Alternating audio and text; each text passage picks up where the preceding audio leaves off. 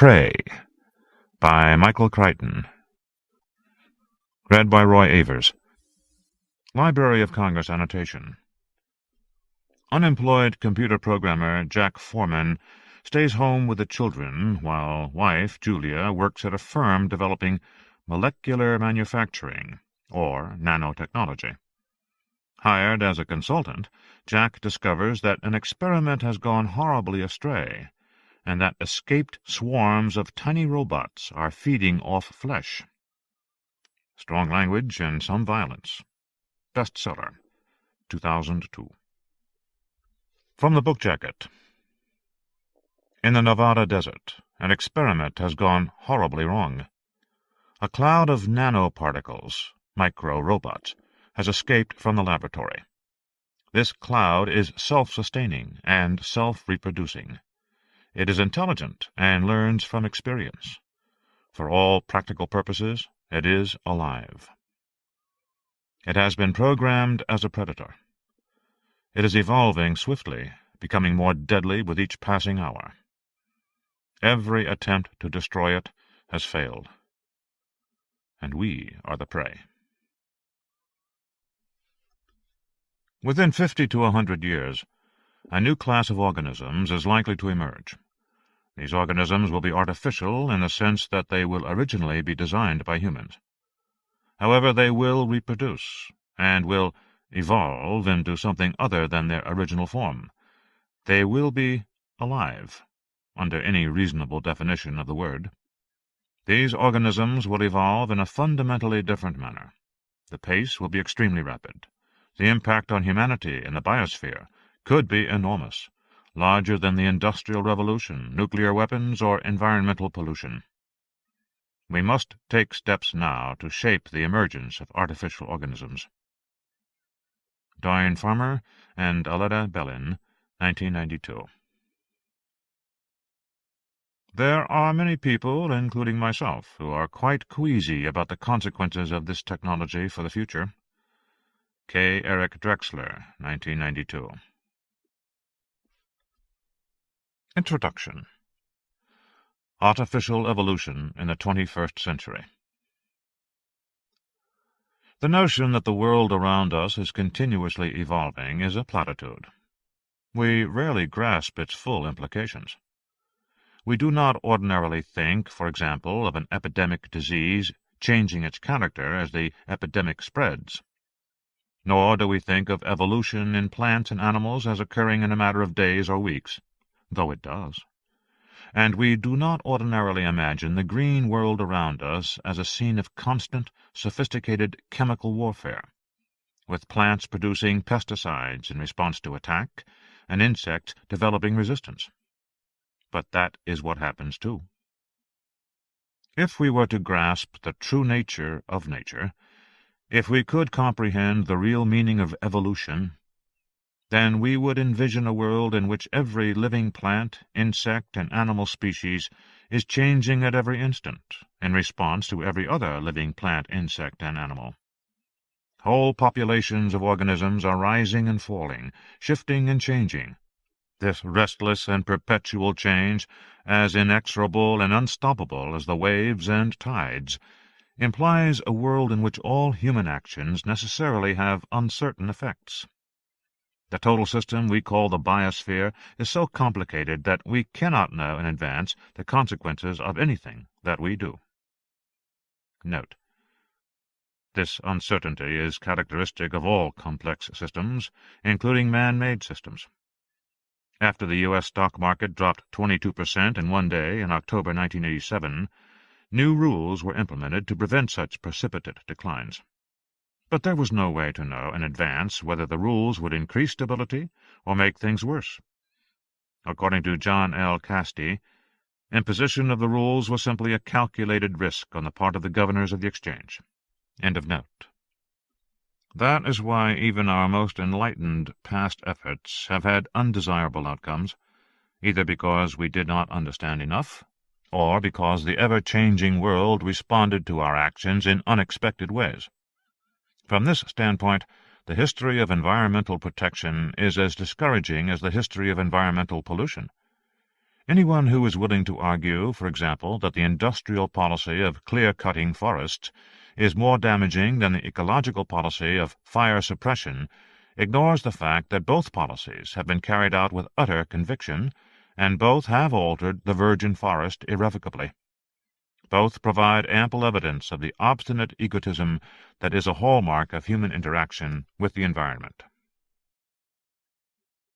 The fact that the biosphere responds unpredictably to our actions is not an argument for inaction.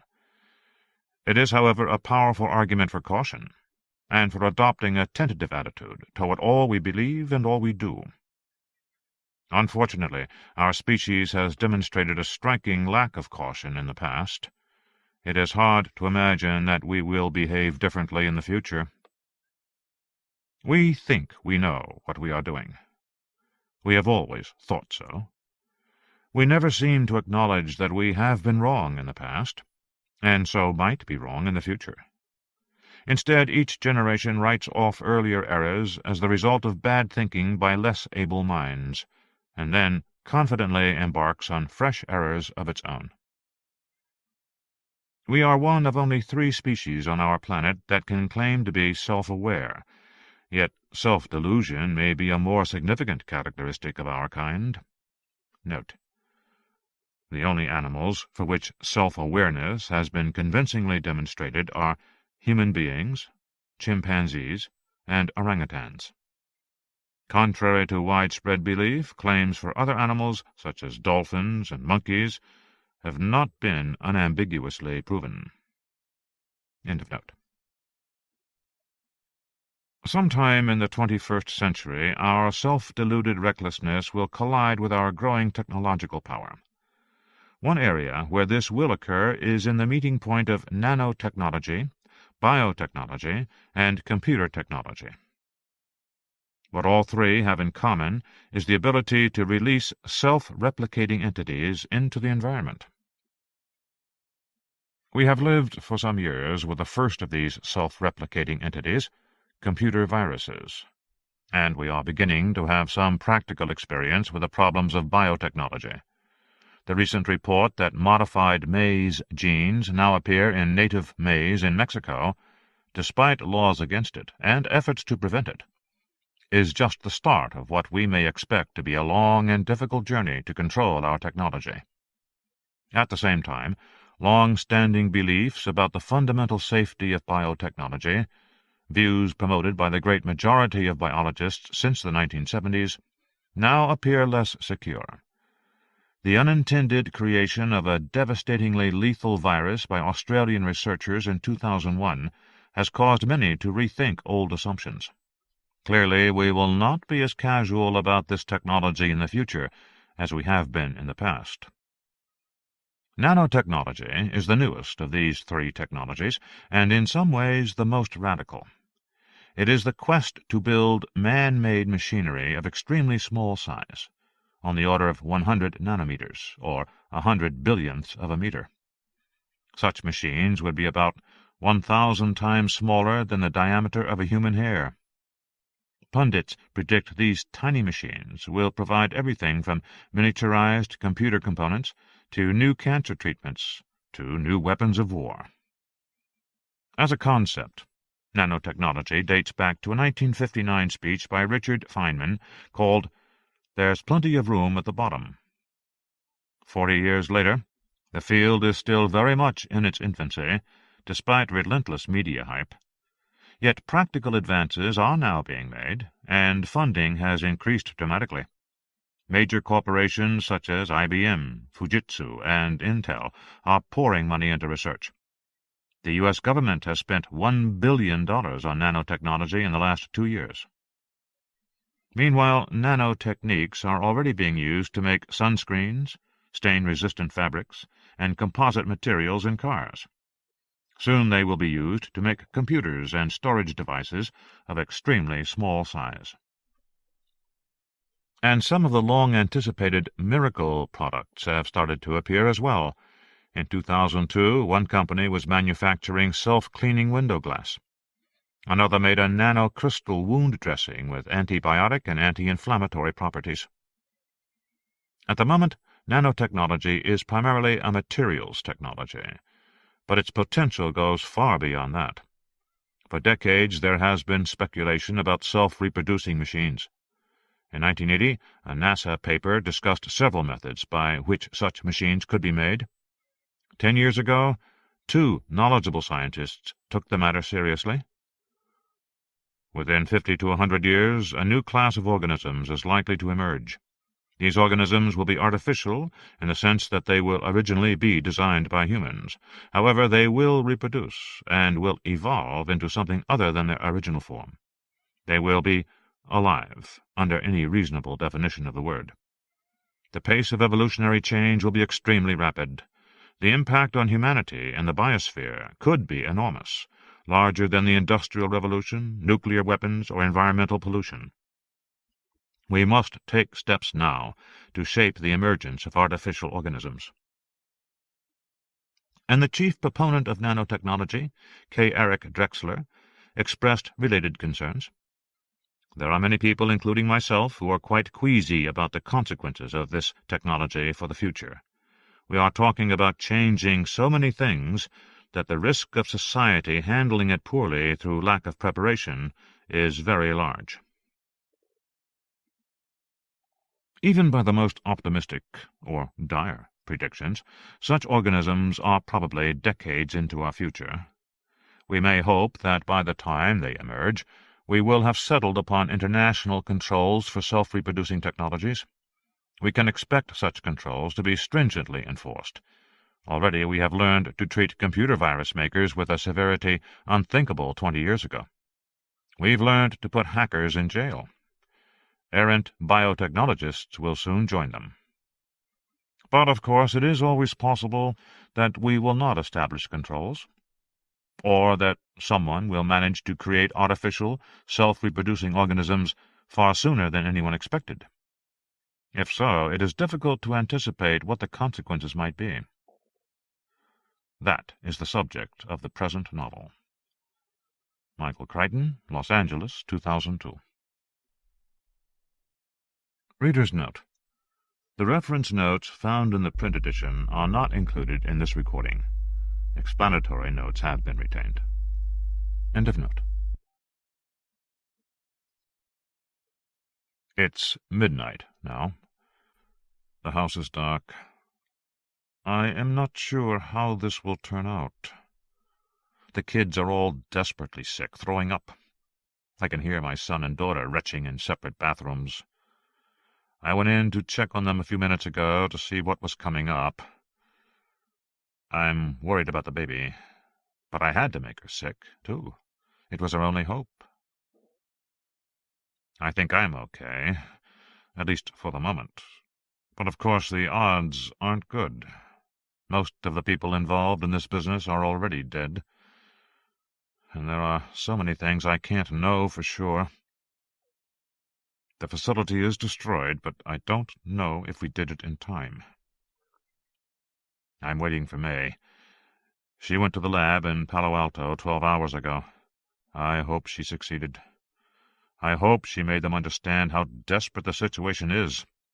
I expected to hear from the lab, but so far there has been no word. I have ringing in my ears, which is a bad sign, and I feel a vibrating in my chest and abdomen.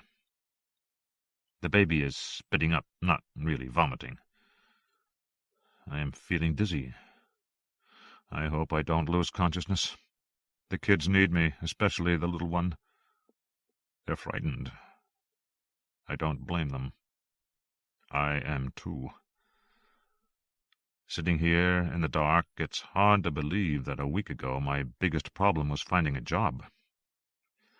It seems almost laughable now. But then, things never turn out the way you think they will. Home. Day 1, 10:04 a.m. Things never turn out the way you think they will. I never intended to become a house husband, stay-at-home husband, full-time dad, whatever you want to call it. There is no good term for it. But that's what I had become in the last 6 months. Now I was in Crate and Barrel in downtown San Jose picking up some extra glasses, and while I was there I noticed they had a good selection of placemats. We needed more placemats. The woven oval ones that Julia had bought a year ago were getting pretty worn, and the weave was crusted with baby food. The trouble was, they were woven, so you couldn't wash them. So I stopped at the display to see if they had any placements that might be good, and I found some pale blue ones that were nice, and I got some white napkins. And then some yellow placemats caught my eye because they looked really bright and appealing, so I got those too. They didn't have 6 on the shelf, and I thought we'd better have 6, so I asked the salesgirl to look in the back and see if they had more. While she was gone, I put the placemat on the table and put a white dish on it, and then I put a yellow napkin next to it. The setting looked very cheerful, and I began to think maybe I should get 8 instead of 6. That was when my cell phone rang. It was Julia. "Hi, hon." "Hi, Julia, how's it going?" I said. I could hear machinery in the background, a steady chugging. Probably the vacuum pump for the electron microscope. They had several scanning electron microscopes at her laboratory. She said, "What are you doing?" "Buying placemats, actually." "Where?" "Crate and Barrel." She laughed. "You the only guy there?" "No." "Oh, well, that's good," she said. I could tell Julia was completely uninterested in this conversation. Something else was on her mind. "Listen, I wanted to tell you, Jack. I'm really sorry, but it's going to be a late night again." Uh-huh. The salesgirl came back, carrying more yellow mats. Still holding the phone to my ear, I beckoned her over. I held up 3 fingers, and she put down 3 more mats. To Julia, I said, "Is everything all right?" "Yeah, it's just crazy like normal.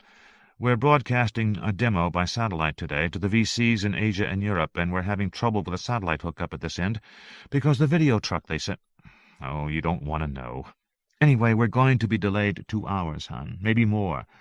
I won't get back until 8 at the earliest. Can you feed the kids and put them to bed?" "No problem," I said. And it wasn't. I was used to it. Lately, Julia had been working very long hours. Most nights she didn't get home until the children were asleep. Zymos Technology, the company she worked for, was trying to raise another round of venture capital, $20 million, and there was a lot of pressure, especially since Zymos was developing technology in what the company called molecular manufacturing, but which most people called nanotechnology. Nano wasn't popular with the VCs, the venture capitalists, these days. Too many VCs had been burned in the last 10 years with products that were supposedly just around the corner, but then never made it out of the lab. The VCs considered nano to be all promise, no products. Not that Julia needed to be told that. She'd worked for 2 VC firms herself. Originally trained as a child psychologist, she ended up as someone who specialized in technology incubation, helping fledgling technology companies get started. She used to joke she was still doing child psychology. Eventually, she'd stopped advising firms and joined one of them full-time. She was now a vice president at Zymos. Julia said Zymos had made several breakthroughs and was far ahead of others in the field. She said they were just days away from a prototype commercial product. But I took what she said with a grain of salt.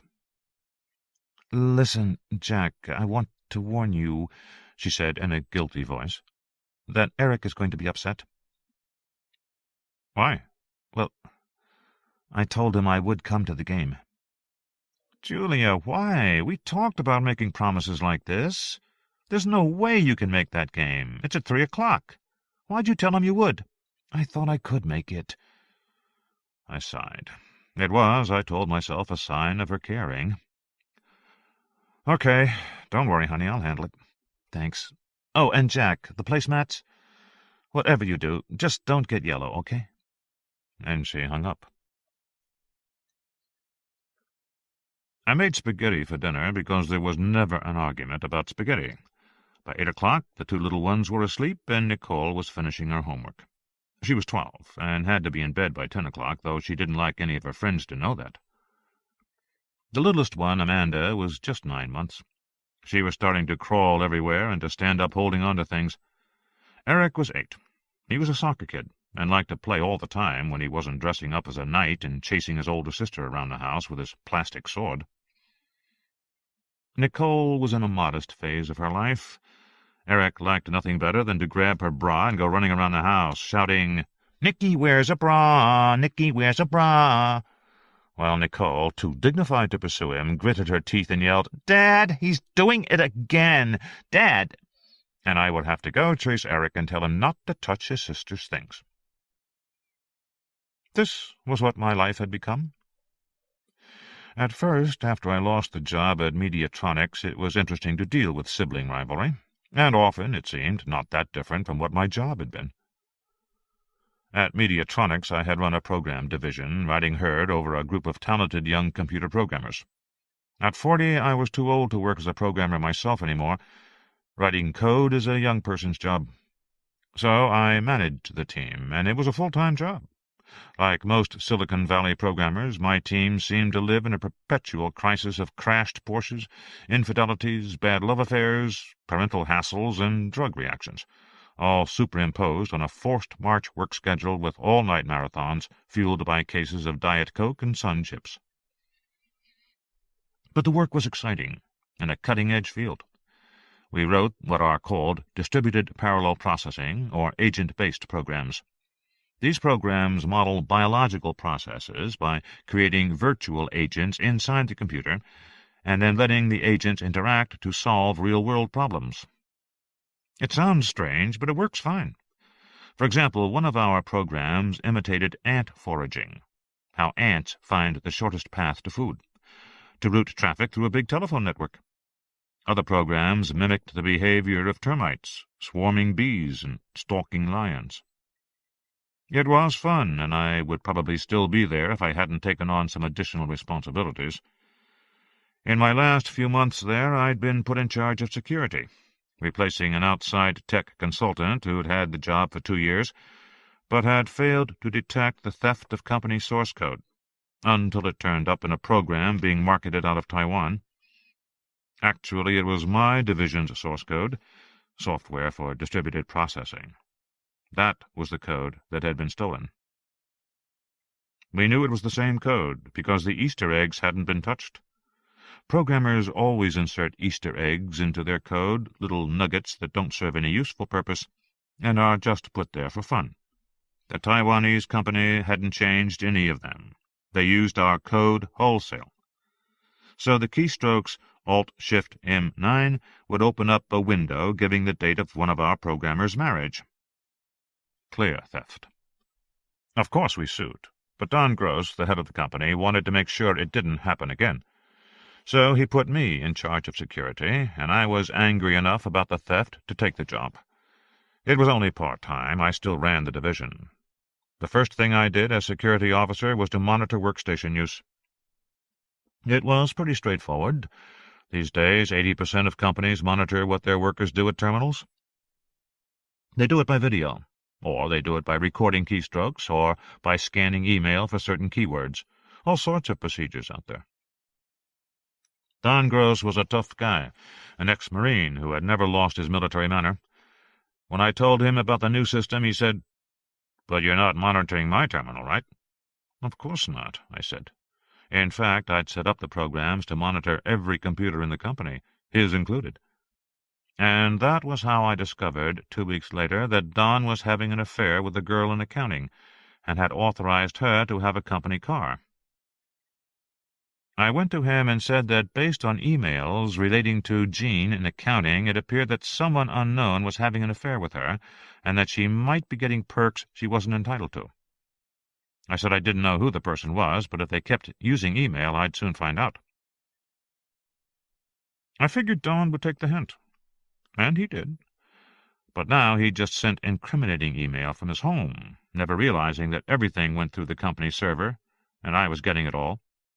That's how I learned he was discounting software to foreign distributors and taking large consultant fees into an account in the Cayman Islands. This was clearly illegal, and I couldn't overlook it. I consulted my attorney, Gary Marder, who advised me to quit.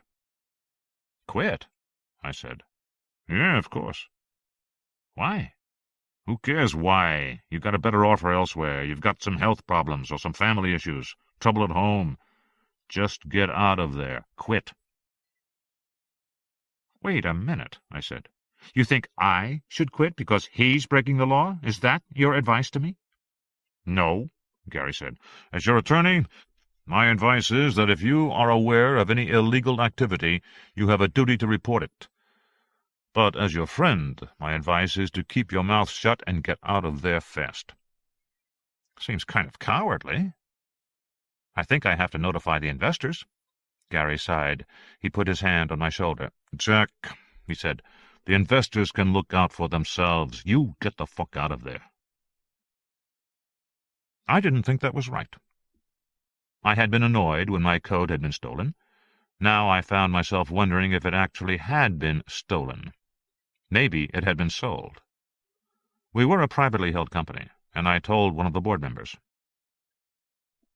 It turned out he was in on it. I was fired the next day for gross negligence and misconduct. Litigation was threatened. I had to sign a raft of NDAs in order to get my severance package. My attorney handled the paperwork for me, sighing with every new document. At the end, we went outside into the milky sunshine. I said, well, at least that's over. He turned and looked at me. Why do you say that?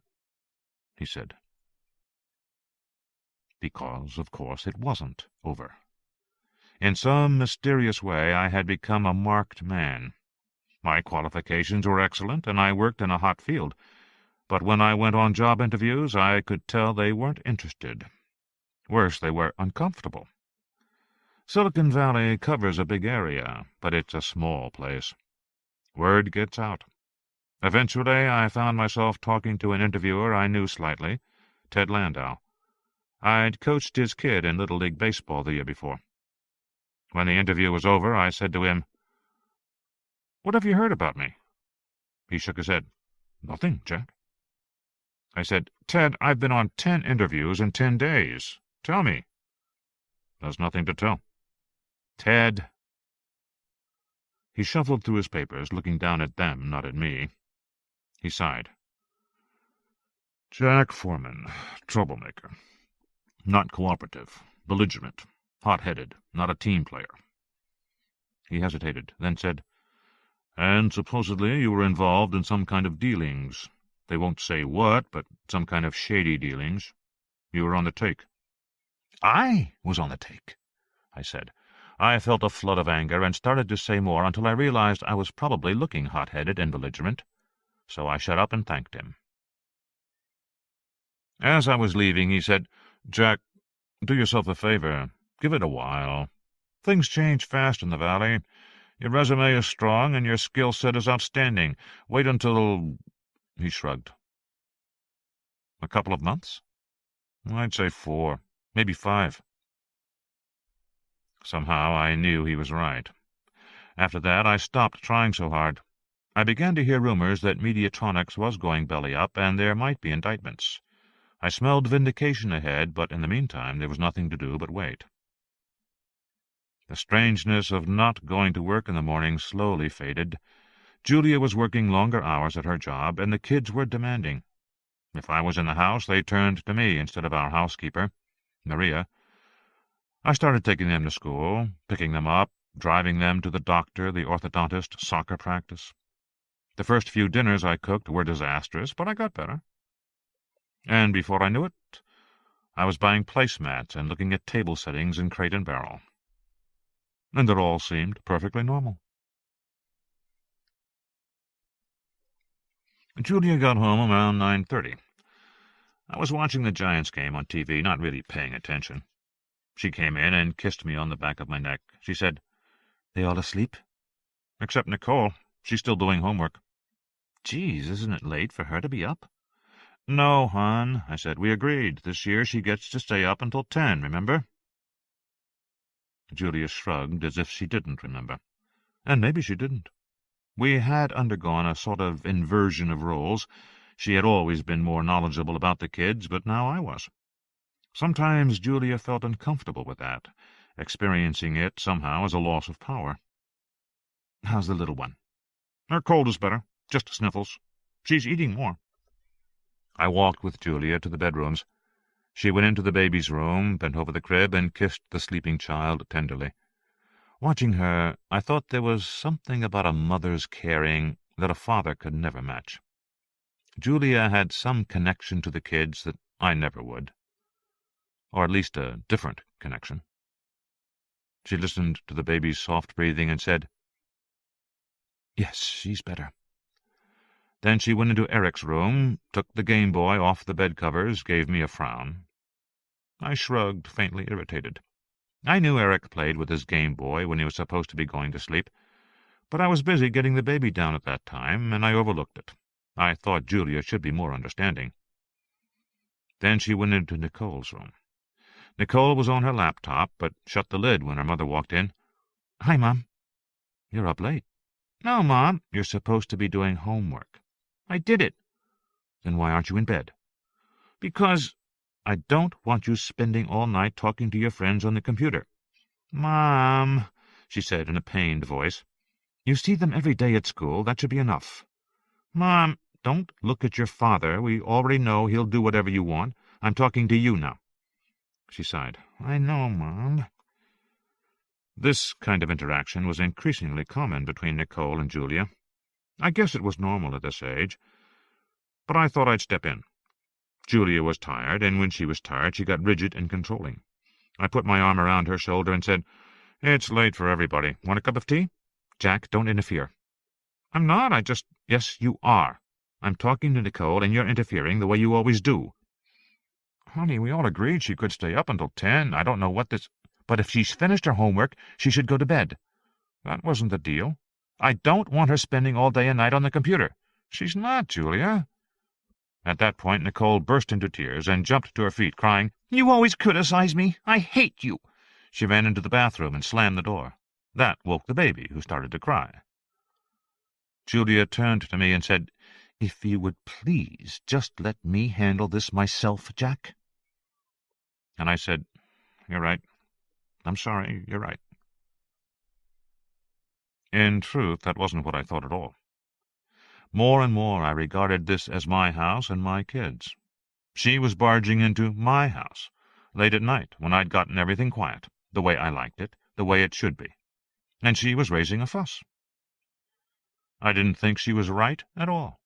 I thought she was wrong. And in the last few weeks I'd noticed that incidents like this had become more frequent. At first I thought Julia felt guilty about being away so much. Then I thought she was reasserting her authority, trying to regain control of a household that had fallen into my hands. Then I thought it was because she was tired, or under so much pressure at work. But lately I felt I was making excuses for her behavior. I started to have the feeling Julia had changed. She was different, somehow. Tenser, tougher. The baby was howling. I picked her up from the crib, hugged her, cooed at her, and simultaneously stuck a finger down the back of the diaper to see if it was wet. It was. I put her down on her back on top of the dresser, and she howled again until I shook her favorite rattle and put it in her hand. She was silent then, allowing me to change her without much kicking. "I'll do that," Julia said, coming in. "It's okay." "I woke her up. It's only right I do it." "Really, honey, it's fine." Julia put her hand on my shoulder, kissed the back of my neck. "I'm sorry I'm such a jerk. I'm really tired. I don't know what came over me. Let me change the baby. I never get to see her." "Okay," I said. I stepped aside, and she moved in. "Hi, Poopsie-Doopsie," she said, chucking the baby under the chin. "How's my little Winky-Dinky?" All this attention made the baby drop the rattle, and then she started to cry and to twist away on the table. Julia didn't notice the missing rattle caused the crying. Instead, she made soothing sounds and struggled to put on the new diaper, but the baby's twisting and kicking made it hard. "Amanda, stop it!" I said, "She does that now." And it was true. Amanda was in the stage where she actively resisted a diaper change. And she could kick pretty hard. Well, she should stop. "Stop!" The baby cried louder, tried to turn away. One of the adhesive tabs pulled off. The diaper slid down. Amanda was now rolling toward the edge of the dresser. Julia pulled her back roughly. Amanda never stopped kicking. God damn it, I said stop, Julia said, and smacked the baby on the leg. The baby just cried harder, kicked harder. Amanda, stop it! Stop it! She slapped her again. Stop it! Stop it! For a moment I didn't react. I was stunned. I didn't know what to do. The baby's legs were bright red. Julia was still hitting her. Honey, I said, leaning in, that's not... Julia exploded. Why do you always fucking interfere? She yelled, slamming her hand down on the dresser. What is your fucking problem? And she stomped off, leaving the room. I let out a long breath and picked the baby up. Amanda howled inconsolably, as much in confusion as in pain. I figured I would need to give her a bottle to get her to sleep again. I stroked her back until she settled down a little. Then I got her diaper on and brought her into the kitchen while I heated a bottle. The lights were low, just the fluorescence over the counter. Julia was sitting at the table, drinking beer out of a bottle, staring into space. "When are you going to get a job?" she said. "I'm trying." "Really? I don't think you're trying at all. When was your last interview?" "Last week," I said. She grunted. "I wish you'd hurry up and get one," she said, "because this is driving me crazy." I swallowed anger. "I know, it's hard for everybody," I said. It was late at night, and I didn't want to argue any more, but I was watching her out of the corner of my eye. At 36, Julia was a strikingly pretty woman, petite, with dark hair and dark eyes, upturned nose, and the kind of personality that people called bubbly or sparkling. Unlike many tech executives, she was attractive and approachable. She made friends easily and had a good sense of humor. Years back, when we first had Nicole, Julia would come home with hilarious accounts of the foibles of her VC partners. We used to sit at this same kitchen table and laugh until I felt physically sick, while little Nicole would tug at her arm and say, "What's the funny, Mom? What's the funny?" because she wanted to be in on the joke. Of course, we could never explain it to her, but Julia always seemed to have a new knock-knock joke for Nicole, so she could join in the laughter too. Julia had a real gift for seeing the humorous side of life. She was famous for her equanimity. She almost never lost her temper. Right now, of course, she was furious, not even willing to look at me. Sitting in the dark at the round kitchen table, one leg crossed over the other, kicking impatiently while she stared into space. As I looked at her, I had the feeling that her appearance had changed somehow. Of course, she had lost weight recently, part of the strain of the job. A certain softness in her face was gone. Her cheekbones protruded more, her chin seemed sharper. It made her look harder, but in a way more glamorous. Her clothes were different, too. Julia was wearing a dark skirt and a white blouse, sort of standard business attire, but the skirt was tighter than usual, and her kicking foot made me notice she was wearing sling-back high heels, what she used to call fuck-me shoes, the kind of shoes she would never wear to work. And then I realized that everything about her was different.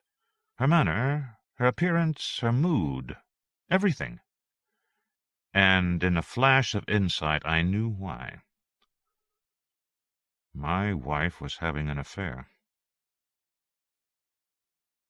The water on the stove began to steam, and I pulled out the bottle, tested it on my forearm. It had gotten too hot, and I would have to wait a minute for it to cool. The baby started to cry, and I bounced her a little on my shoulder while I walked around the room. Julia never looked at me. She just kept swinging her foot and staring into space. I had read somewhere that this was a syndrome. The husband's out of work, his masculine appeal declines, his wife no longer respects him, and she wanders. I had read that in Glamour or Red Book or one of those magazines around the house that I glanced through while waiting for the washing machine to finish its cycle or the microwave to thaw the hamburger. But now I was flooded with confused feelings. Was it really true? Was I just tired, making up bad stories in my mind? After all, what difference did it make if she was wearing tighter skirts and different shoes? Fashions changed. People felt different on different days. And just because she was sometimes angry, did that really mean she was having an affair? Of course it didn't. I was probably just feeling inadequate, unattractive. These were probably my insecurities coming out. My thoughts went on in this vein for a while. But for some reason, I couldn't talk myself out of it. I was sure it was true. I had lived with this woman for more than 12 years. I knew she was different, and I knew why. I could sense the presence of someone else, an outside person, some intruder in our relationship. I felt it with a conviction that surprised me. I felt it in my bones, like an ache. I had to turn away. The baby took the bottle, gurgling happily. In the darkened kitchen, she stared up at my face with that peculiar fixed stare that babies have. It was sort of soothing, watching her. After a while, she closed her eyes, and then her mouth went slack. I put her on my shoulder and burped her as I carried her back into her bedroom. Most parents pat their babies too hard, trying to get a burp. It's better to just rub the flat of your hand up their back, and sometimes just along the spine with 2 fingers. She gave a soft belch and relaxed. I set her down in the crib, and I turned out the nightlight. Now the only light in the room came from the aquarium, bubbling green-blue in the corner. A plastic diver trudged along the bottom, trailing bubbles. As I turned to go, I saw Julia silhouetted in the doorway, dark hair backlit. She had been watching me. I couldn't read her expression. She stalked forward. I tensed. She put her arms around me and rested her head on my chest. "Please forgive me," she said. "I'm a real jerk. You're doing a wonderful job. I'm just jealous, that's all." My shoulder was wet with her tears. "I understand," I said, holding her. "It's okay." I waited to see if my body relaxed, but it didn't. I was suspicious and alert. I had a bad feeling about her, and it wasn't going away.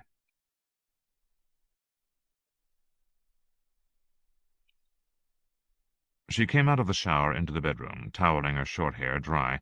I was sitting on the bed trying to watch the rest of the game. It occurred to me that she never used to take showers at night.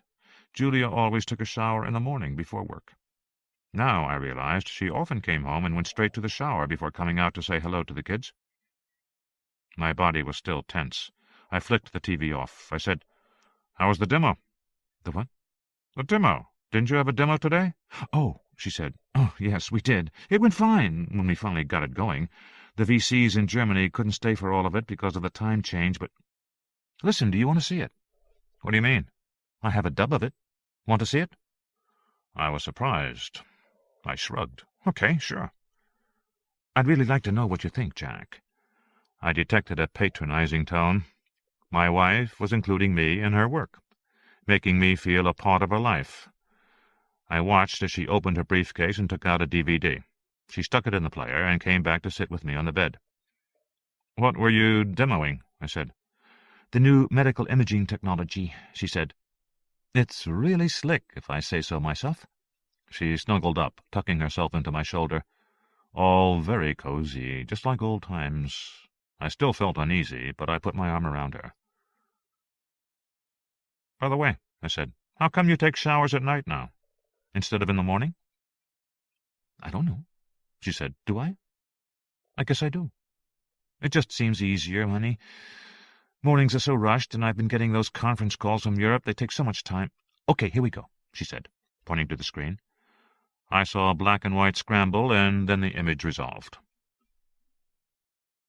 The tape showed Julia in a large laboratory that was fitted out like an operating room. A man lay on his back on the gurney, an IV in his arm, an anesthesiologist standing by. Above the table was a round, flat metal plate about 6 feet in diameter, which could be raised and lowered, but was now raised. There were video monitors all around, and in the foreground, peering at a monitor, was Julia. There was a video technician by her side. "This is terrible," she was saying, pointing to the monitor. "What's all the interference?" "We think it's the air purifiers. They're causing it." "Well, this is unacceptable." "Really? Yes, really. What do you want us to do? I want you to fix it, Julia said. Then we have to boost power, and you have— I don't care, she said. I can't show the VCs an image of this quality. They've seen better pictures from Mars. Fix it. Beside me on the bed, Julia said, I didn't know they recorded all this. This is before the demo. You can fast forward. I pushed the remote. The picture scrambled. I waited a few seconds and played it again. Same scene. Julia still in the foreground. Carol, her assistant, whispering to her. Okay, but then what do I tell him? Tell him no. But he wants to get started. I understand, but the transmission isn't for an hour. Tell him no. On the bed, Julia said to me, Mad Dog was our experimental subject. He was very restless, impatient to get started. On the screen, the assistant lowered her voice. I think he's nervous, Julia. I would be too, with a couple of million of those things crawling around inside my body. It's not a couple of million, and they're not crawling, Julia said. Anyway, they're his invention. Even so. Isn't that an anesthesiologist over there? No, just a cardiologist. Well, maybe the cardiologist can give him something for his nervousness. They already did, an injection. On the bed beside me, Julia said, Fast forward, Jack. I did. The picture jumped ahead. Okay, here. I saw Julia standing at the monitor again, with the technician beside her. That's acceptable. On screen, Julia was saying, pointing to the image. Not great, but acceptable. Now, show me the STM. The what? The STM, the electron microscope. Show me the image from that. The technician looked confused. Nobody told us about any electron microscope. For God's sake, read the damn storyboards. The technician blinked. It's on the storyboards? Did you look at the storyboards? I'm sorry. I guess I must have missed it. There's no time now to be sorry. Fix it. You don't have to shout. Yes, I do. I have to shout because I'm surrounded by idiots. She waved her hands in the air. I'm about to go online and talk to $11 billion of venture capital in 5 countries and show them sub-microscopic technology, except I don't have a microscope feed, so they can't see the technology. On the bed, Julia said, I kind of lost it with this guy. It was so frustrating. We had a clock counting down to the satellite time, which was booked and locked. We couldn't change it. We had to make the time, and this guy was a dimbus. But eventually we got it working. Fast forward. The screen showed a static card which read, A private demonstration of advanced medical imaging by Zymos Technology, Mountain View, California, world leader in molecular manufacturing. Then on the screen, Julia appeared, standing in front of the gurney and the medical apparatus. She'd brushed her hair and tucked in her blouse. Hello to all of you, she said, smiling at the camera. I'm Julia Foreman of Zymos Technology, and we're about to demonstrate a revolutionary medical imaging procedure just developed here. Our subject, Peter Morris, is lying behind me on the table. In a few moments, we're going to look inside his heart and blood vessels with an ease and accuracy never before possible. She began walking around the table, talking as she went. Unlike cardiac catheterization, our procedure is 100% safe. And unlike catheterization, we can look everywhere in the body, at every sort of vessel, no matter how large or small. We'll see inside his aorta, the largest artery of the body, but we'll also look inside the alveoli of his lungs and the tiny capillaries of his fingertips. We can do all this because the camera we put inside his vessels is smaller than a red blood cell. Quite a bit smaller, actually. Zymos microfabrication technology can now produce these miniaturized cameras and produce them in quantity, cheaply, quickly. It would take 1,000 of them just to make a dot the size of a pencil point. We can fabricate 1 kilogram of these cameras in an hour. I'm sure you are all skeptical. We're well aware that nanotechnology has made promises it couldn't deliver. As you know, the problem has been that scientists could design molecular-scale devices, but they couldn't manufacture them. But Zymos has solved that problem. It suddenly hit me what she was saying. What? I said, sitting up in bed. Are you kidding? If it was true, it was an extraordinary development, a genuine technological breakthrough, and it meant— It's true, Julia said quietly. We're manufacturing in Nevada. She smiled, enjoying my astonishment. On screen, Julia was saying, "I have one of our Zymos cameras under the electron microscope. Here." She pointed to the screen, "so you can see it in comparison to the red blood cell alongside it." The image changed to black and white. I saw a fine probe push what looked like a tiny squid into position on a titanium field. It was a bullet-nosed lump with streaming filaments at the rear. It was a tenth of the size of the red blood cell, which in the vacuum of the scanning electron microscope was a wrinkled oval like a gray raisin. "Our camera is 1/10,000,000th of an inch in length. As you see, it is shaped like a squid," Julia said. "Imaging takes place in the nose. Microtubules in the tail provide stabilization like the tail of a kite, but they can also lash actively and provide locomotion. Jerry, if we can turn the camera to see the nose... Okay, there, thank you. Now, from the front, you see that indentation in the center? That is the miniature gallium arsenide photon detector, acting as a retina, and the surrounding banded area, sort of like a radial tire, is bioluminescent and lights the area ahead. Within the nose itself, you may be able to just make out a rather complex series of twisted molecules. That is our patented ATP cascade. You can think of it as a primitive brain which controls the behavior of the camera. Very limited behavior, true, but enough for our purposes." I heard a hiss of static and a cough. The screen image opened a small window in the corner and showed Fritz Leidermeyer in Germany. The investor shifted his enormous bulk. "I'm sorry, Mrs. Foreman. Tell me, please, where is the lens?" "There is no lens."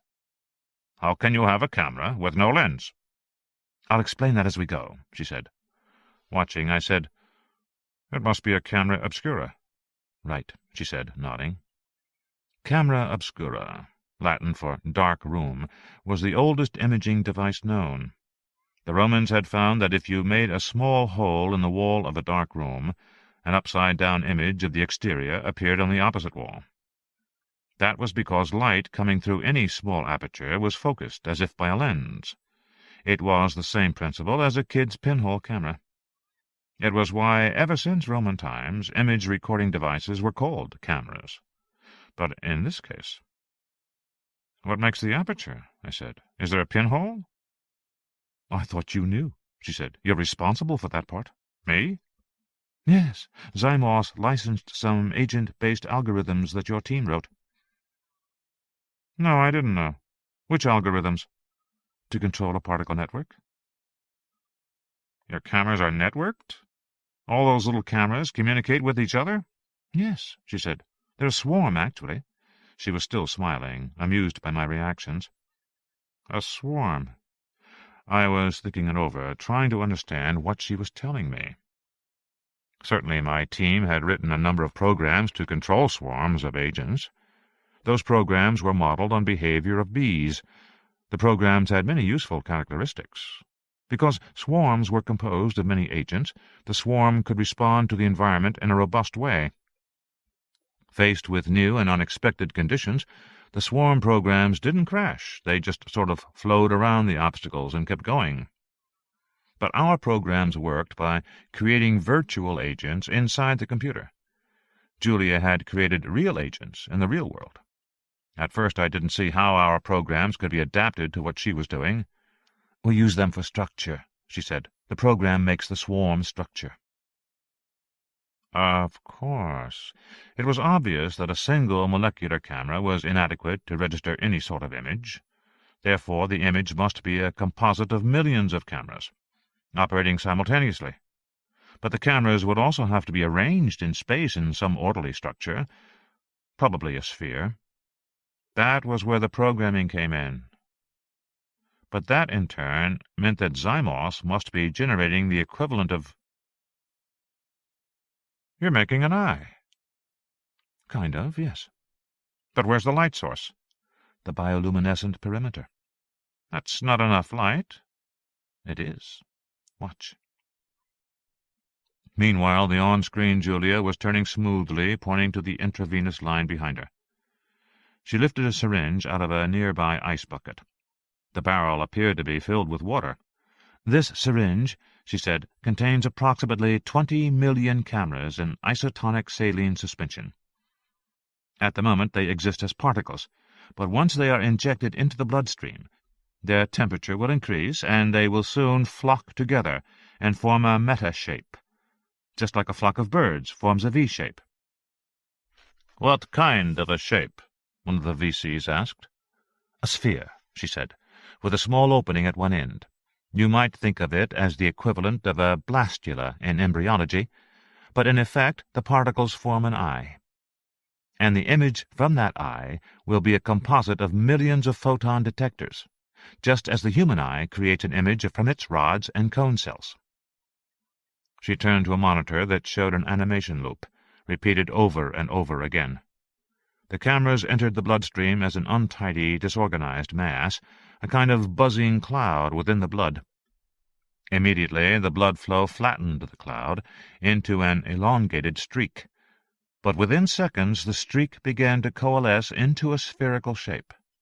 That shape became more defined until eventually it appeared almost solid. "If this reminds you of an actual eye, there's a reason. Here at Zymos we are explicitly imitating organic morphology," Julia said, "because we are designing with organic molecules. We are aware that, courtesy of millions of years of evolution, the world around us has a stockpile of molecular arrangements that work, so we use them." "You don't want to reinvent the wheel," someone said. "Exactly. Or the eyeball." She gave a signal, and the flat antenna was lowered until it was just inches above the waiting subject. "This antenna will power the camera and pick up the transmitted image," she said. "The image can, of course, be digitally stored, intensified, manipulated, or anything else that you might do with digital data. Now, if there are no other questions, we can begin." She fitted the syringe with a needle and stuck it into a rubber stopper in the IV line. "Mark time?" 0.0. "Here we go." She pushed the plunger down quickly. "As you see, I'm doing it fast," she said. "There's nothing delicate about our procedure. You can't hurt anything. If the microturbulence generated by the flow through the needle rips the tubules from a few thousand cameras, it doesn't matter. We have millions more. Plenty to do the job." She withdrew the needle. "Okay, generally we have to wait about 10 seconds for the shape to form, and then we should begin getting an image. Looks like something is coming now. And here it is." The scene showed the camera moving forward at considerable speed through what looked like an asteroid field, except the asteroids were red cells, bouncy purplish bags moving in a clear, slightly yellowish liquid. An occasional, much larger white cell shot forward, filled the screen for a moment, then was gone. What I was seeing looked more like a video game than a medical image. "Julia," I said, "this is pretty amazing." Beside me, Julia snuggled closer and smiled. "I thought you might be impressed." On screen, Julia was saying, "We've entered a vein, so the red cells are not oxygenated. Right now our camera is moving toward the heart. You'll see the vessels enlarging as we move up the venous system. Yes, now we are approaching the heart. You can see the pulsations in the bloodstream that result from the ventricular contractions." It was true. I could see the camera pause, then move forward, then pause. She had an audio feed of the beating heart. On the table the subject lay motionless, with a flat antenna just over his body. "We're coming to the right atrium, and we should see the mitral valve. We activate the flagella to slow the camera. There the valve is now. We are in the heart." I saw the red flaps like a mouth opening and closing, and then the camera shot through, into the ventricle, and out again. "Now we are going to the lungs, where you will see what no one has ever witnessed before, the oxygenation of the cells." As I watched, the blood vessel narrowed swiftly, and then the cells plumped up and popped brilliantly red, one after another. It was extremely quick. In less than a second they were all red. "The red cells have now been oxygenated," Julia said, "and we are on our way back to the heart." I turned to Julia in the bed. "This is really fantastic stuff," I said. But her eyes were closed, and she was breathing gently. "Julia?" She was asleep. Julia had always tended to fall asleep while watching TV. Falling asleep during her own presentation was reasonable enough. After all, she'd already seen it. And it was pretty late. I was tired myself. I decided I could watch the rest of the demo another time. It seemed pretty lengthy for a demo anyhow. How long had I been watching so far? When I turned to switch off the TV, I looked down at the time code running at the bottom of the image. Numbers were spinning, ticking off hundredths of a second. Other numbers to the left, not spinning. I frowned. One of them was the date. I hadn't noticed it before because it was in international format, with the year first, the day, and the month. It read 02/21/09. September 21st. Yesterday. She'd recorded this demo yesterday, not today. I turned off the TV and turned off the bedside light. I lay down on the pillow and tried to sleep. Day 2. 9:02 a.m. We needed skim milk, Tostios, Pop-Tarts, Jell-O, dishwasher detergent, and something else, but I couldn't read my own writing. I stood in the supermarket aisle at 9 o'clock in the morning, puzzling over my notes. A voice said, "Hey, Jack, how's it hanging?" I looked up to see Ricky Morse, one of the division heads at Zymos. "Hey, Ricky, how are you?" I shook his hand, genuinely glad to see him. I was always glad to see Ricky. Tanned, with blonde crew-cut hair and a big grin, he could easily be taken for a surfer, were it not for his SourceForge 3.1 T-shirt. Ricky was only a few years younger than I was, but he had an air of perpetual youthfulness. I'd given him his first job, right out of college, and he'd rapidly moved into management. With his cheerful personality and upbeat manner, Ricky made an ideal project manager, even though he tended to underplay problems and give management unrealistic expectations about when a project would be finished. According to Julia, that had sometimes caused trouble at Zymos. Ricky tended to make promises he couldn't keep, and sometimes he didn't quite tell the truth. But he was so cheerful and appealing that everyone always forgave him. At least I always did when he worked for me. I had become quite fond of him, and thought of him almost as a younger brother. I'd recommended him for his job at Zymos. Ricky was pushing a shopping cart filled with disposable diapers and big plastic bundles. He had a young baby at home, too. I asked him why he was shopping and not at the office. "Mary's got the flu, and the maid's in Guatemala, so I told her I'd pick up some things." "I see you've got Huggies," I said. "I always get Pampers myself." "I find Huggies absorb more," he said, "and Pampers are too tight. They pinch the baby's leg." "But Pampers have a layer that takes moisture away and keeps the bottom dry," I said. "I have fewer rashes with Pampers. Whenever I use them, the adhesive tabs tend to pull off, and with a big load it tends to leak out the leg, which makes extra work for me. I don't know, I just find Huggies are higher quality." A woman glanced at us as she pushed past with her shopping cart. We started to laugh, thinking we must sound like we were in a commercial. Ricky said loudly, "So, hey, how about those giants?" to the woman's back as she continued down the aisle. "Fucking A, are they great or what?" I said, scratching myself. We laughed, then pushed our carts down the aisle together. Ricky said, "Want to know the truth? Mary likes Huggies, and that's the end of the conversation." "I know that one," I said. Ricky looked at my cart and said, "I see you buy organic skim milk." "Stop it," I said. "How are things at the office?" "You know, they're pretty damn good," he said. "The technology's coming along nicely, if I say so myself. We demoed for the money guys the other day, and it went well." "Julia's doing okay?" I said, as casually as I could. "Yeah, she's doing great, far as I know," Ricky said. I glanced at him. Was he suddenly reserved? Was his face set, the muscles controlled? Was he concealing something? I couldn't tell. "Actually, I rarely see her," Ricky said. "She's not around much these days." "I don't see much of her either," I said. "Yeah, she's spending a lot of time out of the fab complex. That's where the action is now." Ricky glanced quickly at me. "You know, because of the new fabrication processes." The Zymos fab building had been completed in record time, considering how complex it was. The fabrication building was where they assembled molecules from individual atoms, sticking the molecule fragments together like Lego blocks. Much of this work was carried out in a vacuum and required extremely strong magnetic fields.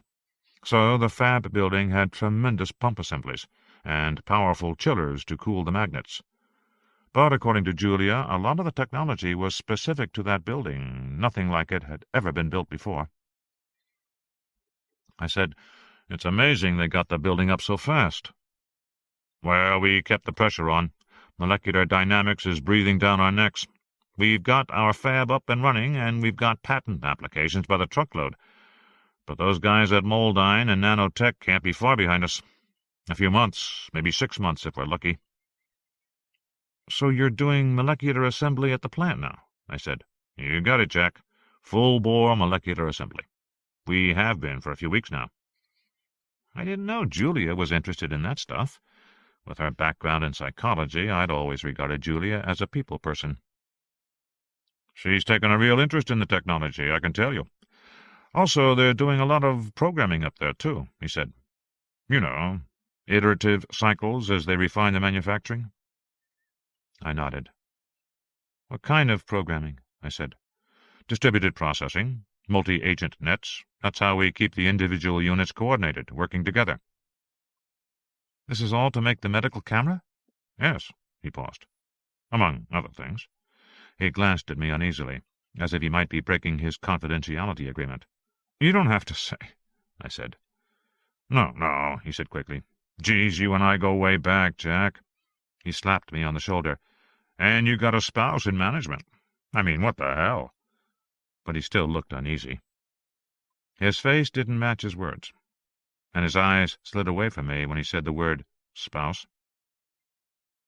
The conversation was coming to an end, and I felt filled with tension. The kind of awkward tension when you think another guy knows something and isn't telling you because he's embarrassed, because he doesn't know how to put it, because he doesn't want to get involved, because it's too dangerous even to mention, because he thinks it's your job to figure it out for yourself, especially when it's something about your wife, like she's screwing around. He's looking at you like you're the walking wounded. It's Night of the Living Dead, but he won't tell you. In my experience, guys never tell other guys when they know something about their wives. But women always tell other women if they know of a husband's infidelity. That's just how it is. But I was feeling so tense I wanted to— "Hey, look at the time," Ricky said, giving me a big grin. "I'm late. Mary'll kill me. I've got to run. She's already annoyed because I have to spend the next few days at the fab facility. So I'll be out of town while the maid's gone." He shrugged. "You know how it is." "Yeah, I do." "Good luck." "Hey, man. Take care."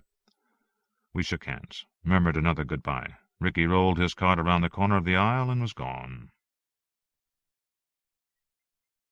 Sometimes you can't think about painful things. You can't make your mind focus on them.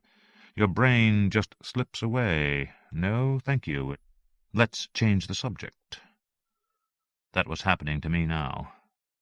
I couldn't think about Julia, so I started thinking about what Ricky had told me about their fabrication plant. And I decided it probably made sense, even though it went against the conventional wisdom about nanotechnology. There was a long-standing fantasy among nanotechnologists that once somebody figured out how to manufacture at the atomic level, it would be like running the 4-minute mile. Everybody would do it, unleashing a flood of wonderful molecular creations rolling off assembly lines all around the world. In a matter of days, human life would be changed by this marvelous new technology, as soon as somebody figured out how to do it. But, of course, that would never happen.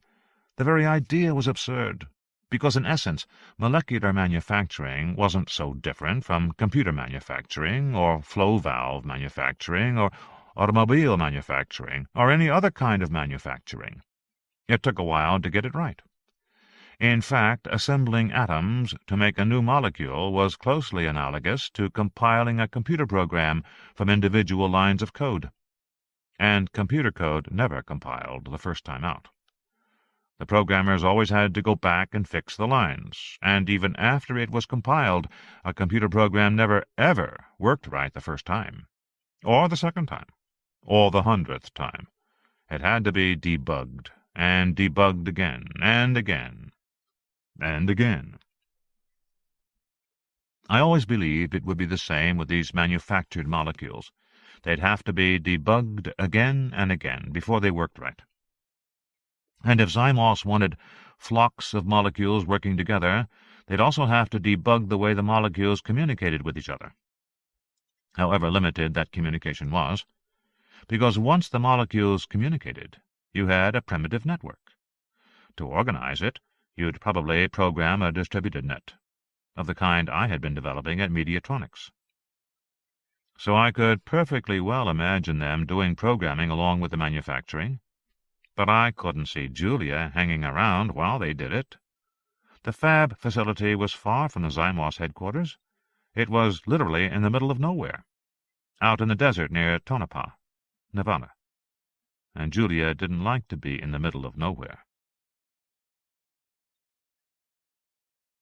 I was sitting in the pediatrician's waiting room because the baby was due for her next round of immunizations. There were 4 mothers in the room, bouncing sick kids on their laps while the older children played on the floor. The mothers all talked to each other and studiously ignored me. I was getting used to this. A guy at home, a guy in a setting like the pediatrician's office was an unusual thing, but it also meant that something was wrong. There was probably something wrong with the guy. He couldn't get a job. Maybe he was fired for alcoholism or drugs. Maybe he was a bum. Whatever the reason, it wasn't normal for a man to be in the pediatrician's office in the middle of the day. So the other mothers pretended I wasn't there.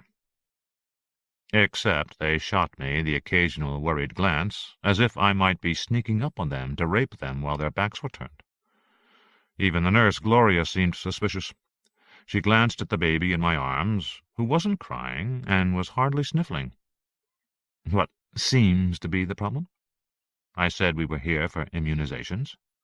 "She's been here before?"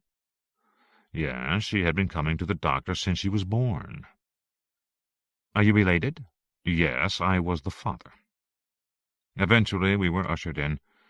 The doctor shook hands with me, was very friendly, never asked why I was there instead of my wife or the housekeeper. He gave 2 injections. Amanda howled. I bounced her on my shoulder, comforted her. "She may have a little swelling, a little local redness. Call me if it's not gone in 48 hours. Then I was back in the waiting room, trying to get out my credit card to pay the bill while the baby cried. And that was when Julia called. "Hi, what are you doing?" She must have heard the baby screaming. "Paying the pediatrician." "Bad time?" "Kind of." "Okay, listen, I just wanted to say I have an early night, finally, so I'll be home for dinner. What do you say I pick up on my way home?" "That'd be great," I said. Eric's soccer practice ran late. It was getting dark on the field. The coach always ran practice late. I paced the sidelines, trying to decide whether to complain. It was so hard to know when you were coddling your kid and when you were legitimately protecting them. Nicole called on her cell to say that her play rehearsal was over, and why hadn't I picked her up? Where was I? I said I was still with Eric and asked if she could catch a ride with anybody. "Dad," she said, exasperated. You'd think I had asked her to crawl home. "Hey, I'm stuck." Very sarcastic. "Whatever." "Watch that tone, young lady." But a few minutes later, soccer was abruptly cancelled. A big green maintenance truck pulled onto the field, and 2 men came out wearing masks and big rubber gloves, with spray cans on their backs. They were going to spray weed killer or something, and everybody had to stay off the field overnight. I called Nicole back and said we would pick her up. "When?" "We're on our way now." "From the little creep's practice?" "Come on, Nick." "Why does he always come first?" "He doesn't always come first." "Yes, he does. He's a little creep." "Nicole." "Sorry." "See you in a few minutes." I clicked off. Kids are more advanced these days. The teenage years now start at 11. By 5:30 the kids were home, raiding the fridge. Nicole was eating a big chunk of string cheese. I told her to stop. It would ruin her dinner. Then I went back to setting the table. "When is dinner?" "Soon. Mom's bringing it home." "Uh-huh." She disappeared for a few minutes, and then she came back. "She says she's sorry she didn't call, but she's going to be late." "What?" I was pouring water into the glasses on the table. She's sorry she didn't call, but she's going to be late.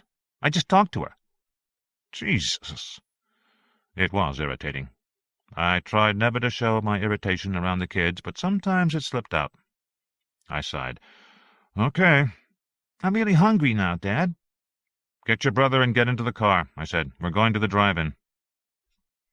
Later that night, as I was carrying the baby to bed, my elbow brushed against a photograph on the living-room bookshelf. It clattered to the floor. I stooped to pick it up. It was a picture of Julia and Eric in Sun Valley when he was 4. They were both in snowsuits. Julia was helping him learn to ski and smiling radiantly. Next to it was a photo of Julia and me on our 11th wedding anniversary in Kona. I was in a loud Hawaiian shirt, and she had colorful lace around her neck, and we were kissing at sunset. That was a great trip. In fact, we were pretty sure Amanda was conceived there. I remember Julia came home from work one day and said, "Honey, remember how you said Mai Tais were dangerous?" I said, "Yes," and she said, "Well, let me put it this way. It's a girl." And I was so startled the soda I was drinking went up my nose, and we both started to laugh. Then a picture of Julia making cupcakes with Nicole, who was so young she sat on the kitchen counter, and her legs didn't reach to the edge. She couldn't have been more than a year and a half old. Nicole was frowning with concentration as she wielded a huge spoon of dough, making a fine mess while Julia tried not to laugh. And a photo of us hiking in Colorado, Julia holding the hand of 6-year-old Nicole, while I carried Eric on my shoulders, my shirt collar dark with sweat. Or worse, if I remembered that day right. Eric must have been about 2. He was still in diapers.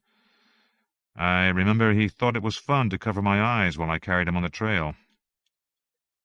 The hiking photo had slipped inside its frame, so it stood at an angle. I tapped the frame to try and straighten it, but it didn't move. I noticed that several of the other pictures were faded, or the emulsion was sticking to the glass. No one had bothered to take care of these pictures. The baby snuffled in my arms, rubbing her eyes with her fists. It was time for bed. I put the pictures back on the shelf. They were old images from another, happier time, from another life. They seemed to have nothing to do with me anymore. Everything was different now. The world was different now. I left the table set for dinner that night, a silent rebuke. Julia saw it when she got home around 10. "I'm sorry, hon." "I know you were busy," I said. "I was. Please forgive me." "I do," I said. "You're the best." She blew me a kiss from across the room. "I'm going to take a shower," she said, and she headed off down the hallway. I watched her go. On the way down the hall, she looked into the baby's room and then darted in. A moment later, I heard her cooing and the baby gurgling. I got out of my chair and walked down the hall after her. In the darkened nursery, she was holding the baby up, nuzzling her nose. I said, "Julia, you woke her up." "No, I didn't. She was awake." "Weren't you, little honey bunny? You were awake, weren't you, poopsie-doopsie?" The baby rubbed her eyes with tiny fists and yawned. She certainly appeared to have been awakened. Julia turned to me in the darkness. "I didn't, really. I didn't wake her up. Why are you looking at me that way?" "What way?" "You know what way. That accusing way." "I'm not accusing you of anything." The baby started to whimper and then to cry. Julia touched her diaper. "I think she's wet," she said, and handed her to me as she walked out of the room. "You do it, Mr. Perfect." Now there was tension between us. After I changed the baby and put her back to bed, I heard Julia come out of the shower, banging a door. Whenever Julia started banging doors, it was a sign for me to come and mollify her. But I didn't feel like it tonight. I was annoyed she'd awakened the baby, and I was annoyed by her unreliability, saying she'd be home early and never calling to say she wouldn't. I was scared that she had become so unreliable because she was distracted by a new love. Or she just didn't care about her family anymore. I didn't know what to do about all this, but I didn't feel like smoothing the tension between us. I just let her bang the doors. She slammed her sliding closet door so hard the wood cracked. She swore. That was another sign I was supposed to come running. I went back to the living room and sat down. I picked up the book I was reading and stared at the page. I tried to concentrate, but of course I couldn't. I was angry, and I listened to her bang around in the bedroom. If she kept it up, she'd wake Eric, and then I would have to deal with her. I hoped it wouldn't go that far. Eventually the noise stopped. She had probably gotten into bed. If so, she would soon be asleep. Julia could go to sleep when we were fighting. I never could. I stayed up, pacing and angry, trying to settle myself down. When I finally came to bed, Julia was fast asleep. I slipped between the covers and rolled over on my side, away from her. It was 1 o'clock in the morning when the baby began to scream. I groped for the light, knocked over the alarm clock, which turned the clock radio on, blaring rock and roll. I swore, fumbled in the dark, finally got the bedside light on, turned the radio off. The baby was still screaming. "What's the matter with her?" Julia said, sleepily. "I don't know." I got out of bed, shaking my head, trying to wake up. I went into the nursery and flicked on the light. The room seemed very bright, the clown wallpaper very yellow and burning. Out of nowhere, I thought, why doesn't she want yellow placemats when she painted the whole nursery yellow? The baby was standing up in her crib, holding on to the rails and howling, her mouth wide open, her breath coming in jagged gasps. Tears were running down her cheeks. I held my arms out to her, and she reached for me, and I comforted her. I thought it must be a nightmare. I comforted her, rocked her gently. She continued to scream, unrelenting. Maybe something was hurting her, maybe something in her diaper. I checked her body. That was when I saw an angry red rash on her belly, extending in welts around to her back and up toward her neck. Julia came in. "Can't you stop it?" she said. I said, "There's something wrong," and I showed her the rash. "Has she got a fever?" I touched Amanda's head. She was sweaty and hot, but that could be from the crying. The rest of her body felt cool. I don't know. I don't think so. I could see the rash on her thighs now. Was it on her thighs a moment before? I almost thought I was seeing it spread before my eyes. If it was possible, the baby screamed even louder. "Jesus," Julia said. "I'll call the doctor." "Yeah, do." By now I had the baby on her back. She screamed more, and I was looking carefully at her entire body. The rash was spreading, there was no doubt about it, and she seemed to be in terrible pain, screaming bloody murder. "I'm sorry, honey, I'm sorry," I said. "Definitely spreading." Julia came back and said she'd left word for the doctor. I said, "I'm not going to wait. I'm taking her to the emergency room." "Do you really think that's necessary?" she said. I didn't answer her. I just went into the bedroom to put on my clothes. Julia said, "Do you want me to come with you?" "No, stay with the kids," I said. "You sure?" "Yes." "Okay," she said. She wandered back to the bedroom. I reached for my car keys. The baby continued to scream. "I realize it's uncomfortable," the intern was saying, "but I don't think it's safe to sedate her." We were in a curtained cubicle in the emergency room. The intern was bent over my screaming daughter, looking in her ears with his instrument. By now Amanda's entire body was bright, angry red. She looked as if she had been parboiled. I felt scared. I'd never heard of anything like this before, a baby turning bright red and screaming constantly. I didn't trust this intern, who seemed far too young to be competent. He couldn't be experienced. He didn't even look as if he shaved yet. I was jittery, shifting my weight from one foot to the other. I was beginning to feel slightly crazy because my daughter had never stopped screaming once in the last hour. It was wearing me down. The intern ignored it. I didn't know how he could. "She has no fever," he said, making notes in a chart. "But in a child this age, that doesn't mean anything. Under a year, they may not run fevers at all, even with severe infections." "Is that what this is?" I said. "An infection?" "I don't know. I'm presuming a virus because of that rash, but we should have the preliminary blood work back in—" "Ah, good." A passing nurse handed him a slip of paper. He paused. Well, what?" I said, shifting my weight anxiously. He was shaking his head as he stared at the paper. He didn't answer. "Well, what?" "It's not an infection," he said. "White cells counts all normal. Protein fractions normal. She's got no immune mobilization at all." "What does that mean?" He was very calm, standing there, frowning and thinking. I wondered if perhaps he was just dumb. The best people weren't going into medicine anymore, not with the HMOs running everything.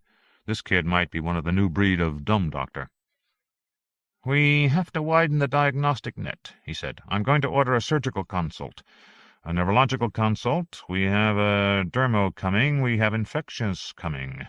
That'll mean a lot of people to talk to you about your daughter, asking the same questions over again, but that's okay," I said. "I don't mind. Just what do you think is wrong with her?" "I don't know, Mr. Foreman. If it's not infectious, we look for other reasons for this skin response." "She hasn't traveled out of the country?" "No." I shook my head. "No recent exposures to heavy metals or toxins?" "Like what?" "Dump sites, industrial plants, chemical exposure?" No. "Can you think of anything at all that might have caused this reaction?" "No, nothing. Wait, she had vaccinations yesterday." "What vaccinations?" "I don't know. Whatever she gets for her age." "You don't know what vaccinations?" he said. His notebook was open, his pen poised over the page. "No, for Christ's sake," I said irritably. "I don't know what vaccinations. Every time she goes there, she gets another shot. You're the goddamn doctor." "That's okay, Mr. Foreman," he said soothingly. "I know it's stressful. If you just tell me the name of your pediatrician, I'll call him. How is that?" I nodded. I wiped my hand across my forehead. I was sweating. I spelled the pediatrician's name for him while he wrote it down in his notebook. I tried to calm down. I tried to think clearly. And all the time my baby just screamed. Half an hour later, she went into convulsions. They started while one of the white-coated consultants was bent over her, examining her. Her little body wrenched and twisted. She made retching sounds, as if she was trying to vomit. Her legs jerked spastically. She began to wheeze. Her eyes rolled up into her head.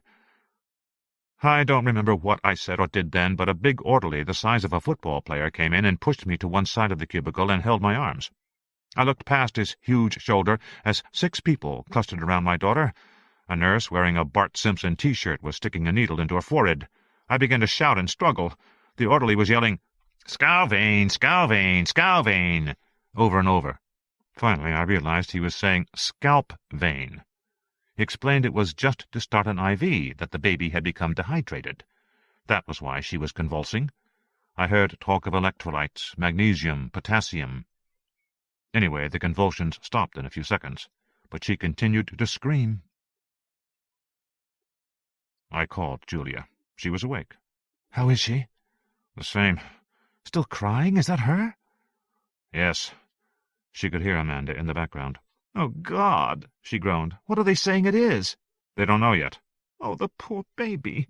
"There have been about 50 doctors in here to look at her." "Is there anything I can do?" "I don't think so." "Okay, let me know." "Okay. I'm not sleeping." "Okay." Shortly before dawn, the huddled consultants announced that she either had an intestinal obstruction or a brain tumor. They couldn't decide which, and they ordered an MRI. The sky was beginning to lighten when she was finally wheeled to the imaging room.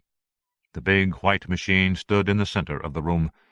The nurse told me it would calm the baby if I helped her prepare her, and she took the needle out of her scalp because there couldn't be any metal during the MRI reading.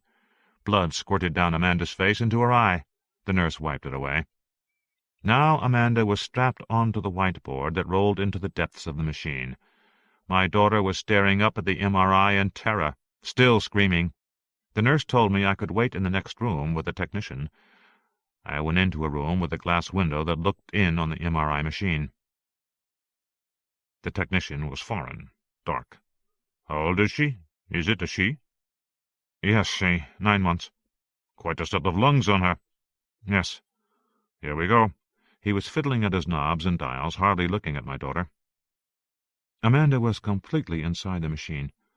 Her sobs sounded tinny over the microphone. The technician flicked a switch, and the pump began to chatter. It made a lot of noise, but I could still hear my daughter screaming. And then abruptly she stopped. She was completely silent. "Uh-oh," I said. I looked at the technician and the nurse. Their faces registered shock. We all thought the same thing, that something terrible had happened. My heart began to pound. The technician hastily shut down the pumps, and we hurried back into the room. My daughter was lying there, still strapped down, breathing heavily, but apparently fine. She blinked her eyes slowly, as if dazed.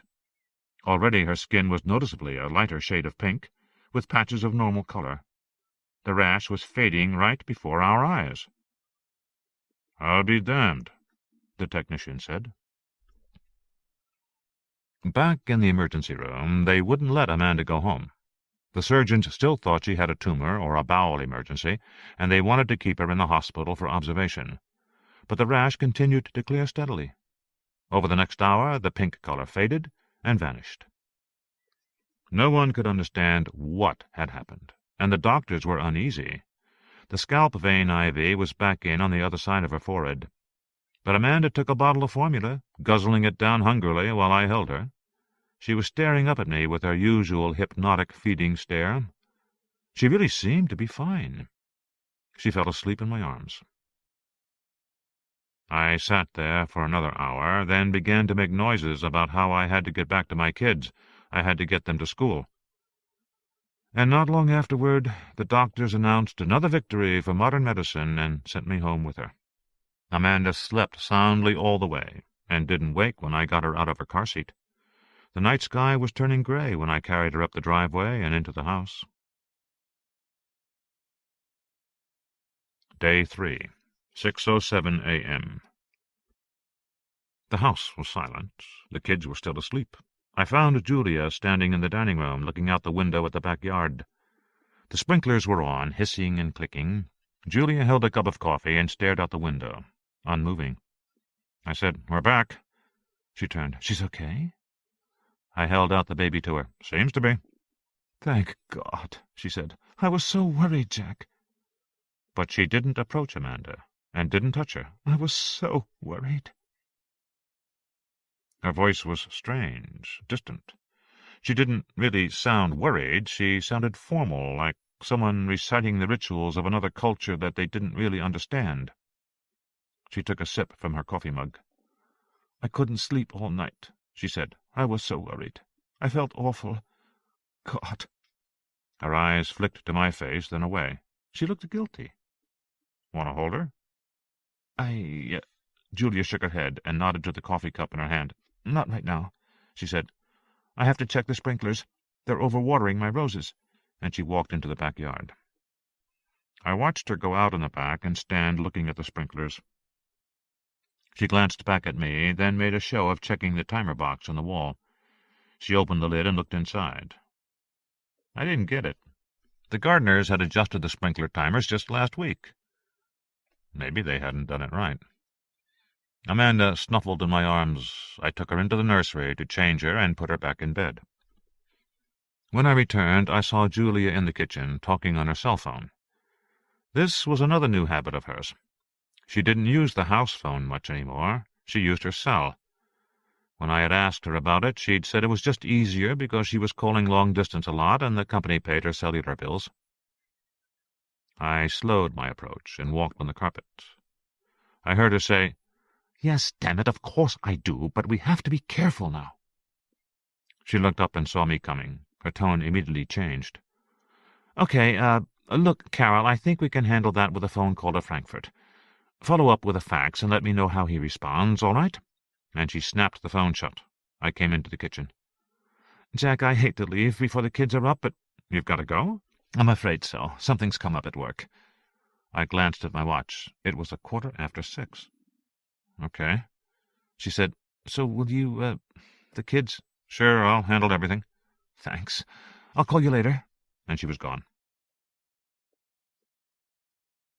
I was so tired I wasn't thinking clearly. The baby was still asleep, and with luck she'd sleep several hours more. My housekeeper, Maria, came in at 6:30 and put out the breakfast bowls. The kids ate, and I drove them to school. I was trying hard to stay awake. I yawned. Eric was sitting on the front seat next to me. He yawned, too. "Sleepy today?" He nodded. "Those men kept waking me up," he said. "What men?" "The men that came in the house last night." "What men?" I said. "The vacuum men," he said. "They vacuumed everything, and they vacuumed up the ghost." From the back seat, Nicole snickered. "The ghost."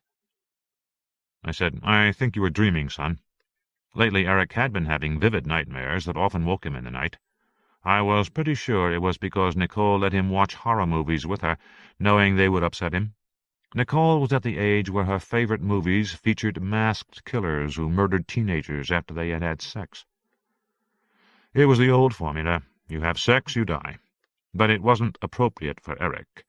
I'd spoken to her many times about letting him see them. "No, Dad, it wasn't a dream," Eric said, yawning again. "The men were there, a whole bunch of them." "Uh-huh. And what was the ghost?" "He was a ghost, all silver and shimmery, except he didn't have a face." "Uh-huh." By now we were pulling up at the school, and Nicole was saying I had to pick her up at 4:15 instead of 3:45 because she had a chorus rehearsal after class, and Eric was saying he wasn't going to his pediatrician appointment if he had to get a shot. I repeated the timeless mantra of all parents. "We'll see." The two kids piled out of the car, dragging their backpacks behind them. They both had backpacks that weighed about 20 pounds. I never got used to this. Kids didn't have huge backpacks when I was their age. We didn't have backpacks at all. Now it seemed all the kids had them. You saw little second-graders bent over like Sherpas, dragging themselves through the school doors under the weight of their packs. Some of the kids had their packs on rollers, holding them like luggage at the airport. I didn't understand any of this. The world was becoming digital. Everything was smaller and lighter, but kids at school lugged more weight than ever. A couple of months ago, at a parents' meeting, I'd asked about it. And the principal said, "Yes, it's a big problem. We're all concerned," and then changed the subject. I didn't get that either. If they were all concerned, why didn't they do something about it? But, of course, that's human nature. Nobody does anything until it's too late. We put the stoplight at the intersection after the kid is killed. I drove home again, through sluggish morning traffic. I was thinking I might get a couple of hours of sleep. It was the only thing on my mind. Maria woke me up around 11, shaking my shoulder insistently. "Mr. Foreman, Mr. Foreman." I was groggy. "What is it?" "The baby." I was immediately awake. "What about her?" "You see the baby, Mr. Foreman. She made a gesture, rubbing her shoulder and arm. "She's all what?" "You see the baby, Mr. Foreman." I staggered out of bed and went into the nursery. Amanda was standing up in her crib, holding on to the railing. She was bouncing and smiling happily. Everything seemed normal except for the fact that her entire body was a uniform purple-blue color, like a big bruise. "Oh, Jesus," I said. I couldn't take another episode at the hospital. I couldn't take more white-coated doctors who didn't tell you anything. I couldn't take being scared all over again. I was still drained from the night before. The thought that there was something wrong with my daughter wrenched my stomach. I went over to Amanda, who gurgled with pleasure, smiling up at me. She stretched one hand toward me, grasping air, her signal for me to pick her up. So I picked her up. She seemed fine, immediately grabbing my hair and trying to pull off my glasses, the way she always did. I felt relieved, even though I could now see her skin better. It looked bruised. It was the color of a bruise, except it was absolutely uniform everywhere on her body. Amanda looked like she'd been dipped in dye. The evenness of the color was alarming. I decided I had to call the doctor in the emergency room, after all. I fished in my pocket for his card while Amanda tried to grab my glasses. I dialed one-handed. I could do pretty much everything one-handed. I got right through. He sounded surprised. "Oh," he said, "I was just about to call you. How is your daughter feeling?" "Well, she seems to feel fine," I said, jerking my head back so Amanda couldn't get my glasses. She was giggling. It was a game now. "She's fine," I said, "but the thing is—" "Has she by any chance had bruising?" "Yes," I said. "As a matter of fact, she has. That's why I was calling you." "The bruising is all over her body, uniformly?" "Yes," I said, "pretty much. Why do you ask?" "Well," the doctor said, "all her lab work has come back, and it's all normal. Completely normal. Healthy child. The only thing we're still waiting on is the MRI report. But the MRI's broken down. They say it'll be a few days." I couldn't keep ducking and weaving. I put Amanda back in her crib while I talked. She didn't like that, of course, and scrunched up her face, preparing to cry. I gave her her Cookie Monster toy, and she sat down and played with that. I knew Cookie Monster was good for about 5 minutes. "Anyway," the doctor was saying, "I'm glad to hear she's doing well." I said that I was glad too. There was a pause. The doctor coughed. "Mr. Foreman, I noticed on your hospital admissions form you said your occupation was software engineer." "That's right." "Does that mean you are involved with manufacturing?" "No, I do program development." "And where do you do that work?" "In the valley." "You don't work in a factory, for example?" "No, I work in an office." "I see." A pause. "May I ask where?" "Actually, at the moment, I'm unemployed." "I see. All right. How long has that been?" 6 months. "I see." A short pause. "Well, okay, I just wanted to clear that up." I said, "Why?" "I'm sorry?" "Why are you asking me those questions?" "Oh, they're on the form." "What form?" I said. "I filled out all the forms at the hospital." "This is another form," he said. "It's an OHS inquiry, Office of Health and Safety." I said, "What's this all about?" "There's been another case reported," he said, "that's very similar to your daughter's." "Where?" "Sacramento General." "When?" 5 days ago. But it's a completely different situation. This case involved a 42-year-old naturalist sleeping out in the Sierras, some wildflower expert. There was a particular kind of flower or something. Anyway, he was hospitalized in Sacramento. And he had the same clinical course as your daughter. Sudden, unexplained onset, no fever, painful erythematous reaction." "And an MRI stopped it?" "I don't know if he had an MRI," he said, "but apparently this syndrome, whatever it is self-limited. Very sudden onset and very abrupt termination." "He's okay now, the naturalist?" "He's fine. A couple of days of bruising and nothing more." "Good," I said. "I'm glad to hear it." "I thought you'd want to know," he said. Then he said he might be calling me again with some more questions, and would that be all right? I said he could call whenever he wanted. He asked me to call if there was any change in Amanda, and I said I would, and I hung up. Amanda had abandoned Cookie Monster and was standing in the crib, holding on to the railing with one hand and reaching for me with the other, her little fingers clutching air. I picked her up, and in an instant she had my glasses off. I grabbed for them as she squealed with pleasure. "Amanda!" But too late. She threw them on the floor. I blinked. I don't see well without my glasses. These were wire frames, hard to see now. I got down on my hands and knees, still holding the baby, and swept my hand across the floor in circles, hoping to touch glass. I didn't. I squinted, edged forward, swept my hand again. Still nothing. Then I saw a glint of light underneath the crib. I set the baby down and crawled under the crib, retrieved the glasses, and put them on. In the process, I banged my head on the crib, dropped down low again. And I found myself staring at the electrical outlet on the wall underneath the crib. A small plastic box was plugged into the outlet. I pulled it out and looked at it. It was a 2-inch cube, a surge suppressor by the look of it, an ordinary commercial product made in Thailand. The input-output voltages were molded into the plastic. A white label ran across the bottom, reading PROP SSVT, with a barcode. It was one of those stickers that companies put on their inventory. I turned the cube over in my hand. Where had this come from? I'd been in charge of the house for the last 6 months. I knew what was where.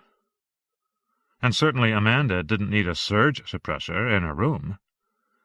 You only needed that for sensitive electronic equipment, like computers. I got to my feet and looked around the room to see what else was different. To my surprise, I realized that everything was different, but just slightly different. Amanda's nightlight had Winnie the Pooh characters printed on the shade. I always kept Tigger facing toward her crib, because Tigger was her favorite. Now Eeyore faced the crib.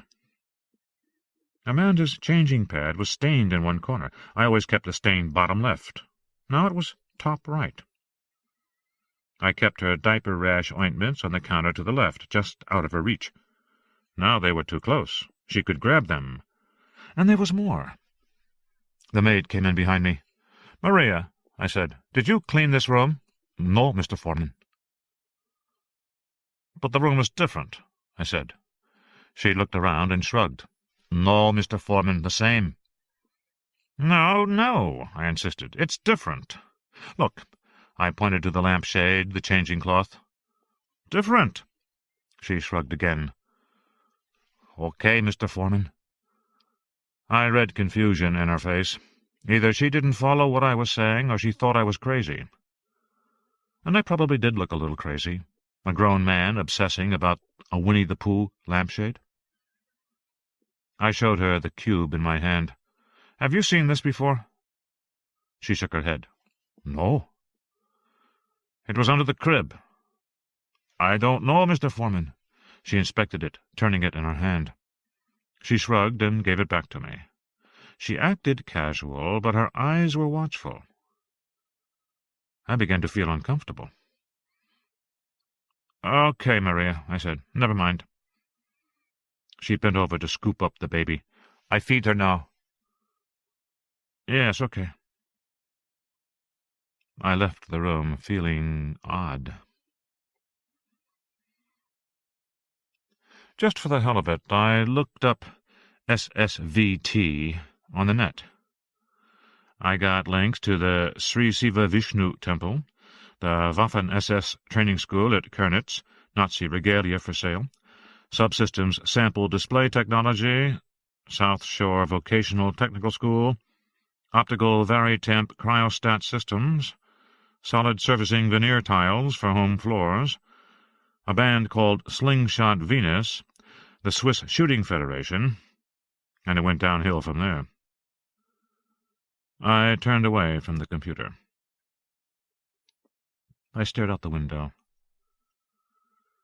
Maria had given me a shopping list, the items scrawled in her difficult hand. I really should get the shopping done before I picked up the kids. But I didn't move. There were times when the relentless pace of life at home seemed to defeat me, to leave me feeling washed out and hollow. At those times I just had to sit for a few hours. I didn't want to move. Not right now. I wondered if Julia was going to call me tonight, and I wondered if she would have a different excuse. I wondered what I would do if she walked in one of these days and announced she was in love with someone else. I wondered what I would do if I still didn't have a job by then. I wondered when I would get a job again. I turned the little surge suppressor over in my hand idly, as my mind drifted. Right outside my window was a large coral tree, with thick leaves and a green trunk. We had planted it as a much smaller tree not long after we moved into the house. Of course the tree guys did it, but we were all out there. Nicole had her plastic shovel and bucket. Eric was crawling around on the lawn in his diapers. Julia had charmed the workmen into staying late to finish the job. After they had all gone, I kissed her and brushed dirt from her nose. She said, "One day it'll cover our whole house."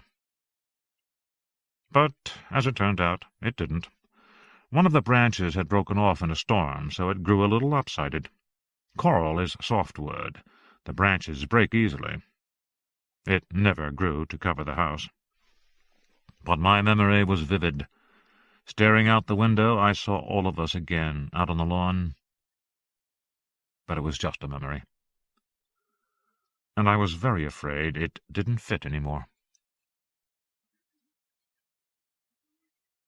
After working for years with multi-agent systems, you begin to see life in terms of those programs. Basically, you can think of a multi-agent environment as something like a chessboard, and the agents like chess pieces. The agents interact on the board to attain a goal, just the way the chess pieces move to win a game. The difference is that nobody is moving the agents. They interact on their own to produce the outcome. If you design the agents to have memory, they can know things about their environment. They remember where they've been on the board, and what happened there. They can go back to certain places with certain expectations. Eventually, programmers say the agents have beliefs about their environment, and that they are acting on those beliefs. That's not literally true, of course, but it might as well be true. It looks that way. But what's interesting is that over time some agents develop mistaken beliefs. Whether from a motivation conflict or some other reason, they start acting inappropriately. The environment has changed, but they don't seem to know it. They repeat outmoded patterns. Their behavior no longer reflects the reality of the chessboard. It's as if they're stuck in the past. In evolutionary programs, those agents get killed off. They have no children.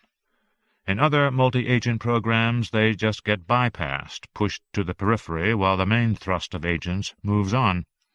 Some programs have a Grim Reaper module that sifts them out from time to time and pulls them off the board. But the point is, they're stuck in their own past. Sometimes they pull themselves together and get back on track. Sometimes they don't. Thoughts like these made me very uneasy. I shifted in my chair, glanced at the clock. With a sense of relief, I saw it was time to go pick up the kids. Eric did his homework in the car while we waited for Nicole to finish her play rehearsal. She came out in a bad mood. She had thought she was in line for a lead role, but instead the drama teacher had cast her in the chorus. "Only 2 lines," she said, slamming the car door. "You want to know what I say? I say, 'Look, here comes John now.' And in the second act I say, 'That sounds pretty serious.' 2 lines." She sat back and closed her eyes. "I don't understand what Mr. Blakey's problem is." "Maybe he thinks you suck," Eric said. "Rat turd." She smacked him on the head. "Monkey butt." "That's enough," I said as I started the car. "Seat belts." "Little stink-brained dimrod, he doesn't know anything," Nicole said, buckling her belt. "I said that's enough." "I know that you stink," Eric said. "P.U." "That's enough, Eric." "Yeah, Eric, listen to your father and shut up." "Nicole!" I shot her a glance in the rearview mirror. "Sorry." She looked on the verge of tears. I said to her, "Honey, I'm really sorry you didn't get the part you wanted. I know you wanted it badly, and it must be very disappointing." "No, I don't care." "Well, I'm sorry." "Really, Dad, I don't care. It's in the past. I'm moving on." And then a moment later, "You know who got it? That little suck-up, Katie Richards. Mr. Blakey is just a dick." And before I could say anything, she burst into tears, sobbing loudly and histrionically. Eric looked over at me and rolled his eyes. I drove home, making a mental note to speak to Nicole about her language after dinner, when she had calmed down. I was chopping green beans so they would fit in the steamer when Eric came and stood in the kitchen doorway. "Hey, Dad, where's my MP3? "I have no idea." I could never get used to the idea that I was supposed to know where every one of their personal possessions was. Eric's Game Boy, his baseball glove, Nicole's tank tops, her bracelet. "Well, I can't find it." Eric remained standing in the doorway, not coming any closer in case I made him help set the table. "Have you looked?" "Everywhere, Dad." "Uh-huh. You looked in your room?" "All over." "Family room?" "Everywhere." "In the car. Maybe you left it in the car." "I didn't, Dad." "You leave it in your locker at school?" "We don't have lockers. We have cubbies." "You look in the pockets of your jacket?" "Dad, come on. I did all that. I need it." "Since you've already looked everywhere, I won't be able to find it either, will I?" "Dad, would you please just help me?" The pot roast had another half-hour to go. I put down the knife and went into Eric's room. I looked in all the usual places, the back of his closet where clothes were kicked into a heap. I would have to talk to Maria about that. Under the bed, behind the bed table, in the bottom drawer in the bathroom, and under the piles of stuff on his desk. Eric was right. It wasn't in his room. We headed toward the family room. I glanced in at the baby's room as I passed by, and I saw it immediately. It was on the shelf beside the changing table, right alongside the tubes of baby ointment. Eric grabbed it. "Hey, thanks, Dad," and he scampered off. There was no point in asking why it was in the baby's room. I went back to the kitchen and resumed chopping my green beans. Almost immediately, "Dad!" "What?" I called. "It doesn't work." "Don't shout." He came back to the kitchen, looking sulky. "She broke it." "Who broke it?" "Amanda. She drooled on it or something, and she broke it. It's not fair." "You checked the battery?" He gave me a pitying look. "Course, Dad. I told you she broke it. It's not fair." I doubted his MP3 player was broken. These things were solid-state devices, no moving parts. And it was too large for the baby to handle. I dumped the green beans on the steamer tray and held out my hand. "Give it to me." We went into the garage and I got out my toolbox. Eric watched my every move. I had a full set of the small tools you need for computers and electronic devices. I worked quickly. 4 Phillips head screws and the back cover came off in my hand.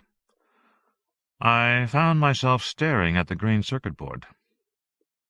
It was covered by a fine layer of grayish dust, like lint from a clothes dryer, that obscured all the electronic components. I suspected that Eric had slid into home plate with this thing in his pocket. That was probably why it didn't work. But I looked along the edge of the plastic and saw a rubber gasket where the back fitted against the device. They'd made this thing airtight, as they should. I blew the dust away so I could see better. I was hoping to see a loose battery connection or a memory chip that had popped up from heat.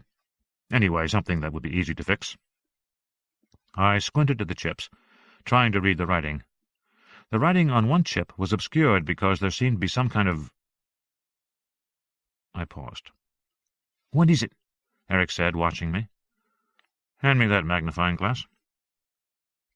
Eric gave me a big glass, and I swung my high-intensity lamp low and bent over the chip, examining it closely. The reason I couldn't read the writing was that the surface of the chip had been corroded. The whole chip was etched in rivulets, a miniature river delta. I understood now where the dust had come from. It was the disintegrated remains of the chip. "Can you fix it, Dad?" Eric said. "Can you?" What could have caused this? The rest of the motherboard seemed fine. The controller chip was untouched. Only the memory chip was damaged. I wasn't a hardware guy, but I knew enough to do basic computer repairs. I could install hard drives, add memory, things like that. I'd handled memory chips before, and I'd never seen anything like this. All I could think was that it was a faulty chip. These MP3 players were probably built with the cheapest components available. "Dad, can you fix it?" "No," I said. "It needs another chip. I'll get you one tomorrow." "'Cause she slimed it, right?" "No, I think it's just a faulty chip." "Dad, it was fine for a whole year. She slimed it. It's not fair." As if on cue, the baby started crying. I left the MP3 player on the garage table and went back inside the house. I looked at my watch.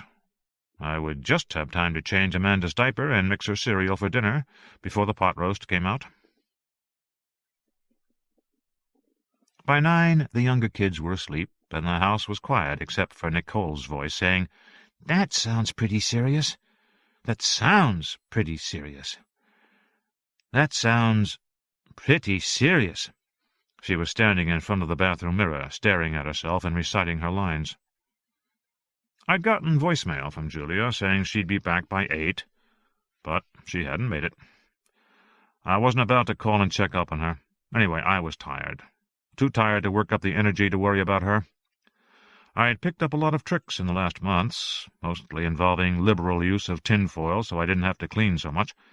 But even so, after I did the cooking, set the table, fed the kids, played airplane to get the baby to eat her cereal, cleared the table, wiped down the high chair, put the baby to bed, and then cleaned up the kitchen, I was tired. Especially since the baby kept spitting out the cereal, and Eric kept insisting all through dinner that it wasn't fair. He wanted chicken fingers instead of the roast. I flopped down on the bed and flicked on the TV. There was only static, and then I realized the DVD player was still turned on, interrupting the cable transmission. I hit the remote button, and the disc in the machine began to play. It was Julia's demo, from several days before. The camera moved through the bloodstream and into the heart. Again I saw that the liquid of blood was almost colorless, with bouncing red cells. Julia was speaking. On the table the subject lay with the antenna above his body. "We're coming out of the ventricle, and you see the aorta ahead. And now we will go through the arterial system." She turned to face the camera. "The images you have seen are fleeting, but we can allow the camera to cycle through for as much as half an hour, and we can build up highly detailed composites of anything we want to see. We can even pause the camera, using a strong magnetic field. When we are finished, we simply shunt the blood through an intravenous loop surrounded by a strong magnetic field, removing the particles, and then send the patient home." The video image came back to Julia. "This Zymos technology is safe, reliable, and extremely easy to use. It does not require highly trained personnel. It can be administered by an IV nurse or a medical technician. In the United States alone, 1 million people die each year from vascular disease. More than 30 million have diagnosed cardiovascular disease. Commercial prospects for this imaging technology are very strong. Because it is painless, simple, and safe, it will replace other imaging techniques such as CAT scans and angiography and will become the standard procedure. We will market the nanotech cameras, the antenna, and monitor systems. Our per-test cost will be only $20. This is in contrast to certain gene technologies that currently charge $2,000 to $3,000 a test. But at a mere $20, we expect worldwide revenues to exceed $400 million in the first year. And once the procedure is established, those figures will triple. We are talking about a technology that generates $1.2 billion a year. Now, if there are questions?" I yawned and flicked the TV off. It was impressive, and her argument was compelling. In fact, I couldn't understand why Zymos was having trouble getting their next round of funding. For investors, this should be a slam dunk. But then she probably wasn't having trouble. She was probably just using the funding crisis as an excuse to stay late every night. For her own reasons. I turned out the light. Lying in bed, staring at the ceiling in the dark, I began to see fleeting images. Julia's thigh over another man's leg, Julia's back arched, Julia breathing heavily, her muscles tensed, her arm reaching up to push against the headboard. I found I couldn't stop the images. I got out of bed and went to check the kids. Nicole was still up, emailing her friends. I told her it was time for lights out. Eric had kicked off his covers. I pulled them back up. The baby was still purple, but she slept soundly, her breathing gentle and regular.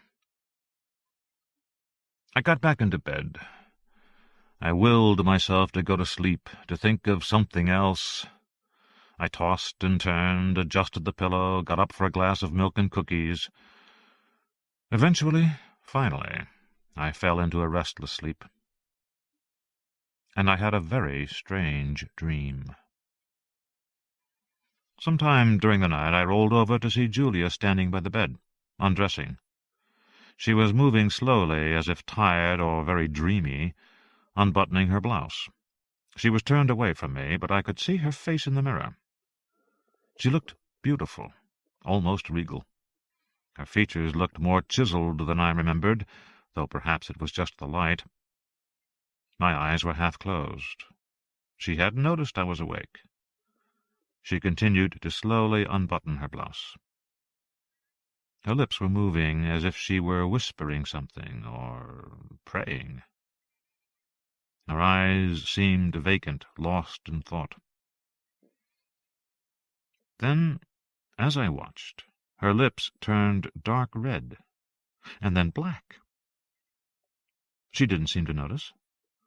The blackness flowed away from her mouth, across her cheeks, and over her lower face, and onto her neck. I held my breath. I felt great danger. The blackness now flowed in a sheet down her body until she was entirely covered, as if with a cloak. Only the upper half of her face remained exposed. Her features were composed. In fact, she seemed oblivious, just staring into space, dark lips silently moving. Watching her, I felt a chill that ran deep into my bones. Then, a moment later, the black sheet slid to the floor and vanished. Julia, normal again, finished removing her blouse and walked into the bathroom. I wanted to get up and follow her, but I found I could not move. A heavy fatigue held me down on the bed, immobilizing me. I was so exhausted I could hardly breathe.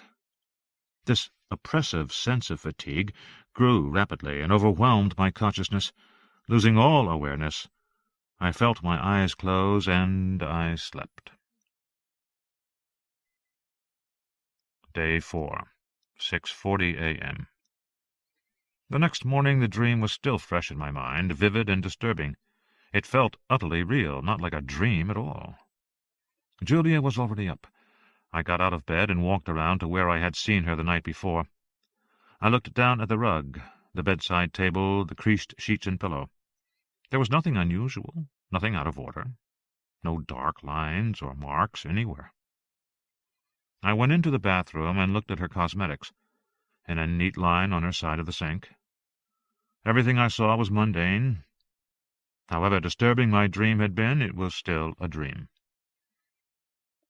But one part of it was true enough. Julia was looking more beautiful than ever. When I found her in the kitchen pouring coffee, I saw that her face did indeed look more chiseled, more striking. Julia had always had a chubby face. Now it was lean, defined. She looked like a high-fashion model. Her body, too, now that I looked closely, appeared leaner, more muscular. She hadn't lost weight. She just looked trim, tight, energetic. I said, "You look great." She laughed. "I can't imagine why. I'm exhausted." "What time did you get in?" "About 11. I hope I didn't wake you." "No, but I had a weird dream." "Oh, yes?" "Yes, it was—" "Mommy, Mommy!" Eric burst into the kitchen. "It's not fair! Nicole won't get out of the bathroom. She's been in there for an hour. It's not fair." "Go use our bathroom." "But I need my socks, Mommy. It's not fair." This was a familiar problem. Eric had a couple of pairs of favorite socks that he wore day after day until they were black with grime. For some reason, the other socks in his drawer were not satisfactory. I could never get him to explain why, but putting on socks in the morning was a major problem with him. "Eric," I said, "we talked about this. You're supposed to wear clean socks." "But those are my good ones." "Eric, you have plenty of good socks." "That's not fair, Dad. She's been in there an hour. I'm not kidding." "Eric, go choose other socks." "Dad—" I just pointed my finger toward his bedroom. "Jeez." He walked off muttering about how it wasn't fair. I turned back to Julia to resume our conversation. She was staring at me coldly. "You really don't get it, do you?" "Get what?" "He came in talking to me, and you just took over. You took over the whole thing." Immediately I realized she was right. "I'm sorry," I said. "I don't get to see the children very much these days, Jack. I think I should be able to have my interaction without your taking control. I'm sorry. I handle this kind of thing all day, and I guess this really is a problem, Jack." I said I'm sorry. "I know that's what you said, but I don't think you are sorry, because I don't see you doing anything to change your controlling behavior." "Julia," I said. Now I was trying to control my temper. I took a breath. "You're right. I'm sorry it happened." "You're just shutting me out," she said, "and you are keeping me from my children." "Julia, goddammit, you're never here!" A frosty silence. Then, "I certainly am here," she said. "Don't you dare say I am not." Wait a minute. When are you here? When was the last time you made it for dinner, Julia? Not last night, not the night before, not the night before that. Not all week, Julia. You are not here." She glared at me. I don't know what you're trying to do, Jack. I don't know what kind of game you are playing. I'm not playing any game. I'm asking you a question. I'm a good mother, and I balance a very demanding job, and the needs of my family, and I get absolutely no help from you. What are you talking about? I said, my voice rising still higher. I was starting to have a sense of unreality here. You undercut me. You sabotage me. You turn the children against me. She said, I see what you're doing. Don't think I don't. You are not supportive of me at all. After all these years of marriage, I must say it's a lousy thing to do to your wife. And she stalked out of the room, fists clenched.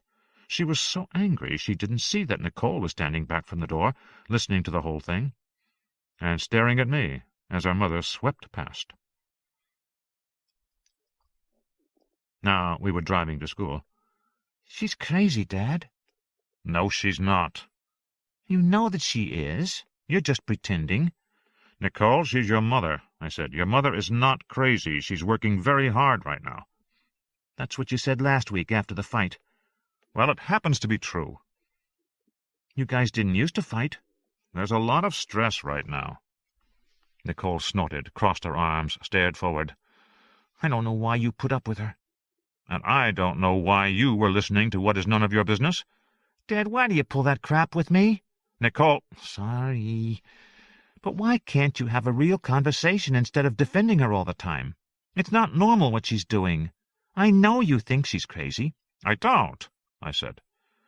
From the back seat, Eric whacked her on the back of the head. You're the one who's crazy, he said. Shut up, butt-breath. Shut up yourself, weasel puke. I don't want to hear any more from either of you, I said loudly. I am not in the mood. By then we were pulling into the turnaround in front of the school. The kids piled out. Nicole jumped out of the front seat, turned back to get her backpack, shot me a look, and was gone.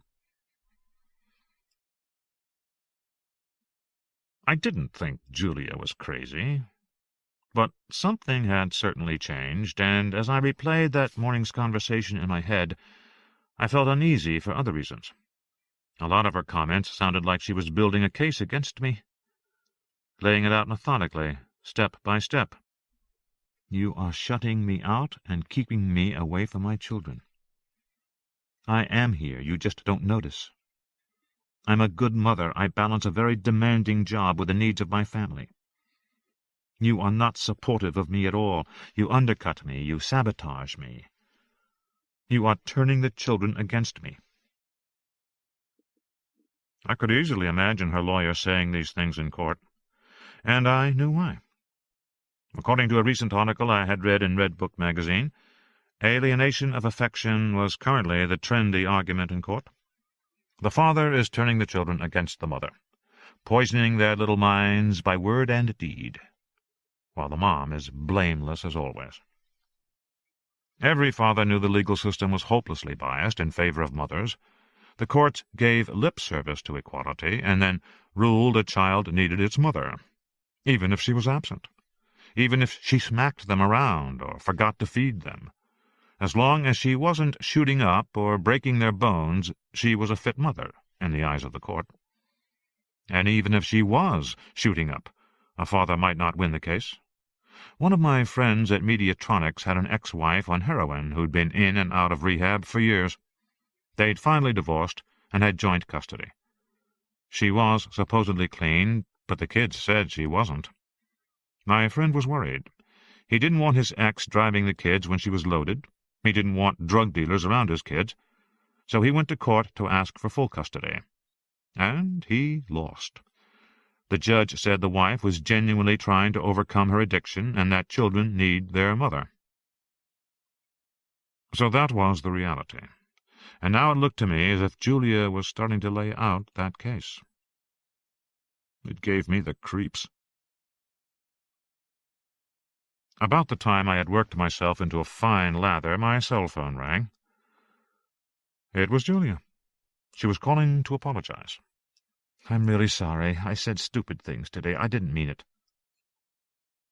What? Jack, I know you support me. Of course you do. I couldn't manage without you. You're doing a great job with the kids. I'm just not myself these days.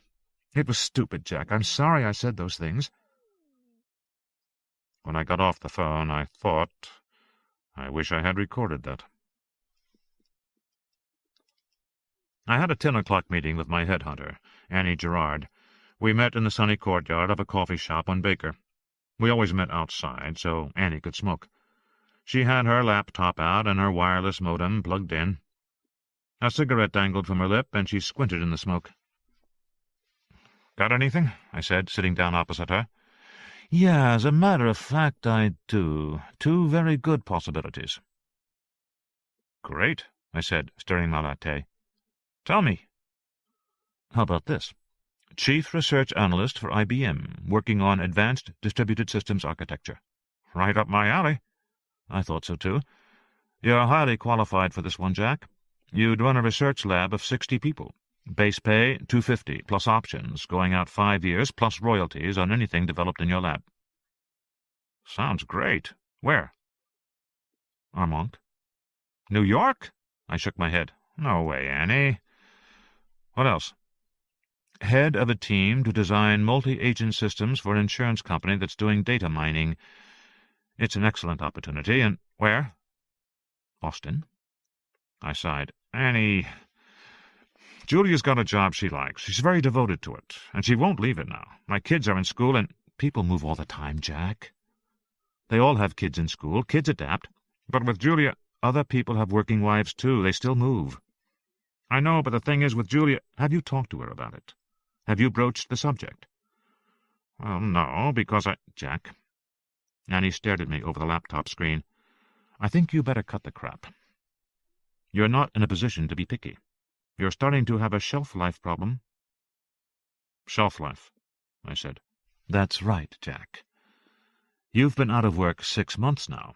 That's a long time in high-tech. Companies figure if it takes you that long to find a job, there must be something wrong with you. They don't know what, they just assume you've been rejected too many times by too many other companies. Pretty soon they won't even interview. Not in San Jose, not in Armonk, not in Austin, not in Cambridge. The boat's sailed. Are you hearing me? Am I getting through here?" "Yes, but—" "No buts, Jack.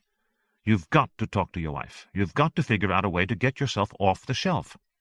"But I can't leave the valley. I have to stay here." "Here is not so good." She flipped the screen up again. "Whenever I bring up your name, I keep getting— Listen, what's going on at Mediatronics anyway? Is Don Gross going to be indicted?" "I don't know. I've been hearing that rumor for months now, but it never seems to happen. For your sake, I hope it happens soon."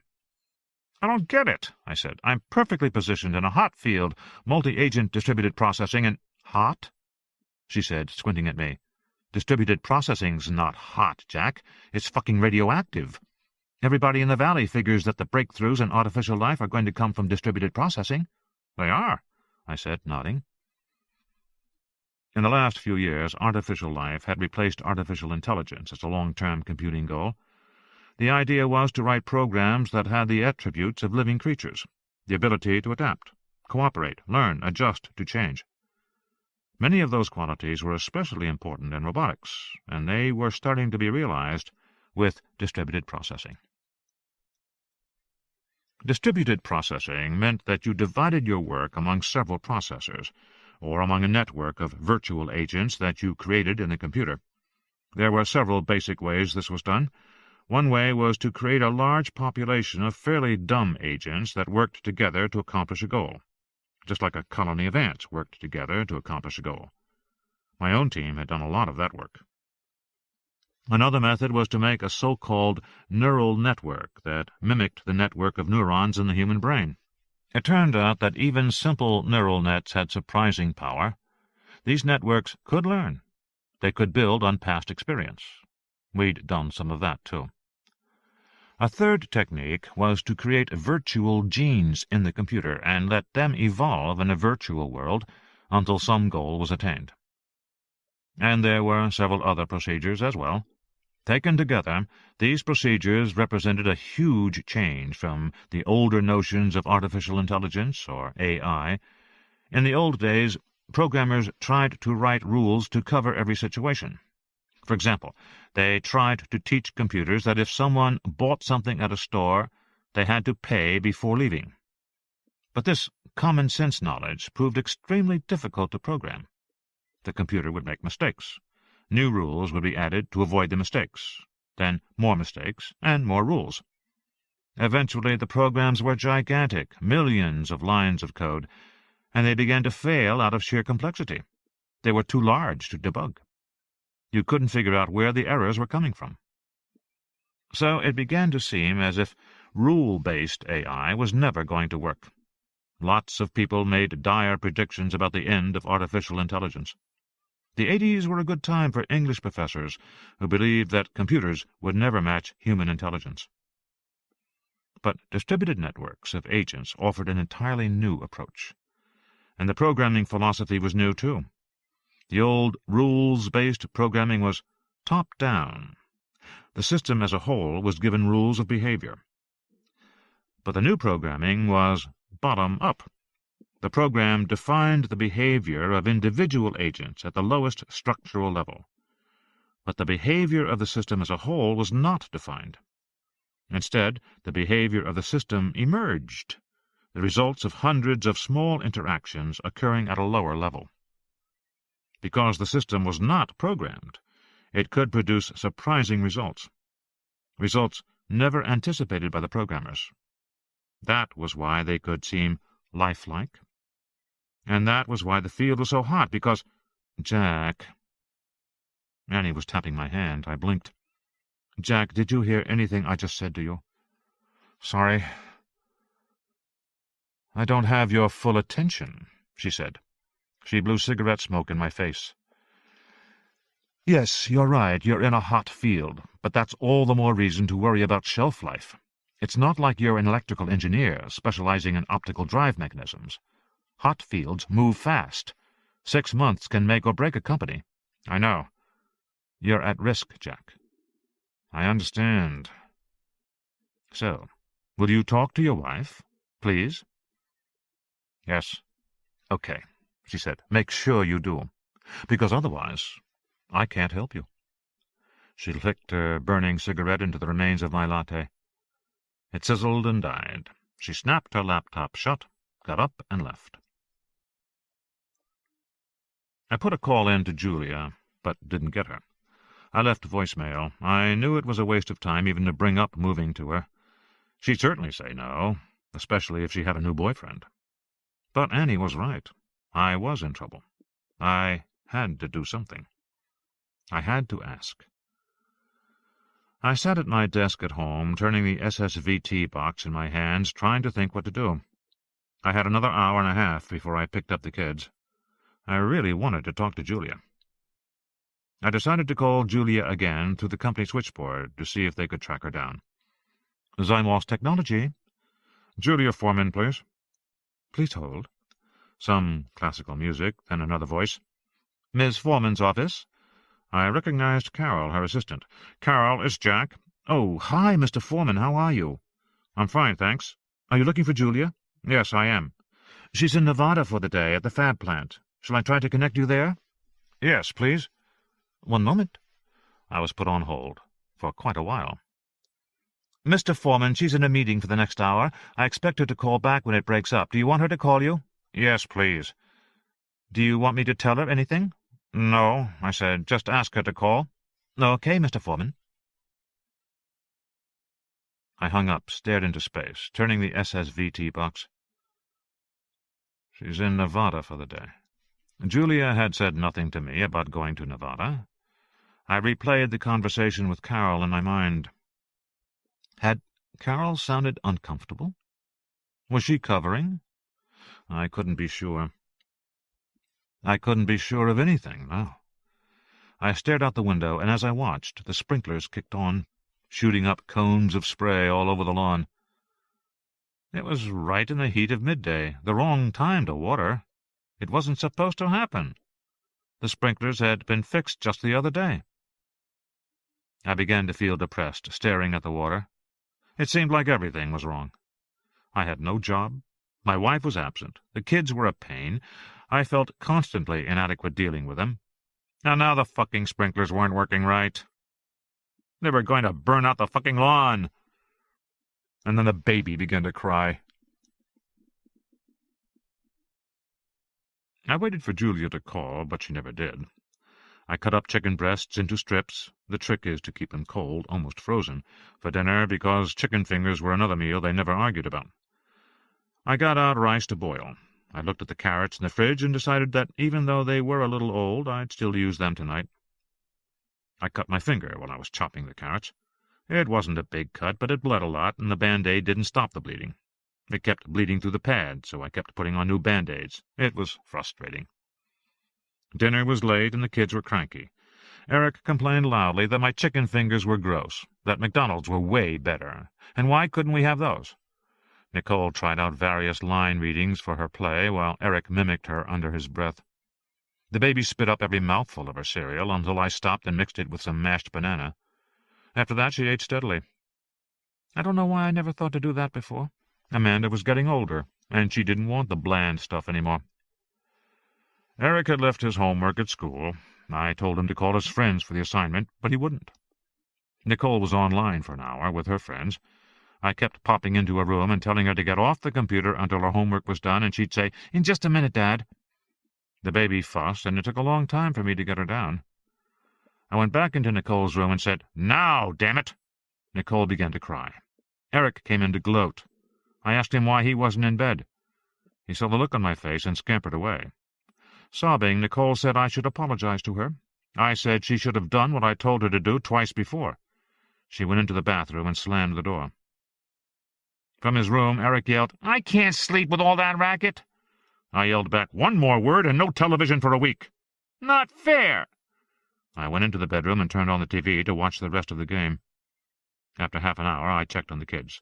The baby was sleeping peacefully. Eric was asleep, all his covers thrown off. I pulled them back on him. Nicole was studying. When she saw me, she apologized. I gave her a hug. I went back into the bedroom and watched the game for about 10 minutes before I fell asleep. Day 5, 7:10 a.m. When I awoke in the morning, I saw that Julia's side of the bed was still made up, her pillow uncreased. She hadn't come home last night at all. I checked the telephone messages. There were none. Eric wandered in and saw the bed. "Where's Mom?" "I don't know, son." "Did she leave already?" "I guess so." He stared at me and then at the unmade bed, and he walked out of the room. He wasn't going to deal with it. But I was beginning to think I had to. Maybe I should even talk to a lawyer, except in my mind there was something irrevocable about talking to a lawyer. If the trouble was that serious, it was probably fatal. I didn't want to believe my marriage was over, so I wanted to postpone seeing a lawyer. That was when I decided to call my sister in San Diego. Ellen is a clinical psychologist. She has a practice in La Jolla. It was early enough that I figured she hadn't gone to the office yet. She answered the phone at home. She sounded surprised I had called. I love my sister, but we are very different. Anyway, I told her briefly about the things I'd been suspecting about Julia and why. "You're saying Julia didn't come home and she didn't call?" "Right." "Did you call her?" "Not yet." "How come?" "I don't know." "Maybe she was in an accident. Maybe she's hurt." "I don't think so." "Why not?" "You always hear if there's an accident. There's no accident." "You sound upset, Jack." "I don't know. Maybe." My sister was silent for a moment. Then she said, "Jack, you've got a problem. Why aren't you doing something?" "Like what?" "Like see a marriage counselor or a lawyer?" "Oh, jeez." "Don't you think you should?" she asked. "I don't know. No, not yet." "Jack, she didn't come home last night, and she didn't bother to call. When this woman drops a hint, she uses a bomb sight. How much clearer do you need it to be?" "I don't know." "You're saying I don't know a lot. Are you aware of that?" "I guess so." A pause. "Jack, are you all right?" "I don't know." "Do you want me to come up for a couple of days? Because I can, no problem. I was supposed to go out of town with my boyfriend, but his company just got bought, so I'm available if you want me to come up." "No, it's okay." "You sure?" "I'm worried about you." No, I said. You don't have to worry." "Are you depressed?" No. Why? Sleeping okay? Exercising? Fair. Not really exercising that much. Uh-huh. Do you have a job yet? No. Prospects? Not really. No. Jack, she said, you have to see a lawyer. Maybe in a while. Jack, what's the matter with you? This is what you've told me. Your wife is acting cold and angry toward you. She's lying to you. She's acting strange with the kids.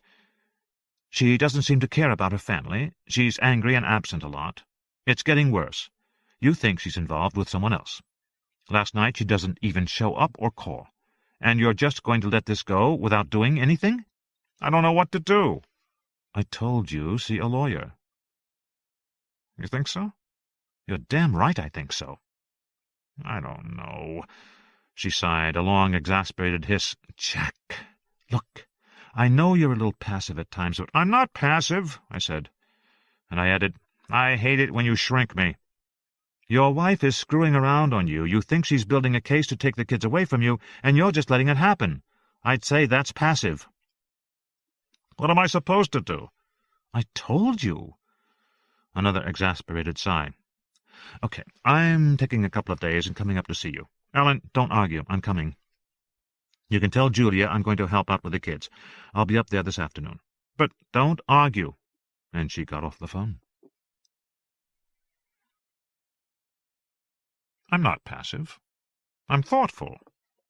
Ellen's very energetic. Her personality's perfect for a psychologist, because she loves to tell people what to do. Frankly, I think she's pushy. And she thinks I'm passive. This is Ellen's idea about me, that I went to Stanford in the late 70s and studied population biology, a purely academic field with no practical application, no jobs except in universities. In those days, population biology was being revolutionized by field studies of animals and by advances in genetic screening. Both required computer analysis, using advanced mathematical algorithms. I couldn't find the kind of programs I needed for my research, so I began to write them myself. And I slid sideways into computer science, another geeky, purely academic field. But my graduation just happened to coincide with the rise of Silicon Valley and the personal computer explosion. Low-number employees at startup companies were making a fortune in the 80s, and I did pretty well at the first one I worked for. I met Julia, and we got married, had kids. Everything was smooth. We were both doing great, just by showing up for work. I got hired away by another company, more perks, bigger options. I just rode the advancing wave into the 90s. By then, I wasn't programming anymore. I was supervising software development. And things just fell into place for me without any real effort on my part. I just fell into my life. I never had to prove myself. That's Ellen's idea of me. My idea is different. The companies of Silicon Valley are the most intensely competitive in the history of the planet. Everybody works 100 hours a week. Everybody is racing against milestones. Everybody is cutting development cycles. The cycles were originally 3 years to a new product, a new version. Then it was 2 years. Then 18 months. Now it was 12 months. A new version every year. If you figure beta debugging to Golden Master takes 4 months, then you have only 8 months to do the actual work. 8 months to revise 10 million lines of code and make sure it all works right. In short, Silicon Valley is no place for a passive person. And I'm not one. I hustled my ass off every minute of every day. I had to prove myself every day, or I'd be gone. That was my idea about myself. I was sure I was right. Ellen was right about one part, though. A strong streak of luck ran through my career. Because my original field of study had been biology, I had an advantage when computer programs began to explicitly mimic biological systems. In fact, there were programmers who shuttled back and forth between computer simulation and studies of animal groups in the wild, applying the lessons of one to the other. But further, I had worked in population biology, the study of groups of living organisms, and computer science had evolved in the direction of massively parallel networked structures, the programming of populations of intelligent agents.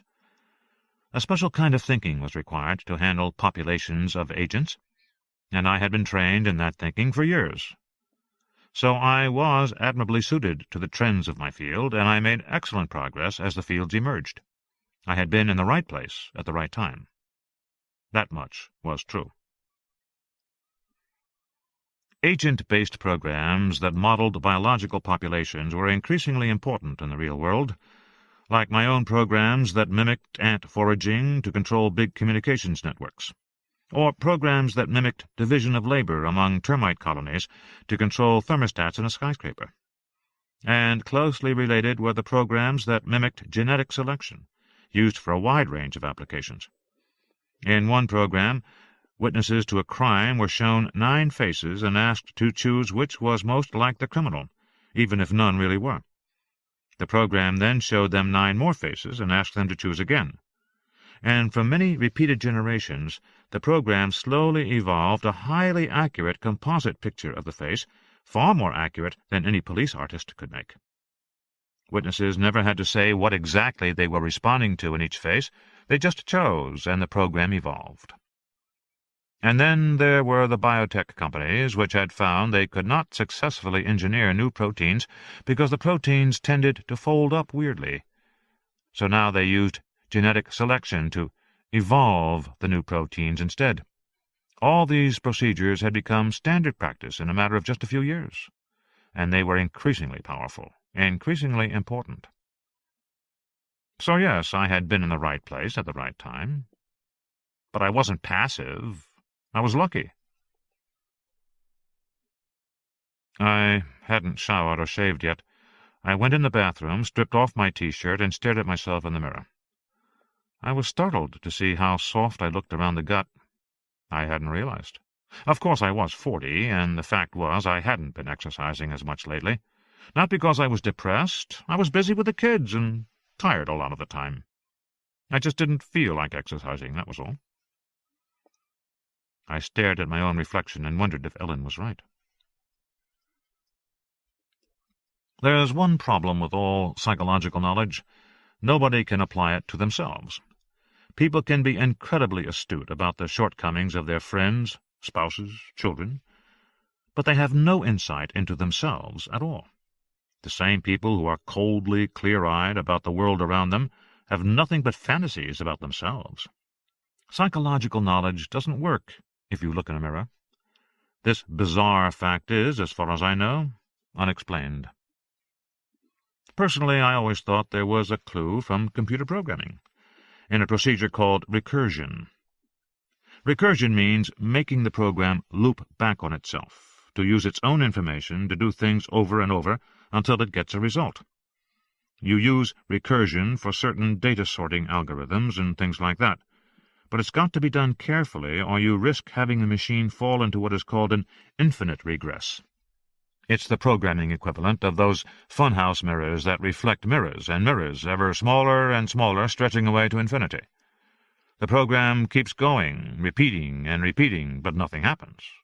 The machine hangs. I always figured something similar must happen when people turn their psychological insight apparatus on themselves. The brain hangs. The thought process goes and goes, but it doesn't get anywhere. It must be something like that, because we know that people can think about themselves indefinitely. Some people think of little else. Yet people never seem to change as a result of their intensive introspection. They never understand themselves better. It's very rare to find genuine self-knowledge. It's almost as if you need someone else to tell you who you are, or to hold up the mirror for you, which, if you think about it, is very weird. Or maybe it's not. There's an old question in artificial intelligence about whether a program can ever be aware of itself. Most programmers will say it was impossible. People have tried to do it and failed. But there's a more fundamental version of the question, a philosophical question about whether any machine can understand its own workings. Some people say that's impossible too. The machine can't know itself for the same reason you can't bite your own teeth. And it certainly seems to be impossible. The human brain is the most complicated structure in the known universe. but brains still know very little about themselves. For the last 30 years, such questions have been fun to kick around with a beer on Friday afternoons after work. They were never taken seriously.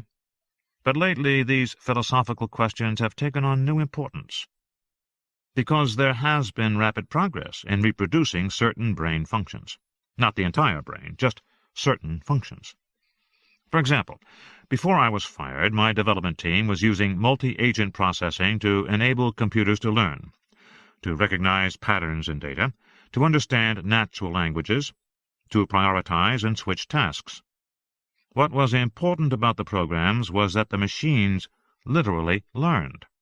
They got better at their jobs with experience, which is more than some human beings can claim. The phone rang. It was Ellen. "Did you call your lawyer?" "Not yet, for Christ's sake." "I'm on the 210 to San Jose. I'll see you around 5 at your house." "Listen, Ellen, it really isn't necessary." "I know that. I'm just getting out of town. I need a break." "See you soon, Jack." And she hung up. So now she was handling me. In any case, I figured there was no point in calling a lawyer today. I had too much to do. The dry cleaning had to be picked up, so I did that. There was a Starbucks across the street, and I went over to get a latte to take with me. And there was Gary Marder, my attorney, with a very young blonde in low-cut jeans and crop top that left her belly exposed. They were nuzzling each other in the checkout line. She didn't look much older than a college student. I was embarrassed and was turning to leave when Gary saw me and waved. "Hey, Jack." "Hi, Gary." He held out his hand, and I shook it. He said, "Say hello to Melissa." I said, "Hi, Melissa." "Oh, hi." She seemed vaguely annoyed at this interruption, although I couldn't be sure. She had that vacant look some young girls get around men. It occurred to me that she couldn't be more than 6 years older than Nicole. What was she doing with a guy like Gary? "So, how's it going, Jack?" Gary said, slipping his arm around Melissa's bare waist. "Okay," I said. "Pretty good." "Yeah? That's good." But he was frowning at me. "Well, yeah." I stood there, hesitating, feeling foolish in front of the girl. She clearly wanted me to leave, but I was thinking of what Ellen would say. "You ran into your lawyer and you didn't even ask him?" So I said, "Gary, could I speak to you for a minute?" "Of course." He gave the girl money to pay for the coffee, and we stepped to one side of the room. I lowered my voice. "Listen, Gary," I said, "I think I need to see a divorce lawyer." "Because what?" "Because I think Julia is having an affair." "You think, or you know for a fact?" "No, I don't know for sure." "So you just suspect it?" "Yes."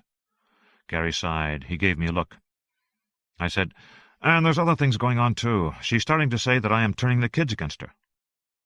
"Alienation of affection," he said, nodding. "Legal cliché du jour." "She makes these statements when?" "When we have fights." Another sigh. "Jack, couples say all kinds of shit when they fight. It doesn't necessarily mean anything." "I think it does. I'm worried it does." "This is upsetting you?" "Yes." "Have you seen a marriage counselor?" "No." "See one." "Why?" "2 reasons. First, because you should.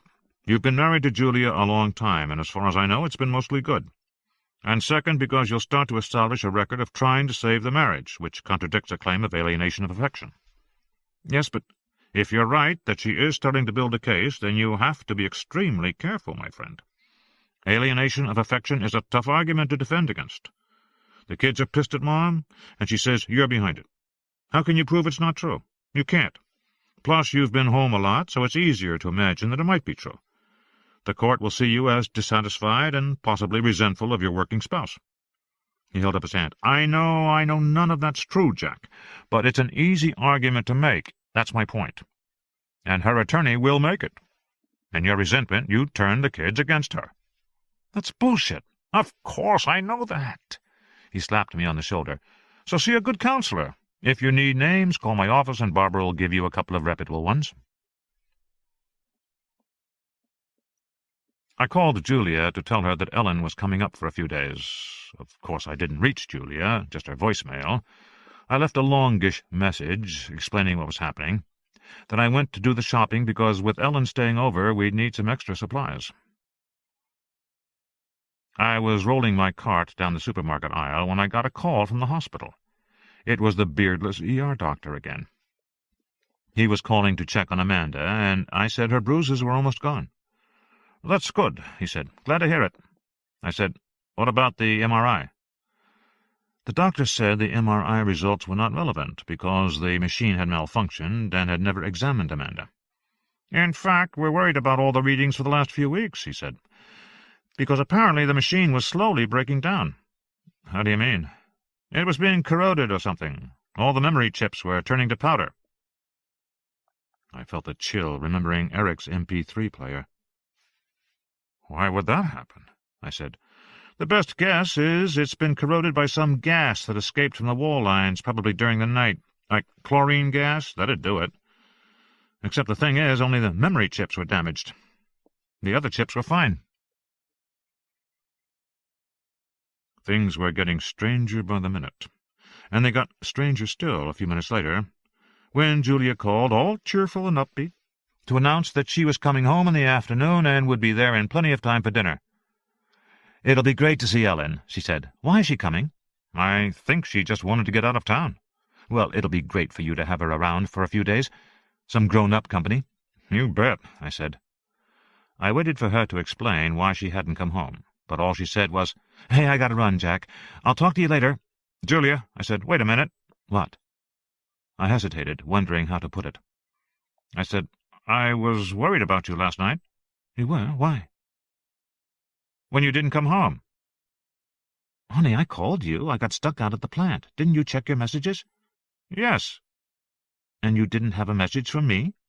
"No, I didn't." "Well, I don't know what happened. I left you a message, Jack. I called the house first and got Maria, but she couldn't, it was too complicated. So then I called your cell, and I left you a message that I was stuck at the plant until today." "Well, I didn't get it," I said, trying not to sound like I was pouting. "Sorry about that, honey, but check your service. Anyway, listen, I really have to go. See you tonight, okay? Kiss, kiss." And she hung up. I pulled my cell phone out of my pocket and checked it. There was no message. I checked the phone log. There were no calls last night. Julia hadn't called me. No one had called me. I began to feel a sinking sensation, that descent into depression again. I felt tired. I couldn't move. I stared at the produce on the supermarket shelves. I couldn't remember why I was there. I had just about decided to leave the supermarket when my cell phone rang in my hand. I flipped it open. It was Tim Bergman, the guy who had taken over my job at Mediatronics. "Are you sitting down?" he said. "No, why?" "I've got some pretty strange news. Brace yourself." "Okay." "Don wants to call you." Don Gross was the head of the company, the guy who had fired me. "What for?" "He wants to hire you back." "He wants what?" "Yeah, I know, it's crazy, to hire you back." "Why?" I said. "We're having some problems with distributed systems that we've sold to customers." "Which ones?" "Well, Pred-Prey." "That's one of the old ones," I said. "Who sold that?" Pred-Prey was a system we'd designed over a year ago. Like most of our programs, it had been based on biological models. Pred-Prey was a goal-seeking program based on predator-prey dynamics. But it was extremely simple in its structure. "Well, Zymos wanted something very simple," Tim said. "You sold Pred-Prey to Zymos?" "Right. Licensed, actually, with a contract to support it. That's driving us crazy." "Why?" "It isn't working right, apparently. Goal-seeking has gone haywire. A lot of the time, the program seems to lose its goal." "I'm not surprised," I said, "because we didn't specify reinforcers." Reinforcers were program weights that sustained the goals. The reason you needed them was that, since the networked agents could learn, they might learn in a way that caused them to drift away from the goal. You needed a way to store the original goal so it didn't get lost. The fact was, you could easily come to think of agent programs as children. The programs forgot things, lost things, dropped things. It was all emergent behavior.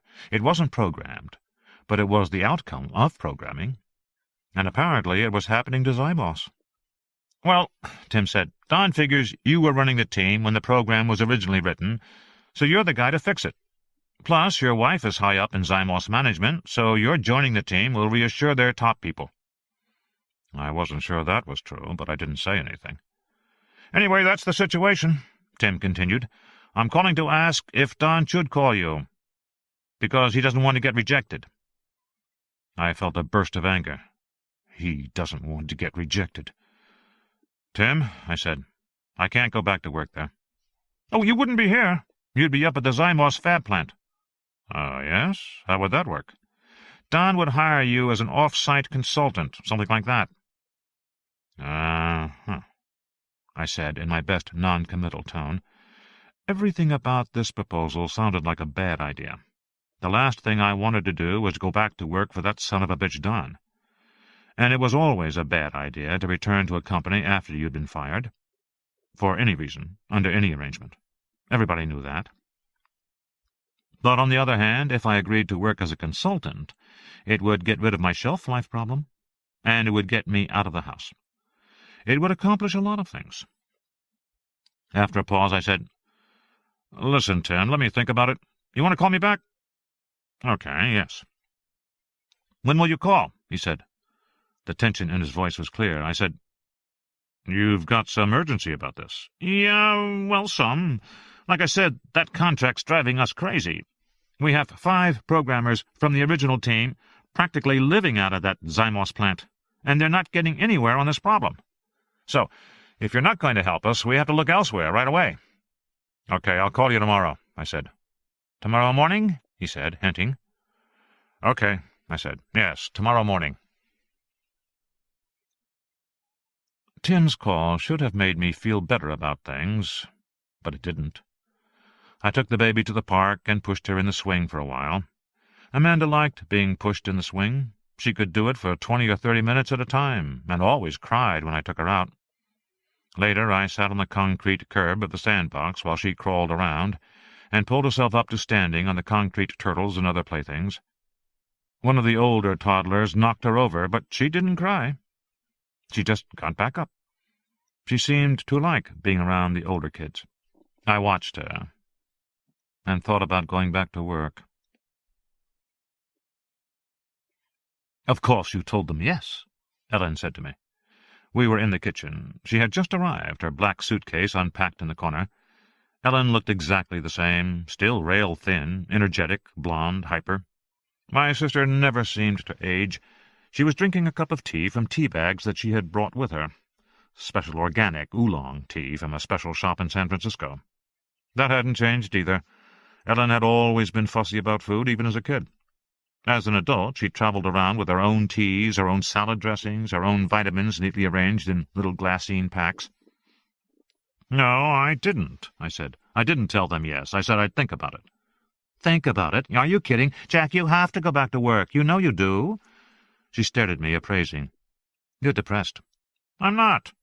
"You should have some of this tea," she said. "All that coffee is bad for your nerves." "Tea has more caffeine than coffee." "Jack, you have to go back to work." "I know that, Ellen." "And if it's a consulting job, wouldn't that be perfect? Solve all your problems?" "I don't know," I said. "Really? What don't you know?" "I don't know if I'm getting the full story," I said. "I mean, if Zymos is having all this trouble, how come Julia hasn't said anything about it to me?" Ellen shook her head. "It sounds like Julia isn't saying much of anything to you these days." She stared at me. "So why didn't you accept right away?" "I need to check around first." "Check what, Jack?" Her tone conveyed disbelief. Ellen was acting like I had a psychological problem that needed to be fixed. My sister was starting to get to me, and we'd only been together a few minutes. My older sister treating me like I was a kid again. I stood up. "Listen, Ellen," I said. "I've spent my life in this business, and I know how it works. There's 2 possible reasons Don wants me back. The first is the company's in a jam and they think I can help." "That's what they said." "Right, that's what they said. But the other possibility is that they've made an incredible mess of things, and by now it can't be fixed. And they know it." "So they want somebody to blame," Right. They want a donkey to pin the tail on. She frowned. I saw her hesitate. Do you really think so? I don't know, that's the point, I said, but I have to find out. Which you will do by making some calls. Maybe paying a surprise visit to the Fab building tomorrow. Okay, that sounds right to me. I'm glad I have your approval. I couldn't keep the irritation out of my voice. Jack, she said. She got up and hugged me. I'm just worried about you, that's all. I appreciate that, I said, but you're not helping me. Okay, then what can I do to help you? Watch the kids while I make some calls. I figured I would first call Ricky Morse, the guy I'd seen in the supermarket buying Huggies. I had a long relationship with Ricky. He worked at Zymos, and he was casual enough about information that he might tell me what was really going on there. The only problem was that Ricky was based in the Valley, and he'd already told me that the action was all at the Fab building. But he was a place for me to start. I called his office, but the receptionist said, I'm sorry, Mr. Morse is not in the office. When is he expected back? I really couldn't say. Do you want voicemail? I left Ricky a voicemail message. Then I called his home number. His wife answered. Mary was getting her Ph.D. in French history. I imagined her studying, bouncing the baby with a book open on her lap. I said, How are you, Mary? I'm fine, Jack. How's the baby? Ricky tells me you never get diaper rash. I'm jealous. I tried to sound casual, just a social call. Mary laughed. She's a good baby, and we didn't have colic, thank God. But Ricky hasn't been around for the rashes, she said. We've had some. I said, Actually, I'm looking for Ricky. Is he there? No, Jack. He's been gone all week. He's out at that Fab plant in Nevada. Oh, right. I remembered now that Ricky had mentioned that when we had met in the supermarket. Have you been out to that plant? Mary said. I thought I detected an uneasy tone. No, I haven't, but Julia is there a lot, isn't she? What does she say about it? Definitely worried. Well, not much. I gather they have new technology that's very hush-hush. Why? She hesitated. Maybe it's my imagination. What is? Well, sometimes when Ricky calls, he sounds kind of weird to me. How? I'm sure he's distracted and working hard, but he says some strange things. He doesn't always make a lot of sense, and he seems evasive, like he's, I don't know, hiding something. Hiding something? She gave a self-deprecating laugh. I even thought maybe he's having an affair. You know, that woman May Chang is out there, and he always liked her. She's so pretty. May Chang used to work in my division at Mediatronics. I hadn't heard she was at the Fab plant. Yes, I think a lot of the people who used to work for you are there now. Well, I said, I don't think Ricky is having an affair, Mary. It's just not like him. And it's not like May. It's the quiet ones you have to watch out for, she said, apparently referring to May. And I'm still nursing, so I haven't lost my weight yet. I mean, my thighs are as big as sides of beef. I don't think that. They rub together when I walk, squishy. Mary, I'm sure. Is Julia okay, Jack? She's not acting weird? No more than usual, I said, trying to make a joke. I was feeling bad as I said it. For days I had wished that people would level with me about Julia, but now that I had something to share with Mary, I wasn't going to level with her. I was going to keep my mouth shut. I said, Julia's working hard, and she sometimes is a little odd. Does she say anything about a black cloud? No. The New World? Being present for the birth of the New World Order? That sounded like conspiracy talk to me. Like those people who worried about the Trilateral Commission and thought that the Rockefellers ran the world? No, nothing like that. She mentioned a black cloak. I felt suddenly slowed down, moving very slowly. What? The other night Ricky was talking about a black cloak, being covered in a black cloak. It was late, he was tired, he was sort of babbling. What did he say about the black cloak? Nothing, just that. She paused. You think they're taking drugs out there? I don't know, I said. You know, there's pressure working around the clock and nobody's sleeping much. I wonder about drugs. Let me call Ricky, I said. Mary gave me his cell phone number, and I wrote it down. I was about to dial it when the door slammed, and I heard Eric say, "Hey, Mom, who's that guy in the car with you?" I got up and looked out the window at the driveway. Julia's BMW convertible was there, top down. I checked my watch. It was only 4:30. I went out into the hall and saw Julia hugging Eric. She was saying, "It must have been sunlight on the windshield. There's nobody else in the car." "Yes, there was. I saw him." "Oh, yes?" She opened the front door. "Go look for yourself." Eric went out onto the lawn. Julia smiled at me. "He thinks someone was in the car." Eric came back in, shrugging. "Oh, well, guess not." "That's right, honey." Julia walked down the hall toward me. "Is Ellen here?" "Just got here." "Great. I'm going to take a shower and we'll talk. Let's open some wine. What do you want to do about dinner?" "I've got steaks ready." "Great. Sounds great." And with a cheerful wave, she went down the hallway. It was a warm evening, and we had dinner in the backyard. I put out the red-checkered tablecloth and grilled the steaks on the barbecue, wearing my chef's apron that said, "The chef's word is law," and we had a sort of classic American family dinner. Julia was charming and chatty, focusing her attention on my sister, talking about the kids, about school, about changes she wanted to make on the house. "That window has to come out," she said, pointing back at the kitchen, "and we'll put French doors in it, so it'll open to the outside. It'll be great." I was astonished by Julia's performance. Even the kids were staring at her. Julia mentioned how proud she was of Nicole's big part in the forthcoming school play. Nicole said, "Mom, I have a bad part." "Oh, not really, honey?" Julia said. "Yes, I do. I just have 2 lines." "Now, honey, I'm sure you're—" Eric piped up. "Look, here comes John now. That sounds pretty serious." "Shut up, weasel turd." "She says I'm in the bathroom over and over," Eric announced. "About 1 billion gazillion times." Julia said, "Who's John?" "Those are the lines in the play." "Oh. Well, anyway, I'm sure you'll be wonderful. And our little Eric is making such progress in soccer, aren't you, hon?" "It's over next week," Eric said, turning sulky. Julia hadn't made it to any of his games this fall. "It's been so good for him," Julia said to Ellen. "Team sports build cooperation, especially with boys. It helps with that competitiveness." Ellen wasn't saying anything, just nodding and listening.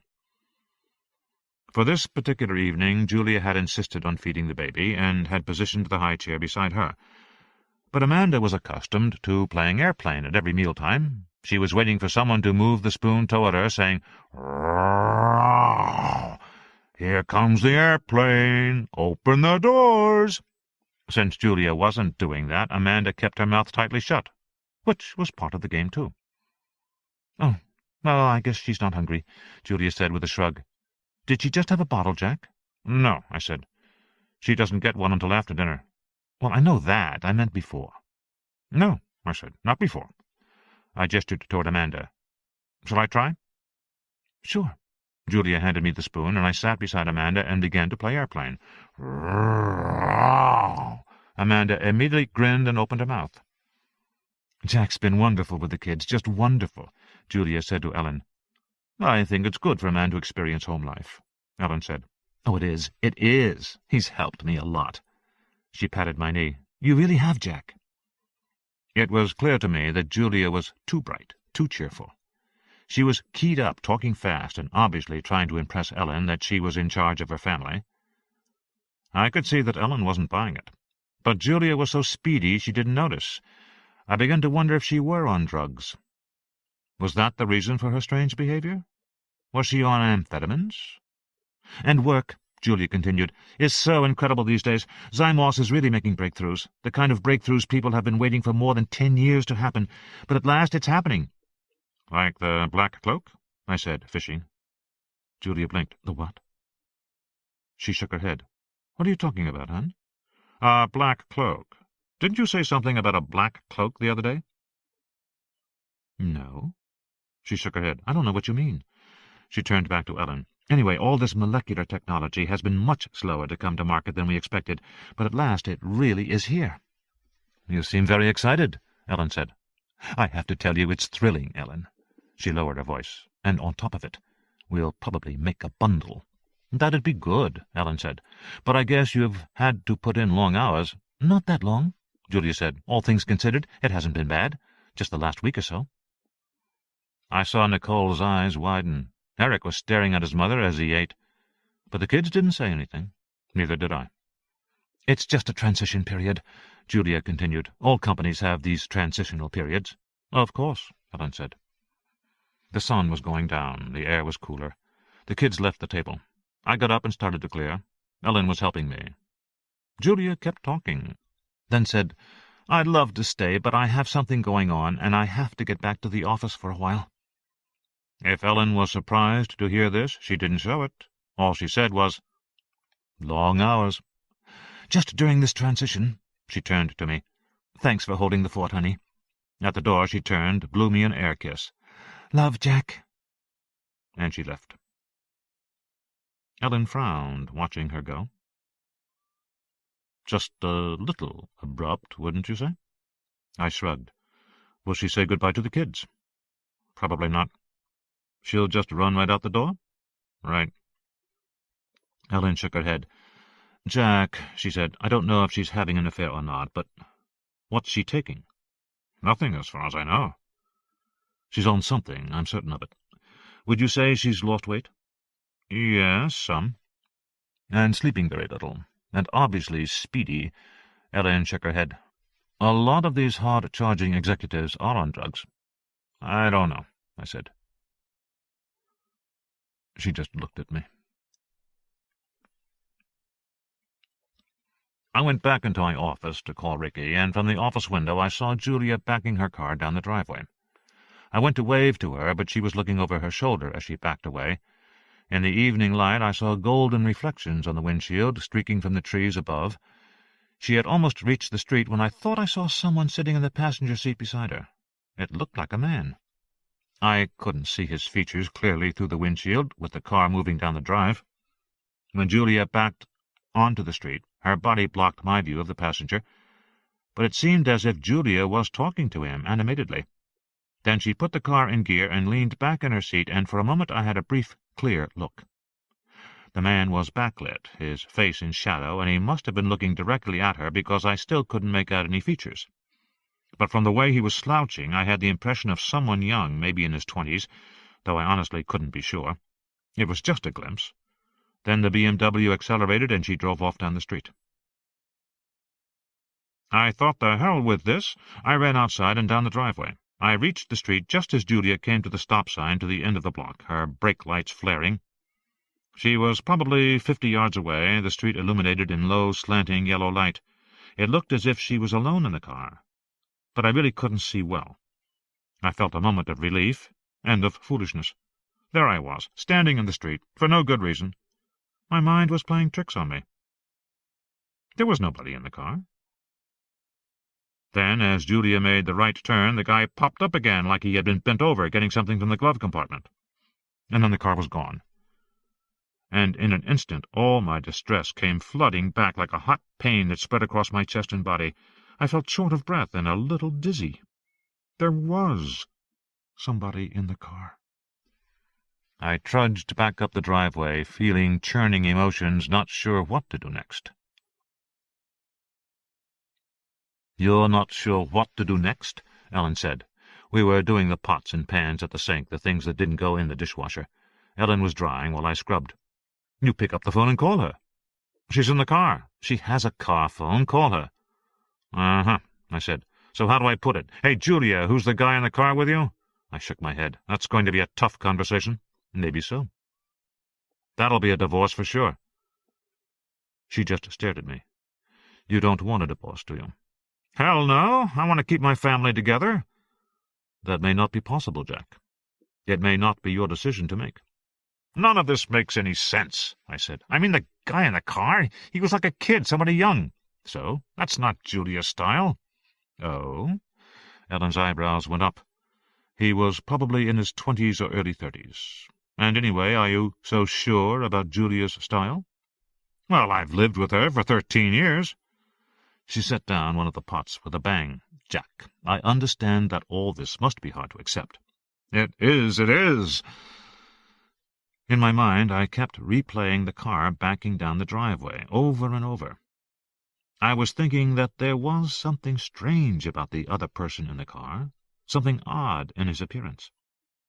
In my mind, I kept trying to see his face, but I never could. The features were blurred by the windshield, by the light shifting as she backed down the drive. I couldn't see the eyes, or the cheekbones, or the mouth. In my memory, the whole face was dark and indistinct. I tried to explain that to her. It's not surprising. No? No, it's called denial.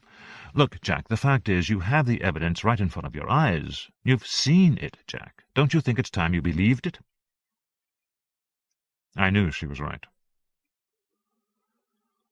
Yes, I said, it's time. The phone was ringing. My hands were up to the elbows in soap suds.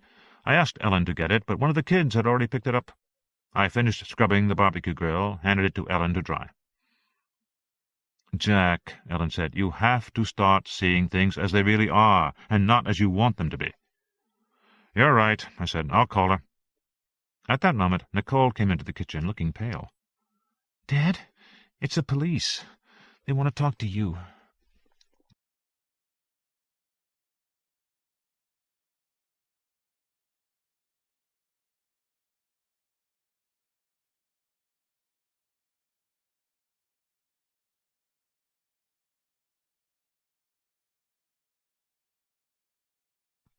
Day 5, 9:10 p.m. Julia's convertible had gone off the road about 5 miles from the house. It had plunged 50 feet down a steep ravine, cutting a track through the sage and juniper bushes. Then it must have rolled, because now it lay at an angle, wheels facing upward. I could see only the underside of the car. The sun was almost down, and the ravine was dark. The 3 rescue ambulances on the road had their red lights flashing, and the rescue crews were already rappelling down on ropes. As I watched, portable floodlights were set up, bathing the wreck in a harsh blue glow. I heard the crackle of radios all around. I stood up on the road with a motorcycle police officer. I had already asked to go down there, and was told I couldn't. I had to stay on the road. When I heard the radios, I said, "Is she hurt? Is my wife hurt?" "We'll know in a minute." He was calm. "What about the other guy?" "Just a minute," he said. He had a headset in his helmet because he just started talking in a low voice. It sounded like a lot of code words. I heard, "Update of 402 for 739 here." I stood at the edge and looked down, trying to see. By now there were workers all around the car, and several hidden behind the upturned frame. A long time seemed to pass. The cop said, "Your wife is unconscious, but she was wearing her seatbelt and stayed in the car. They think she's all right. Vital signs are stable. They say no spinal injuries, but she sounds like she broke her arm." "But she's all right." "They think so." Another pause while he listened. I heard him say, "I have the husband here, so let's 8-7. When he turned back to me, he said, "Yes, she's coming around. She'll have to be checked for internal bleeding at the hospital, and she's got a broken arm, but they say she's all right. They're getting her on a stretcher now." "Thank God," I said. The policeman nodded. "This is a bad piece of road." "This has happened before?" He nodded. "Every few months. Not usually so lucky." I flipped open my cell phone and called Ellen, told her to explain to the kids there was nothing to worry about, that Mom was going to be okay. "Especially Nicole," I said. "I'll take care of it," Ellen promised me. I flipped the phone shut and turned back to the cop. "What about the other guy?" I said. "She's alone in the car." "No," I said. "There was another guy with her." He spoke on his headset, then turned back to me. "They say no. There's no sign of anyone else." "Maybe he was thrown," I said. "They're asking your wife now." He listened a moment. "She says she was alone." "You're kidding," I said. He looked at me, shrugged. "That's what she says." In the flashing red lights of the ambulances, I couldn't read his expression, but his tone implied, "Another guy who doesn't know his own wife." I turned away, looked over the edge of the road. One of the rescue vehicles had extended a steel arm with a winch that hung over the ravine. A cable was being lowered. I saw the workers struggling for footing against the steep slope. as they attached a stretcher to the winch. I couldn't see Julia clearly on the stretcher. She was strapped down, covered in a silver space blanket. She started to rise, passing through the cone of blue light, then into darkness. The cop said, "They're asking about drugs and medicines. Is your wife taking any drugs or medicines?" "Not that I know of." "How about alcohol? Was she drinking?" "Wine at dinner, 1 or 2 glasses." The cop turned away and spoke again, quietly in the darkness. After a pause, I heard him say, "That's affirmative." The stretcher twisted slowly as it rose into the air. One of the workers, halfway up the slope, reached out to steady it. The stretcher continued upward. I still couldn't see Julia clearly until it reached the level of the road, and the rescue worker swung it around and unclipped it from the line. She was swollen. Her left cheekbone was purple, and the forehead above her left eye was purple as well. She must have hit her head pretty hard. She was breathing shallowly. I moved alongside the stretcher. She saw me and said, "Jack," and tried to smile. "Just take it easy," I said. She gave a little cough. "Jack, it was an accident." The medics were maneuvering around the motorcycle. I had to watch where I was going. "Of course it was." "It's not what you think, Jack." I said, "What is, Julia?" She seemed to be delirious. Her voice seemed to drift in and out. "I know what you're thinking." Her hand gripped my arm. "Promise me you won't get involved in this, Jack." I didn't say anything. I just walked with her. She squeezed me harder. "Promise me you'll stay out of it." "I promise," I said. She relaxed then, dropping my arm. "This doesn't involve our family. The kids will be fine. You'll be fine. Just stay out, okay?" "Okay," I said, just wanting to mollify her. "Jack?" "Yes, honey, I'm here." By now we were approaching the nearest ambulance. The door swung open. One of the rescue team said, "You related to her? I'm her husband. You want to come?" "Yes." "Hop in." I got into the ambulance first, then they slid the stretcher in. One of the rescue team got in and slammed the door shut. We started down the road, siren moaning. I was immediately moved aside by the 2 paramedics working on her. One was recording notes on a handheld device, and the other was starting a second IV in her other arm. They were worried about her blood pressure, which was dropping. That was a great cause for concern. During all this I couldn't really see Julia, but I heard her murmuring. I tried to move forward, but the medics pushed me back. "Let us work, sir. Your wife's got injuries. We have to work." For the rest of the way I sat on a little jump seat and gripped a wall handle as the ambulance careened around curves. By now Julia was clearly delirious, babbling nonsense. I heard something about the black clouds that were not black anymore. Then she shifted into a kind of lecture, talking about adolescent rebellion. She mentioned Amanda by name, and Eric, asking if they were all right. She seemed agitated. The medics kept trying to reassure her, and finally she lapsed into repeating, "I didn't do anything wrong. I didn't mean to do anything wrong," as the ambulance sped through the night. Listening to her, I couldn't help but worry. The examination suggested Julia's injuries might be more extensive than they first thought. There was a lot to rule out. Possible pelvic fracture, possible hematoma, possible fracture of a cervical vertebra, left arm broken in 2 places and might need to be pinned. The doctors seemed most worried about her pelvis. They were handling her much more gingerly when they put her into intensive care. But Julia was conscious, catching my eye and smiling at me from time to time until she fell asleep. The doctors said there was nothing for me to do. They would wake her up every half-hour during the night. They said that she would be in the hospital at least 3 days, probably a week. They told me to get some rest. I left the hospital a little before midnight. I took a taxi back to the crash site to pick up my car. It was a cold night. The police cars and rescue ambulances were gone. In their place was a big flatbed tow truck, which was winching Julia's car up the hill. A skinny guy smoking a cigarette was running the winch. "Nothing to see," he said to me. "Everybody's gone to the hospital." I said it was my wife's car. "Can't drive it," he said. He asked me for my insurance card. I got it out of my wallet and handed it to him. He said, "I heard your wife's okay. So far. You're a lucky guy." He jerked his thumb, pointing across the road. "Are they with you?" Across the street a small white van was parked. The sides were bare, with no markings or company logo, but low on the front door I saw a serial number in black. and underneath it said SSVT unit. I said, "No, they're not with me." "Been here an hour," he said, "just sitting there." I couldn't see anyone inside the van. The front windows were dark. I started across the street toward them. I heard the faint crackle of a radio. When I was about 10 feet away, the lights came on, the engine started, and the van roared past me and drove down the highway.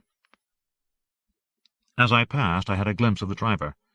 He was wearing a shiny suit of some kind, like silvery plastic, and a tight hood of the same material.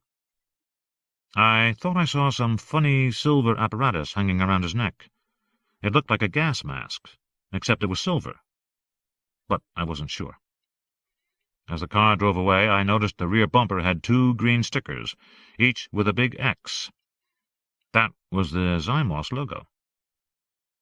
But it was the license plate that really caught my eye. It was a Nevada plate. That van had come from the fabrication plant, out in the desert. I frowned. It was time for me to visit the fab plant, I thought. I pulled out my cell phone and dialed Tim Bergman. I told him I had reconsidered his offer, and I would take the consulting job after all. "That's great," Tim said. "Don will be very happy." "Great," I said. "How soon can I start?" Desert. Day 6, 7:12 a.m. With the vibration of the helicopter, I must have dozed off for a few minutes. I woke and yawned, hearing voices in my headphones. They were all men speaking. "Well, what exactly is the problem?" A growling voice. "Apparently the plant released some material into the environment. It was an accident. Now several dead animals have been found out in the desert, in the vicinity of the plant." A reasonable, organized voice. "Who found them?" Growly. "Couple of nosy environmentalists. They ignored the keep out signs, snooped around the plant. They've complained to the company and are demanding to inspect the plant." "Which we can't allow." No. "How do we handle this?" said a timid voice. "I say we minimize the amount of contamination released and give data that show no untoward consequences possible." Organized voice. "Hell, I wouldn't play it that way," said growling voice. "We're better off flatly denying it. Nothing was released. I mean, what's the evidence anything was released?" "Well, the dead animals. A coyote, some desert rats, maybe a few birds." "Hell, animals die in nature all the time. I mean, remember the business about those slashed cows? It was supposed to be aliens from UFOs that were slashing the cows. Finally turned out the cows were dying of natural causes, and it was decomposing gas in the carcasses that split them open. Remember that?" "Vaguely." Timid voice. "I'm not sure we can just deny—" "Fuck yes, deny." "Aren't there pictures? I think the environmentalists took pictures." "Well, who cares? What will the pictures show? A dead coyote? Nobody's going to get worked up about a dead coyote. Trust me. Pilot, where the fuck are we?" I opened my eyes. I was sitting in the front of the helicopter alongside the pilot. The helicopter was flying east into the glare of low morning sun. Beneath my feet I saw mostly flat terrain with low clumps of cactus, juniper, and the occasional scraggly Joshua tree. The pilot was flying alongside the power line towers that marched in single file across the desert, a steel army with outstretched arms. The towers cast long shadows in the morning light. A heavy-set man leaned forward from the back seat. He was wearing a suit and tie. "Pilot, are we there yet?" "We just crossed the Nevada line. Another 10 minutes." The heavy-set man grunted and sat back. I'd met him when we took off, but I couldn't remember his name now. I glanced back at the 3 men, all in suits and ties, who were traveling with me. They were all PR consultants, hired by Zymos. I could match their appearance to their voices. A slender, nervous man twisting his hands. Then a middle-aged man with a briefcase on his lap. And the heavy-set man, older and growly, obviously in charge. Why the hell did they put it in Nevada anyway? Fewer regulations, easier inspections. These days California is sticky about new industry. There was going to be a year's delay just for environmental impact statements. And a far more difficult permitting process. So they came here. Growley looked out the window at the desert. "What a shithole," he said. "I don't give a fuck what goes on out here. It's not a problem." He turned to me. "What do you do?" "I'm a computer programmer." You covered by an NDA? He meant that I have a non-disclosure agreement that would prevent me from discussing what I had just heard. Yes, I said. You coming out to work at the plant? To consult, I said, yes. Consulting's the way to go, he said, nodding as if I were an ally. No responsibility, no liability, just give your opinion and watch them not take it. With a crackle, the pilot's voice broke in over the headset. Zymos Molecular Manufacturing is dead ahead, he said. You can just see it now. 20 miles in front of us, I saw an isolated cluster of low buildings silhouetted on the horizon. The PR people in the back all leaned forward. Is that it? Said Crowley. That's all it is? It's bigger than it looks from here, the pilot said. As the helicopter came closer, I could see that the buildings were interlocked, featureless concrete blocks, all whitewashed. The PR people were so pleased they almost burst into applause. Hey, it's beautiful! Looks like a fucking hospital. Great architecture. It'll photograph great. I said, Why will it photograph great? Because it has no projections, the man with the briefcase said. No antennas, no spikes, no things poking up. People are afraid of spikes and antennas. There are studies, but a building that's plain and square, like this, and white, perfect color choice. Associations to virginal, hospital, cure, pure. A building like this, they don't care. Those environmentalists are fucked, said Crowley with satisfaction. They do medical research here, right? Not exactly. They will when I get through, trust me. Medical research is the way to go on this. The pilot pointed out the different buildings as he circled them. That first concrete block, that's power. Walkway to that low building, that's the residences. Next door, fab support, labs, whatever. And then the square windowless 3-story one, that's the main fab building. They tell me it's a shell, it's got another building inside it. Then over to the right, that low flat shed, that's external storage and parking. Cars have to be under shade here, or the dashboards buckle. Get a first-degree burn if you touch your steering wheel. I said, And they have residences? The pilot nodded. Yeah, have to. Nearest motel is 161 miles, over near Reno. So how many people live in this facility? Crowley said. They can take 12, the pilot said, but they've generally got about 5 to 8. Doesn't take a lot to run the place. It's all automated, from what I hear. What else do you hear? Not very damn much, the pilot said. They're closed-mouthed about this place. I've never even been inside. Good, said Crowley. Let's make sure they keep it that way. The pilot turned the stick in his hand. The helicopter banked and started down. I opened the plastic door in the bubble cockpit and started to get out. It was like stepping into an oven. The blast of heat made me gasp. This is nothing, the pilot shouted over the whir of the blades. This is almost winter. Can't be more than 105. Great, I said, inhaling hot air. I reached in the back for my overnight bag and my laptop. I'd stowed them under the seat of the timid man. I have to take a piss, said Crowley, releasing his seat belt. Dave, said the man with the briefcase in a warning tone. Fuck, it's just for a minute. Dave, an embarrassed glance toward me, then lowering his voice. They said we don't get out of the helicopter, remember? Oh, hell, I can't wait another hour. Anyway, what's the difference? He gestured toward the surrounding desert. There's nothing to fuck out here for 1,000,000 miles. But, Dave, you guys give me a pain. I'm going to pee, damn it. He hefted his bulk up and moved toward the door. I didn't hear the rest of their conversation because by then I had taken off my earphones. Crowley was clambering out. I grabbed my bags, turned and moved away, crouched beneath the blades. They cast a flickering shadow on the pad.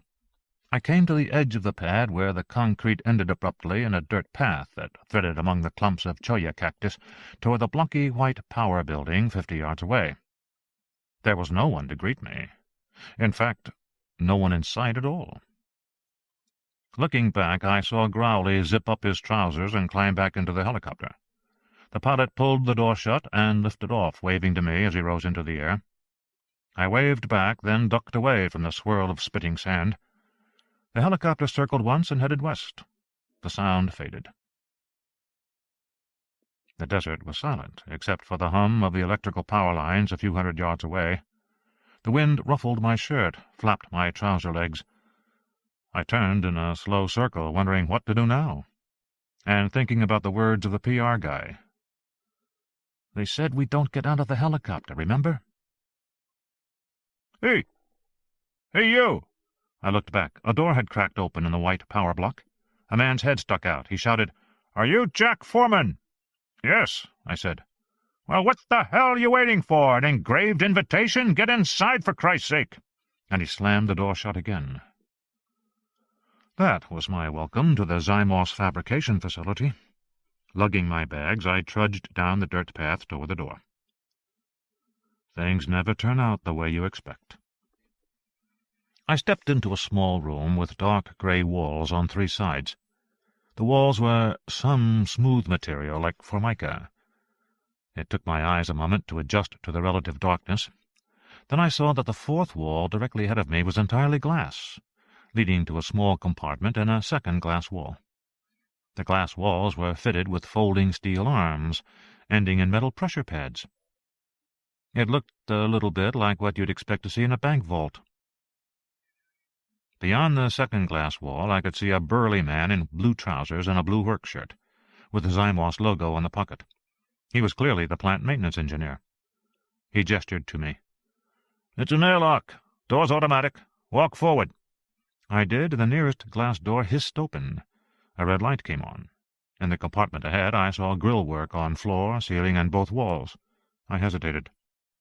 "Looks like a fucking toaster, don't it?" the man said, grinning. He had some teeth missing. "But don't worry, it'll just blow you a little. Come ahead." I stepped into the glass compartment and set my bag on the ground. No, pick the bag up." I picked it up again. Immediately, the glass door behind me hissed shut, the steel arms unfolding smoothly. The pressure pads sealed with a thunk. I felt a slight discomfort in my ears as the airlock pressurized. The man in blue said, "You might want to close your eyes." I closed my eyes and immediately felt chilling spray strike my face and body from all sides. My clothes were soaked. I smelled a stinging odor like acetone or nail polish remover. I began to shiver. The liquid was really cold. The first blast of air came from above my head, a roar that quickly built to hurricane intensity. I stiffened my body to steady myself. My clothes flapped and pressed flat against my body. The wind increased, threatening to tear the bag from my hand. Then the air stopped for a moment, and a second blast came upward from the floor. It was disorienting, but it only lasted a few moments. Then, with a whoosh, the vacuum pumps kicked in, and I felt a slight ache in my ears as the pressure dropped, like an airplane descending. Then silence. A voice said, "That's it. Come ahead." I opened my eyes. The liquid they'd sprayed on me had evaporated. My clothes were dry. The doors hissed open before me. I stepped out, and the man in blue looked at me quizzically. "Feel okay?" "Yeah, I think so." "No itching?" "No." "Good. We had a few people who were allergic to the stuff, but we've got to do this routine for the clean rooms." I nodded. It was obviously a procedure to remove dust and other contaminants. The dousing fluid was highly volatile, evaporating at room temperature, drawing off microparticles on my body and clothes. The air jets and vacuum completed the scrub. The procedure would remove any loose particles on my body and suck them away. "I'm Vince Reynolds," the man said, but he didn't hold out his hand. "You call me Vince. And you're Jack?" I said I was. "Okay, Jack," he said. "They're waiting for you, so let's get started. We've got to take precautions because this is an HMF, that's high magnetic field environment, greater than 33 Tesla, so—" He picked up a cardboard box. "Better lose your watch." I put the watch in the box. "And the belt." I took my belt off, put it in the box. "Any other jewelry? Bracelet, necklace, piercings? Decorative pins or medals? Medic alert?" "No." "How about metal inside your body? Old injury, bullets, shrapnel? No? Any pins for broken arms or legs, hip or knee replacement? No? Artificial valves, artificial cartilage, vascular pumps or implants?" I said I didn't have any of those things. "Well, you're still young," he said. "Now, how about in your bag?" He made me take everything out and spread it on a table so he could rummage through it. I had plenty of metal in there. Another belt with a metal buckle, nail clippers, a can of shaving cream, razor and blades, a pocket knife, blue jeans with metal rivets, He took the knife and the belt, but left the rest. "You can put your stuff back in the bag," he said. "Now, here's the deal. Your bag goes to the residence building, but no farther, okay? There's an alarm at the residence door if you try to take any metal past there. But do me a favor and don't set it off, okay? Because it shuts down the magnets as a safety procedure, and it takes about 2 minutes to start them up again. Pisses the techs off, especially if they're fabbing at the time. Ruins all their hard work." I said I would try to remember. "The rest of your stuff stays right here." He nodded to the wall behind me. I saw a dozen small safes, each with an electronic keypad. "You set the combination and lock it up yourself." He turned aside so I could do that. "I won't need a watch?" He shook his head. "We'll get you a watch." "What about a belt?" "We'll get you a belt." "And my laptop?" I said. "It goes in the safe," he said, "unless you want to scrub your hard drive with a magnetic field." I put the laptop in with the rest of my stuff and locked the door. I felt strangely stripped, like a man entering prison. "You don't want my shoelaces, too?" I said, making a joke. "Nah, you keep those, so you can strangle yourself if it turns out you need to." "Why would I need to?" "I really couldn't say." Vince shrugged. "But these guys working here, let me tell you, they're all fucking crazy. They're making these teeny-weeny little things you can't see, pushing around molecules and shit, sticking them together. It's real tense and detailed work, and it makes them crazy, every fucking one of them. Nutty as loons. Come this way." We passed through another set of glass doors, but this time there was no spray. We entered the power plant. Beneath blue halogen lamps I saw huge metal tubs 10 feet high, and fat ceramic insulators thick as a man's leg. Everything hummed. I felt a distinct vibration in the floor. There were signs all around with jagged red lightning bolts saying, "Warning, lethal electrical currents." "You use a lot of power here," I said. "Enough for a small town," Vince said. He pointed to one of the signs. "Take those warnings seriously. We had problems with fires a while back." "Oh?" "Yeah, I got a nest of rats in the building. Buggers kept getting fried. Literally. I hate the smell of burning rat fur, don't you?" "Never had that experience," I said. "Smells like what you'd think." "Uh-huh," I said. "How did the rats get in?" "Up through the toilet bowl." I must have looked surprised, because Vince said, "Oh, you don't know that. Rats do that all the time. It's just a short swim for them to get in. Course, if it happened while you were sitting, it'd be a nasty surprise." He gave a short laugh. "Problem was, the contractor for the building didn't bury the leach field deep enough. Anyhow, rats got in. We've had a few accidents like that since I've been here." "Is that right? What kind of accidents?" He shrugged. "They tried to make these buildings perfect," he said, "because they're working with such small-sized things. But it's not a perfect world, Jack. Never has been. Never will be." I said again, "What kind of accidents?" By then we had come to the far door with a keypad, and Vince punched in numbers quickly. The door clicked open. "All the doors are keyed the same. 06, 04, 02. Vince pushed the door wide, and we stepped into a covered passageway connecting the power plant to the other buildings. It was stifling hot here, despite the roar of the air conditioner. "Contractor," Vince explained. "Never balanced the air handlers right. We had 'em back 5 times to fix it, but this passage is always hot." At the end of the corridor was another door, and Vince had me punch in the code myself. The door clicked open. I faced another airlock, a wall of thick glass with another wall a few feet beyond. And beyond that second wall I saw Ricky Morse in jeans and a T-shirt, grinning and waving cheerfully to me. His T-shirt said, "Obey me. I am Root." It was an inside joke. In the Unix operating system, it meant the boss. Over an intercom speaker, Ricky said, "I'll take it from here, Vince." Vince waved. "No problem." "You fixed that positive pressure setting?" "Did it an hour ago. Why?" "It may not be holding in the main lab." "I'll check it again," Vince said. "Maybe we got another leak somewhere." He slapped me on the back, jerked his thumb toward the interior of the building.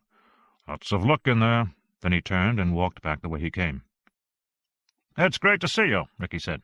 "You know the code to get in?" I said I did. He pointed to a keypad. I punched the numbers in.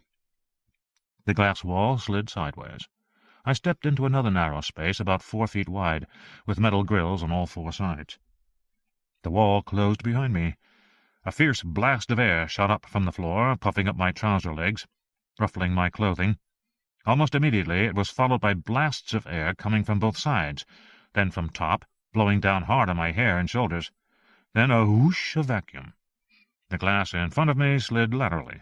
I smoothed down my hair and stepped out. "Sorry about that."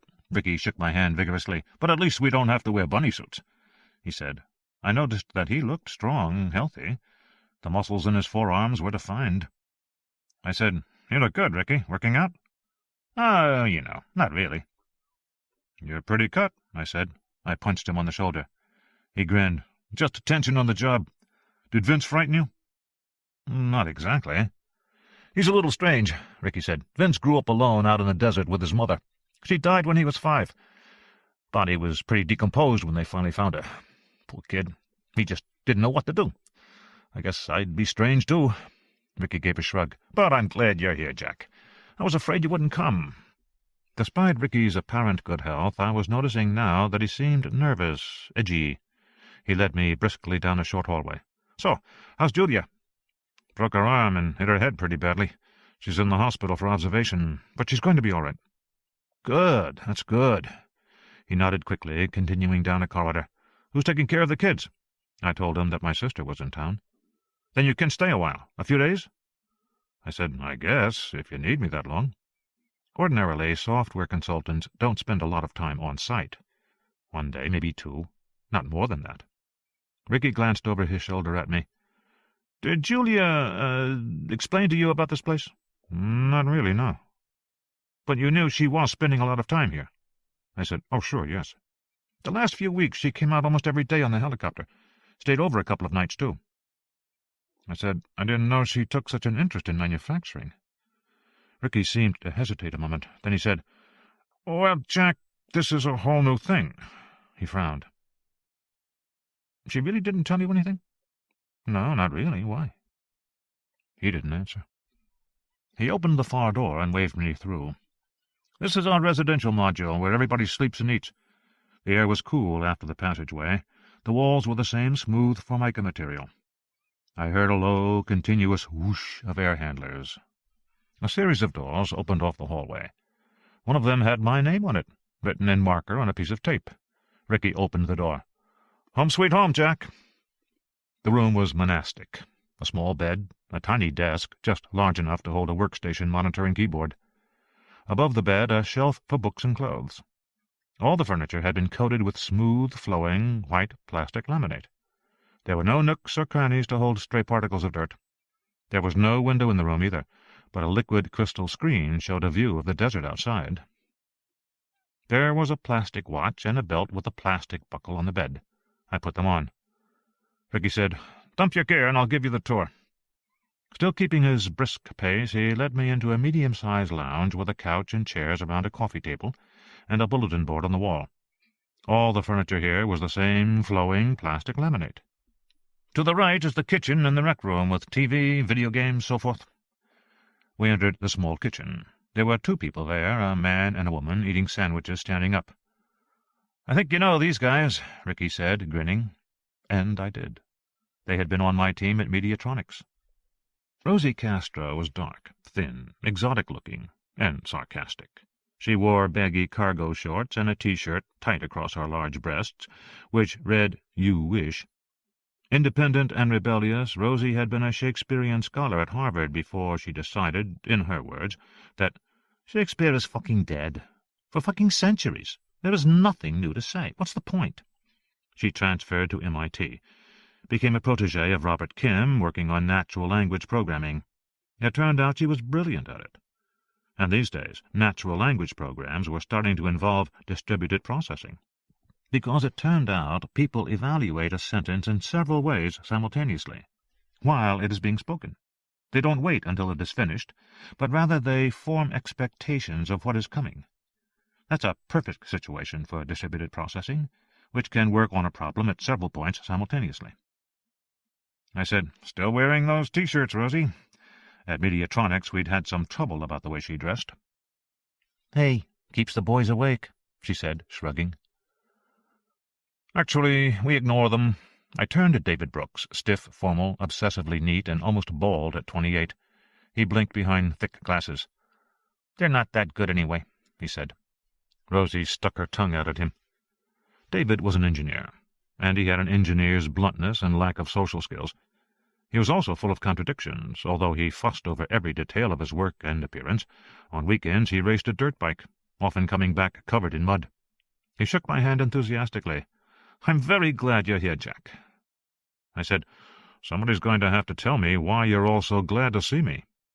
Rosie said, "Well, it's because you know more about the multi-agent algorithms that—" "I'm going to show him around first," Ricky said, interrupting. "Then we'll talk." "Why?" Rosie said. "You want it to be a surprise?" "Hell of a surprise," David said. "No, not at all," Ricky said, giving them a hard look. "I just want Jack to have some background first. I want to go over that with him." David looked at his watch. "Well, how much time do you think that will take? Because I figured we've got—" "I said, let me show him around, for Christ's sake!" Ricky was almost snarling. I was surprised. I'd never seen him lose his temper before. But apparently they had. Okay, Ricky. Hey, you're the boss, Ricky." "That's right, I am," Ricky said, still visibly angry. "And by the way, your break ended 10 minutes ago, so let's get back to work." He looked into the adjoining game room. "Where are the others?" "Fixing the perimeter sensors." "You mean they're outside?" No. They're in the utility room. Bobby thinks there's a calibration problem with the sensor units." "Great. Did anybody tell Vince?" "No, it's software. Bobby's taking care of it." It was at that point that my cell phone beeped. I was surprised, pulled it out of my pocket. I turned to the others. "Cell phones work?" "Yeah," Ricky said. "We're wired here." He went back to his argument with David and Rosie. I stepped into the corridor and got my messages. There was only one, from the hospital, about Julia. "We understand you are Ms. Foreman's husband, and if you could call us, please, as soon as possible." Then an extension for a Dr. Rana. I dialed back at once. The switchboard put me through. "I see you." I asked for Dr. Rana and waited until he came on. I said, "This is Jack Foreman, Julia Foreman's husband?" "Oh, yes, Mr. Foreman." A pleasant, melodic voice. "Thank you for calling back. I understand you accompanied your wife to the hospital last night, yes? Well, then, you know the seriousness of her injuries, or should I say her potential injuries. We really do feel that she needs to have a thorough workup for cervical fracture and for subdural hematoma, and she needs a pelvic fracture workup as well." "Yes," I said. "That's what I was told last night. Is there a problem?" "Actually, there is. Your wife is refusing treatment." "She is?" "Last night she allowed us to take X-rays and to set the fractures in her wrist. We've explained to her that X-rays are limited in what we can see, and that it is quite important for her to have an MRI. But she is refusing that." I said, "Why?" "She says she doesn't need it." "Of course she needs it," I said. "Yes, she does, Mr. Foreman," Rana said. "I don't want to alarm you, but the concern with pelvic fracture is massive hemorrhaging into the abdomen and, well, bleeding to death. It can happen very quickly, and what do you want me to do?" "We'd like you to talk to her." "Of course, put her on." "Unfortunately, she's gone for some additional X-rays just now. Is there a number where you can be reached? Your cell phone? All right. One other thing, Mr. Foreman, we weren't able to take a psychiatric history from your wife." "Why is that?" "She refuses to talk about it. I'm referring to drugs, any history of behavioral disorders, that kind of thing. Can you shed any light in that area?" "I'll try. I don't want to alarm you, but your wife has been, well, a bit on the irrational side, at times almost delusional." "She's been under a lot of stress lately," I said. "Yes, I'm sure that contributes," Dr. Rana said smoothly. "And she has suffered a severe head injury, which we need to investigate further. I don't want to alarm you, but frankly it was the opinion of the psychiatric consult that your wife was suffering from a bipolar disorder, or a drug disorder, or both." "I see. And, of course, such questions naturally arise in the context of a single-car automobile accident." He meant that the accident might be a suicide attempt. I didn't think that was likely.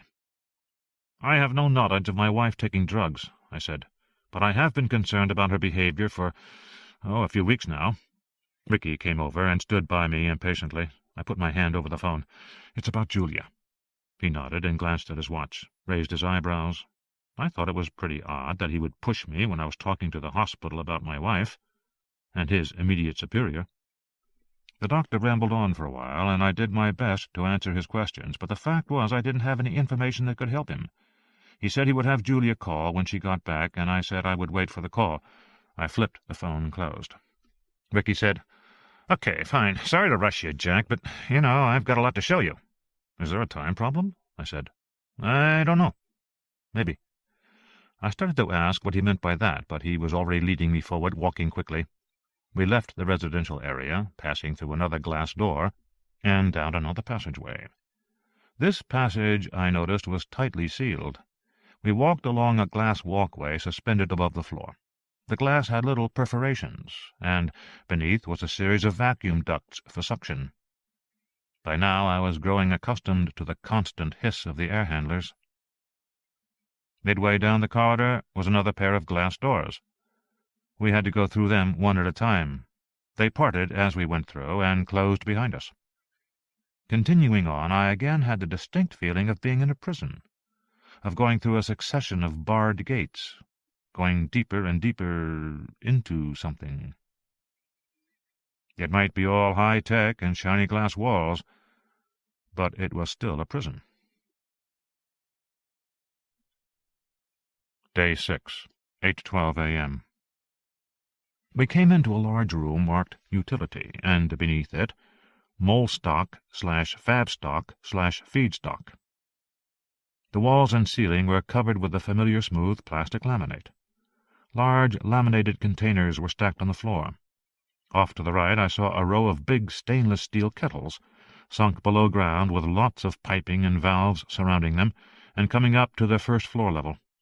It looked exactly like a microbrewery, and I was about to ask Ricky about it when he said, "So there you are." Working at a junction box beneath a monitor screen were 3 more members of my old team.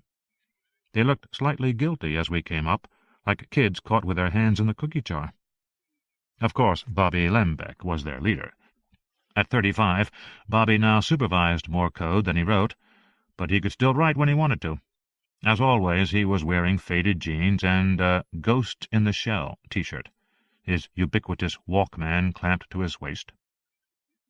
Then there was May Chang, beautiful and delicate, about as different from Rosie Castro as any woman could be.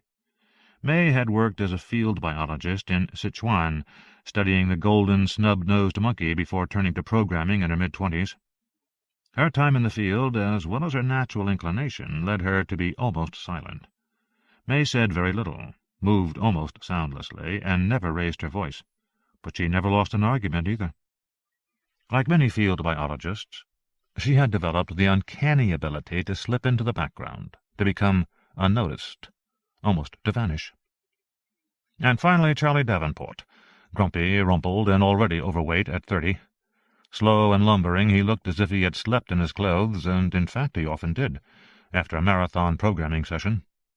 Charlie had worked under John Holland in Chicago and Doyne Farmer at Los Alamos. He was an expert in genetic algorithms, the kind of programming that mimicked natural selection to hone answers. But he was an irritating personality.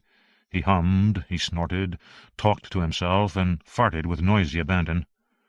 The group only tolerated him because he was so talented. "Does it really take 3 people to do this?" Ricky said, after I'd shaken hands all around. "Yes," Bobby said. "It does take 3 people, El Ruto, because it's complicated."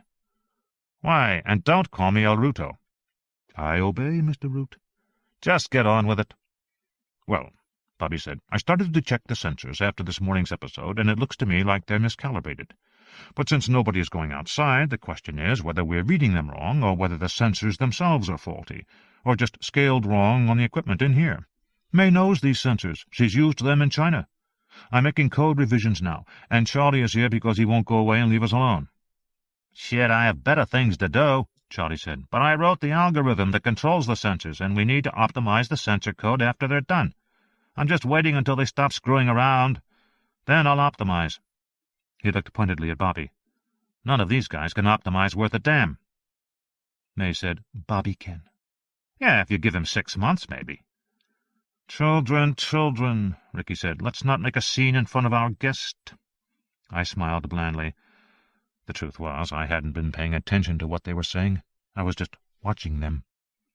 These were 3 of my best programmers, and when they had worked for me they had been self-assured to the point of arrogance. But now I was struck by how nervous the group was. They were all on edge, bickering, jumpy, and thinking back I realized that Rosie and David had been on edge too. Charlie started humming in that irritating way of his. "Oh, Christ," Bobby Lembeck said. "Would you tell him to shut up?" Ricky said, "Charlie, you know we've talked about the humming." Charlie continued to hum. "Charlie!" Charlie gave a long, theatrical sigh. He stopped humming. "Thank you," Bobby said. Charlie rolled his eyes and looked at the ceiling. "All right," Ricky said. "Finish up quickly and get back to your stations." "Okay, fine. I want everybody in place as soon as possible." "Okay," Bobby said. "I'm serious. In your places."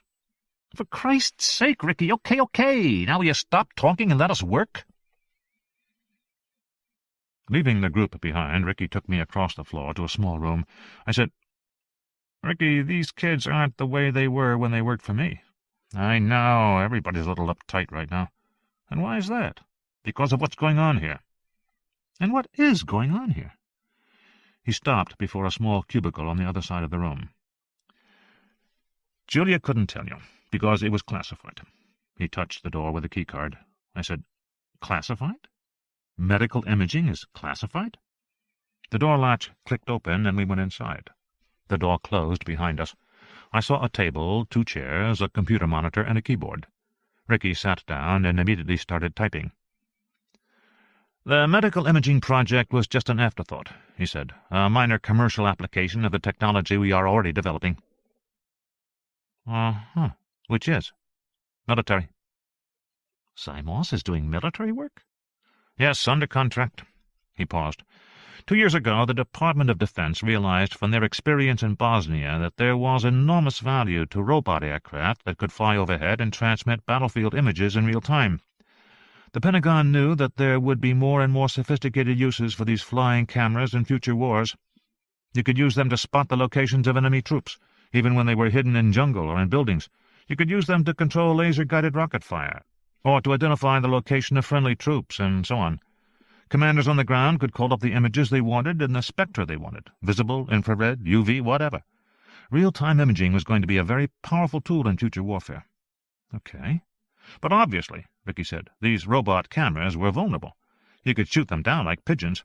The Pentagon wanted a camera that couldn't be shot down. They imagined something very small, maybe the size of a dragonfly, a target too small to hit. But there were problems with power supply, with small control surfaces, and with resolution using such a small lens. They needed a bigger lens." I nodded. "And so you thought of a swarm of nanocomponents?" "That's right." Ricky pointed to the screen, where a cluster of black spots wheeled and turned in the air like birds. "A cloud of components would allow you to make a camera with as large a lens as you wanted, and it couldn't be shot down because a bullet would just pass through the cloud. Furthermore, you could disperse the cloud the way a flock of birds disperses with a gunshot. Then the camera would be invisible until it reformed again. So it seemed an ideal solution. The Pentagon gave us 3 years of DARPA funding." "And?" "We set out to make the camera. It was, of course, immediately obvious that we had a problem with distributed intelligence." I was familiar with the problem.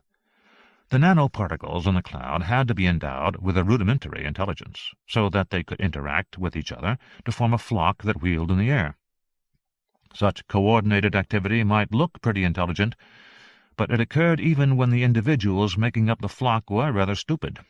After all, birds and fish could do it, and they weren't the brightest creatures on the planet. Most people watching a flock of birds or a school of fish assumed there was a leader, and that all the other animals followed the leader. That was because human beings, like most social mammals, had group leaders. But birds and fish had no leaders. Their groups weren't organized that way. Careful study of flocking behavior, frame-by-frame video analysis, showed that, in fact, there was no leader. Birds and fish responded to a few simple stimuli among themselves, and the result was coordinated behavior. But nobody was controlling it. Nobody was leading it. Nobody was directing it. Nor were individual birds genetically programmed for flocking behavior. Flocking was not hardwired. There was nothing in the bird brain that said, "When thus and such happens, start flocking." On the contrary, flocking simply emerged within the group as a result of much simpler low-level rules. Rules like, stay close to the birds nearest you, but don't bump into them. From those rules, the entire group flocked in smooth coordination.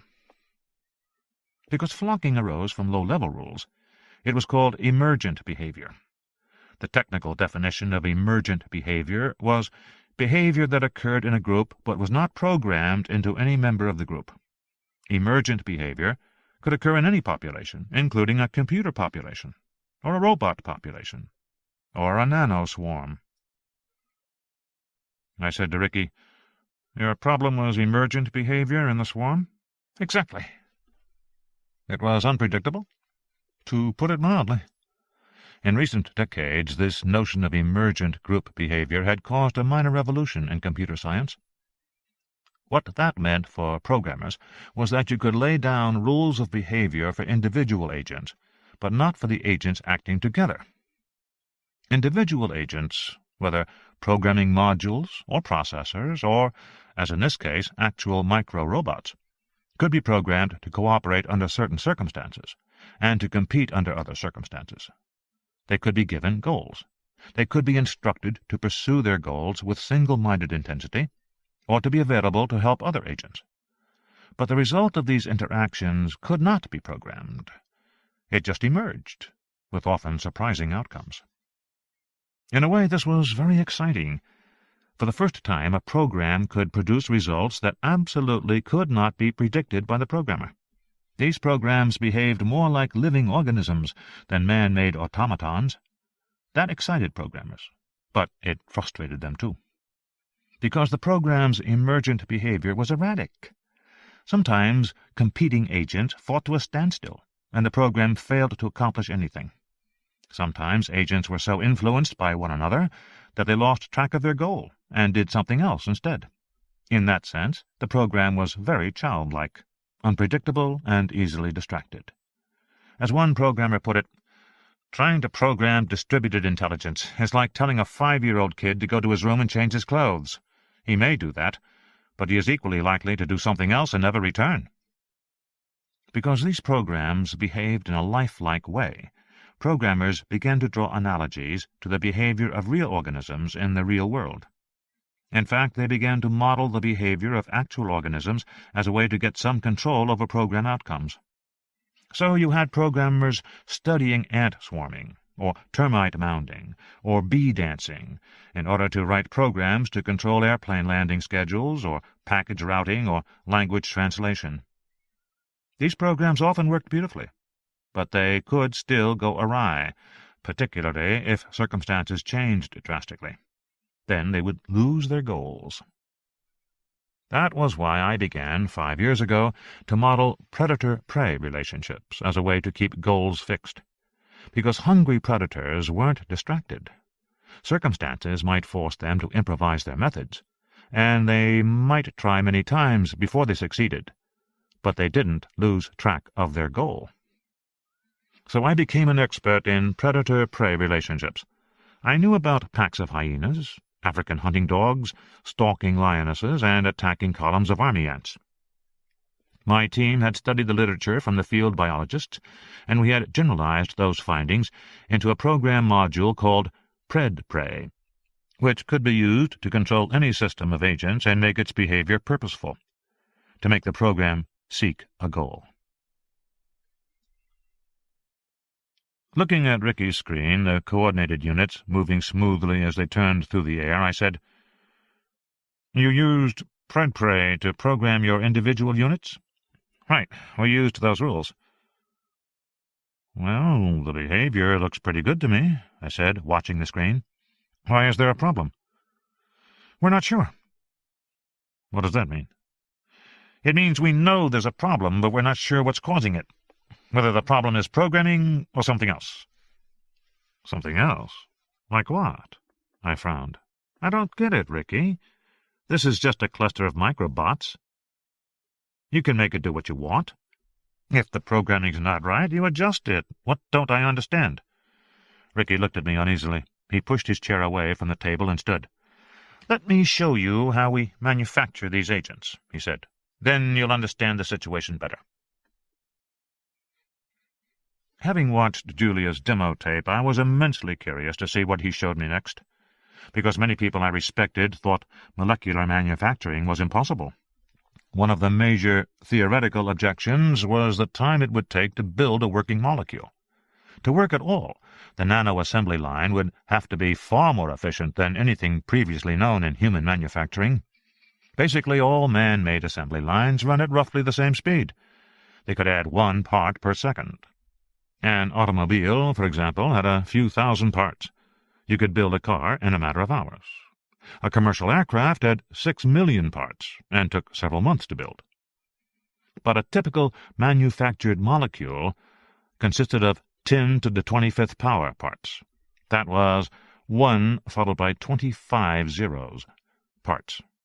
As a practical matter, this number was unimaginably large. The human brain couldn't comprehend it. But calculations showed that even if you could assemble at the rate of 1 million parts per second, the time to complete one molecule would still be 3,000 trillion years, longer than the known age of the universe. And that was a problem. It was known as the build-time problem. I said to Ricky, "If you're doing industrial manufacturing, we are. Then you must have solved the build-time problem." "We have." "How?" "Just wait." Most scientists assumed this problem would be solved by building from larger subunits, molecular fragments consisting of billions of atoms. That would cut the assembly time down to a couple of years. Then, with partial self-assembly, you might get the time down to several hours, perhaps even 1 hour. But even with further refinements, it remained a theoretical challenge to produce commercial quantities of product, because the goal was not to manufacture a single molecule in an hour. The goal was to manufacture several pounds of molecules in an hour. No one had ever figured out how to do that. We passed a couple of laboratories, including one that looked like a standard microbiology lab, or a genetics lab. I saw May standing in that lab, puttering around. I started to ask Ricky why he had a microbiology lab here, but he brushed my question aside. He was impatient now, in a hurry. I saw him glance at his watch. Directly ahead was a final glass airlock. Stenciled on the glass door was microfabrication.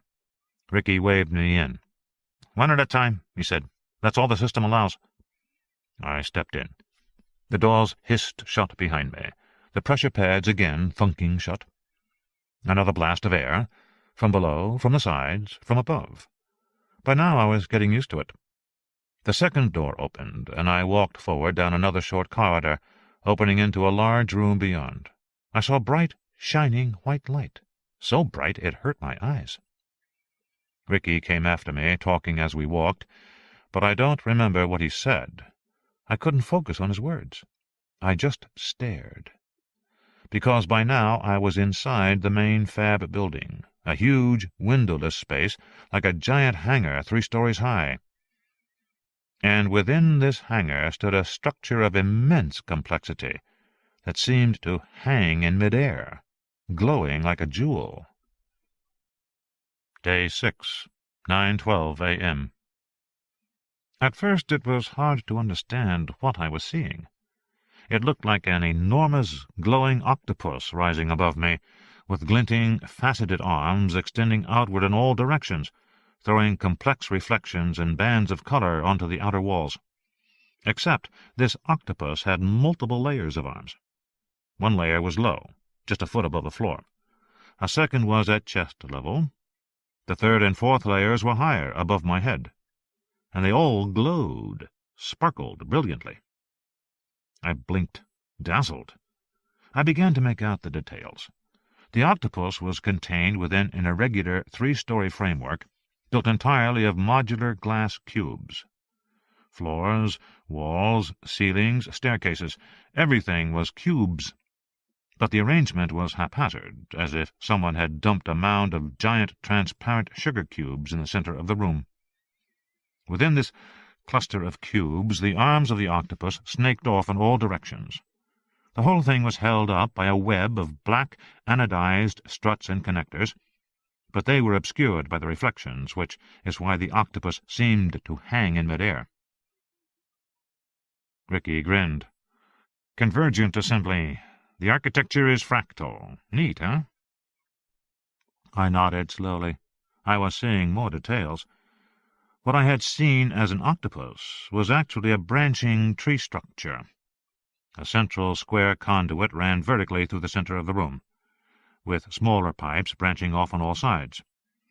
From these branches, even smaller pipes branched off in turn, and smaller ones still. The smallest of the pipes were pencil-thin. Everything gleamed as if it were mirrored. "Why is it so bright?" "The glass has diamondoid coating," he said. "At the molecular level, glass is like Swiss cheese, full of holes. And, of course, it's a liquid, so atoms just pass right through it." "So you coat the glass?" "Right, have to." Within this shining forest of branching glass, David and Rosie moved, making notes, adjusting valves, consulting handheld computers. I understood that I was looking at a massively parallel assembly line. Small fragments of molecules were introduced into the smallest pipes, and atoms were added to them. When that was finished, they moved into the next largest pipes, where more atoms were added. In this way, molecules moved progressively toward the center of the structure until assembly was completed, and they were discharged into the central pipe. "Exactly right," Ricky said. "This is just the same as an automobile assembly line, except that it's on a molecular scale. Molecules start at the ends and come down the line to the center. We stick on a protein sequence here, a methyl group there, just the way they stick doors and wheels on a car. At the end of the line, off rolls a new, custom-made molecular structure, built to our specifications." "And the different arms?" "Make different molecules. That's why the arms look different. In several places, the octopus arm passed through a steel tunnel, reinforced with heavy bolts for vacuum ducting. In other places, a cube was covered with quilted silver insulation, and I saw liquid nitrogen tanks nearby. Extremely low temperatures were generated in that section. "Those are our cryogenic rooms," Ricky said. "We don't go very low, maybe -70 centigrade max. Come on, I'll show you." He led me through the complex, following glass walkways that threaded among the arms. In some places, a short staircase enabled us to step over the lowest arms. Ricky chatted continuously about technical details, vacuum-jacketed hoses, metal phase separators, globe-check valves. When we reached the insulated cube, he opened the heavy door to reveal a small room, with a second room adjacent. It looked like a pair of meat lockers.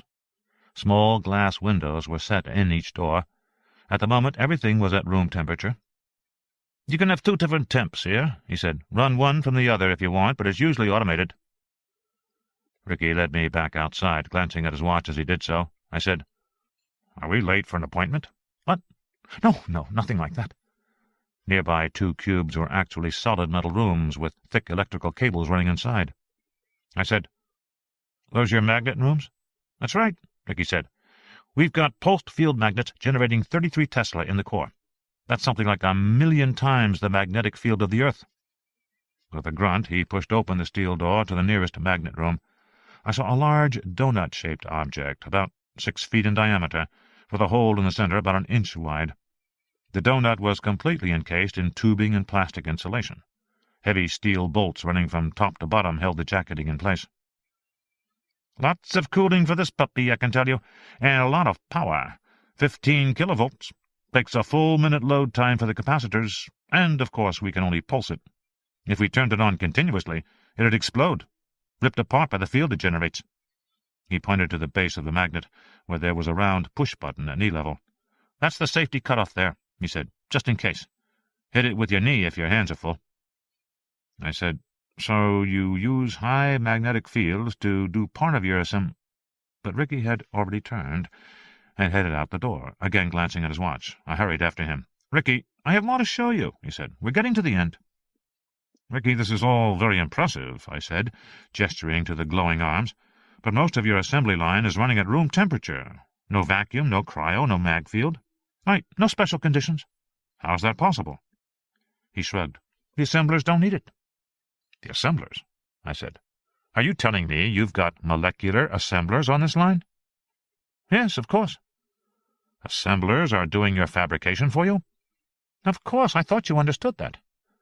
No, Ricky, I said, I didn't understand that at all, and I don't like to be lied to. He got a wounded look on his face. I'm not lying. But I was certain that he was. One of the first things scientists learned about molecular manufacturing was how phenomenally difficult it was to carry out. In 1990, some IBM researchers pushed xenon atoms around on a nickel plate until they formed the letters IBM in the shape of the company logo. The entire logo was 1/10,000,000th of an inch long and could only be seen through an electron microscope. But it made a striking visual, and it got a lot of publicity. IBM allowed people to think it was a proof of concept, the opening of a door to molecular manufacturing. But it was more of a stunt than anything else. Because pushing individual atoms into a specific arrangement was slow, painstaking, and expensive work. It took the IBM researchers a whole day to move 35 atoms. Nobody believed you could create a whole new technology in this way. Instead, most people believed that nano-engineers would eventually find a way to build assemblers, miniature molecular machines that could turn out specific molecules the way a ball-bearing machine turned out ball bearings. The new technology would rely on molecular machines to make molecular products. It was a nice concept, but the practical problems were daunting. Because assemblers were vastly more complicated than the molecules they made, attempts to design and build them had been difficult from the outset. To my knowledge, no laboratory anywhere in the world had actually done it. But now Ricky was telling me, quite casually, that Zymos could build molecular assemblers that were now turning out molecules for the company. And I didn't believe him. I had worked all my life in technology, and I had developed a feel for what was possible. This kind of giant leap forward just didn't happen. It never did. Technologies were a form of knowledge, and like all knowledge, technologies grew, evolved, matured. To believe otherwise was to believe that the Wright brothers could build a rocket and fly to the moon, instead of flying 300 feet over sand dunes at Kitty Hawk. Nanotechnology was still at the Kitty Hawk stage. "Come on, Ricky," I said. "How are you really doing this?" "The technical details aren't that important, Jack." "What fresh bullshit is this? Of course they're important." "Jack," he said, giving me his most winning smile, "do you really think I'm lying to you?" "Yes, Ricky," I said, "I do." I looked up at the octopus arms all around me.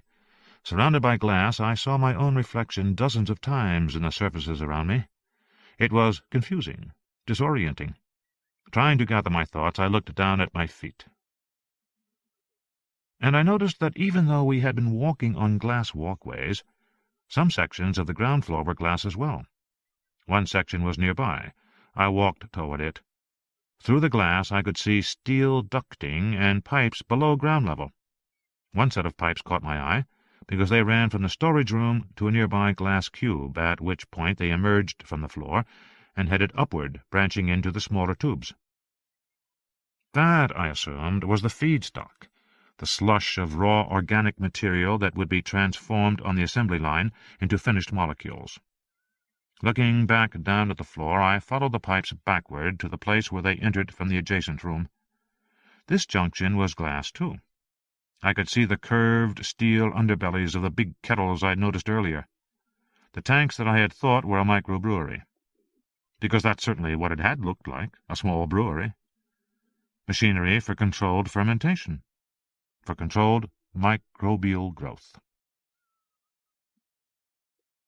And then I realized what it really was. I said, "You son of a bitch." Ricky smiled again and shrugged. "Hey," he said, "it gets the job done." Those kettles in the next room were indeed tanks for controlled microbial growth. But Ricky wasn't making beer. He was making microbes, and I had no doubt about the reason why. Unable to construct genuine nano-assemblers, Zymos was using bacteria to crank out their molecules. This was genetic engineering, not nanotechnology. "Well, not exactly," Ricky said when I told him what I thought. "But I admit we're using a hybrid technology. Not much of a surprise in any case, is it?" That was true. For at least 10 years, observers had been predicting that genetic engineering, computer programming, and nanotechnology would eventually merge. They were all involved with similar and interconnected activities.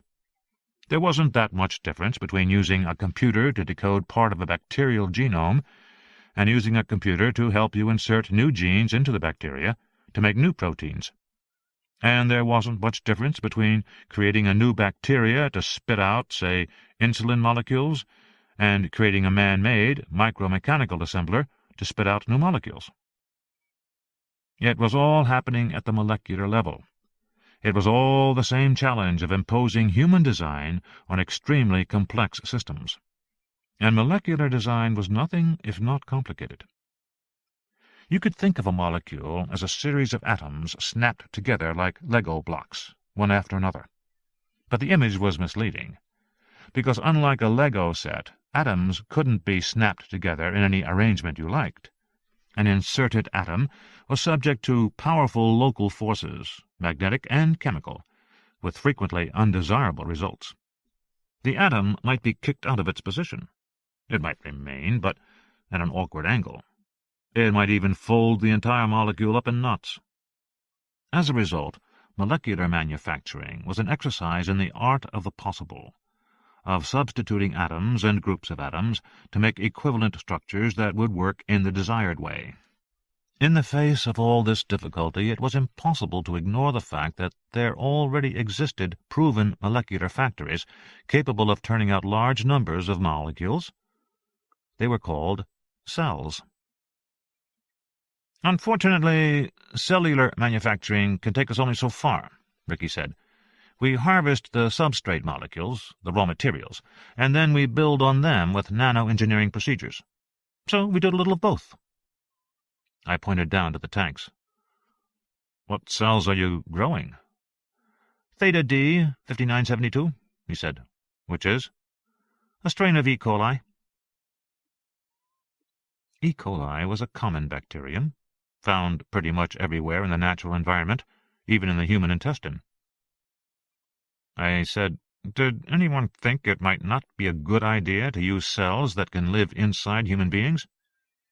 "Not really," he said. "Frankly, that wasn't a consideration. We just wanted a well-studied cell that was fully documented in the literature. We chose an industry standard." "Uh-huh. Anyway," Ricky continued, "I don't think it's a problem, Jack. It won't thrive in the human gut. Theta D is optimized for a variety of nutrient sources to make it cheap to grow in the laboratory. In fact, I think it can even grow on garbage." "So that's how you get your molecules. Bacteria make them for you." "Yes," he said. "That's how we get the primary molecules. We harvest 27 primary molecules. They fit together in relatively high-temperature settings where the atoms are more active and mix quickly." "That's why it's hot in here?" "Yes. Reaction efficiency has a maxima at 147 degrees Fahrenheit, so we work there. That's where we get the fastest combination rate. But these molecules will combine at much lower temperatures. Even around 35, 40 degrees Fahrenheit, you'll get a certain amount of molecular combination." "And you don't need other conditions?" I said. "Vacuum, pressure, high magnetic fields?" Ricky shook his head. "No, Jack. We maintain those conditions to speed up assembly, but it's not strictly necessary. The design is really elegant. The component molecules go together quite easily." "And these component molecules combine to form your final assembler?"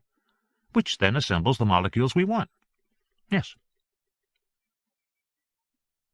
It was a clever solution, creating his assemblers with bacteria. But Ricky was telling me the components assembled themselves almost automatically, with nothing required but high temperature. What, then, was this complex glass building used for? "Efficiency and process separation," Ricky said. "We can build as many as 9 assemblers simultaneously. in the different arms. And where do the assemblers make the final molecules? In this same structure. But first we reapply them. I shook my head. I wasn't familiar with the term. Reapply? It's a little refinement we developed here. We're patenting it. You see, our system worked perfectly right from the start, but our yields were extremely low. We were harvesting 0.5 gram of finished molecules an hour. At that rate, it would take several days to make a single camera. We couldn't figure out what the problem was. The late assembly in the arms is done in gas phase. It turned out that the molecular assemblers were heavy and tended to sink to the bottom. The bacteria settled on a layer above them, releasing component molecules that were lighter still and floated higher. So the assemblers were making very little contact with the molecules they were meant to assemble. We tried mixing technologies, but they didn't help. So you did what? We modified the assembler design to provide a lipotrophic base that would attach to the surface of the bacteria. That brought the assemblers into better contact with the component molecules, and immediately our yields jumped 5 orders of magnitude. And now your assemblers sit on the bacteria. Correct. They attach to the outer cell membrane. At a nearby workstation, Ricky punched up the assembler design on the flat panel display. The assembler looked like a sort of pinwheel, a series of spiral arms going off in different directions and a dense knot of atoms in the center. "It's fractal, as I said," he said. "So it looks sort of the same at smaller orders of magnitude." He laughed. "Like the old joke, turtles all the way down?" He pressed more keys. "Anyway, here's the attached configuration." The screen now showed the assembler adhering to a much larger pill-shaped object, like a pinwheel attached to a submarine. "That's the theta-D bacterium," Ricky said, "with the assembler on it." As I watched, several more pinwheels attached themselves. "And these assemblers make the actual camera units?" "Correct." He typed again. I saw a new image. "This is our target micro-machine, the final camera. You've seen the bloodstream version.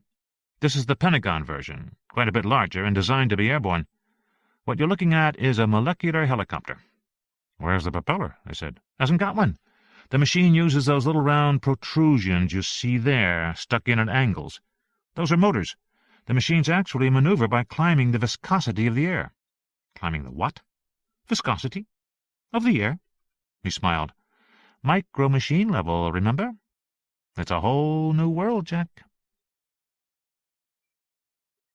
However innovative the design, Ricky was still bound by the Pentagon's engineering specs for the product, and the product wasn't performing. Yes, they had built a camera that couldn't be shot down, and it transmitted images very well. Ricky explained it worked perfectly during tests indoors. But outside, even a modest breeze tended to blow it away like the cloud of dust it was. The engineering team at Zymos was attempting to modify the units to increase mobility, but so far without success. Meanwhile, the Department of Defense decided the design constraints were unbeatable and had backed away from the whole nano concept. The Zymos contract had been cancelled. DOD was going to pull funding in another 6 weeks. I said, "That's why Julia was so desperate for venture capital these last few weeks." "Right," Ricky said. "Frankly, this whole company could go belly up before Christmas." "Unless you fix the units so they can work in wind." Right. I said, "Ricky, I'm a programmer.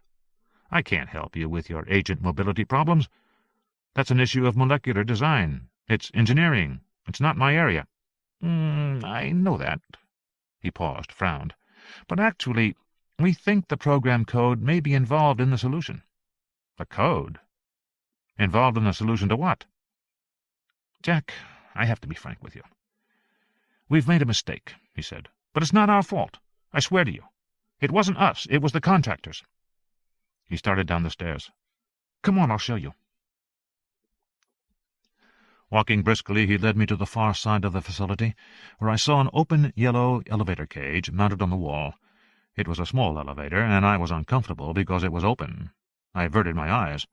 Ricky said, "Don't like heights?" "Can't stand them." "Well, it's better than walking." He pointed off to one side, where an iron ladder ran up the wall to the ceiling. "When the elevator goes out, we have to climb up that." I shuddered. "Not me." We rode the elevator all the way up to the ceiling, 3 stories above the ground. Hanging beneath the ceiling was a tangle of ducts and conduits, and a network of mesh walkways to enable workers to service them. I hated the mesh, because I could see through it to the floor far below. I tried not to look down. We had to duck repeatedly beneath the low-hanging pipes. Ricky shouted over the roar of the equipment. "Everything's up here," he yelled, pointing in various directions. "Air handlers over there. Water tank for the fire sprinkler system there. Electrical junction boxes there. This is really the center of everything." Ricky continued down the walkway, finally stopping beside a big air vent about 3 feet in diameter that went into the outer wall. "This is vent 3, he said, leaning close to my ear. "It's one of 4 main vents that exhausts air to the outside. Now, you see those slots along the vent and the square boxes that sit in the slots? Those are filter packs. We have microfilters arranged in successive layers to prevent any external contamination from the facility." "I see them." "You see them now," Ricky said. "Unfortunately, the contractor forgot to install the filters in this particular vent. In fact, they didn't even cut the slots, so the building inspectors never realized anything was missing. They signed off on the building, we started working here, and we vented unfiltered air to the outside environment." "For how long?" Ricky bit his lip. 3 weeks. "And you were at full production?" He nodded. "We figure we vented approximately 25 kilos of contaminants." "And what were the contaminants?" "A little of everything. We're not sure of exactly what." "So you vented E. coli? Assemblers? Finished molecules? Everything?" "Correct. But we don't know what proportions." "Do the proportions matter?" "They might, yes." Ricky was increasingly edgy as he told me all this, biting his lip, scratching his head, avoiding my eyes. I didn't get it. In the annals of industrial pollution, 50 pounds of contamination was trivial. 50 pounds of material would fit comfortably in a gym bag. Unless it was highly toxic or radioactive, and it wasn't. Such a small quantity simply didn't matter. I said, "Ricky, so what? Those particles were scattered by the wind across hundreds of miles of desert. They'll decay from sunlight and cosmic radiation. They'll break up, decompose. In a few hours or days, they're gone, right?" Ricky shrugged. "Actually, Jack, that's not what—" It was at that moment that the alarm went off. It was a quiet alarm, just a soft, insistent pinging, but it made Ricky jump. He ran down the walkway, feet clanging on the metal, toward a computer workstation mounted on the wall. There was a status window in the corner of the monitor. It was flashing red. PV-90 entry. I said, "What does that mean?" "Something set off the perimeter alarms." He unclipped his radio and said, "Vince, lock us down." The radio crackled. "We're locked down, Ricky." "Raise positive pressure." "It's up 5 pounds above baseline. You want more?" "No, leave it there. Do we have visualization?" "Not yet." "Shit." Ricky stuck the radio back on his belt, began typing quickly. The workstation screen divided into a half-dozen small images from security cameras mounted all around the facility. Some showed the surrounding desert from high views, looking down from rooftops. Others were ground views. The cameras panned slowly. I saw nothing. Just desert scrub and occasional clumps of cactus. "False alarm?" I said. Ricky shook his head. "I wish." I said, "I don't see anything." "It'll take a minute to find it." "Find what?" "That." He pointed to the monitor and bit his lip. I saw what appeared to be a small, swirling cloud of dark particles. It looked like a dust devil, one of those tiny tornado-like clusters that moved over the ground, spun by convection currents rising from the hot desert floor. Except that this cloud was black, and it had some definition. It seemed to be pinched in the middle, making it look a bit like an old-fashioned Coke bottle. But it didn't hold that shape consistently. The appearance kept shifting, transforming. "Ricky," I said, "what are we looking at?" "I was hoping you'd tell me." "It looks like an agent swarm." "Is that your camera swarm?" "No, it's something else." "How do you know?" "Because we can't control it. It doesn't respond to our radio signals." "You've tried?" "Yes, we've tried to make contact with it for almost 2 weeks," he said. "It's generating an electrical field that we can measure, but for some reason we can't interact with it." "So you have a runaway swarm?" "Yes." acting autonomously. Yes. And this has been going on for days, about 10 days. 10 days? I frowned. How is that possible, Ricky? The swarm's a collection of micro-robotic machines. Why haven't they decayed or run out of power? And why exactly can't you control them? Because if they have the ability to swarm, then there's some electrically mediated interaction among them. So you should be able to take control of the swarm, or at least disrupt it. All true, Ricky said, except we can't. And we've tried everything we can think of. He was focused on the screen, watching intently.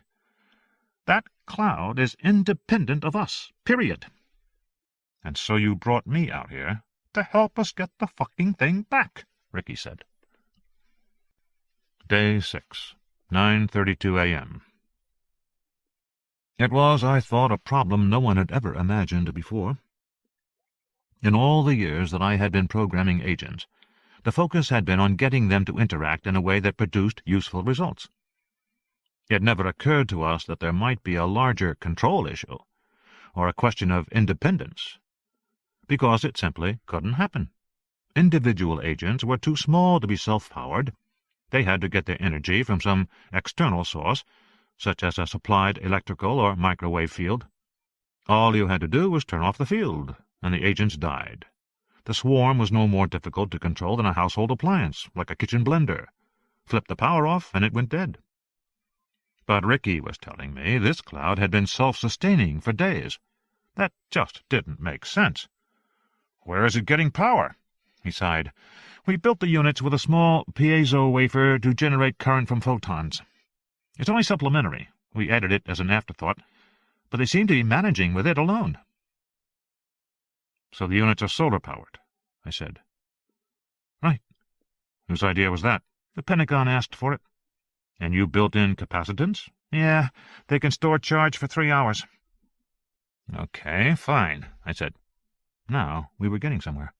So they have enough power for 3 hours. What happens at night? At night, they presumably lose power after 3 hours of darkness. And then the cloud falls apart? Yes. And the individual units drop to the ground? Presumably, yes. Can't you take control of them then? We could, Ricky said, if we could find them. We go out every night looking, but we can never find them. You've built in markers? Yes, sure. Every single unit has a fluorescing module in the shell. They show up blue-green under UV light. So you go out at night looking for a patch of desert that glows blue-green. Right. And so far we haven't found it.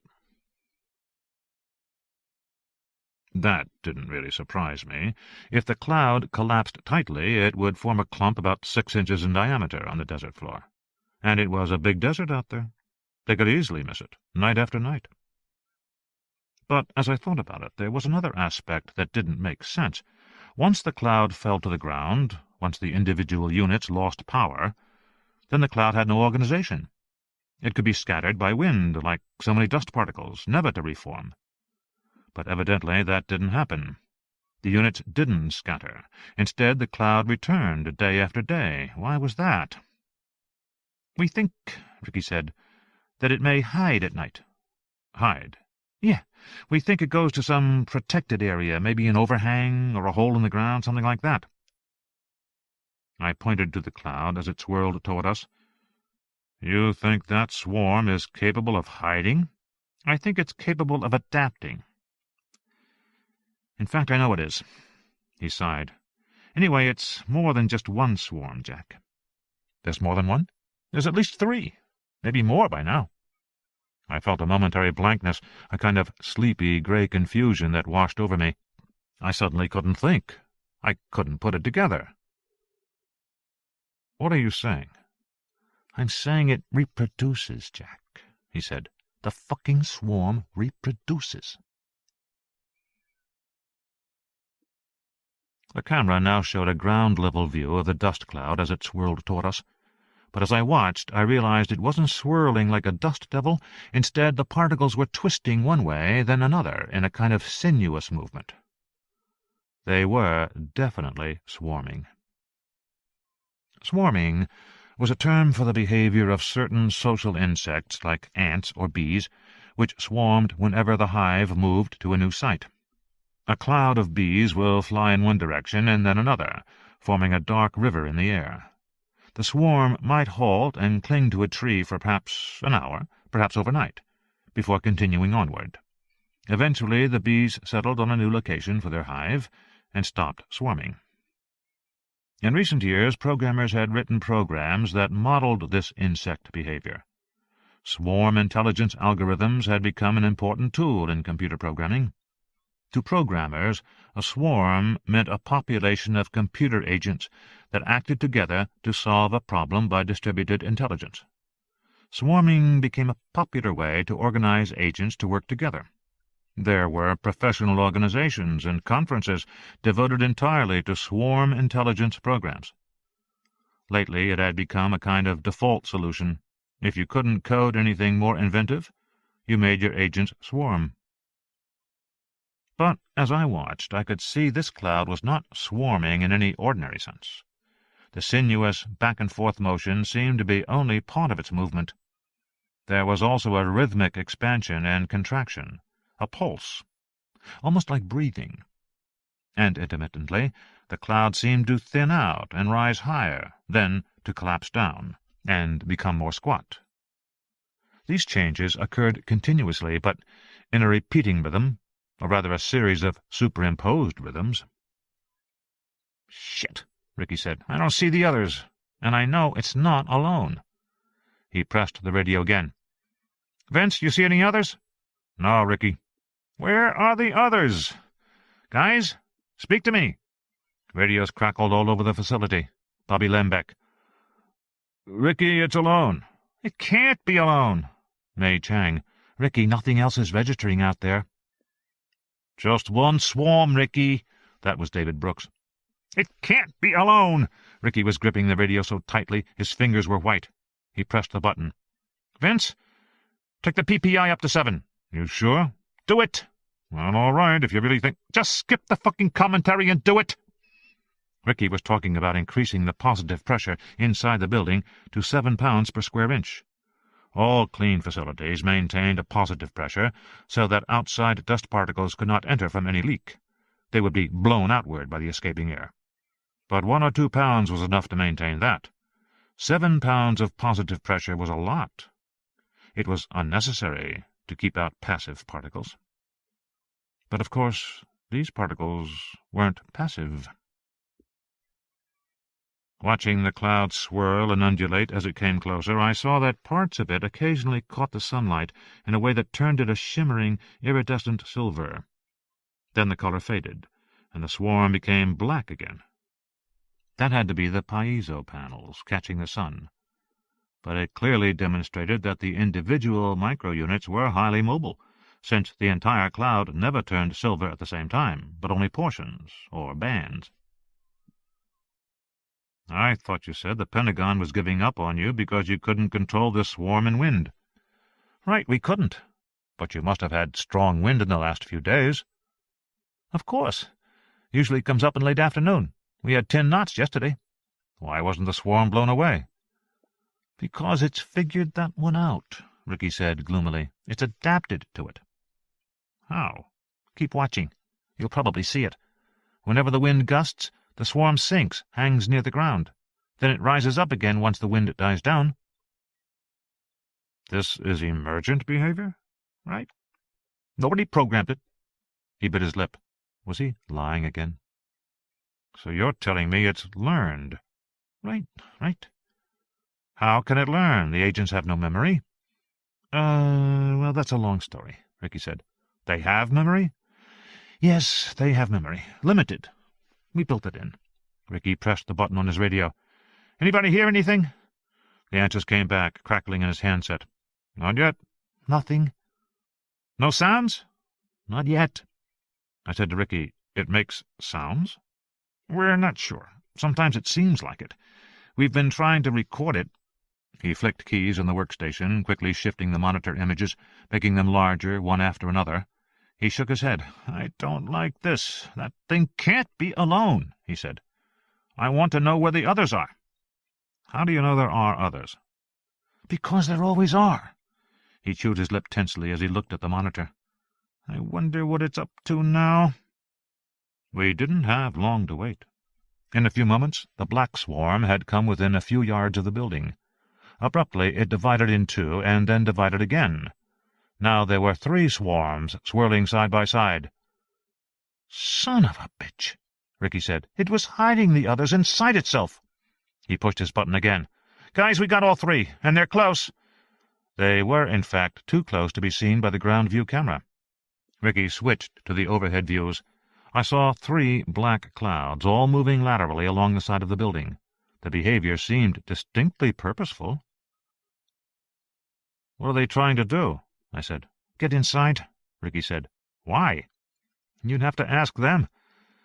But yesterday one of them—" Suddenly, from a clump of cactus near the building, a cottontail rabbit sprinted away across the desert floor.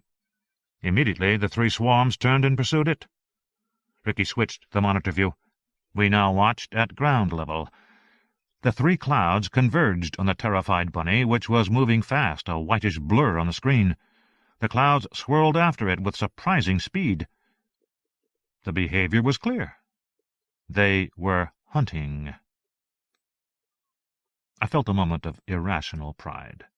Pred-prey was working perfectly. Those swarms might as well be lionesses chasing a gazelle, so purposeful was their behavior.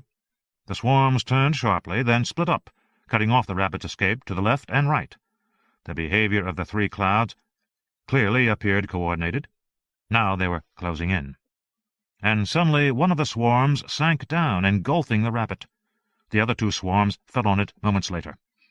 The resulting particle cloud was so dense it was hard to see the rabbit anymore. Apparently it had flipped onto its back, because I saw its hind legs kicking spasmodically in the air above the cloud itself. I said, "We're killing it." "Yeah," Ricky said, nodding. "That's right." "I thought this was a camera swarm." "Yeah, well—" "How are they killing it?" "We don't know, Jack, but it's fast." I frowned. "So you've seen this before?" Ricky hesitated, bit his lip. Didn't answer me, just stared at the screen. I said, "Ricky, you've seen this before?" He gave a long sigh. "Yeah. Well, the first time was yesterday. They killed a rattlesnake yesterday." I thought they killed a rattlesnake yesterday. I said, "Jesus, Ricky." I thought of the men in the helicopter talking about all the dead animals. I wondered if Ricky was telling me all he knew. "Yeah." The rabbit no longer kicked. A single protruding foot trembled with small convulsions and then was still. The cloud swirled low to the ground around the animal, rising and falling slightly. This continued for almost a minute. I said, "What are they doing now?" Ricky shook his head. "I'm not sure. But they did this before, too." "It almost looks like they're eating it." "I know," Ricky said. Of course, that was absurd. Pred-prey was just a biological analogy. As I watched the pulsing cloud, it occurred to me that this behavior might actually represent a program hang.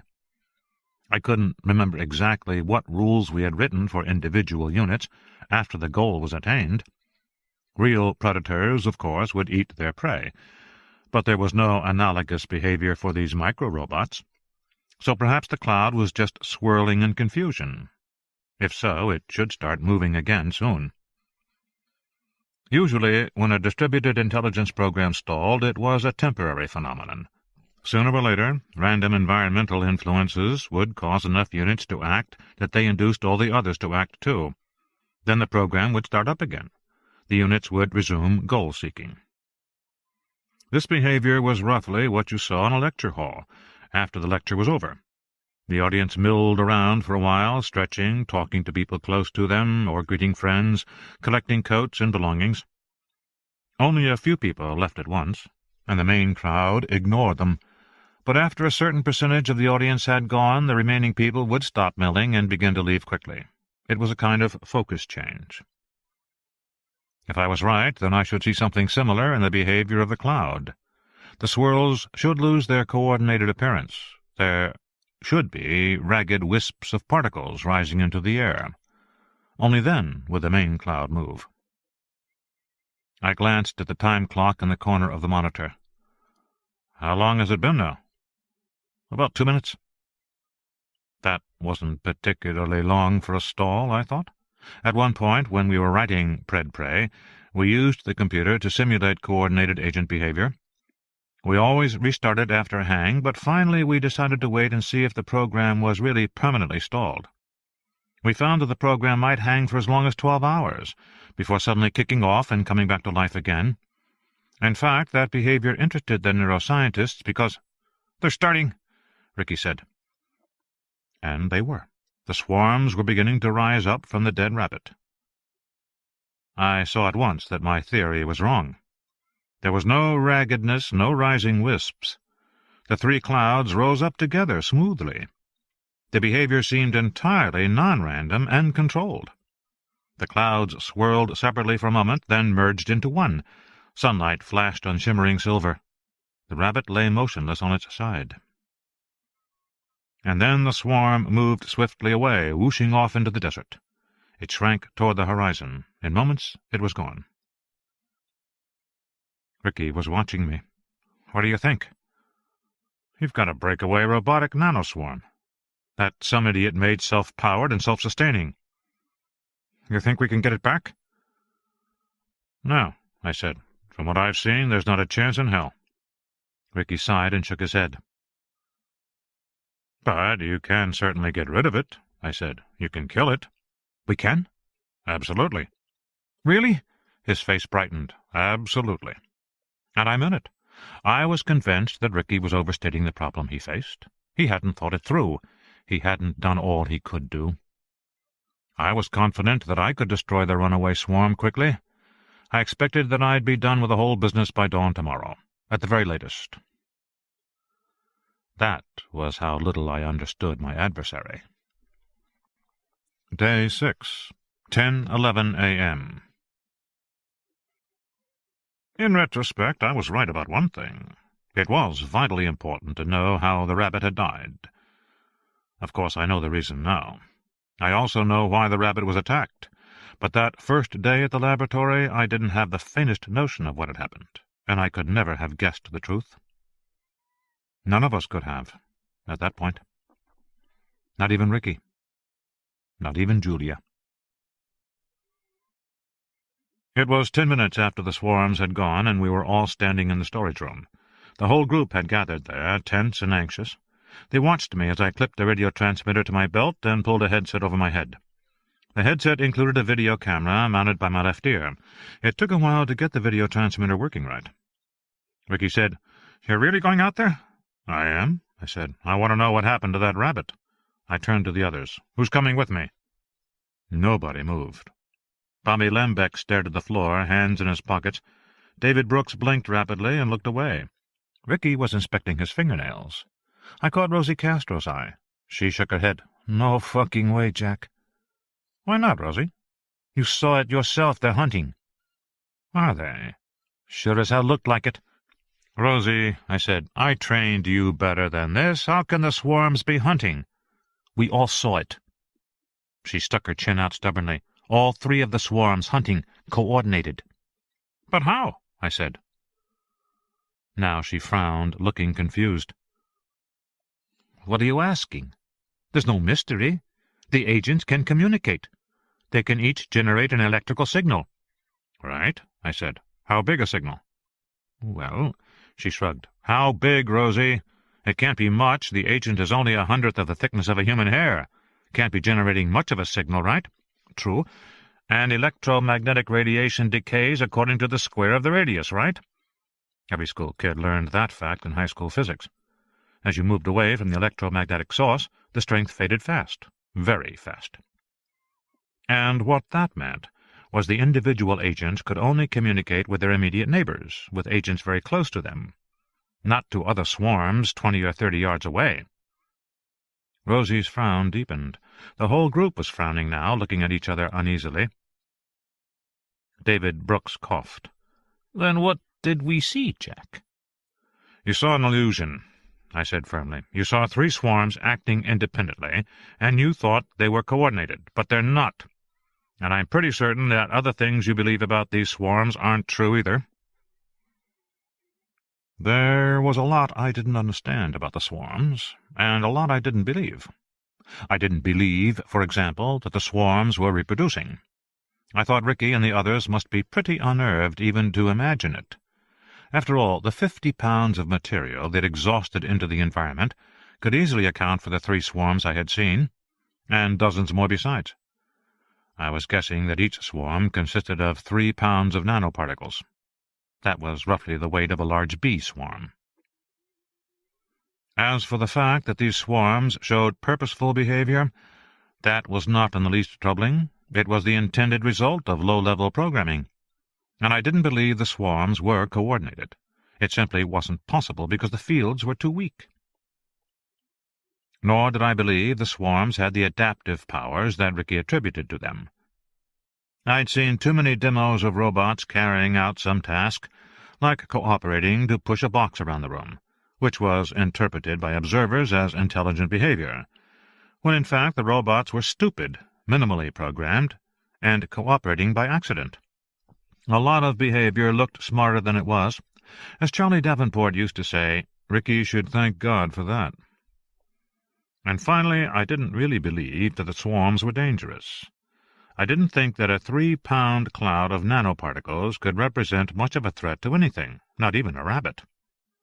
I wasn't at all sure it had been killed. I seemed to recall that rabbits were nervous creatures, prone to die of fright.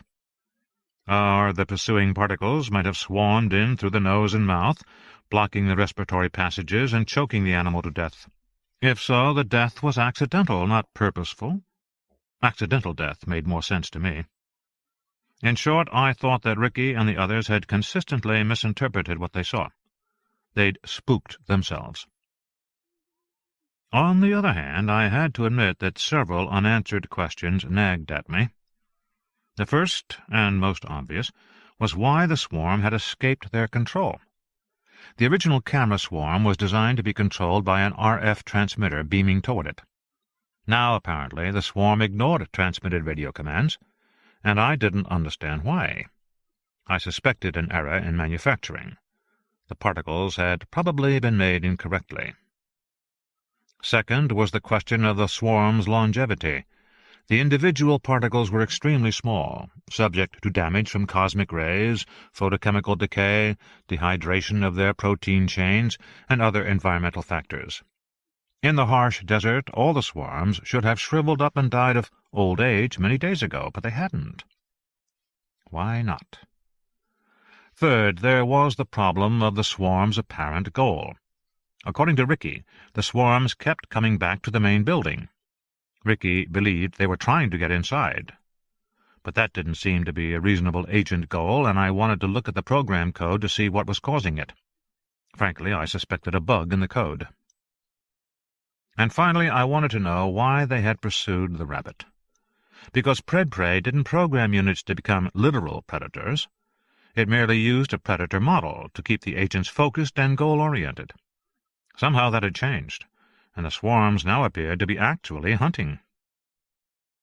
That, too, was probably a bug in the code. To my mind, all these uncertainties came down to a single, central question.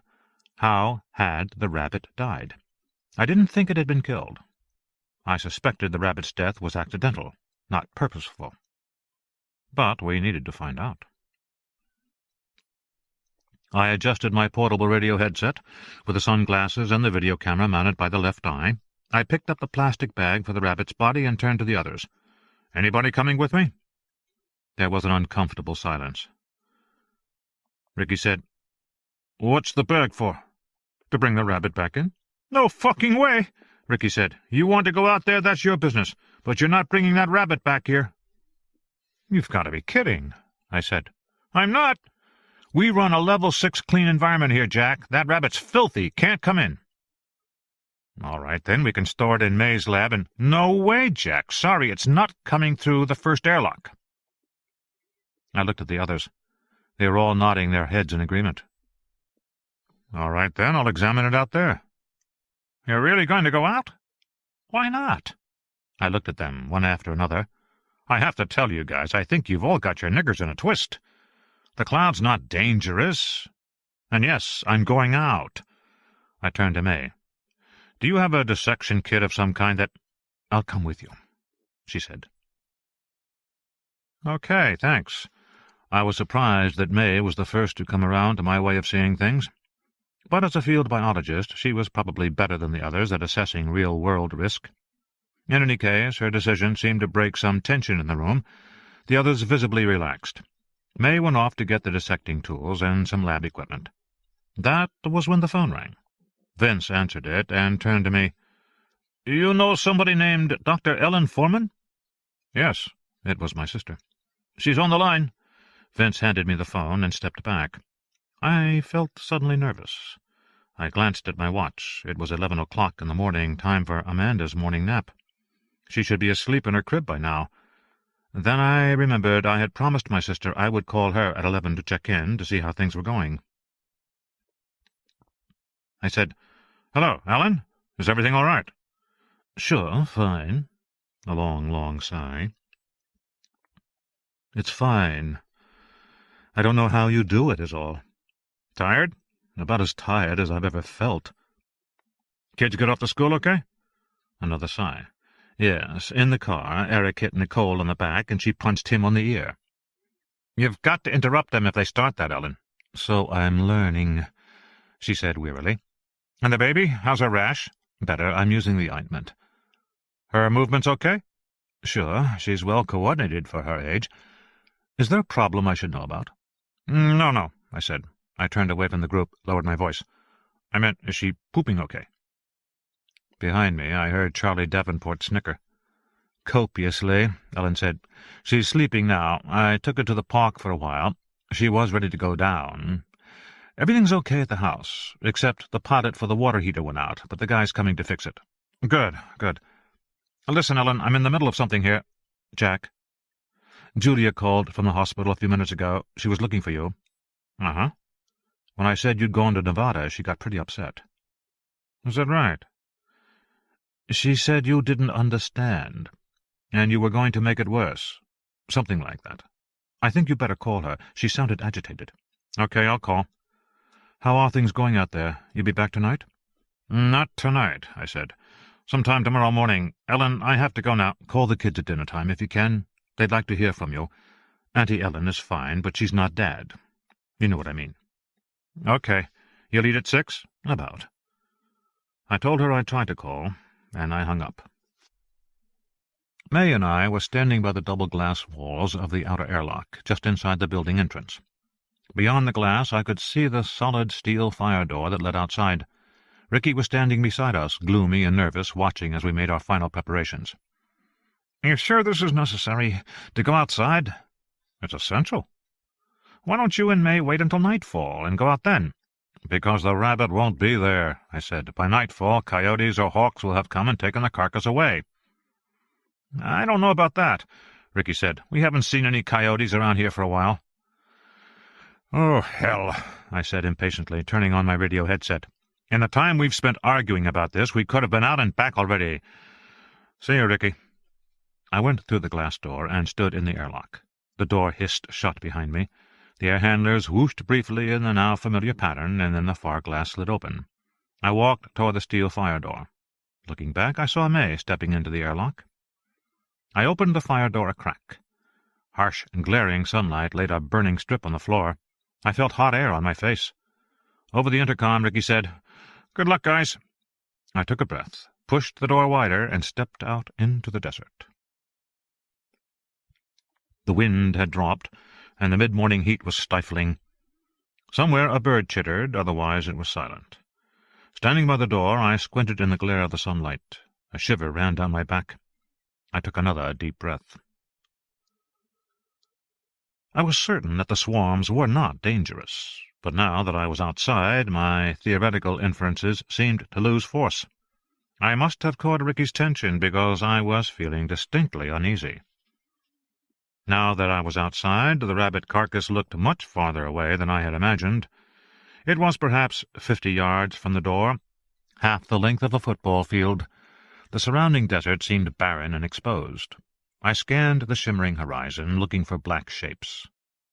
I saw none. The fire door opened behind me, and May said, "Ready when you are, Jack." "Then let's do it." We set off toward the rabbit, feet crunching on the desert sand. We moved away from the building. Almost immediately my heart began to pound and I started to sweat. I forced myself to breathe deeply and slowly, working to stay calm. The sun was hot on my face. I knew I had let Ricky spook me, but I couldn't seem to help it. I kept glancing toward the horizon. May was a couple of steps behind me. I said, "How are you doing?" "I'll be glad when it's over." We were moving through a field of knee-high yellow cholla cactus. Their spines caught the sun. Here and there a large barrel cactus stuck up from the floor like a bristling green thumb. Some small, silent birds hopped on the ground beneath the cholla. As we approached, they took to the air, wheeling specks against the blue. They landed 100 yards away. At last we came to the rabbit, surrounded by a buzzing black cloud. Startled, I hesitated a step. "It's just flies," May said. She moved forward and crouched down beside the carcass, ignoring the flies.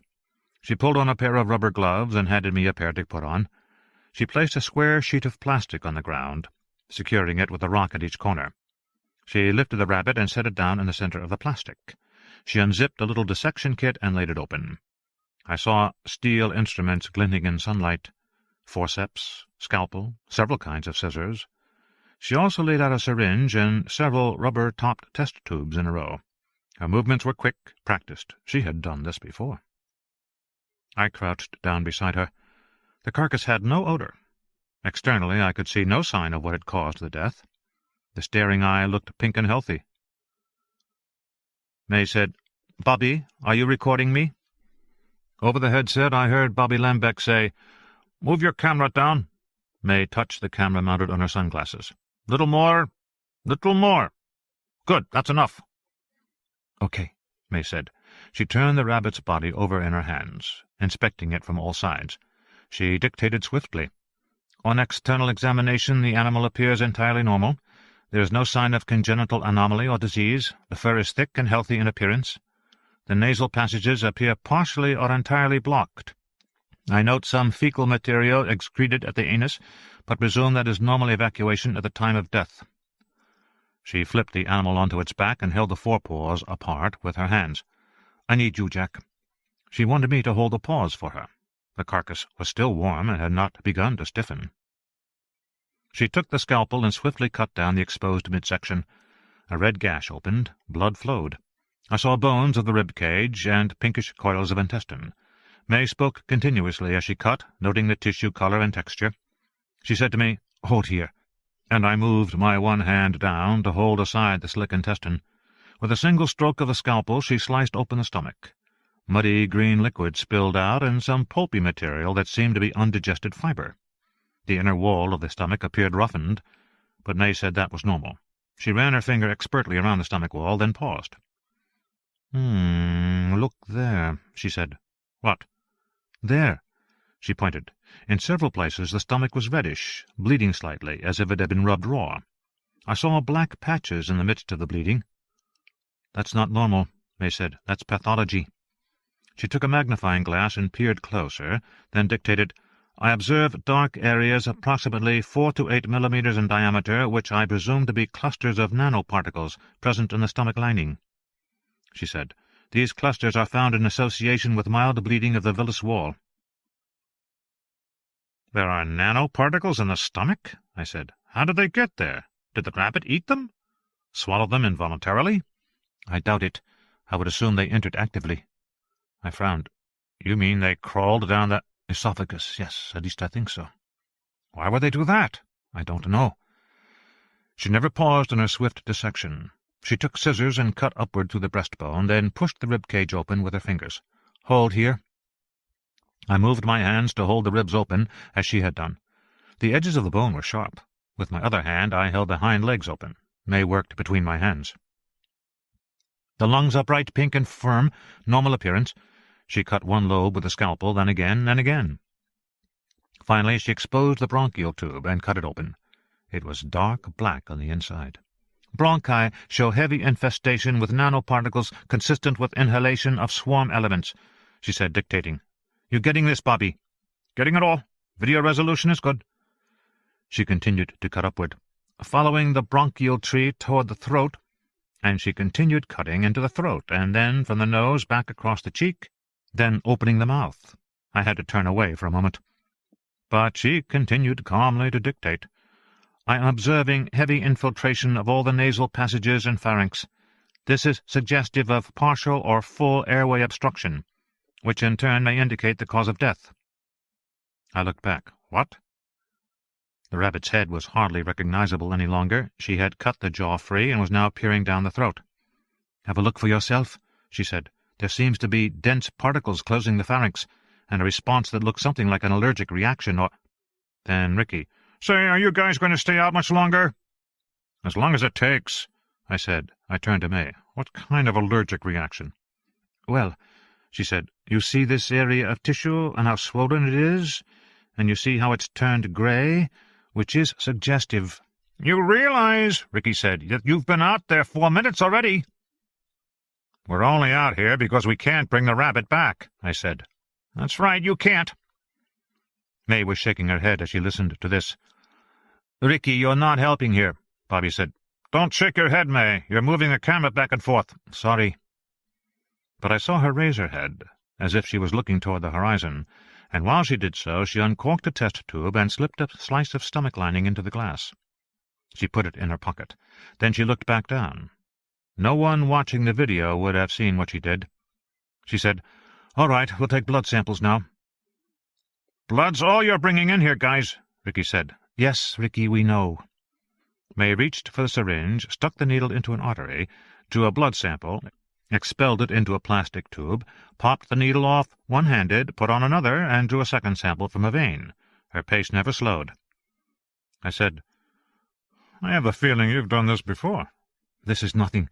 In Sichuan, we were always working in heavy snowstorms. You can't see what you're doing, your hands are freezing, the animal's frozen solid, can't get a needle in." She set the tubes of blood aside.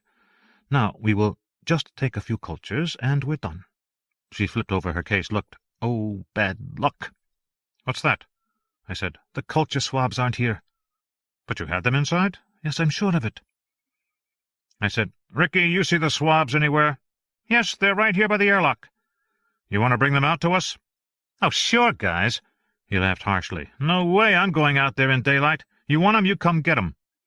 They said to me, "You want to go?" "No," I said. I was already holding the animal open. My hands were in position. "I'll wait here. You go." "Okay." She got to her feet. "Try and keep the flies off. We don't want any more contamination than necessary. I'll be back in a moment." She moved off at a light jog toward the door. I heard her footsteps fade, then the clang of the metal door shutting behind her. Then silence. Attracted by the slit-open carcass, the flies came back in force, buzzing around my head, trying to land on the exposed guts. I released the rabbit's hind legs and swatted the flies away with one hand. I kept myself busy with the flies, so I wouldn't think about the fact that I was alone out here. I kept glancing off in the distance, but I never saw anything. I kept brushing away the flies, and occasionally my hand touched against the rabbit's fur, and that was when I noticed that beneath the fur the skin was bright red. Bright red. Exactly like a bad sunburn. Just seeing it made me shiver. I spoke into my headset. "Bobby?" Crackle. "Yes, Jack." "Can you see the rabbit?" "Yes, Jack."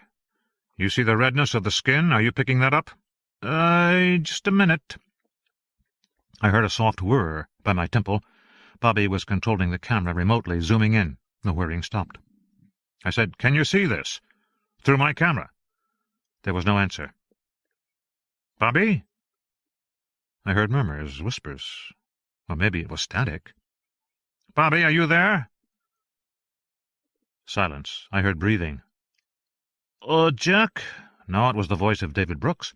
"You better go in." "May hasn't come back yet. Where is she?" "May's inside." "Well, I have to wait. She's going to do cultures." "No. Come in now, Jack." I let go of the rabbit and got to my feet. I looked around, scanned the horizon. "I don't see anything." "They're on the other side of the building, Jack." His voice was calm, but I felt a chill. "They are? Come inside now, Jack." I bent over, picked up May's samples, her dissection kit lying beside the rabbit carcass. The black leather of the kit was hot from the sun. "Jack, just a minute." Jack, stop fucking around! I started toward the steel door, my feet crunching on the desert floor. I didn't see anything at all. But I heard something. It was a peculiar, low thrumming sound. At first I thought I was hearing machinery, but the sound rose and fell, pulsing like a heartbeat. Other beats were superimposed, along with some kind of hissing, creating a strange, unworldly quality, like nothing I had ever heard. When I look back on it now, I think that more than anything else it was the sound that made me afraid. I walked faster. I said, "Where are they?" "Coming." "Where?" "Jack, you better run." "What?" "Run!" I still couldn't see anything, but the sound was building in intensity. I broke into a jog. The frequency of the sound was so low I felt it as a vibration in my body. But I could hear it, too, the thumping, irregular pulse. "Run, Jack!" I thought, fuck it, and I ran. Swirling and glinting silver, the first swarm came around the corner of the building. The hissing vibration was coming from the cloud. Sliding along the side of the building, it moved toward me. It would reach the door long before I could. I looked back to see a second swarm as it came around the far end of the building. It, too, moved toward me. The headset crackled. I heard David Brooks. "Jack, you can't make it." "I see that," I said. The first swarm had already reached the door and was standing in front of it, blocking my way. I stopped, uncertain what to do. I saw a stick on the ground in front of me, a big one, 4 feet long. I picked it up, swung it in my hand. The swarm pulsed, but did not move from the door. The second swarm was still coming toward me. It was time for a diversion. I was familiar with the Pred-Prey code.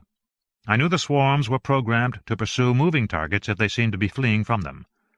What would make a good target? I cocked my arm and threw the black dissection kit high into the air, in the general direction of the second swarm. The kit landed on edge and tumbled across the ground for a moment. Immediately the second swarm began to go after it. At the same moment the first swarm moved away from the door, also pursuing the kit. It was just like a dog chasing a ball. I felt a moment of elation as I watched it go. It was, after all, just a programmed swarm. I thought, this is child's play. I hurried toward the door. That was a mistake, because apparently my hasty movement triggered the swarm, which immediately stopped and swirled backward to the door again, blocking my path. There it remained, pulsing streaks of silver like a blade glinting in the sun, blocking my path. It took me a moment to realize the significance of that. My movement hadn't triggered the swarm to pursue me. The swarm hadn't chased me at all. Instead, it had moved to block my way. It was anticipating my movement. That wasn't in the code. The swarm was inventing new behavior, appropriate to the situation. Instead of pursuing me, it had fallen back and trapped me. It had gone beyond its programming, way beyond. I couldn't see how that had happened. I thought it must be some kind of random reinforcement, because the individual particles had very little memory. The intelligence of the swarm was necessarily limited. It shouldn't be that difficult to outsmart it. I tried to feint to the left, then the right. The cloud went with me, but only for a moment. Then it dropped back to the door again, as if it knew that my goal was the door, and by staying there it would succeed. That was far too clever. There had to be additional programming they hadn't told me about. I said into the headset, "What the hell have you guys done with these things?" David, "It's not going to let you get past, Jack." Just hearing him say that irritated me. "You think so? We'll see." Because my next step was obvious. Close to the ground like this, the swarm was structurally vulnerable. It was a cluster of particles no larger than specks of dust. If I disrupted the cluster, if I broke up its structure, then the particles would have to reorganize themselves just as a scattered flock of birds would reform in the air. That would take at least a few seconds, and in that time I would be able to get through the door. But how to disrupt it? I swung the stick in my hand, hearing it whoosh through the air, but it was clearly unsatisfactory. I needed something with a much bigger flat surface, like a paddle or a palm frond. Something to create a large, disrupting wind. My mind was racing. I needed something. Something. Behind me, the second cloud was closing in. It moved toward me in an erratic zigzag pattern to cut off any attempt I might make to run past it. I watched with a kind of horrified fascination. I knew that this, too, had never been coded in the program. This was self-organized, emergent behavior, and its purpose was only too clear. It was stalking me. The pulsing sound grew louder as the swarm came closer and closer. I had to disrupt it. Turning in a circle, I looked at the ground all around me. I saw nothing I could use. The nearest juniper tree was too far away. The cholla cactuses were flimsy. I thought, of course there's nothing out here. It's the fucking desert. I scanned the exterior of the building, hoping someone had left out an implement, like a rake. Nothing. Nothing at all. I was out here with nothing but the shirt on my back, and there was nobody that could help me to— "Of course!" The headset crackled. "Jack, listen!" But I didn't hear any more after that. As I pulled my shirt over my head, the headset came away, falling to the ground. And then, holding the shirt in my hand, I swung it in broad, whooshing arcs through the air, and screaming like a banshee, I charged the swarm by the door.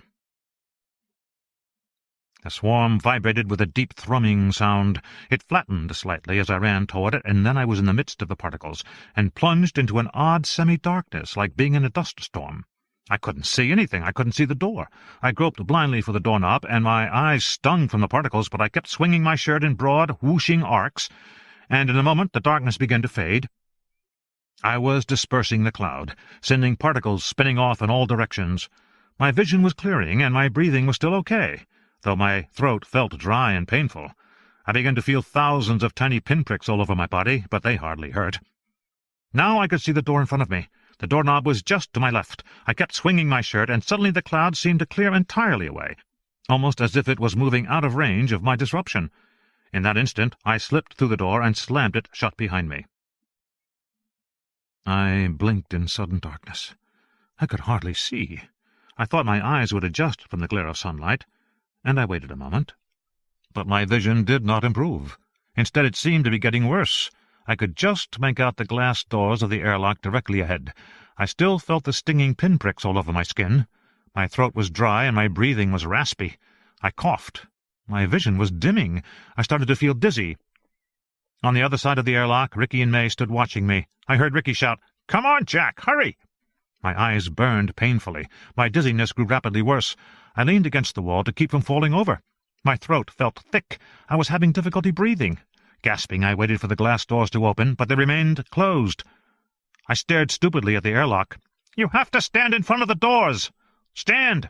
I felt like the world was in slow motion. All my strength was gone. My body felt weak and shaky. The stinging was worse.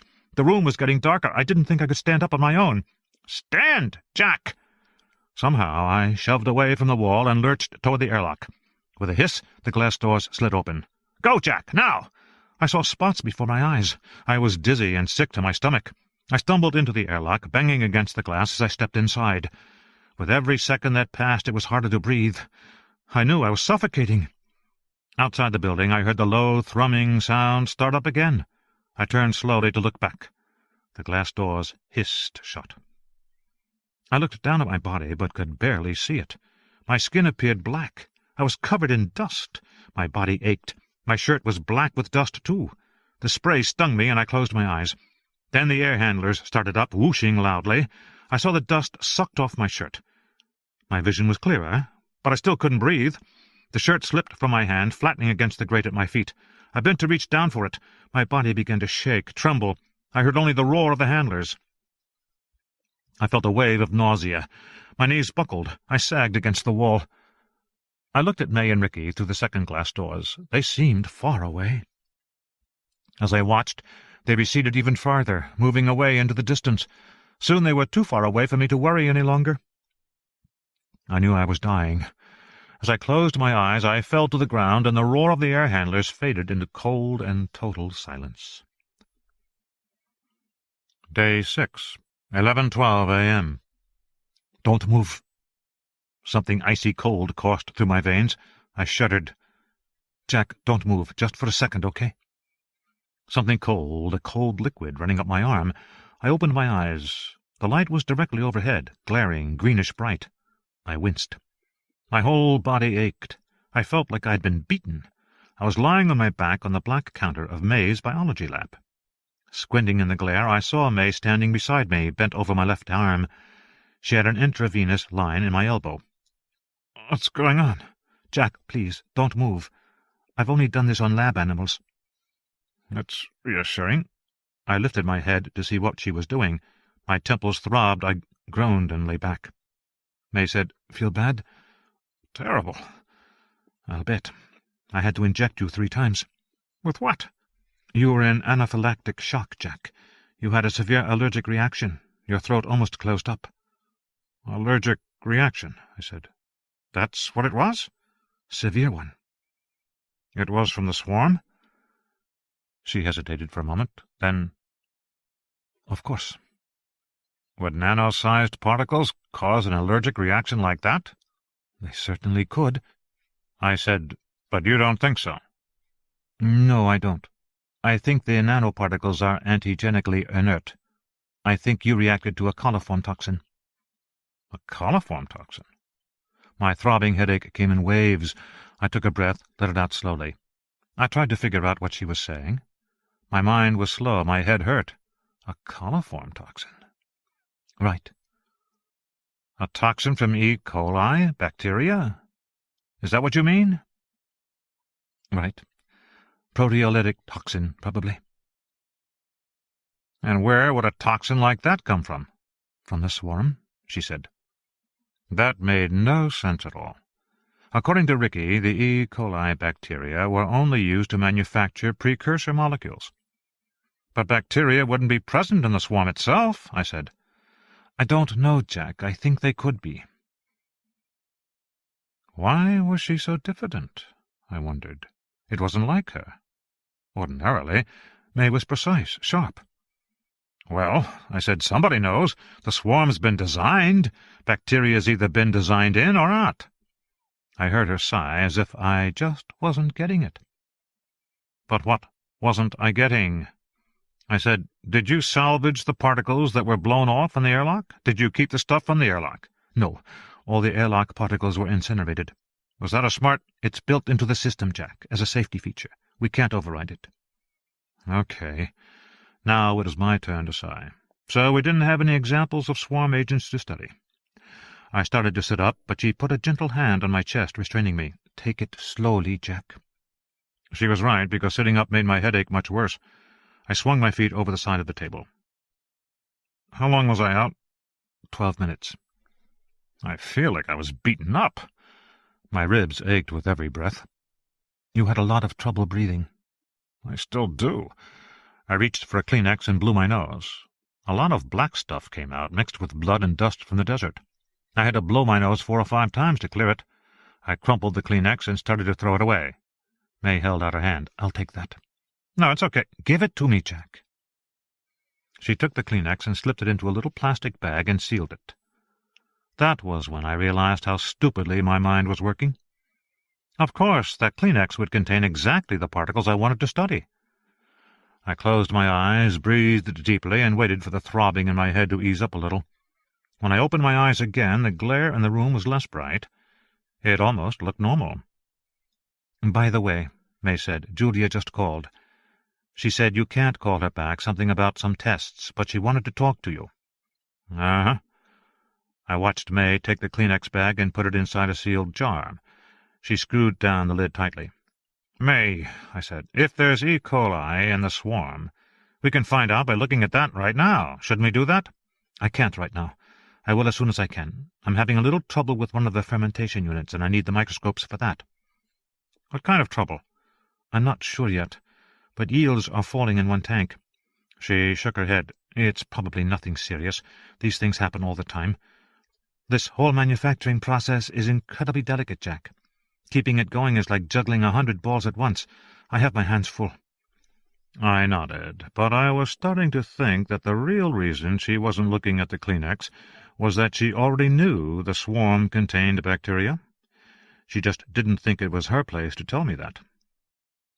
And if that's what was going on, then she never would tell me. "May," I said, "somebody has to tell me what's going on here. Not Ricky. I want somebody to really tell me." "Good," she said. "I think that's a very good idea." That was how I found myself sitting in front of a computer workstation in one of those small rooms. The project engineer, David Brooks, sat beside me.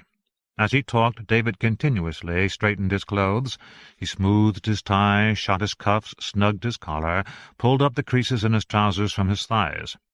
Then he'd cross one ankle over his knee, pull up a sock, cross the other ankle, run his hands over his shoulders, brushing away imaginary dust, and then start over again. It was all unconscious, of course, and with my headache I might have found it irritating, but I didn't focus on it. Because with every piece of new information David gave me, my headache got worse and worse. Unlike Ricky, David had a very organized mind, and he told me everything, starting from the beginning. Zymos had contracted to make a micro-robotic swarm that would function as an aerial camera. The particles were successfully manufactured and worked indoors, but when they were tested outside, they lacked mobility and wind. The test swarm was blown away in a strong breeze. That was 6 weeks ago. "You tested more swarms after that?" I said. "Yes, many, over the next 4 weeks or so." "None worked?" "Right, none worked." "So those original swarms are all gone, blown away by the wind?" "Yes." "Which means the runaway swarms that we see now have nothing to do with your original test swarms." "Correct. They are a result of contamination." David blinked rapidly. "What do you mean, contamination?" "The 25 kilos of material that was blown by the exhaust fan into the environment because of a missing filter." "Who said it was 25 kilos? "Ricky did." "Oh, no, Jack," David said. "We vented stuff for days. We must have vented 500 or 600 kilos of contaminants, bacteria, molecules, assemblers." So, Ricky had been understating the situation again. But I didn't understand why he bothered to lie about this. After all, it was just a mistake. And as Ricky had said, it was the contractor's mistake. "Okay," I said. "And you saw the first of these desert swarms when?" 2 weeks ago, David said, nodding and smoothing his tie. He explained that, at first, the swarm was so disorganized that when it first appeared they thought it was a cloud of desert insects, gnats or something. It showed up for a while, going here and there around the laboratory building, and then it was gone. It seemed like a random event. A swarm appeared again a couple of days later, he said, and by then it was much better organized. It displayed distinctive swarming behavior, that sort of swirling in the cloud that you've seen, so it was clear that it was our stuff." "And what happened then?" "The swarm swirled around the desert near the installation like before. It came and went. For the next few days we tried to gain control of it by radio, but we never could. And eventually, about a week after that, we found that none of the cars would start." He paused. "I went out there to have a look, and I found that all the onboard computers were dead.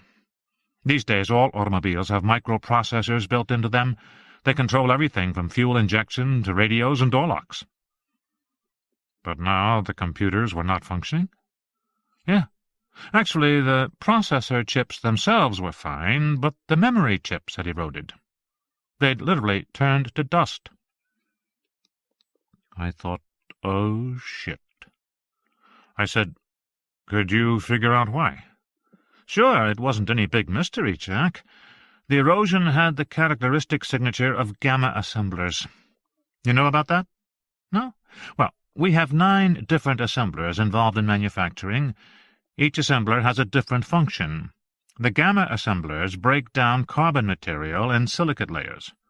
They actually cut at the nano level, slicing out chunks of carbon substrate." "So these assemblers cut the memory chips in the cars?" Right. But—" David hesitated. He was acting as if I were missing the point. He tugged at his cuffs, fingered his collar. "The thing you have to keep in mind, Jack, is that these assemblers can work at room temperature. If anything, the desert heat's even better for them. Hotter is more efficient." For a moment I didn't understand what he was talking about. What difference did it make about room temperature or desert heat? What did that have to do with memory chips and cars? And then suddenly, finally, the penny dropped. "Holy shit," I said. He nodded. "Yeah."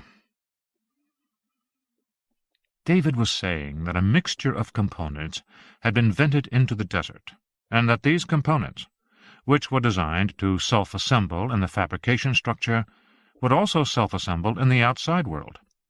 Assembly could be carried out autonomously in the desert. And obviously, that's exactly what was happening.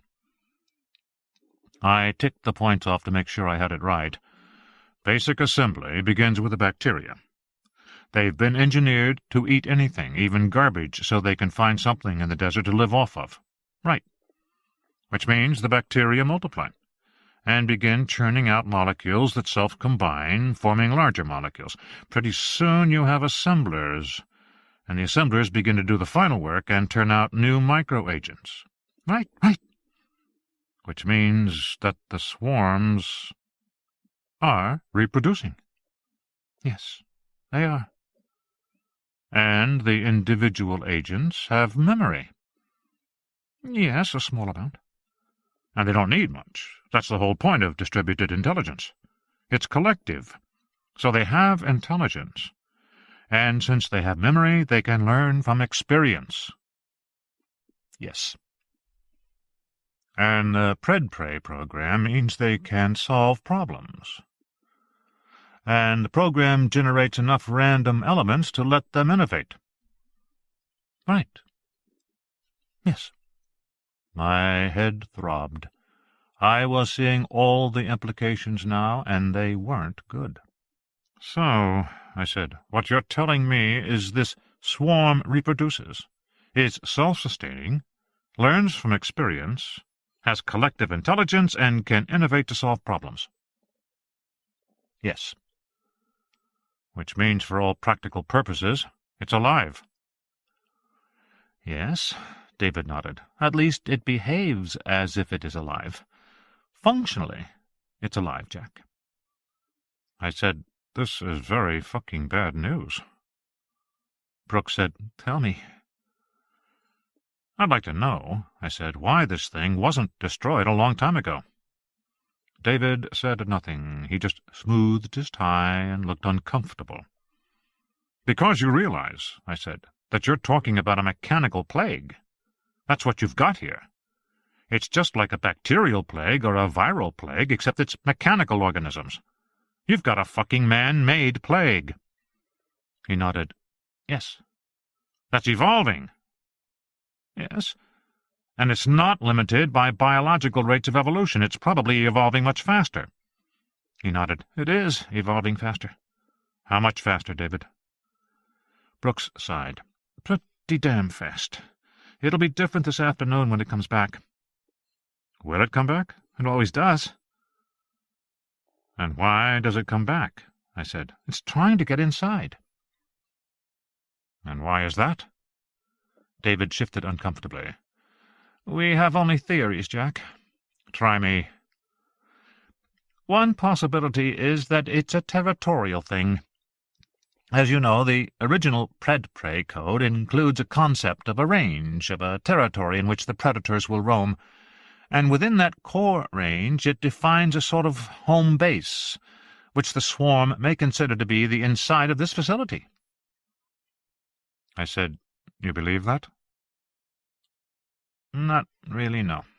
He hesitated. "Actually," he said, "most of us think that it comes back looking for your wife, Jack. It's looking for Julia." Day 6, 11:42 a.m. That was how, with a splitting headache, I found myself on the phone to the hospital in San Jose. "Julia Foreman, please." I spelled the name for the operator. "She's in the ICU," the operator said. "Yes, that's right." "I'm sorry, but direct calls are not allowed." "Then the nursing station?" "Thank you. Please hold." I waited. No one was answering the phone. I called back, went through the operator again, and finally got through to the ICU nursing station. The nurse told me Julia was an X-ray and didn't know when she would be back. I said Julia was supposed to be back by now. The nurse said rather testily that she was looking at Julia's bed right now and she could assure me Julia wasn't in it. I said I'd call back. I shut the phone and turned to David. What was Julia doing in all this? Helping us, Jack. I'm sure, but how exactly? In the beginning, she was trying to coax it back, he said. We needed the swarm close to the building to take control again by radio, so Julia helped us keep it close. How? Well, she entertained it. She what? I guess you'd call it that. It was very quickly obvious that the swarm had rudimentary intelligence. It was Julia's idea to treat it like a child. She went outside with bright blocks, toys, things a kid would like, and the swarm seemed to be responding to her. She was very excited about it. The swarm was safe to be around at that time? Yes, completely safe. It was just a particle cloud. David shrugged. Anyway, after the first day or so, she decided to go a step further and formally test it. You know, test it like a child psychologist. You mean teach it? I said. No, her idea was to test it. David, I said, that swarm's a distributed intelligence. It's a goddamn net.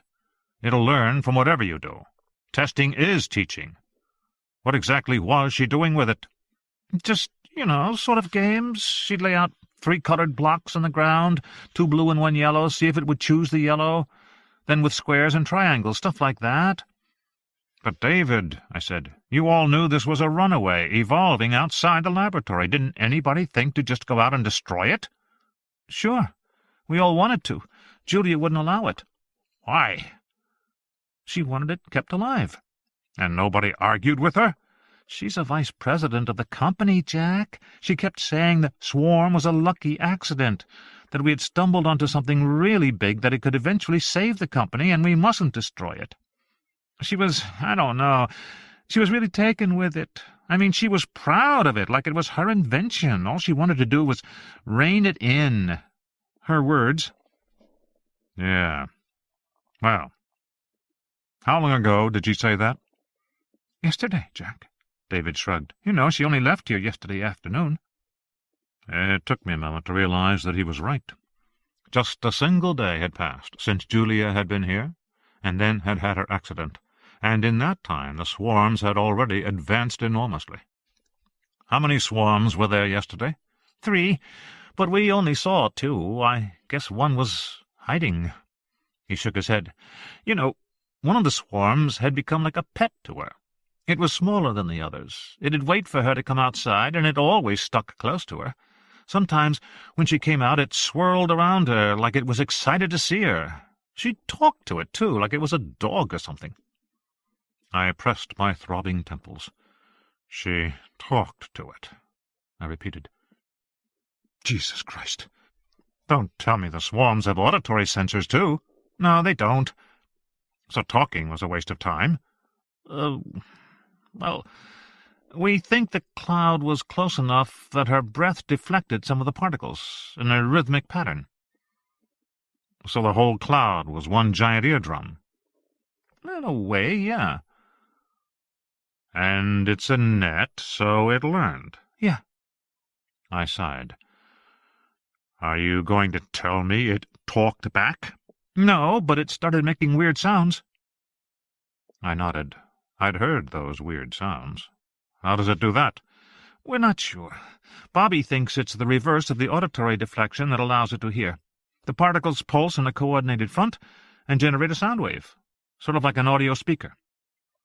It would have to be something like that, I thought, even though it seemed unlikely that it could do it. The swarm was basically a dust cloud of miniature particles.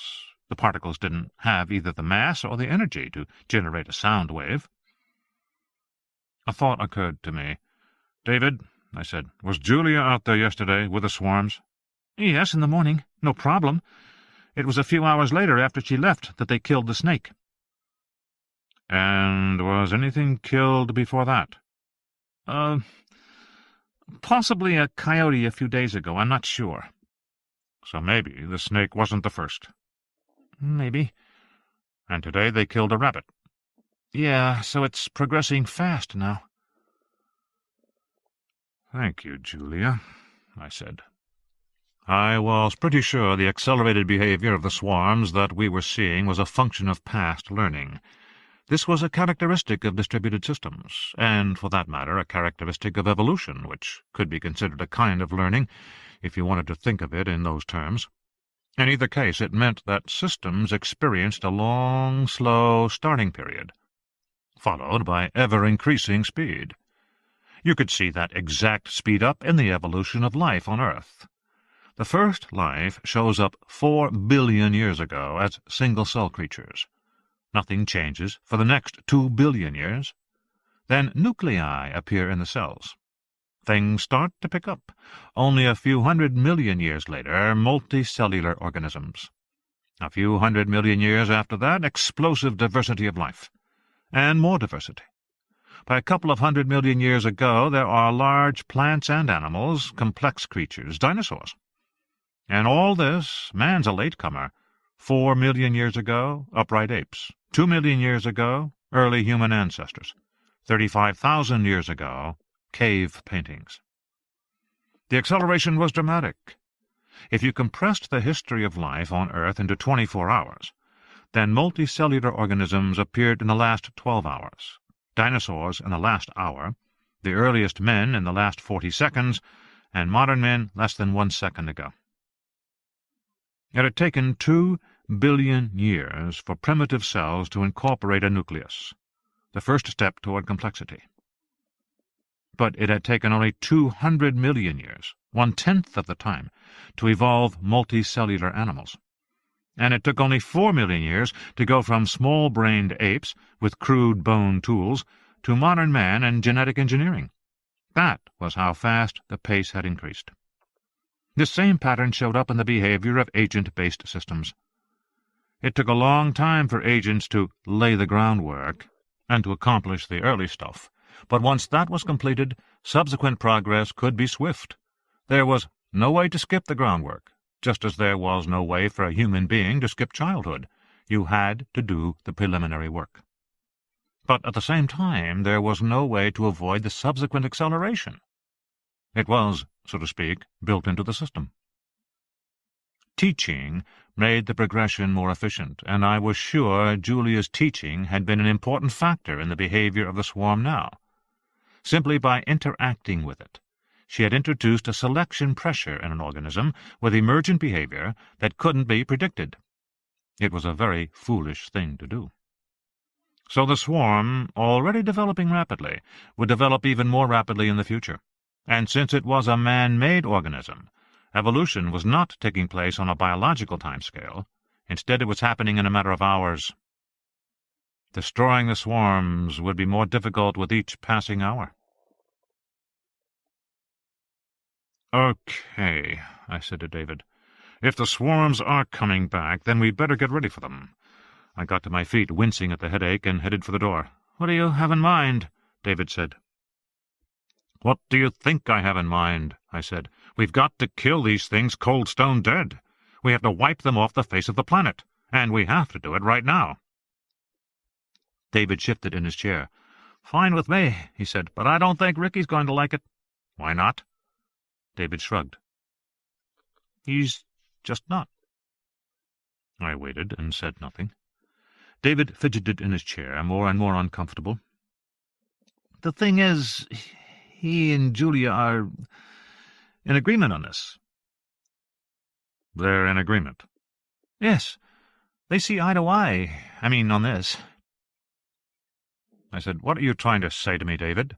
"Nothing, just what I said. They agree the swarms should be kept alive. I think Ricky's going to oppose you, that's all." I needed to talk to May again. I found her in the biology lab, hunched over a computer monitor, looking at images of white bacterial growth on dark red media. I said, "May, listen, I've talked to David, and I need to—" May? Have you got a problem?" She was looking fixedly at the screen. "I think I do," she said. "A problem with the feedstock." "What kind of problem?" "The latest theta-D stocks aren't growing properly." She pointed to an image in the upper corner of the monitor which showed bacteria growing in smooth white circles. That's normal coliform growth, she said. That's how it's supposed to look. But here, she brought up another image in the center of the screen. The round forms appeared moth-eaten, ragged, and misshapen. That's not normal growth, she said, shaking her head. I'm afraid it's phage contamination. You mean a virus? I said. A phage was a virus that attacked bacteria. Yes, she said. Coli are susceptible to a very large number of phages. T4 phage is, of course, the most common, but theta D was engineered to be T4 resistant, so I suspect it's a new phage that's doing this. A new phage? You mean it's newly evolved? Yes, probably a mutant of an existing strain that somehow gets around the engineered resistance. But it's bad news for manufacturing. If we have infected bacterial stocks, we'll have to shut down production. Otherwise we'll just be spewing viruses out. Frankly, I said, shutting down production might be a good idea. I'll probably have to. I'll try to isolate it, but it looks aggressive. I may not be able to get rid of it without scrubbing the kettle. Starting over with fresh stock. Ricky's not going to like it. Have you told him about this? Not yet. She shook her head. I don't think he needs more bad news right now. And besides— She stopped as if she had thought better of what she was going to say. Besides what? Ricky has a huge stake in the success of this company. She turned to face me. Bobby heard him on the phone the other day talking about his stock options, and sounding worried. I think Ricky sees Simos as his last big chance to score. He's been here 5 years. If this doesn't work out, he'll be too senior to start over at a new company. He's got a wife and baby. He can't gamble another 5 years waiting to see if the next company clicks. So he's really trying to make this happen, really driving himself. He's up all night, working, figuring. He isn't sleeping more than 3 or 4 hours. Frankly, I worry it's affecting his judgment. I can imagine, I said. The pressure must be terrible. He's so sleep-deprived it makes him erratic, May said. I'm never sure what he'll do, or how he'll respond. Sometimes I get the feeling he doesn't want to get rid of the swarms at all. Or maybe he's scared. Maybe, I said. Anyway, he's erratic. So if I were you, I'd be careful, she said, when you go after the swarms. Because that's what you're going to do, isn't it? Go after them? Yes, I said. That's what I'm going to do. Day 6, 1:12 p.m. They had all gathered in the lounge with the video games and pinball machines. Nobody was playing them now. They were watching me with anxious eyes as I explained what we had to do. The plan was simple enough. The swarm itself was dictating what we had to do, although I was skipping that uncomfortable truth. Basically, I told them we had a runaway swarm we couldn't control, and the swarm exhibited self-organizing behavior. Whenever you have a high SO component, it means the swarm can reassemble itself after an injury or disruption, just as it did with me. So this swarm has to be totally, physically destroyed. That means subjecting the particles to heat, cold, acid, or high magnetic fields. And from what I've seen of its behavior, I'd say our best chance to destroy it is at night, when the swarm loses energy and sinks to the ground. Ricky whined, "But we already told you, Jack, we can't find it at night." "That's right, you can't," I said, "because you didn't tag it.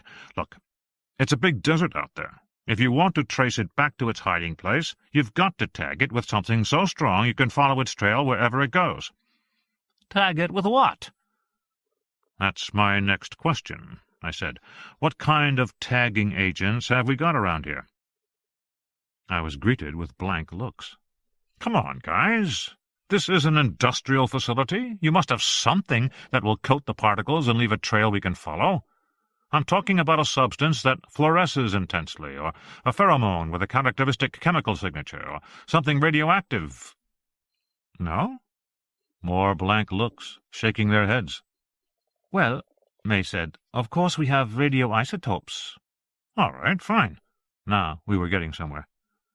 "We use them to check for leaks in the system. The helicopter brings them out once a week." "What isotopes do you have?" "Selenium-72 and rhenium-186. Sometimes xenon-133 as well. I'm not sure what we've got on hand right now." "What kind of half-lives are we talking about?" Certain isotopes lost radioactivity very rapidly, in a matter of hours or minutes. If so, they wouldn't be useful to me. Half-life averages about a week, May said. Selenium's 8 days, rhenium's 4 days, xenon-133 is 5 days, 5 1/4. Okay, any of them should do fine for our purposes, I said. We only need the radioactivity to last for one night after we tag the swarm. May said, We usually put the isotopes in FDG. It's a liquid glucose base. You could spray it. That should be fine, I said. Where are the isotopes now? May smiled obliquely. In the storage unit, she said. Where's that? Outside, next to the parked cars. Okay, I said. Let's go out and get them. Oh, for Christ's sake, Ricky said, throwing up his hands. Are you out of your mind? You nearly died out there this morning, Jack. You can't go back out. There isn't any choice, I said. Sure there is. Wait until nightfall. No, I said, because that means we can't spray them until tomorrow. And we can't trace and destroy them until tomorrow night. That means we wait 36 hours with an organism that is evolving fast. We can't risk it. Risk it? Jack, if you go out now, you'll never survive. You're fucking crazy even to consider it. Charlie Davenport had been staring at the monitor. Now he turned to the group.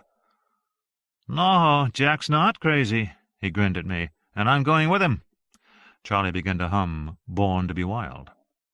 I'm going too, May said. I know where the isotopes are stored. I said, It's not really necessary, May. You can tell me. No, I'm coming. We'll need to improvise a spray apparatus of some kind. David Brooks was rolling up his sleeves carefully. Presumably remotely controlled. That's Rosie's specialty.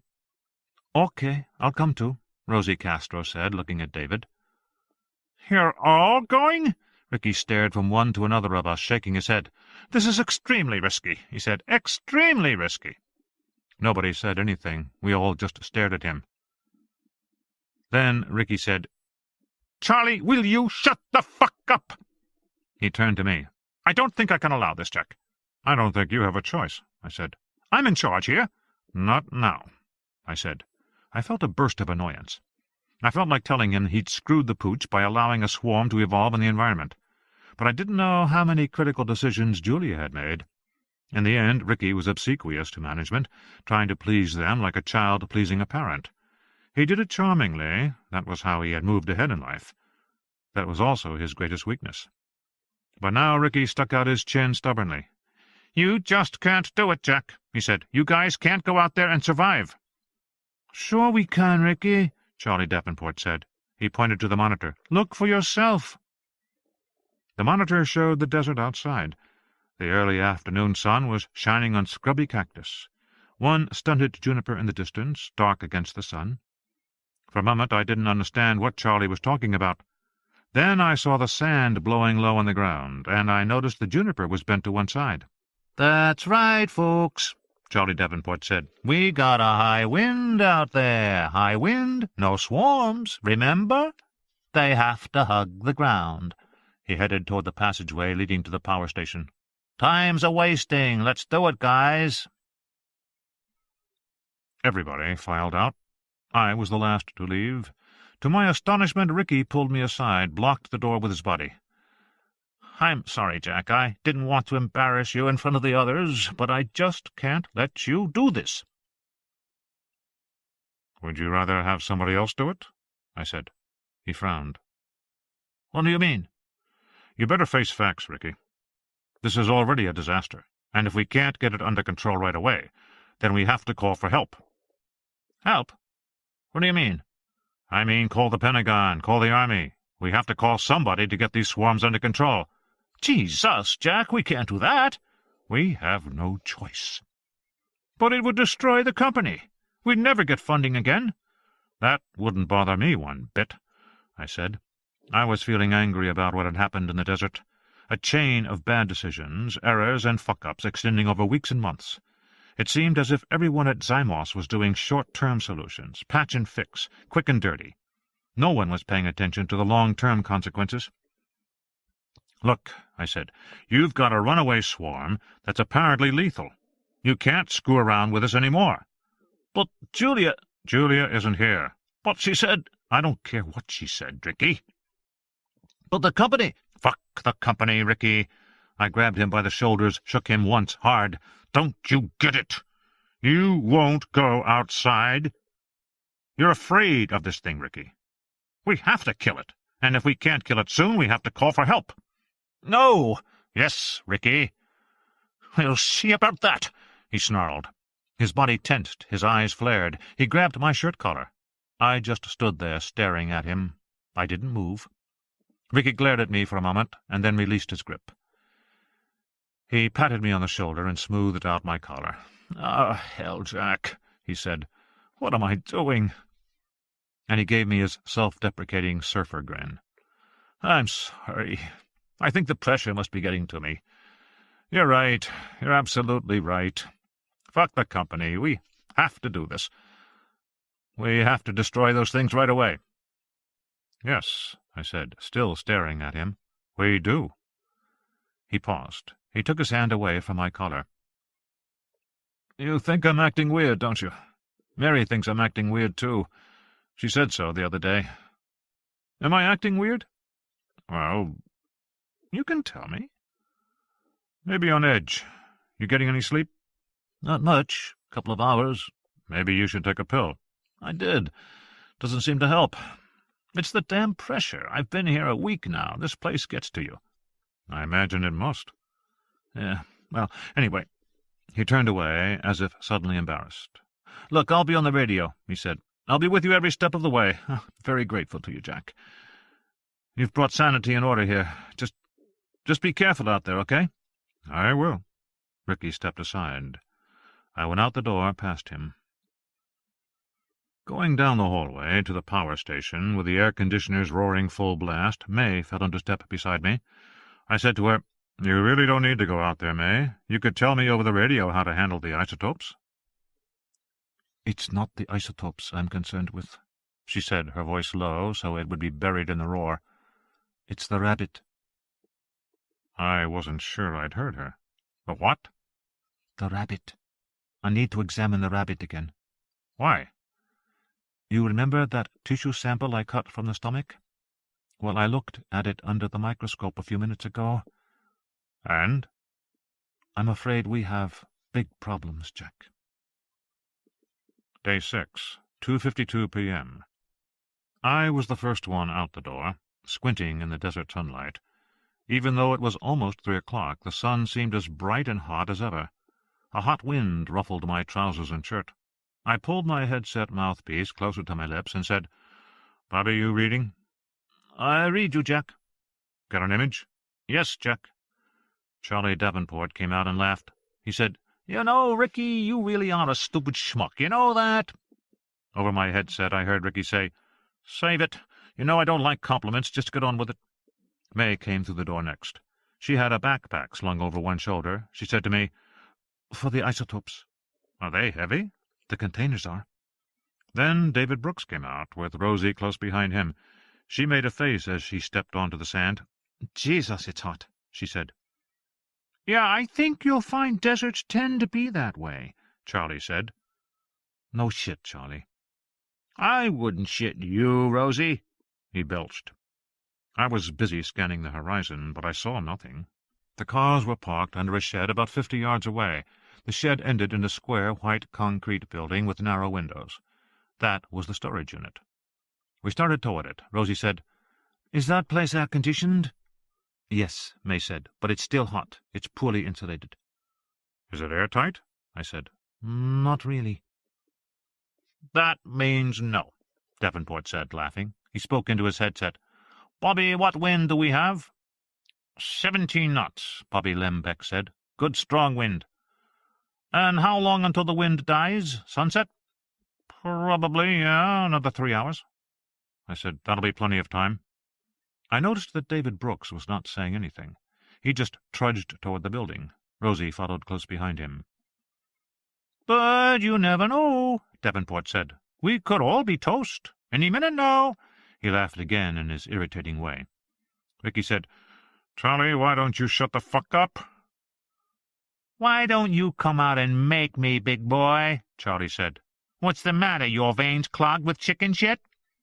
I said. "Let's stay focused, Charlie." "Hey, I'm focused, I'm focused." The wind was blowing sand, creating a brownish blur just above the ground. May walked beside me. She looked across the desert and said abruptly, "I want to have a look at the rabbit. You all go ahead if you want." She headed off to the right, toward the carcass. I went with her, and the others turned in a group and followed us. It seemed everybody wanted to stay together. The wind was still strong. Charlie said, "Why do you want to see it, May?" "I want to check something." She was pulling on gloves as she walked. The headset crackled. Ricky said, "Would somebody please tell me what the hell is going on?" "We're going to see the rabbit," Charlie said. "What for?" "May wants to see it." "She saw it before. Guys, you're very exposed out there. I wouldn't be waltzing around." "Nobody's waltzing around, Ricky." By now I could see the rabbit in the distance, partially obscured by the blowing sand. In a few moments we were all standing over the carcass. The wind had blown the body over on its side. May crouched down, turned it on its back, laid open the carcass. "Geez," Rosie said. I was startled to see that the exposed flesh was no longer smooth and pink.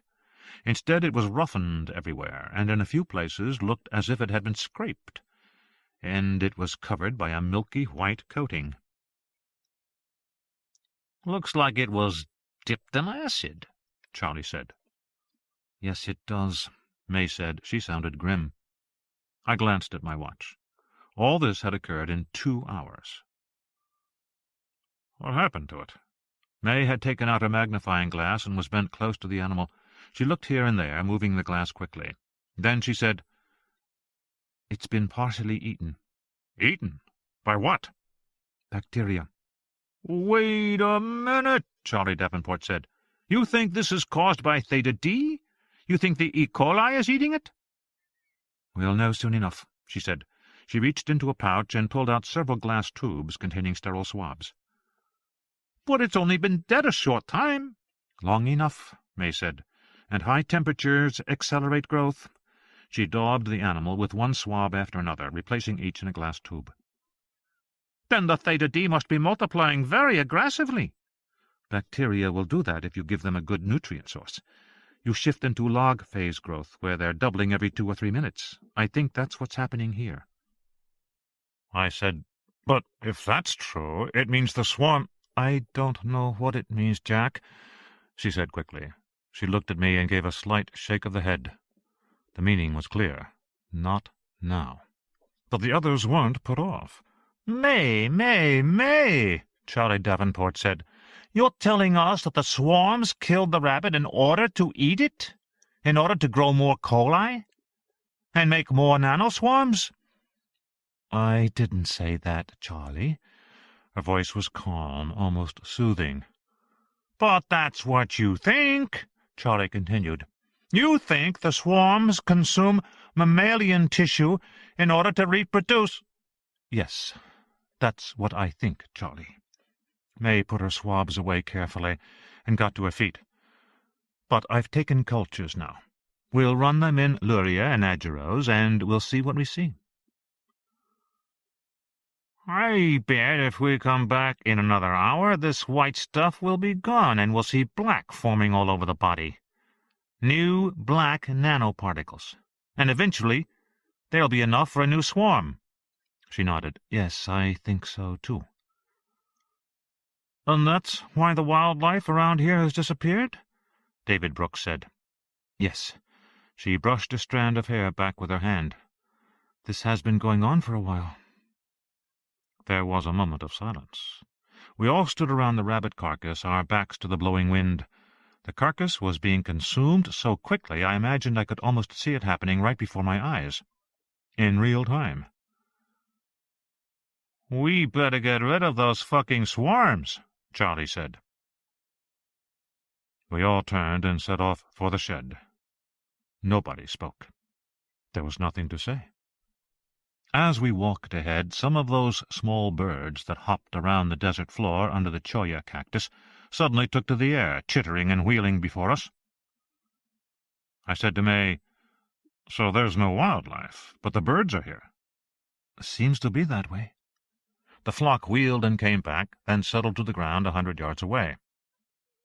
"Maybe they're too small for the swarms to bother with," May said. "Not enough flesh on their bodies." Maybe. I was thinking there might be another answer, but to be sure I would have to check the code. I stepped from the sun into the shade of the corrugated shed and moved along the line of cars toward the door of the storage unit. The door was plastered with warning symbols for nuclear radiation, biohazard, microwaves, high explosives, laser radiation. Charlie said, "You can see why we keep the shit outside." As I came to the door, Vince said, "Jack, you have a call. I'll patch it." My cell phone rang. It was probably Julia. I flipped it open. "Hello?" "Dad." It was Eric, with that emphatic tone that he got when he was upset. I sighed. "Yes, Eric." "When are you coming back?" "I'm not sure, son." "Will you be here for dinner?" "I'm afraid not. Why, what's the problem?" "She is such an asshole." "Eric, just tell me what the problem—" "Aunt Ellen sticks up for her all the time. It's not fair." "I'm kind of busy now, Eric, so just tell me—" "Why, what are you doing?" "Just tell me what's wrong, son." "Never mind," he said, turning sulky. "If you're not coming home, it doesn't matter. Where are you, anyway? Are you in the desert?" "Yes, how did you know that?" "I talked to Mom. Aunt Ellen made us go to the hospital to see her. It's not fair. I didn't want to go. She made me anyway." "Uh-huh. How is Mom?" "She's checking out of the hospital."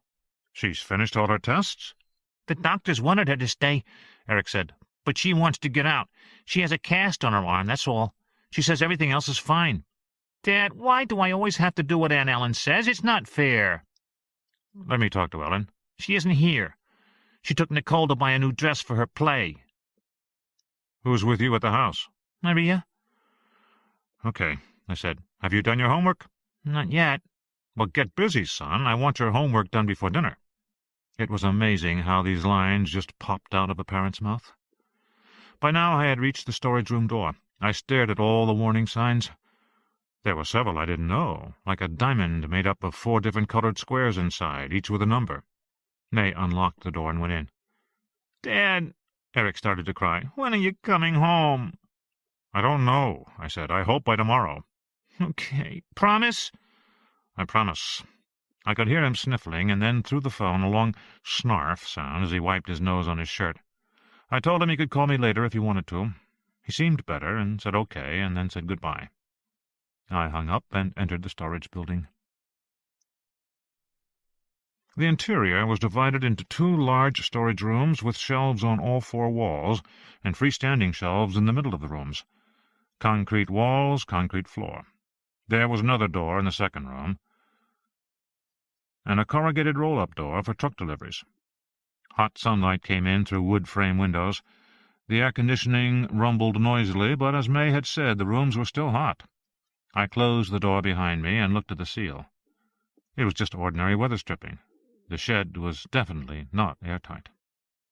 I walked along the shelves, stacked with bins of spare parts for the fabrication machinery and the labs.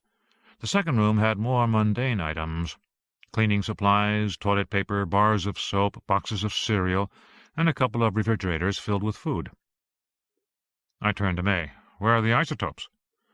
"Over here." She led me around a set of shelves to a steel lid set in the concrete floor. The lid was about 3 feet in diameter. It looked like a buried garbage can, except for the glowing LED and keypad in the center.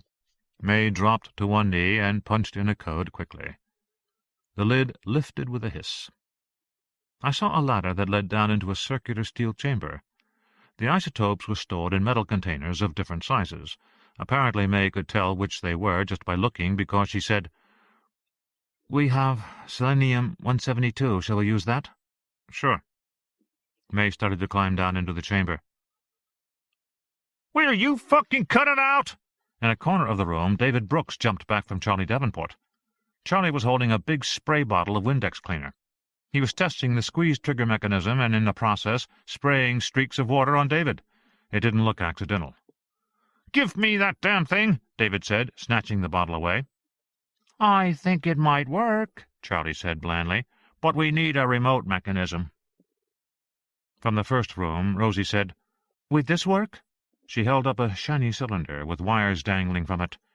"Isn't this a solenoid relay?" "Yes," David said, "but I doubt it can exert enough force to squeeze this bottle. Has it got a rating? We need something bigger." "And don't forget, you also need a remote controller," Charlie said, "unless you want to stand there and spray the fucker yourself." May came up from below, carrying a heavy metal tube. She walked to the sink and reached for a bottle of straw-colored liquid. She pulled on heavy rubber-coated gloves and started to mix the isotope into the liquid. A radiation counter over the sink was chattering. Over the headset, Ricky said, "Aren't you guys forgetting something? Even if you have a remote, how are you going to get the cloud to come to it? Because I don't think the swarm will just come over and stand there while you hose it down." "We'll find something to attract them," I said. "Like what?" "They were attracted to the rabbit." "We don't have any rabbits," Charlie said. "You know, Ricky, you are a very negative person." "I'm just telling you the facts." "Thank you for sharing," Charlie said. Like May, Charlie was seeing it, too. Ricky had dragged his feet every step of the way. It was as if Ricky wanted to keep the swarms alive, which made no sense at all, but that's how he was behaving. I would have said something to Charlie about Ricky, but over our headsets everybody heard everything. The downside of modern communications, everybody can listen in. "Hey, guys," it was Bobby Lembeck. "How's it coming?" "We're getting there. Why?" "The wind's dropping." "What is it now?" I said. 15 knots, down from 18. "That's still strong," I said. "We're okay." "I know, I'm just telling you." From the next room, Rosie said, "What's thermite?" In her hand she held a plastic tray filled with thumb-sized metal tubes. "Careful with that," David said. "It must be left over from construction. I guess they did thermite welding." "But what is it?" "Thermite is aluminum and iron oxide," David said. "It burns very hot, 3,000 degrees, and so bright you can't look directly at it. And it'll melt steel for welding." "How much of that have we got?" I said to Rosie, "because we can use it tonight." "There's 4 boxes back there." She plucked one tube from the box. "So how do you set 'em off?" "Be careful, Rosie. That's a magnesium wrapper. Any decent heat source will ignite it. Even matches?" "If you want to lose your hand, better use road flare, something with a fuse." "I'll see," she said, and she disappeared around the corner. The radiation counter was still clicking. I turned to the sink. May had capped the isotope tube. She was now pouring the straw-colored liquid into a Windex bottle. "Hey, guys," it was Bobby Lembeck again. "I'm picking up some instability. Wind's fluctuating at 12 knots. "Okay," I said. "We don't need to hear every little change, Bobby." "I'm seeing some instability is all." "I think we're okay for the moment, Bobby." May was going to be another few minutes in any case. I went over to a computer workstation and turned it on. The screen glowed. There was a menu of options. Aloud, I said, "Ricky, can I put up the swarm code on this monitor?" "The code?" Ricky said. He sounded alarmed. "What do you want the code for?" "I want to see what you guys have done." "Why?" "Ricky, for Christ's sake, can I see it or not?" "Sure, of course you can. All the code revisions are in the directory, /code. It's passworded." I was typing. I found the directory, but I wasn't being allowed to enter it. "And the password is?" "It's LANGTON, all lowercase." "Okay." I entered the password. I was now in the directory, looking at a list of program modifications, each with file size and date. The document sizes were large, which meant that these were all programs for other aspects of the swarm mechanism, because the code for the particles themselves would be small. Just a few lines, maybe 8-10 kilobytes, no more. "Ricky?" "Yes, Jack." "Where's the particle code?" "Isn't it there?" "God damn it, Ricky, stop screwing around." "Hey, Jack, I'm not responsible for the archiving." "Ricky, these are work files, not archives," I said. "Tell me where." A brief pause. "There should be a subdirectory /cdn. It's kept there." I scrolled down. I see it. Within this directory I found a list of files, all very small. The modification dates started about 6 weeks ago. There was nothing new from the last 2 weeks. "Ricky, you haven't changed the code for 2 weeks?" "Yeah, about that." I clicked on the most recent document. "You got high-level summaries?" When these guys had worked for me, I always insisted that they write natural language summaries of the program structure. It was faster to review than documentation within the code itself, and they often solved logic problems when they had to write it out briefly. "Should be there," Ricky said. On the screen I saw /* initialize // 4. J equals 1 to L times V do. Sj equals 0 / set initial demand to 0 / end 4. 4. I equals L to Z do. 4. J equals 1 to L times V do. Partial derivative ij equals open parens state open parens x, y, z close parens / agent threshold param / null ij equals open parens intent open parens cj, hj close parens / agent intention fill / response equals 0 / begin agent response / zone equals z open parens I close parens / initial zone unlearned by agent / sweep equals 1 / activate agent travel / end 4. End 4 / main / for KL equals 1 to RVD do. For TM equals 1 to NV do. For partial derivative equals 1 to J do / tracking surrounds / null ij equals open parens intent open parens cj, hj close parens / agent intention fill / partial derivative ij greater than symbol less than symbol open parens state open parens x, y, z close parens / agent is in motion / partial derivative ikl equals open parens filed open parens x, y, z close parens / track nearest agents / I scanned it for a while, looking for how they had changed it. Then I scrolled down into the actual code to see the implementation, but the important code wasn't there. The entire set of particle behaviors was marked as an object call to a something titled comstat _do. "Ricky," I said, "what's compstat _do? Where is it?" "Should be there. It's not." "I don't know. Maybe it's compiled." "Well, that isn't going to do me any good, is it?" You couldn't read compiled code. "Ricky, I want to see that damn module. What is the problem?" "No problem. I have to look for it, is all." "Okay. I'll do it when you get back." I glanced over at May. "Have you gone through the code?" She shook her head. Her expression seemed to say it was never going to happen, that Ricky would make up more excuses and keep putting me off. I didn't understand why. I was there to advise them on the code, after all. That was my area of expertise. In the next room, Rosie and David were poking through the shelves of supplies, looking for radio relays. They weren't having any success. Across the room, Charlie Davenport farted loudly and cried, "Bingo!" "Jesus, Charlie," Rosie said. "You shouldn't hold things in," Charlie said. "It makes you sick." "You make me sick," Rosie said. "Oh, sorry." Charlie held up his hand, showing a shiny metal contraption. "Then I guess you don't want this remote-controlled compression valve." "What?" Rosie said, turning. "Are you kidding?" David said, going over to look.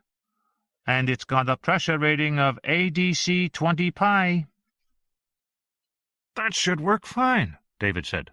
"If you don't fuck it up," Charlie said. They took the valve and went to the sink, where May was still pouring, wearing her heavy gloves.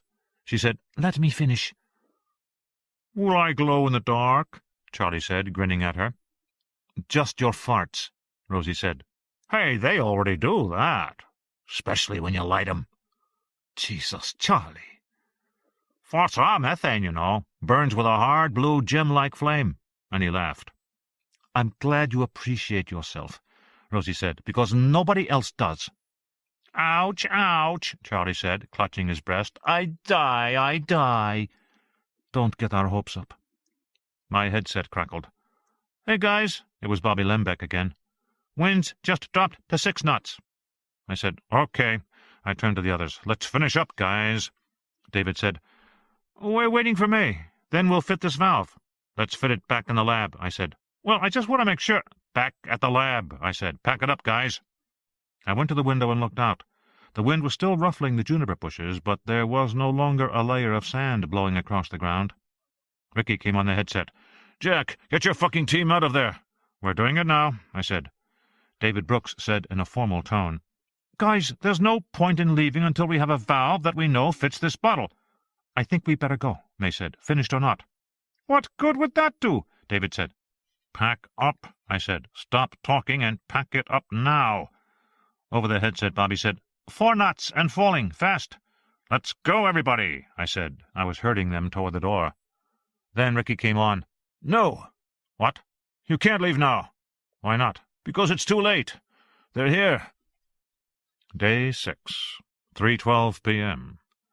Everyone went to the window. We banged heads, trying to look out in all directions. As far as I could see, the horizon was clear. I saw nothing at all. "Where are they?" I said. "Coming from the south. We have them on the monitors." "How many?" Charlie said. 4. "4?" "Yeah, 4.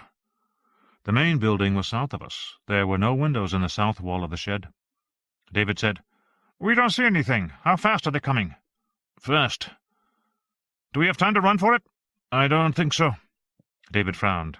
"He doesn't think so. Jesus!" And before I could say anything, David had bolted for the far door, opened it, and stepped out into the sunlight.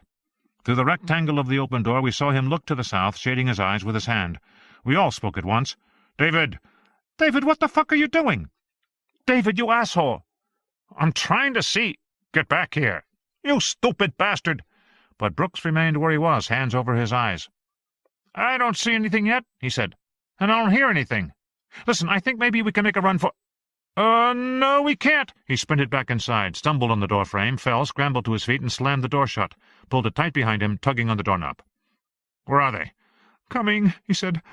"They're coming." His voice shook with tension. "Oh, Jesus, they're coming." He pulled back on the doorknob with both hands, using his whole body weight. He muttered over and over, "Coming, they're coming." "Oh, great," Charlie said. "The fucking guy's cracked." I went over to David and put my hand on his shoulder. He was pulling on the doorknob, breathing in ragged gasps. "David," I said quietly, "let's take it easy now. Let's take a deep breath." I have to keep them." He was sweating, his whole body tense, his shoulders shaking under my hand. It was pure panic. "David," I said, "let's take a deep breath, okay?" "I have. Big breath, David." I took one, demonstrating. "That feels better. Come on now. Big breath." David was nodding, trying to hear me. He took a short breath, then resumed his quick gasps. "That's good, David. Now another one." Another breath. His breathing slowed slightly. He stopped shaking. "Okay, David, that's good." Behind me, Charlie said, "I always knew that guy was fucked up. Look at him, talking to him like a fucking baby." I glanced back and shot Charlie a look. He just shrugged. "Hey, I'm fucking right." May said, "It's not helping, Charlie." "Fuck helping." Rosie said, "Charlie, just shut up for a while, okay?" I turned back to David. I kept my voice even. "All right, David. That's good. Breathe. Okay, now, let go of the doorknob." David shook his head, refusing. But he seemed confused now, uncertain of what he was doing. He blinked his eyes rapidly. It was as if he was coming out of a trance. I said softly, "Let go of the doorknob. It's not doing any good." Finally he let go, and sat back on the ground. He began to cry, head in hands. "Oh, Jesus," Charlie said. "That's all we need." "Shut up, Charlie." Rosie went to the refrigerator and came back with a bottle of water. She gave it to David, who drank as he cried. She helped him to his feet, nodded to me that she'd take it from here. I went back to the center of the room where the others were standing by the workstation screen. On the screen, the lines of code had been replaced by a monitor view of the north face of the main building. 4 swarms were there, glinting silver as they moved up and down the length of the building. "What are they doing?" I said. "Trying to get in." I said, "Why do they do that?" "We're not sure," May said. We watched for a moment in silence. Once again I was struck by the purposefulness of their behavior. They reminded me of bears trying to break into a trailer to get food. They paused at every doorway and closed window, hovering there, moving up and down along the seals until finally moving on to the next opening. I said, "And do they always try the doors like that?" "Yes, why?" "Because it looks like they don't remember that the doors are sealed." "No," Charlie said, "they don't remember." "Because they don't have enough memory?" "Either that," he said, "or this is another generation." "You mean these are new swarms since noon?" "Yes." I looked at my watch. "There's a new generation every 3 hours?" Charlie shrugged. "I couldn't say. We never found where they reproduce. I'm just guessing." The possibility that new generations were coming that fast meant that whatever evolutionary mechanism was built into the code was progressing fast too. Ordinarily, genetic algorithms, which modeled reproduction to arrive at solutions, ordinarily they ran between 500 and 5,000 generations to arrive at an optimization. If these swarms were reproducing every 3 hours, it meant they had turned over something like 100 generations in the last 2 weeks. And with 100 generations, the behavior would be much sharper. May watched them on the monitor and said, "At least they're staying by the main building. It seems like they don't know we're here." "How would they know?" I said. "They wouldn't," Charlie said. "Their main sensory modality is vision. They may have picked up a little auditory over the generations, but it's still primarily vision. If they don't see it, it doesn't exist for them." Rosie came over with David. He said, "I'm really sorry, guys." "No problem." "It's okay, David." "I don't know what happened. I just couldn't stand it." Charlie said, "Don't worry, David. We understand. You're a psycho and you cracked. We get the picture, no problem." Rosie put her arm around David, who blew his nose loudly. She stared at the monitor. "What's happening with them now?" Rosie said. "They don't seem to know we're here." "Okay." "We're hoping it stays that way." "Uh-huh. And if it doesn't?" Rosie said. I had been thinking about that. "If it doesn't, we rely on the holes in the pred-prey assumptions. We exploit the weaknesses in the programming." "Which means?" "We flock," I said. Charlie gave a hoarse laugh. "Yeah, right, we flock, and prey like hell." "I'm serious," I said. Over the last 30 years, scientists had studied predator-prey interactions in everything from the lion to the hyena to the warrior ant. There was now a much better understanding of how prey defended themselves.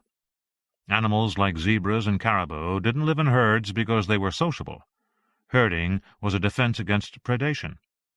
Large numbers of animals provided increased vigilance, and attacking predators were often confused when the herd fled in all directions. Sometimes they literally stopped cold. Show a predator too many moving targets, and it often chased none. The same thing was true of flocking birds and schooling fish. Those coordinated group movements made it harder for predators to pick out a single individual. Predators were drawn to attack an animal that was distinctive in some way. That was one reason why they attacked infants so often, not only because they were easier prey, but because they looked different. In the same way, predators killed more males than females, because non-dominant males tended to hang on the outskirts of the herd, where they were more noticeable.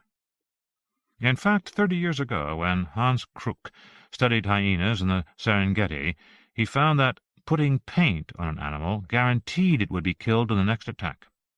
That was the power of difference. So the message was simple. Stay together, stay the same. That was our best chance. But I hoped it wouldn't come to that. The swarms disappeared for a while. They had gone around to the other side of the laboratory building. We waited tensely. Eventually they reappeared. They once again moved along the side of the building, trying openings one after another. We all watched the monitor. David Brooks was sweating profusely. He wiped his forehead with his sleeve. "How long are they going to keep doing that?" "As long as they fucking want," Charlie said. May said, "At least until the wind kicks up again, and it doesn't look like that's going to happen soon." "Jesus," David said. "I don't know how you guys can stand it." He was pale. Sweat had dripped from his eyebrows onto his glasses. He looked like he was going to pass out. I said, "David, do you want to sit down?" "Maybe I better." "Okay." "Come on, David," Rosie said. She took him across the room to the sink and sat him on the floor. He hugged his knees, put his head down. She put cold water on a paper towel and placed it on the back of his neck. Her gestures were tender. "That fucking guy," Charlie said, shaking his head. "That's all we need right now." "Charlie," May said, "you're not helping." "So what? We're trapped in this fucking shed. It's not fucking airtight. There's nothing we can do, no place we can go, and he's fucking cracking up. Makes everything worse." "Yes," she said quietly, "that's all true, and you're not helping it." Charlie gave her a look and began to hum the theme from the Twilight Zone. "Charlie," I said, "pay attention." I was watching the swarms. Their behavior had subtly changed. They no longer stayed close to the building. Instead, they now moved in a zigzag pattern away from the wall into the desert and then back again. They were all doing it, in a kind of fluid dance. May saw it too. "New behavior." "Yes," I said. "Their strategy isn't working, so they're trying something else." "Not going to do shit for them," Charlie said. "They can zigzag all they want. It won't open any doors." Even so, I was fascinated to see this emergent behavior. The zigzags were becoming more exaggerated. The swarms were moving farther and farther away from the buildings. Their strategy was shifting progressively. It was evolving as we watched. "It's really amazing," I said. "Little fuckers," Charlie said. One of the swarms was now quite close to the rabbit carcass. It approached within a few yards and swirled away again, heading back to the main building. A thought occurred to me. "How well do the swarms see?" The headset clicked. It was Ricky. "They see fabulously," he said. "It's what they were made to do, after all. Eyesight's 20/05, he said. Fantastic resolution. Better than any human." I said, "And how do they do the imaging?" Because they were just a series of individual particles. Like the rods and cones in the eye, central processing was required to form a picture from all the inputs. How was that processing accomplished? Ricky coughed. Not sure." Charlie said, "It showed up in later generations." "You mean they evolved vision on their own?" "Yeah." "And we don't know how they do it?" "No. We just know they just do." We watched as the swarm angled away from the wall, moved back near the rabbit, then returned to the wall once more. The other swarms were farther down the building, doing the same thing, swirling out into the desert, then swirling back again. Over the headset, Ricky said, "Why do you ask?" "Because." "You think they'll find the rabbit?" "I'm not worried about the rabbit," I said. "Anyway, it looks like they already missed it." "Then what?" "Uh-oh," May said. "Shit," Charlie said, and he gave a long sigh. We were looking at the nearest swarm, the one that had just bypassed the rabbit. That swarm had moved out into the desert again, perhaps 10 yards away from the rabbit. But instead of turning back in its usual pattern, it had paused in the desert. It didn't move, but the silvery column rose and fell. "Why is it doing that?" I said. "That up and down thing." "Something to do with imaging? Focusing?" "No," I said. "I mean, why did it stop?" "Program stall?" I shook my head. "I doubt it." "Then what?" "I think it sees something." "Like what?" Charlie said. I was afraid I knew the answer. The swarm represented an extremely high-resolution camera combined with a distributed intelligence network. And one thing distributed networks did particularly well was detect patterns. That was why distributed network programs were used to recognize faces for security systems, or to assemble the shattered fragments of archaeological pottery. The networks could find patterns in data better than the human eye. "What patterns?" Charlie said when I told him. "There's nothing out there to detect except sand and cactus thorns." May said, "And footprints." "What? You mean our footprints? From us walking over here? Shit, May, the sand's been blowing for the last 15 minutes. There's no footprints left to find." We watched the swarm hang there, rising and falling like it was breathing. The cloud had turned mostly black now, with just an occasional glint of silver. It had remained at the same spot for 10 or 15 seconds, pulsing up and down. The other swarms were continuing in their zigzag course, but this one stayed where it was. Charlie bit his lip. "You really think it sees something?" "I don't know," I said. "Maybe." Suddenly the swarm rose up and began to move again. But it wasn't coming toward us. Instead it moved on a diagonal over the desert, heading back toward the door in the power building. When it came to the door, it stopped and swirled in place. "What the hell?" Charlie said. I knew what it was. So did May. "It just tracked us," she said, "backward." The swarm had followed the path we had originally taken from the door to the rabbit. The question was, what would it do next?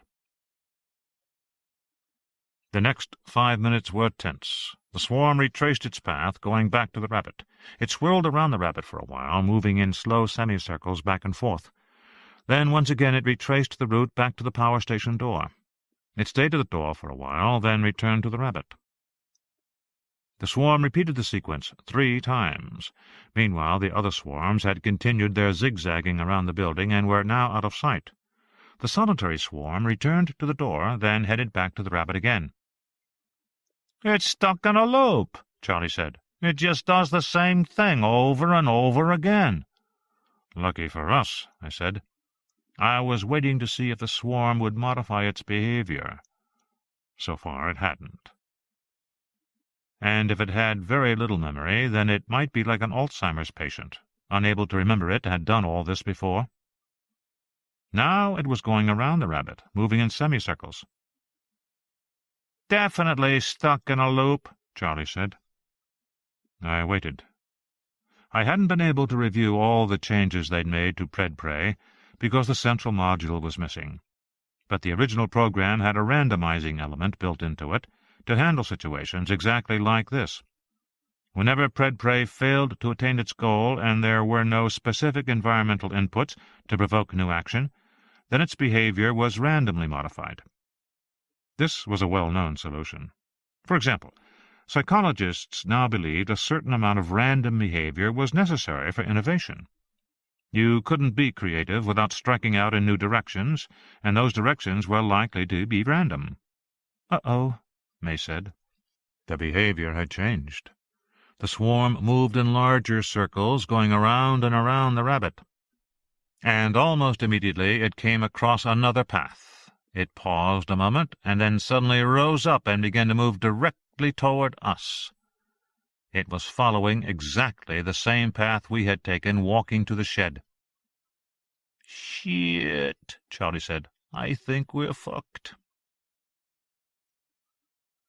May and Charlie rushed across the room to look out the window. David and Rosie stood and peered out the window above the sink, and I started to shout, No, get away from the windows!" "What?" "It's visual, remember? Get away from the windows!" There was no good place to hide in the storage room, not really. Rosie and David crawled under the sink. Charlie pushed in beside them, ignoring their protests. May slipped into the shadows of one corner of the room, easing herself into the space where 2 shelves didn't quite meet. She could only be seen from the west window, and then not easily. The radio crackled. "Hey, guys," it was Ricky. "One's heading for you, and, No, 2 others are joining it." "Ricky," I said, "go off air." "What?" "No more radio contact." "Why?" "Off, Ricky." I dropped down on my knees behind a cardboard carton of supplies in the main room. The carton wasn't large enough to hide me entirely. My feet stuck out, but like May, I wasn't easily seen. Someone outside would have to look at an angle through the north window to see me, and in any case it was the best I could do. From my crouched position I could just see the others huddled beneath the sink. I couldn't see May at all unless I really stuck my head around the corner of the carton. When I did, she looked quiet, composed. I ducked back and waited. I heard nothing but the hum of the air conditioner. 10 or 15 seconds passed. I could see the sunlight streaming in through the north window above the sink. It made a white rectangle on the floor to my left. My headset crackled. "Why no contact?" "Jesus fucking A," Charlie muttered. I put my finger to my lips and shook my head. "Ricky," I said, "don't these things have auditory capacity?" "Sure, maybe a little, but—" "Be quiet and stay off." "But—" I reached for the transmitter at my belt and clicked it off. I signaled the others beneath the sink. They each turned their transmitters off. Charlie mouthed something to me. I thought he mouthed, "That fucking guy wants us killed." But I couldn't be sure. We waited. It couldn't have been more than 2 or 3 minutes, but it seemed forever. My knees began to hurt on the hard concrete floor. Trying to get more comfortable, I shifted my position cautiously. By now I was sure the first swarm was in our vicinity. It hadn't appeared at the windows yet, and I wondered what was taking so long. Perhaps as it followed our path it had paused to inspect the cars. I wondered what swarm intelligence would make of an automobile. How puzzling it must look to that high-resolution eye. But maybe because the cars were inanimate, the swarm would ignore them as some sort of large, brightly colored boulders. But still, what was taking so long? My knees hurt more with every passing second. I changed my position, putting weight on my hands and raising my knees like a runner at the blocks. I had a moment of temporary relief. I was so focused on my pain that I didn't notice at first that the glaring white rectangle on the floor was turning darker at the center and spreading out to the sides. In a moment, the entire rectangle turned dull gray. The swarm was here. I wasn't certain, but I fancied that beneath the hum of the air conditioner was a deep thrumming sound. From my position behind the crate, I saw the window above the sink grow progressively darker from swirling black particles. It was as if there was a dust storm right outside. Inside the shed it was dark, surprisingly dark. Underneath the sink, David Brooks began to moan. Charlie clapped his hand over his mouth. They looked upward, even though the sink blocked their view of the window above them. And then the swarm vanished from the window, as quickly as it had come. Sunlight poured in again. Nobody moved. We waited. Moments later, the window in the west wall turned dark in the same way. I wondered why the swarm didn't enter. The window wasn't airtight. The nanoparticles could slide through the cracks without difficulty. But they didn't even seem to try. Perhaps this was an instance where network learning was on our side. Perhaps the swarms had been trained by their experience at the lab to think doors and windows were impermeable. Maybe that's why they weren't trying. The thought gave me a hopeful feeling that helped counteract the pain in my knees. The west window was still dark, when the north window over the sink turned dark again. Now 2 swarms were looking in at the same time. Ricky had said there were 3 coming toward the building. He hadn't mentioned the 4th. I wondered where the 3rd swarm was. A moment later, I knew. Like a silent black mist, nanoparticles began to come into the room underneath the west door. Soon more particles entered, all around the doorframe. Inside the room, the particles appeared to spin and swirl aimlessly, but I knew they would self-organize in a few moments. Then, at the north window, I saw more particles flooding through the cracks. Through the air-conditioning vents in the ceiling, still more particles rushed downward. There was no point in waiting any longer. I got to my feet and stepped from my hiding place. I shouted for everybody to come out of hiding. "Form up in 2 rows." Charlie grabbed the Windex spray bottle and fell into line, grumbling. "What do you think our fucking chances are?" "The best they'll ever get," I said. "Reynolds rules. Form up and stay with me. Let's go. Now." If we weren't so frightened, we might have felt ridiculous, shuffling back and forth across the room in a tight cluster, trying to coordinate our movements, trying to imitate a flock of birds. My heart was pounding in my chest. I heard a roaring sound in my ears. It was hard to focus on our steps. I knew we were awkward, but we got better quickly. When we came to a wall, we wheeled and headed back again, moving in unison. I started swinging my arms and clapping with each step. The others did the same. It helped our coordination. And we each fought our terror. As May said later, "It was step aerobics from hell." And all the time we watched the black nanoparticles as they came hissing into the room through cracks in doors and windows. It seemed to go on for a long time, but it was probably only 30 or 40 seconds. Soon a kind of undifferentiated fog filled the room. I felt pinpricks all over my body, and I was sure the others felt it too. David started moaning again, but Rosie was right beside him, encouraging him, urging him to keep it together. Suddenly, with shocking speed, the fog cleared, the particles coalescing into two fully formed columns that now stood directly before us, rising and falling in dark ripples. Seen this close, the swarms exuded an unmistakable sense of menace, almost malevolence. Their deep thrumming sound was clearly audible, but intermittently I heard an angry hiss like a snake. But they did not attack us. Just as I had hoped, the programming deficits worked for us. Confronted by a cluster of coordinated prey, these predators were stymied. They did nothing at all. At least for now. Between claps, Charlie said, "Do you believe this fucking shit? It's working!" I said, "Yes, but maybe not for long." I was worried about how long David could control his anxiety. And I was worried about the swarms. I didn't know how long they'd just stand there before they innovated new behavior. I said, "I suggest we move toward that back door behind us and get the hell out." As we wheeled away from the wall, I angled slightly toward the rear room. Clapping and stepping in unison, our group moved away from the swarms, which thrummed deeply, and followed. "And if we get outside, then what?" David whined. He was having trouble staying in sync with the rest of us. In his panic, he kept stumbling. He was sweating and blinking rapidly. "We continue this way, flocking this way, back to the lab, and get inside. Are you willing to try?"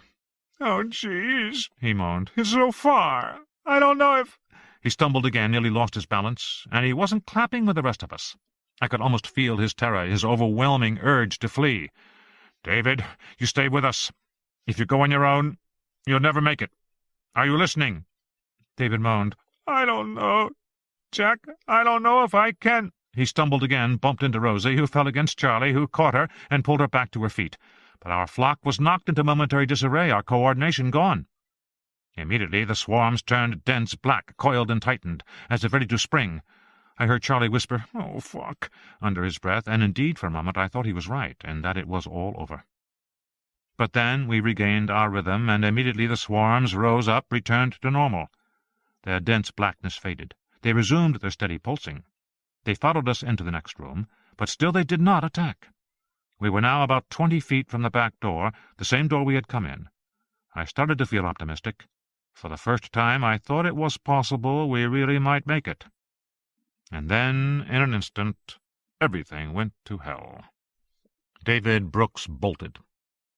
We were well into the back room, and about to work our way around the freestanding shelves in the center of the room, when he ran straight between the swarms and past them, heading for the far door.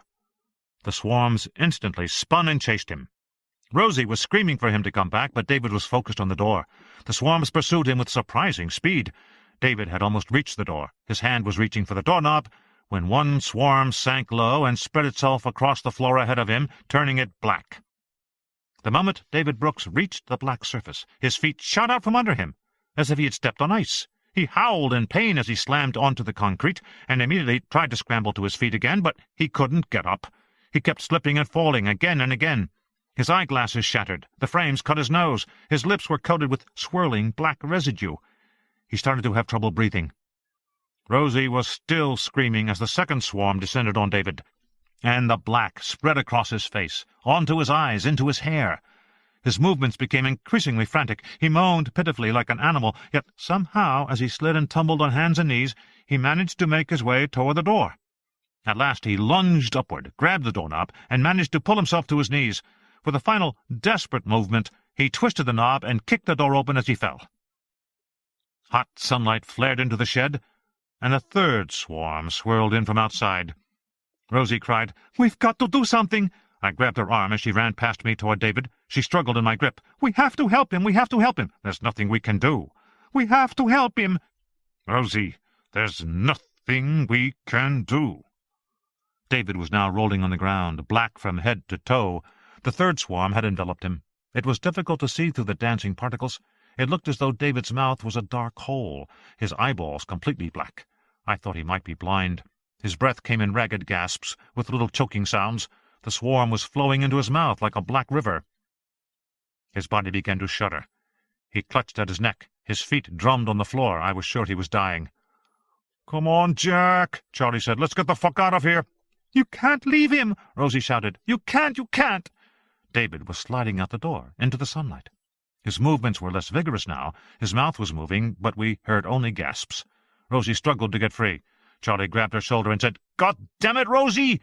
Fuck you!" She wrenched free from his grip. She stamped on my foot, and in my moment of surprise I let go, and she sprinted across the shed into the next room, shouting, "David! David!"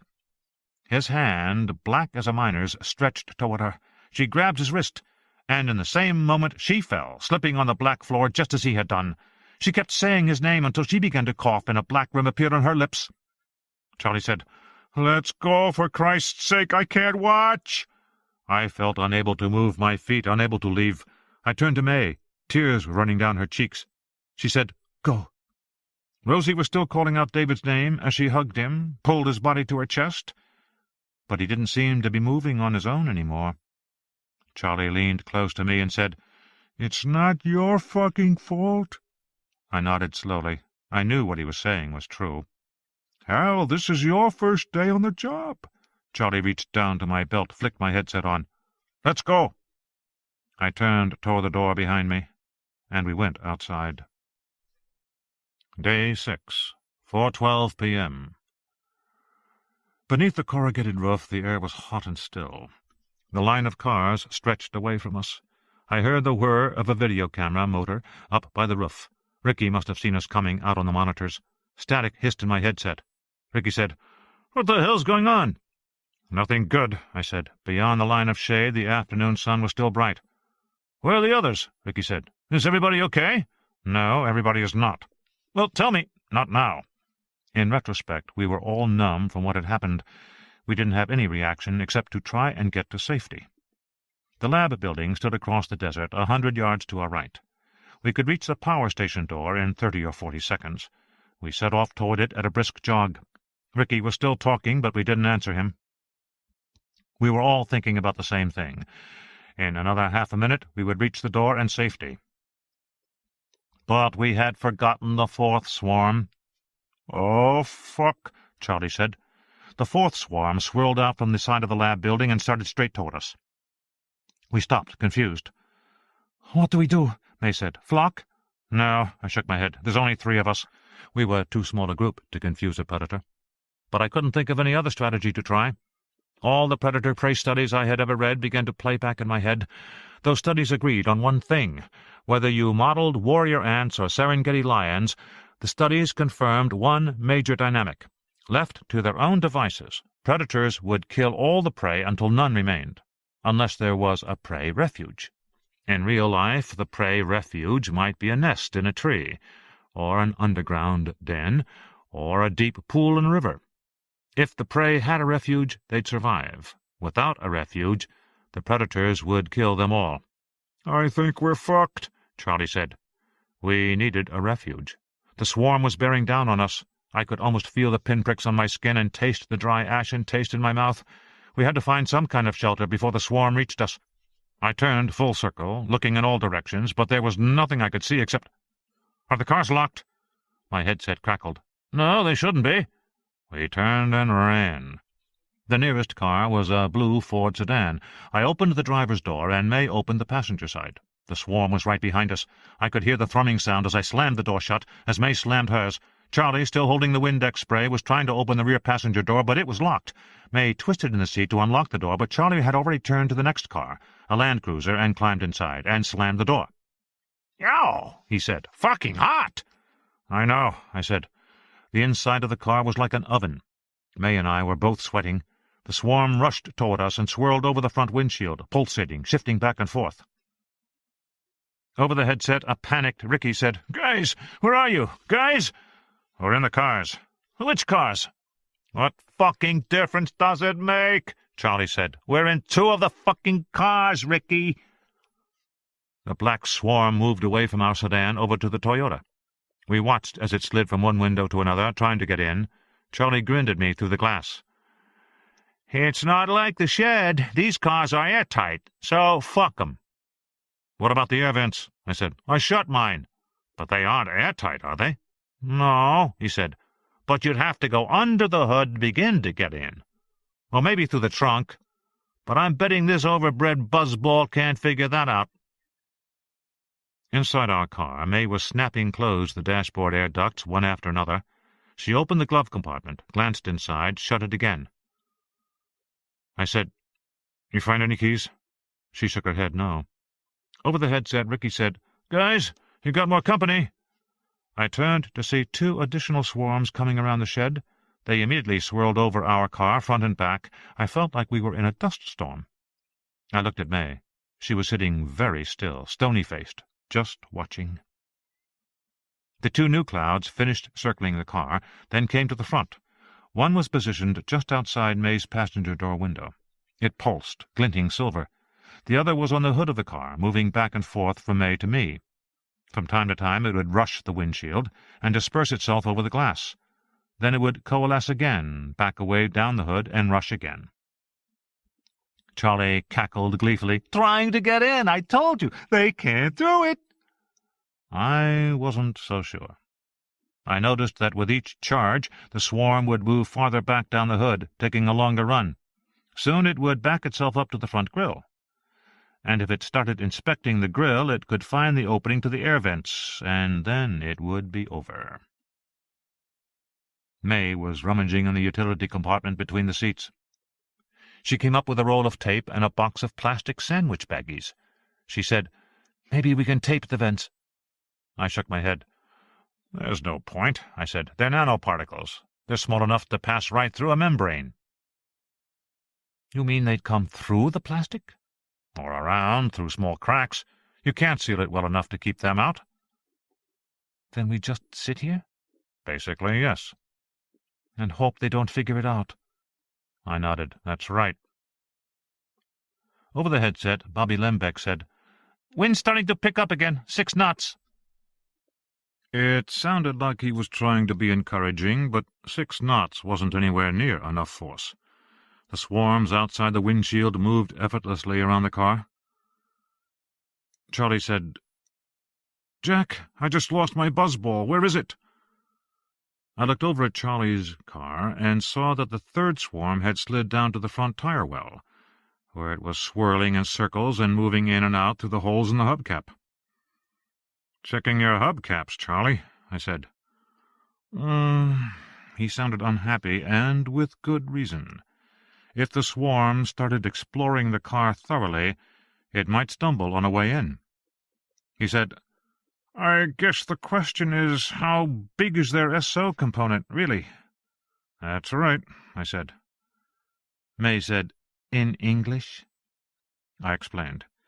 The swarms had no leader, and no central intelligence. Their intelligence was the sum of the individual particles. Those particles self-organized into a swarm, and their self-organizing tendency had unpredictable results. You really didn't know what they would do. The swarms might continue to be ineffective, as they were now. They might come upon the solution by chance. Or they might start searching in an organized way. But they hadn't done that so far. My clothes were heavy, soaked in sweat. Sweat was dripping from my nose and chin. I wiped my forehead with the back of my arm. I looked at May. She was sweating too. Ricky said, "Hey, Jack." "What?" "Julia called a while ago. She's checked out of the hospital and—" "Not now, Ricky. She's coming here tonight." "We'll talk later, Ricky." "I just thought you'd want to know." "Jesus," Charlie said, exploding. "Someone tell this asshole to shut up. We're busy." Bobby Lembeck said, 8 knots of wind now. No, sorry, 7. Charlie said, "Jesus, the suspense is killing me. Where's my swarm now, Jack?" "Under the car. I can't see what it's doing." "No, wait. It's coming up behind you, Charlie. Looks like it's checking out your taillights." "Some kind of car freak," he said. "Well, it can check away." I was looking over my shoulder at Charlie's swarm when May said, "Jack, look." The swarm outside her window on the passenger side had changed. It was almost entirely silver now, shimmering but pretty stable, and on this silver surface I saw May's head and shoulders reflected back. The reflection wasn't perfect, because her eyes and mouth were slightly blurred, but basically it was accurate. I frowned. "It's a mirror." "No," she said. "It's not." She turned away from the window to look at me. Her image on the silver surface did not change. The face continued to stare into the car. Then, after a moment or two, the image shivered, dissolved, and reformed to show the back of her head. "What does that mean?" May said. "I've got a pretty good idea, but—" The swarm on the front hood was doing the same thing, except that its silver surface showed the two of us sitting side by side in the car, looking very frightened. Again the image was somewhat blurred, and now it was clear to me that the swarm was not a literal mirror. The swarm itself was generating the image by the precise positioning of individual particles, which meant— "Bad news," Charlie said. "I know," I said. "They're innovating." "What do you figure? Is it one of the presets?" "Basically, yes. I assume it's imitation." May shook her head, not understanding. "The program presets certain strategies to help attain goals. The strategies model what real predators do. So one preset strategy is to freeze where you are and wait to ambush. Another is to random walk until you stumble on your prey and then pursue. A third is to camouflage yourself by taking on some element of the environment, so you blend in. And a fourth is to mimic the prey's behavior, to imitate it." She said, "You think this is imitation?" "I think this is a form of imitation, yes." "It's trying to make itself appear like us?" "Yes." "This is emergent behavior? It's evolved on its own?" "Yes," I said.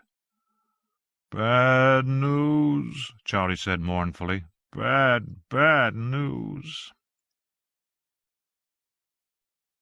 Sitting in the car, I started to get angry, because what the mirror imaging meant to me was that I didn't know the real structure of the nanoparticles. I'd been told there was a piezo wafer that would reflect light, so it wasn't surprising that the swarm occasionally flashed silver in the sun. That didn't call for sophisticated orientation of the particles. In fact, you would expect that sort of silvery ripple as a random effect, just the way heavily trafficked highways will clog up and then flow freely again. The congestion was caused by random speed changes from one or two motorists, but the effect rippled down the entire highway. The same would be true of the swarms. A chance effect would pass like a wave down the swarm, and that's what we had seen. But this mirroring behavior was something entirely different. The swarms were now producing images in color, and holding them fairly stable. Such complexity wasn't possible from the simple nanoparticle I'd been shown. I doubted you could generate a full spectrum from a silver layer. It was theoretically possible that the silver could be precisely tilted to produce prismatic colors, but that implied enormous sophistication of movement. It was more logical to imagine that the particles had another method to create colors. And that meant I hadn't been told the truth about the particles either. Ricky had lied to me yet again, so I was angry.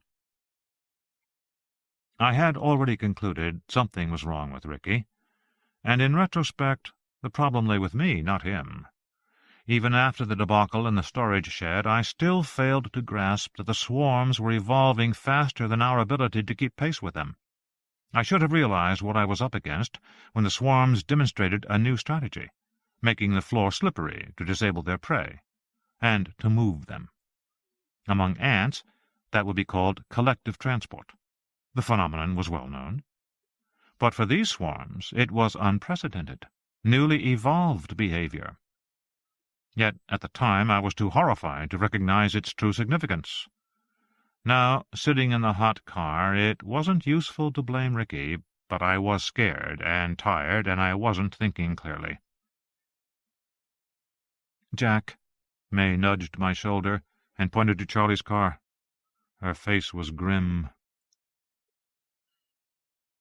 The swarm by the taillight of Charlie's car was now a black stream that curved high in the air and then disappeared in the seam where the red plastic joined the metal. Over the headset I said, "Hey, Charlie, I think it's found a way." "Yeah, I see it. Fuck a duck." Charlie was scrambling into the back seat. Already particles were beginning to fill the inside of the car, making a grey fog that rapidly darkened. Charlie coughed. I couldn't see what he was doing. He was down below the window. He coughed again. "Charlie?" He didn't answer, but I heard him swearing. "Charlie, you better get out." "Fuck these guys!" And then there was an odd sound, which at first I couldn't place. I turned to May, who was pressing her headset to her ear. It was a strange, rhythmic rasping. She looked at me questioningly. "Charlie?" "I'm... spray these little bastards. Let's see how they do when they're wet." May said, "You're spraying the isotope?" He didn't answer. But a moment later he appeared in the window again, spraying in all directions with the Windex bottle. Liquid streaked across the glass and dripped down. The interior of the car was growing darker as more and more particles entered. Soon we couldn't see him at all. His hand emerged from the black, pressed against the glass, then disappeared again. He was coughing continuously. A dry cough. "Charlie," I said, "run for it." "Ah, fuck, what's the point?" Bobby Lembeck said, "Wind's 10 knots. Go for it." 10 knots wasn't enough, but it was better than nothing. "Charlie, you hear?" We heard his voice from the black interior. "Yeah, okay. I'm looking. Can't find. Fucking door handle. Can't feel. Where's the goddamn door handle of this?" He broke into a spasm of coughing. Over the headset I heard voices inside the lab, all speaking rapidly. Ricky said, "He's in the Toyota. Where's the handle in the Toyota?" Bobby Lembeck, "I don't know. It's not my car." "Whose car is it? Vince?" Vince, No, it's that guy with the bad eyes." "Who?" "The engineer. The guy who blinks all the time." "David Brooks?" "Yeah, him." Ricky said, "Guys, we think it's David's car." I said, "That's not going to do us any—" And then I broke off because May was pointing behind her to the back seat of our car. From the seam where the seat cushion met the back, particles were hissing into the car like black smoke. I looked closer and saw a blanket on the floor of the back seat. May saw it too and threw herself bodily into the back, diving between the seats. She kicked me in the head as she went, but she had the blanket and began stuffing it into the crack. My headset came off and caught on the steering wheel as I tried to climb back to help her. It was cramped in the car. I heard a tinny voice from the earpieces. "Come on," May said. "Come on." I was bigger than she was. There wasn't room for me back there. My body jackknifed over the driver's seat as I grabbed the blanket and helped her stuff it.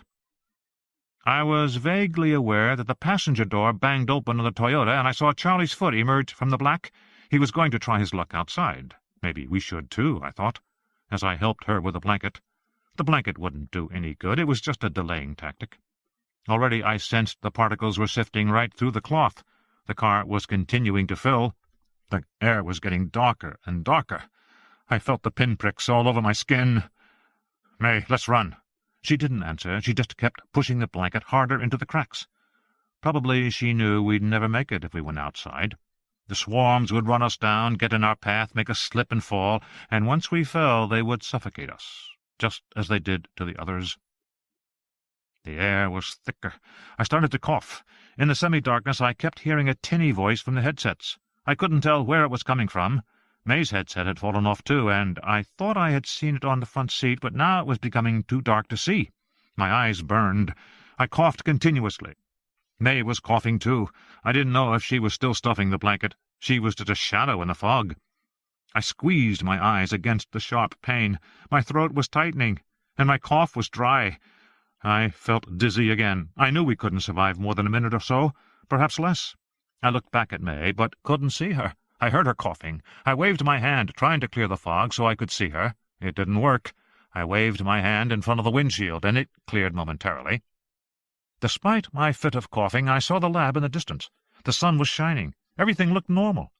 It was infuriating that it should appear so normal and peaceful while we coughed ourselves to death. I couldn't see what happened to Charlie. He wasn't in front of me anywhere. In fact, I waved my hand again. All I saw was blowing sand. Jesus! Blowing sand! The wind was back up. "May!" I coughed. "May, the door!" I don't know if she heard me. She was coughing hard. I reached for the driver's side door, fumbling for the handle. I felt confused and disoriented. I was coughing continuously. I touched hot metal, jerked it down. The door swung open beside me. Hot desert air rushed in, swirling the fog. The wind had definitely come up. "May!" She was racked with coughing. Perhaps she couldn't move. I lunged for the passenger door opposite me. My ribs banged on the gear shift. The fog was thinner now, and I saw the handle, twisted it, and shoved the door open. It banged shut in the wind. I pushed forward, twisted, shoved it open again, holding it open with my hand. Wind blew through the car.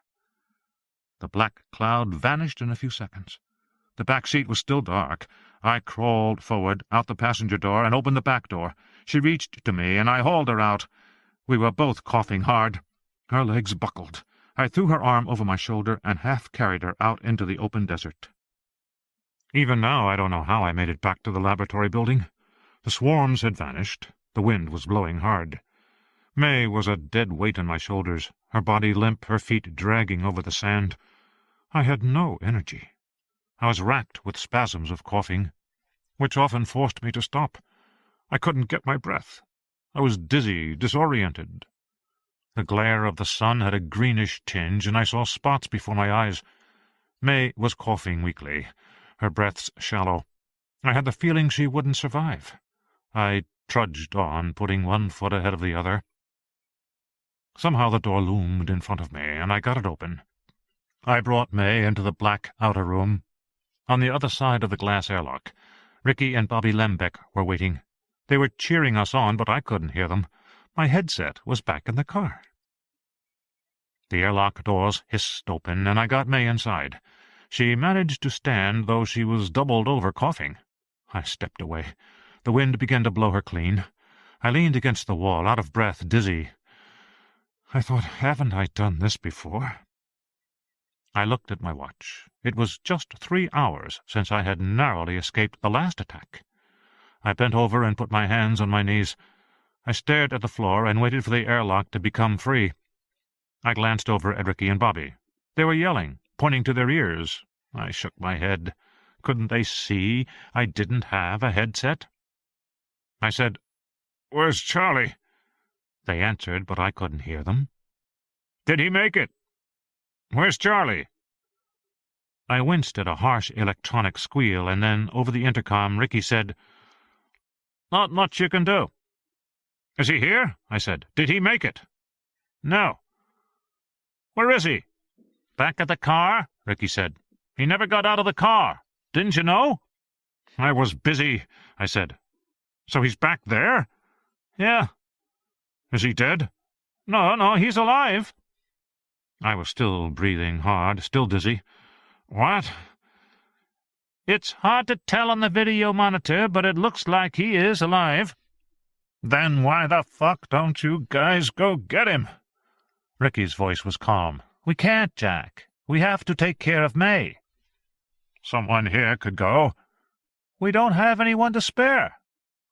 "I can't go," I said. "I'm in no shape to go." "Of course not," Ricky said, turning on his soothing voice. The Undertaker's voice. "All this must be a terrible shock to you, Jack, all you've gone through.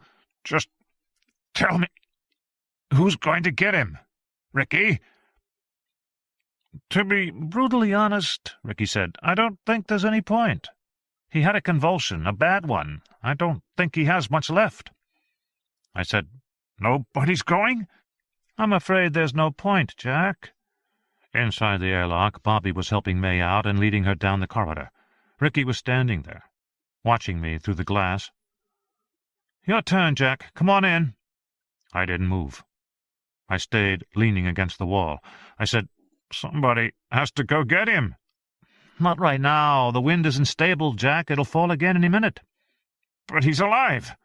Not for long. Somebody has to go, I said. Jack, you know as well as I do what we're up against, Ricky said. He was doing the voice of reason now, calm and logical. We've had terrible losses. We can't risk anybody else. By the time somebody gets to Charlie, he'll be dead. He may be dead already. Come on and get in the airlock. I was taking stock of my body, feeling my breathing, my chest, my deep fatigue. I couldn't go back out right now. Not in the condition I was in. So I got into the airlock. With a roar, the blowers flattened my hair, fluttered my clothes, and cleaned the black particles from my clothes and skin. My vision improved almost immediately. I breathed easier. Now they were blowing upward. I held out my hand and saw it turn from black to pale gray, then to normal flesh color again. Now the blowers came from the sides. I took a deep breath. The pinpricks were no longer so painful on my skin. Either I was feeling them less, or they were being blown off my skin. My head cleared a little. I took another breath. I didn't feel good, but I felt better. The glass doors opened. Ricky held out his arms. Jack, thank God, you're safe. I didn't answer him. I just turned around and went back the way I had come. Jack! The glass doors whished shut and locked with a thunk. I'm not leaving him out there, I said. What are you going to do? You can't carry him. He's too big. What are you going to do? I don't know. But I'm not leaving him behind, Ricky. And I went back outside. Of course, I was doing exactly what Ricky wanted, exactly what he expected me to do. But I didn't realize it at the time. And even if somebody had told me, I wouldn't have credited Ricky with that degree of psychological sophistication. Ricky was pretty obvious in the way he managed people. But this time, he got me. Day 6, 4:22 p.m. The wind was blowing briskly. There was no sign of the swarms, and I crossed to the shed without incident. I didn't have a headset, so I was spared Ricky's commentary. The back passenger door of the Toyota was open. I found Charlie lying on his back, motionless. It took me a moment to see he was still breathing, although shallowly. With an effort, I managed to pull him into a sitting position. He stared at me with dull eyes. His lips were blue, and his skin was chalky gray. A tear ran down his cheek. His mouth moved. "Don't try to talk," I said. "Save your energy." Grunting, I pulled him over to the edge of the seat, by the door, and swung his legs around so he was facing out. Charlie was a big guy, 6 feet tall, and at least 20 pounds heavier than I was. I knew I couldn't carry him back, but behind the back seat of the Toyota, I saw the fat tires of a dirt bike. That might work. "Charlie, can you hear me?" An almost imperceptible nod. "Can you stand up?" Nothing. No reaction. He wasn't looking at me. He was staring into space. "Charlie," I said, "do you think you can stand?" He nodded again, then straightened his body so he slid off the seat and landed on the ground. He stood shakily for a moment, his legs trembling, and then he collapsed against me, clutching me to hold himself up. I sagged under his weight. "Okay, Charlie." I eased him back to the car and sat him down on the running board. "Just stay there, okay?" I let go of him, and he remained sitting. He still stared into space, unfocused. "I'll be right back." I went around to the back of the Land Cruiser and popped the trunk. There was a dirt bike, all right, the cleanest dirt bike I had ever seen. It was encased in a heavy mylar bag, and it had been wiped down after it was used. That would be David's way, I thought. He was always so clean, so organized. I pulled the bike out of the car and set it on the ground. There was no key in the ignition. I went to the front of the Toyota and opened the passenger door. The front seats were spotless and carefully ordered. David had one of those suction cup notepads on the dashboard, a cradle for his cell phone, and a telephone headset mounted on a little hook. I opened his glove box and saw that the interior was neatly arranged, too. Registration papers in an envelope, beneath a small plastic tray divided into compartments containing lip balm, Kleenex, Band-Aids. No keys. Then I noticed that between the seats there was a storage box for the CD player, and beneath it was a locked tray. It had the same kind of lock as the ignition. It probably opened with the ignition key. I banged the tray with the heel of my hand and heard something metallic rattle inside. It might have been a small key. Like a dirt bike key? Anyway, something metal. Where were David's keys? I wondered if Vince had taken David's keys away on arrival as he had taken mine. If so, then the keys were in the lab. That wouldn't do me any good. I looked toward the lab building, wondering if I should go back to get them. That was when I noticed that the wind was blowing less strongly. There was still a layer of sand blowing along the ground, but it was less vigorous. Great, I thought. That's all I need now. Feeling new urgency, I decided to give up on the dirt bike and its missing key. Perhaps there was something in the storage shed that I could use to move Charlie back to the lab. I didn't remember anything, but I went into the shed to check anyway. I entered cautiously, hearing a banging sound. It turned out to be the far door, banging open and shut in the wind. Rosie's body lay just inside the door, alternately light and dark as the door banged. She had the same milky coating on her skin that the rabbit had had. But I didn't go over to look closely. I hastily searched the shelves, opened the utility closet, looked behind stacked boxes. I found a furniture dolly made of wooden slats with small rollers, but it would be useless in sand. I went back outside under the corrugated shed and hurried to the Toyota. There was nothing to do but try to carry Charlie across to the lab building. I might be able to manage it if he could support part of his own weight. Maybe by now he was feeling better, I thought. Maybe he was stronger. But one look at his face told me he wasn't. If anything, he appeared weaker. "Shit, Charlie, what am I going to do with you?" He didn't answer. "I can't carry you, and David didn't leave any keys in his car, so we're out of luck." I stopped. What if David were locked out of his car? He was an engineer. He thought of contingencies like that. Even if it was unlikely to happen, David would never be caught unprepared. He'd never be flagging down cars asking if they had a wire hanger he could borrow. No. David would have hidden a key. Probably in one of those magnetic key boxes. I started to lie down on my back to look underneath the car when it occurred to me that David would never get his clothes dirty just to retrieve a key. He'd hide it cleverly, but within easy reach. With that in mind, I ran my fingers along the inside of the front bumpers. Nothing. I went to the back bumper, did the same. Nothing. I felt under the running boards on both sides of the car. Nothing. No magnetic box, no key. I couldn't believe it, so I got down and looked under the car to see if there was a brace or a strut I had somehow missed with my fingers. No, there wasn't. I felt no key. I shook my head, puzzled. The hiding place needed to be steel for the magnetic box, and it needed to be protected from the elements. That was why almost everybody hid their keys inside the car bumpers. David hadn't done that. Where else could you hide a key? I walked around the car again, looking at the smooth lines of the metal. I ran my fingers around the front grille opening and under the back license plate indentation. No key. I started to sweat. It wasn't only the tension. By now I could definitely feel the drop in the wind.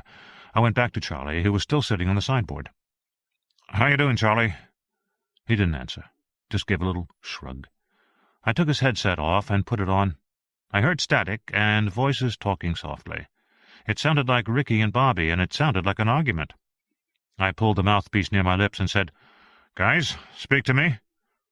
A pause. Bobby, surprised. "Jack?" "That's right. Jack, you can't stay there. The wind's been falling steadily for the last few minutes. It's only 10 knots now." "Okay. Jack, you've got to come back in." "I can't just yet. Below 7 knots, the swarms can move." "Okay." Ricky, what do you mean, okay? Jesus, Jack, are you coming in or not? "I can't carry Charlie." You knew that when you went out. Uh-huh. Jack, what the hell are you doing? I heard the whir of the video monitor in the corner of the shed. I looked over the roof of the car and saw the lens rotate as they zoomed in on me. The Toyota was such a big car it almost blocked my view of the camera, and the ski rack on top made it even higher. I vaguely wondered why David had a ski rack. Because he didn't ski. He always hated cold. The rack must have come with the car as standard equipment, and I swore it was so obvious. There was only one place I hadn't checked. I jumped up on the running board and looked at the roof of the car. I ran my fingers over the ski rack and along the parallel tracks bolted to the roof. My fingers touched black tape against the black rack. I pulled the tape away and saw a silver key. "Jack, 9 knots. "Okay." I dropped back down to the ground and climbed in the driver's seat. I put the key in the lockbox and twisted it. The box opened. Inside I found a small yellow key. "Jack, what are you doing?" I hurried around to the back of the car. I fitted the yellow key in the ignition. I straddled the bike and started it up. The motor rumbled loudly under the corrugated shed. "Jack?" I walked the bike around the side of the car to where Charlie was sitting. That was going to be the tricky part. The bike didn't have a kickstand. I moved as close to Charlie as I could and then tried to support him enough that he could climb onto the back seat while I still sat on the bike and kept it upright. Fortunately, he seemed to understand what I was doing. I got him in place and told him to hold on to me. Bobby Lembeck. "Jack, they're here." "Where?" "South side, coming toward you." "Okay." I gunned the motor and pulled the passenger door shut, and I stayed exactly where I was. "Jack?" Ricky. "What's the matter with him? He knows what the danger is." Bobby. "I know. He's just sitting there." Charlie had his hands around my waist. His head was on my shoulder. I could hear his raspy breathing. I said, "Hold tight, Charlie." He nodded. Ricky.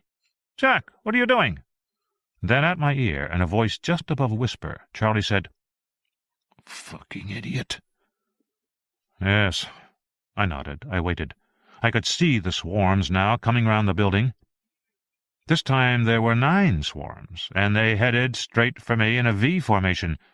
Their own flocking behavior. 9 swarms, I thought.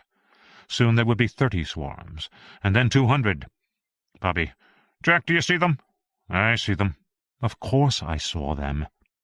And of course they were different from before. They were denser now, the columns thicker and more substantial. Those swarms didn't weigh 3 pounds anymore. I sensed they were closer to 10 or 20 pounds, maybe even more than that, maybe 30 pounds. They would have real weight now and real substance. I waited. I stayed where I was. Some detached part of my brain was wondering what the formation would do when it reached me. Would they circle me? Would some of the swarms hang back and wait? What did they make of the noisy bike? Nothing. They came right for me, flattening the V into a line, then into a kind of inverted V. I could hear the deep, vibrating hum. With so many swarms it was much louder. The swirling columns were 20 yards away from me, then 10. Were they able to move faster now, or was it my imagination? I waited until they were almost upon me before I twisted the throttle and raced forward. I passed straight through the lead swarm, into the blackness and out again, and then I was gunning for the power station door, bouncing over the desert, not daring to look back over my shoulder. It was a wild ride, and it only lasted a few seconds. As we reached the power station, I dropped the bike, put my shoulder under Charlie's arm, and staggered the final step or two to the door. The swarms were still 50 yards away from the door when I managed to turn the knob, pull, get one foot in the crack, and kick the door open the rest of the way. When I did that, I lost my balance, and Charlie and I more or less fell through the door onto the concrete. The door came swinging shut and whanged into our legs, which hung outside. I felt a sharp pain in my ankles, but worse, the door was still open, kept ajar by our legs. Through the opening I could see the swarms approaching. I scrambled to my feet and dragged Charlie's inert body into the room. The door shut, but I knew it was a fire door, and it wasn't airtight. Nanoparticles could come right in. I had to get both of us into the airlock. We wouldn't be safe until the first set of glass doors had hissed shut. Grunting and sweating, I hauled Charlie into the airlock. I got him into a sitting position, propped up against the side blowers. That cleared his feet of the glass doors. And because only one person could be in the airlock at a time, I stepped back outside, and I waited for the doors to close. But they didn't close. I looked on the side wall for some sort of button, but I didn't see anything. The lights were on inside the airlock, so it was getting power, but the doors didn't close. And I knew the swarms were fast approaching.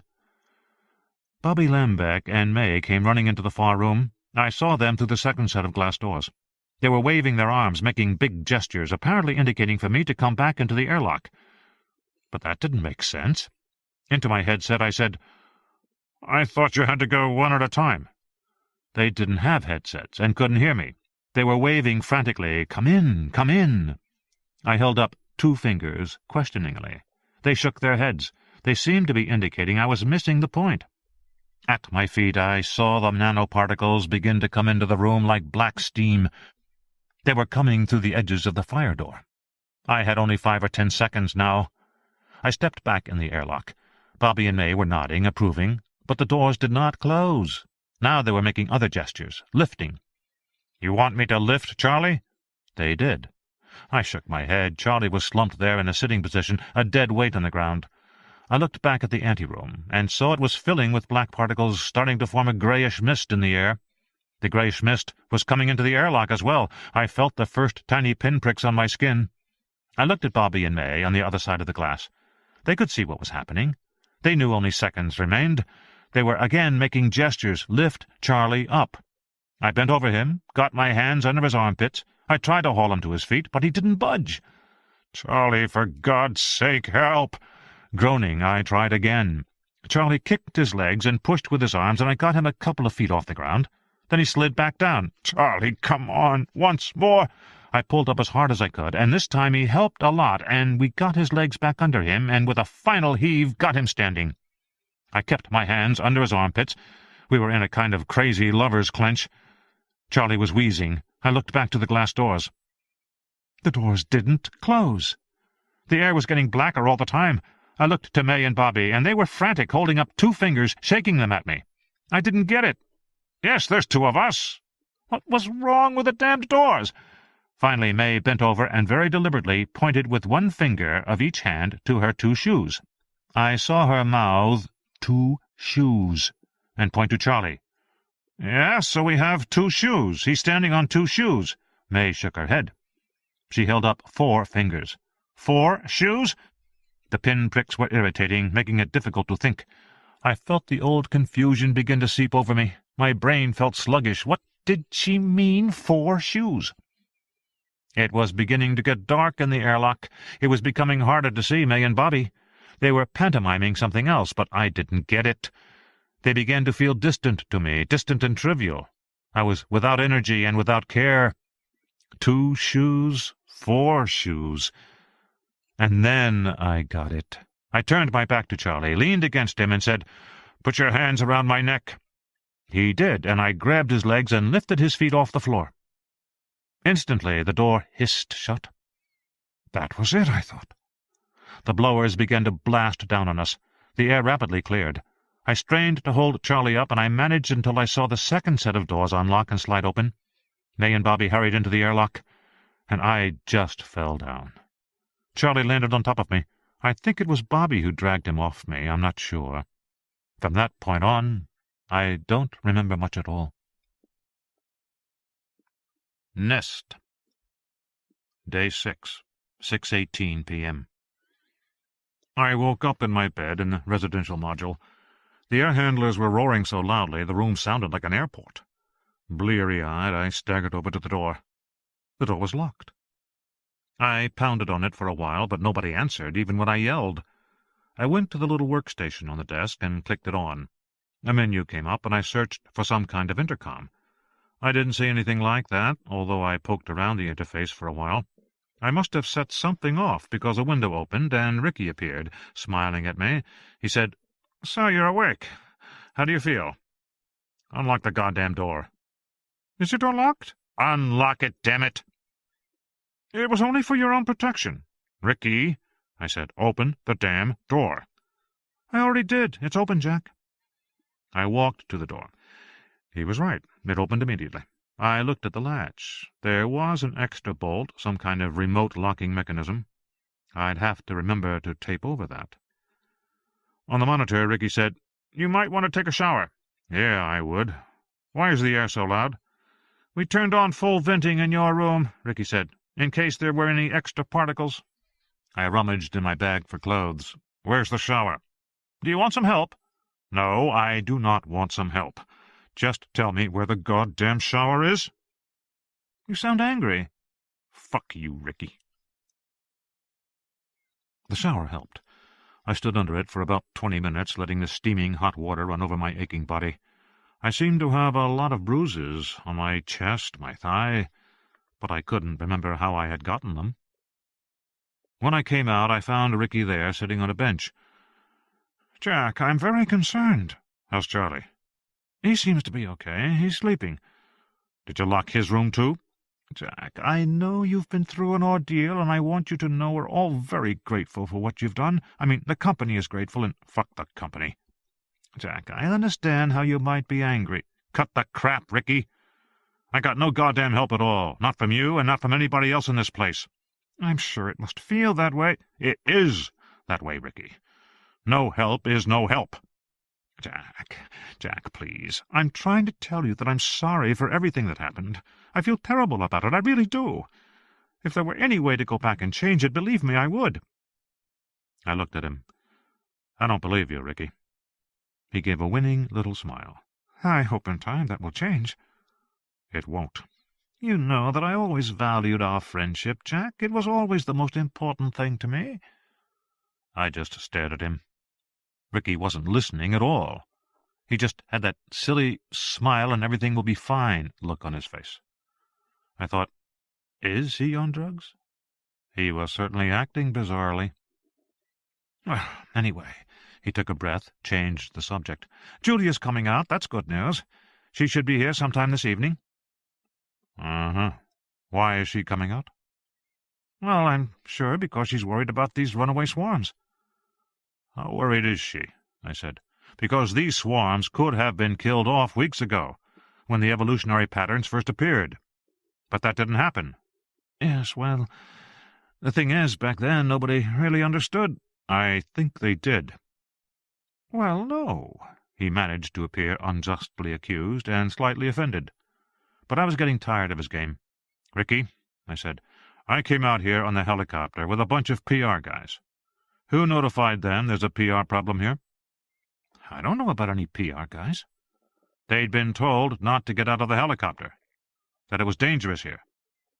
He shook his head. "I have no idea. I don't know what you're talking about." I threw up my hands and walked out of the bathroom. "I don't!" Ricky called after me, protesting. "I swear I don't know a thing about it." Half an hour later, as a kind of peace offering, Ricky brought me the missing code I had been asking for. It was brief, just a sheet of paper. "Sorry about that," he said. "Took me a while to find it. Rosie took a whole subdirectory offline a few days ago to work on one section. I guess she forgot to put it back. That's why it wasn't in the main directory." "Uh-huh." I scanned the sheet. "What was she working on?" Ricky shrugged. "Beats me. One of the other files." /* mod compstat _do // exec open paren move left brace null set ij open paren c x1 comma c y1 comma c z1 close paren right brace close paren / init / left brace partial derivative ij open paren x1 comma y1 comma z1 close paren right brace / state, // left brace, partial derivative, IKL, open paren, x1, comma y1, comma z1, close paren, open paren, x2, comma y2, comma z2, close paren, right brace, / track, // push, left brace, z, open paren, I, close paren, right brace, / store, // react, left angle bracket, advan, right angle bracket, / ref state, // beta 1, left brace, open paren, d, x, open paren, I, comma, j, comma, k, close paren, right brace, left brace, open paren, place, open paren, c, j, comma, h, j, close paren, right brace. Beta 2, left brace, open paren, fx, comma, open paren, a, comma, q, close paren, right brace. Place, left brace, z, open paren, q, close paren, right brace, / store, // intent, left angle bracket, advan, right angle bracket, / ref, intent, // beta ijk, left brace, open paren, d, x, open paren, I, comma, j, comma, k, close paren, right brace, left brace, open paren, place, open paren, cj, comma, hj, close paren, right brace. Beta x, left brace, open paren, fx, comma, open paren, a, comma, q, close paren, right brace. Load, left brace, z, open paren, I, close paren, right brace, / store, // exec, open paren, move, left brace, null set, ij, open paren, c, x, 1, comma, c, y1, comma, c, z1, close paren, right brace, close paren. Exec, open paren, pre, left brace, null set, ij, open paren, h, x1, comma, h, y1, comma, h, z1, close paren, right brace, close paren. Exec, open paren, post, left brace, null set, ij, open paren, hx1, comma, hy1, comma, hz1, close paren, right brace, close paren. Push, left brace, partial derivative, ij, open paren, x1, comma, y1, comma, z1, close paren, right brace. Left brace, partial derivative, ikl, open paren, x1, comma, y1, comma, z1, close paren, move, open paren, x2, comma, y2, comma, z2, close paren, right brace, / track, // left brace, 0, comma, 1, comma, 0, comma, 0, 1, close paren. Ricky, I said, this code looks almost the same as the original. Yeah, I think so. The changes are all minor. I don't know why it's such an issue. He shrugged. I mean, as soon as we lost control of the swarm, the precise code seemed a little beside the point to me. You couldn't change it anyway. And how did you lose control? There's no evolutionary algorithm in this code here. He spread his hands. Jack, he said, if we knew that, we'd know everything. We wouldn't be in this mess. But I was asked to come here and check problems with the code my team had written, Ricky. I was told the agents were losing track of their goals. I'd say breaking free of radio control is losing track of goals. But the code's not changed. Yeah, well, nobody really cared about the code itself, Jack. It's the implications of the code. It's the behavior that emerges from the code. That's what we wanted you to help us with. Because, I mean, it is your code, right? Yeah, and it's your swarm. True enough, Jack. He shrugged in his self-deprecating way and left the room. I stared at the paper for a while, and then wondered why he'd printed it out for me. It meant I couldn't check the electronic document. Maybe Ricky was glossing over yet another problem. Maybe the code really had been changed, but he wasn't showing me. Or maybe— hell with it, I thought. I crumpled up the sheet of paper and tossed it in the wastebasket. However this problem got solved, it wasn't going to be with computer code. That much was clear. May was in the biology lab, peering at a monitor, hand cupped under her chin. I said, "You feel okay?" "Yes," she smiled. "How about you?" "Just tired, and my headache's back." "I have one too. But I think mine's from this phage." She pointed to the monitor screen. There was a scanning electron microscope image of a virus in black and white. The phage looked like a mortar shell, bulbous pointed head attached to a narrower tail. I said, "That's the new mutant you were talking about before?" "Yes. I've already taken one fermentation tank offline. Production is now at only 60% capacity. Not that it matters, I suppose." "And what are you doing with that offline tank?"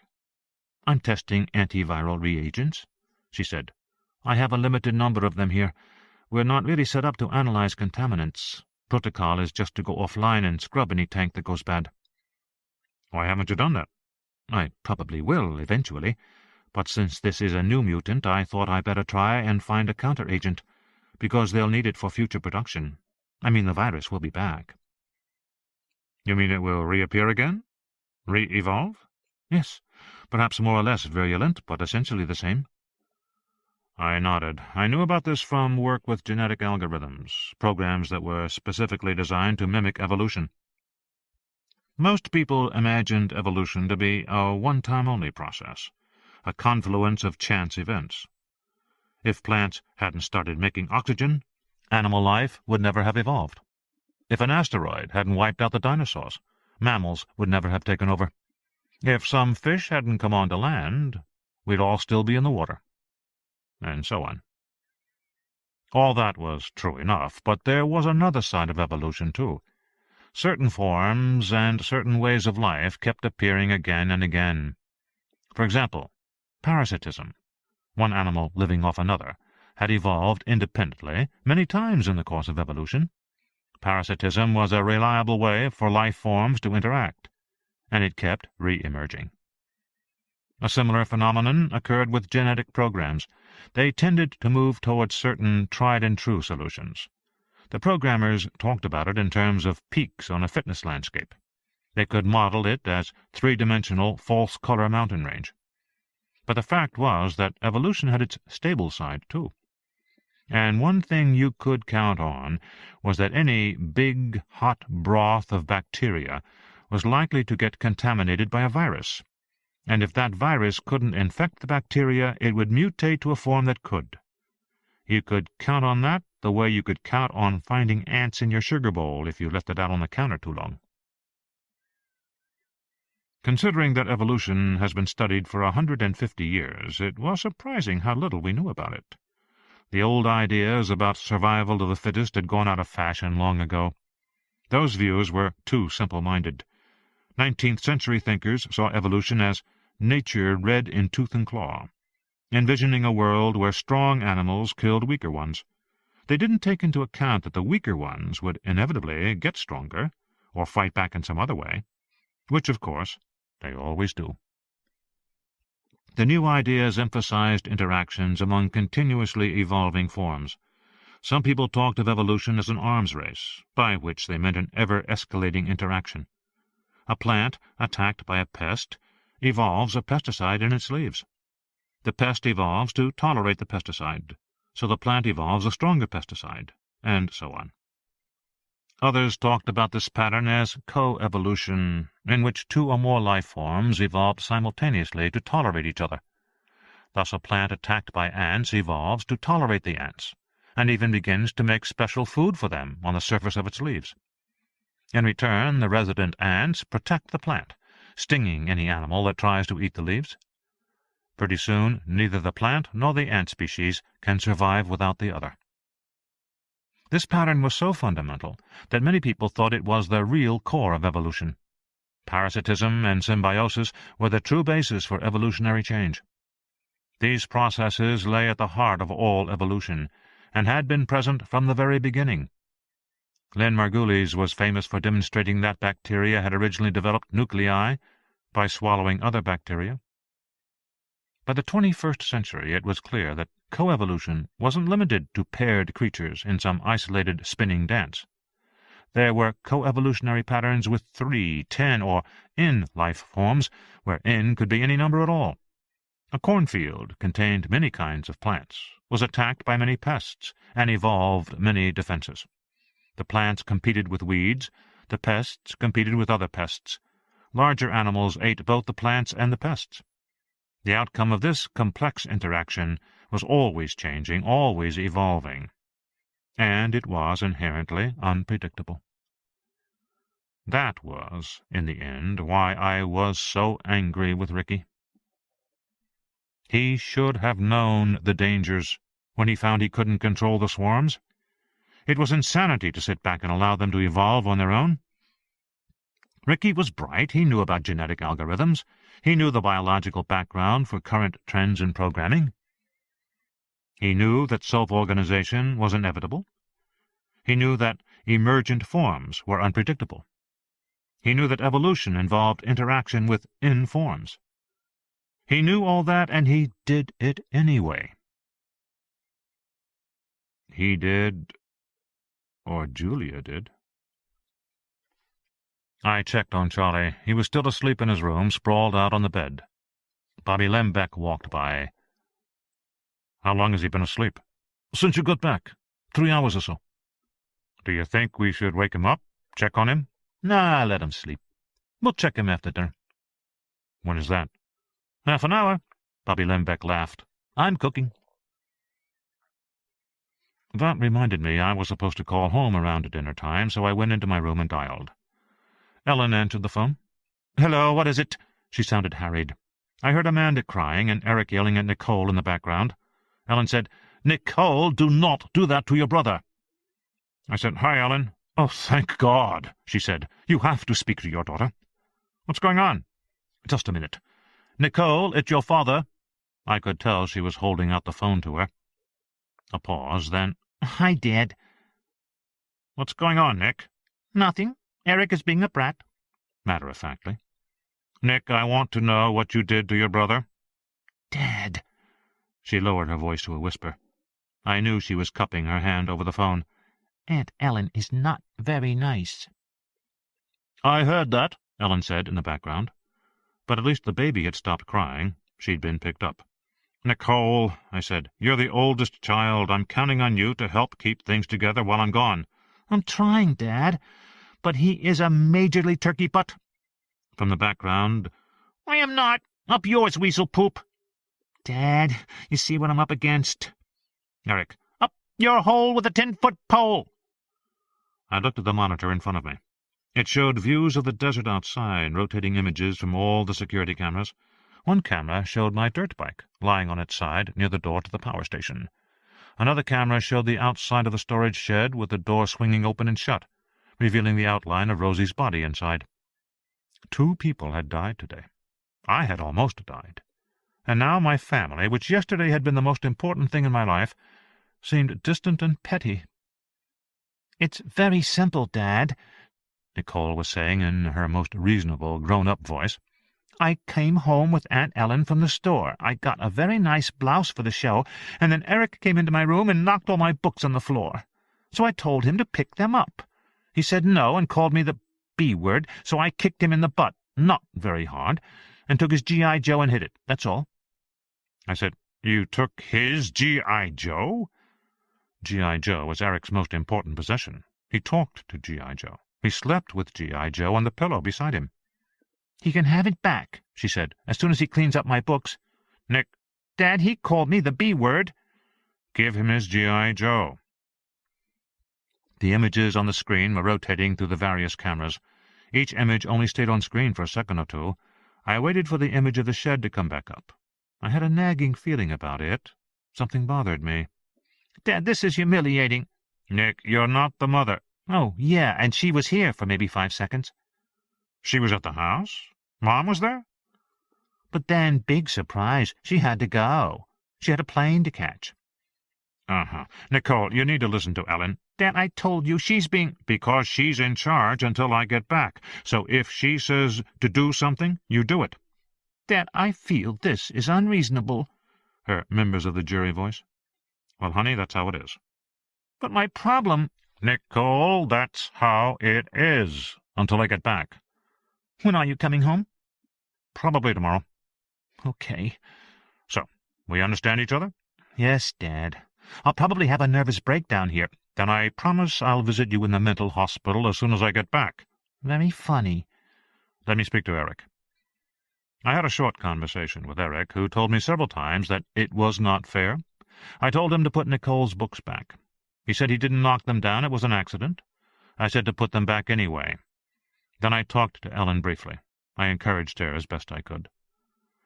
Sometime during this conversation, the security camera showing the outside of the shed came up again, and I again saw the swinging door and the outside of the shed. In this elevation, the shed was slightly above grade.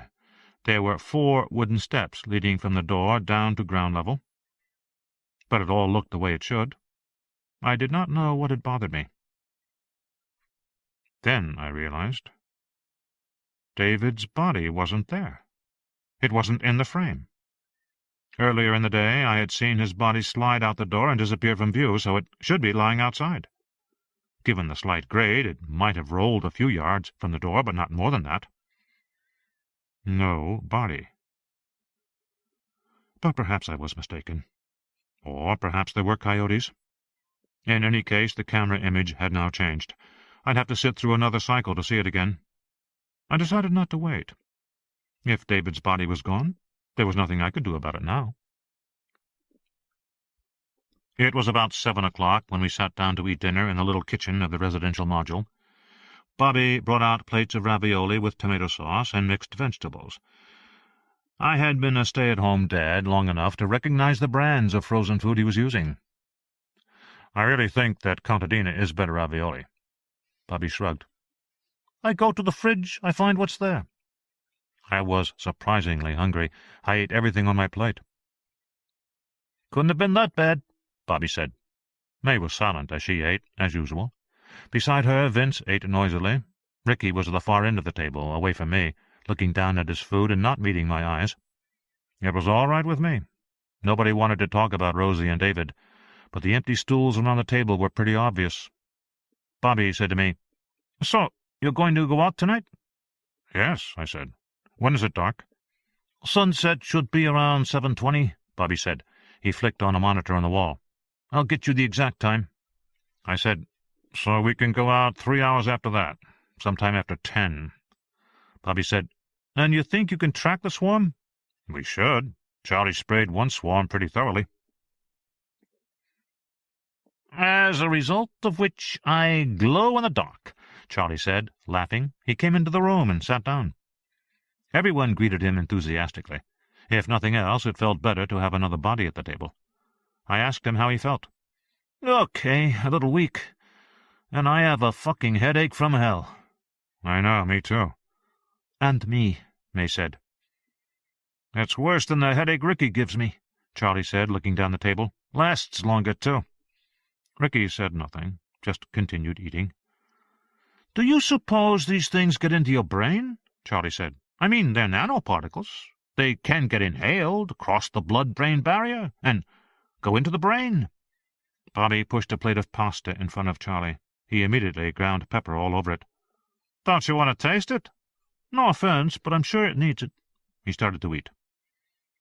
"I mean," he continued, "that's what everybody's worried about, nanotechnology polluting the environment, right? Nanoparticles are small enough to get places nobody's ever had to worry about before. They can get into the synapses between neurons. They can get into the cytoplasm of cardiac cells. They can get into cell nuclei. They're small enough to go anywhere inside the body. So maybe we're infected, Jack." "You don't seem that worried about it," Ricky said. "Hey, what can I do about it now? Hope I give it to you is about all. Hey, this spaghetti's not bad." "Ravioli," Bobby said. "Whatever. Just needs a little pepper." He ground some more over the top. "Sundown is 7:27, Bobby said, reading the time off the monitor. He went back to eating. "And it does not need pepper." "Fucking does. I already put in pepper. Needs more." I said, "Guys, are we missing anybody?" "I don't think so. Why?" I pointed to the monitor. "Who's that standing out in the desert?" Day 6, 7:12 p.m.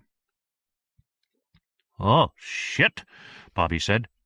He jumped up from the table and ran out of the room. Everyone else did too. I followed the others. Ricky was holding his radio as he went. "Vince, lock us down. Vince?" "We're locked down," Vince said. "Pressure is 5+. "Why didn't the alarm go off?" "Can't say. Maybe they've learned to get past that, too." I followed everybody into the utility room, where there were large wall-mounted liquid crystal displays showing the outside video cameras. Views of the desert from all angles. The sun was already below the horizon, but the sky was a bright orange, fading into purple and then dark blue. Silhouetted against this sky was a young man with short hair. He was wearing jeans and a white T-shirt and looked like a surfer. I couldn't see his face clearly in the failing light, but even so, watching the way he moved, I thought there was something familiar about him. "We got any floodlights out there?" Charlie said. He was walking around holding his bowl of pasta, still eating. "Light's coming up," Bobby said, and a moment later the young man stood in glaring light. Now I could see him clearly. And then it hit me. It looked like the same kid who had been in Julia's car last night after dinner, when she drove away just before her accident. The same blonde surfer kid who, now that I saw him again, looked like— "Jesus, Ricky," Bobby said. "He looks like you." "You're right," May said. "It's Ricky, even the T-shirt." Ricky was getting a soft drink out of the dispensing machine. He turned toward the display screen. "What are you guys talking about?" "He looks like you," May said. "He even has your T-shirt with 'I am Root' on the front." Ricky looked at his own T-shirt, then back at the screen. He was silent for a moment. "I'll be damned." I said, "You've never been out of the building, Ricky. How come it's you?" "Fucking beats me," Ricky said. He shrugged casually. Too casually? May said, "I can't make out the face very well. I mean the features." Charlie moved closer to the largest of the screens and squinted at the image. "The reason you can't see features," he said, "is because there aren't any." "Oh, come on."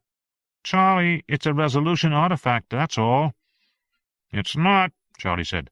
"There are no fucking features. Zoom it in and see for yourself." Bobby zoomed. The image of the blonde head enlarged. The figure was moving back and forth, in and out of the frame, but it was immediately clear that Charlie was right. There were no features. There was an oval patch of pale skin beneath the blonde hairline, and there was the suggestion of a nose and brow ridges, and a sort of mound where the lips should be, but there were no actual features. It was as if a sculptor had started to carve a face, and had stopped before he was finished. It was an unfinished face, except that the eyebrows moved from time to time, a sort of wiggle or flutter. Or perhaps that was an artifact. "You know what we're looking at here, don't you?" Charlie said. He sounded worried. "Pan down. Let's see the rest of him." Bobby panned down, and we saw white sneakers moving over the desert dirt, except the sneakers didn't seem to be touching the ground, but rather hovering just above it, and the sneakers themselves were sort of blurry. There was a hint of shoelaces and a streak where a Nike logo would be, but it was like a sketch rather than an actual sneaker. "This is very weird," May said. "Not weird at all," Charlie said. It's a calculated approximation for density. The swarm doesn't have enough agents to make high-resolution shoes, so it's approximating." "Or else," I said, "it's the best it can do with the materials at hand. It must be generating all these colors by tilting its photovoltaic surface at slight angles, catching the light.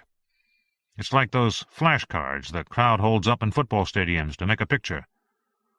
"In which case," Charlie said, "its behavior is quite sophisticated."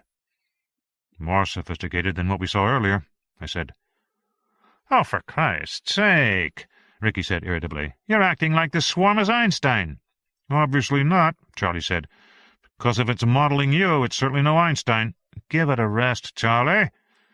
"I would, Ricky, but you're such an asshole I get provoked over and over." Bobby said, "Why don't you both give it a rest?" May turned to me and said, "Why is the swarm doing this? Imitating the prey?" "Basically, yes," I said.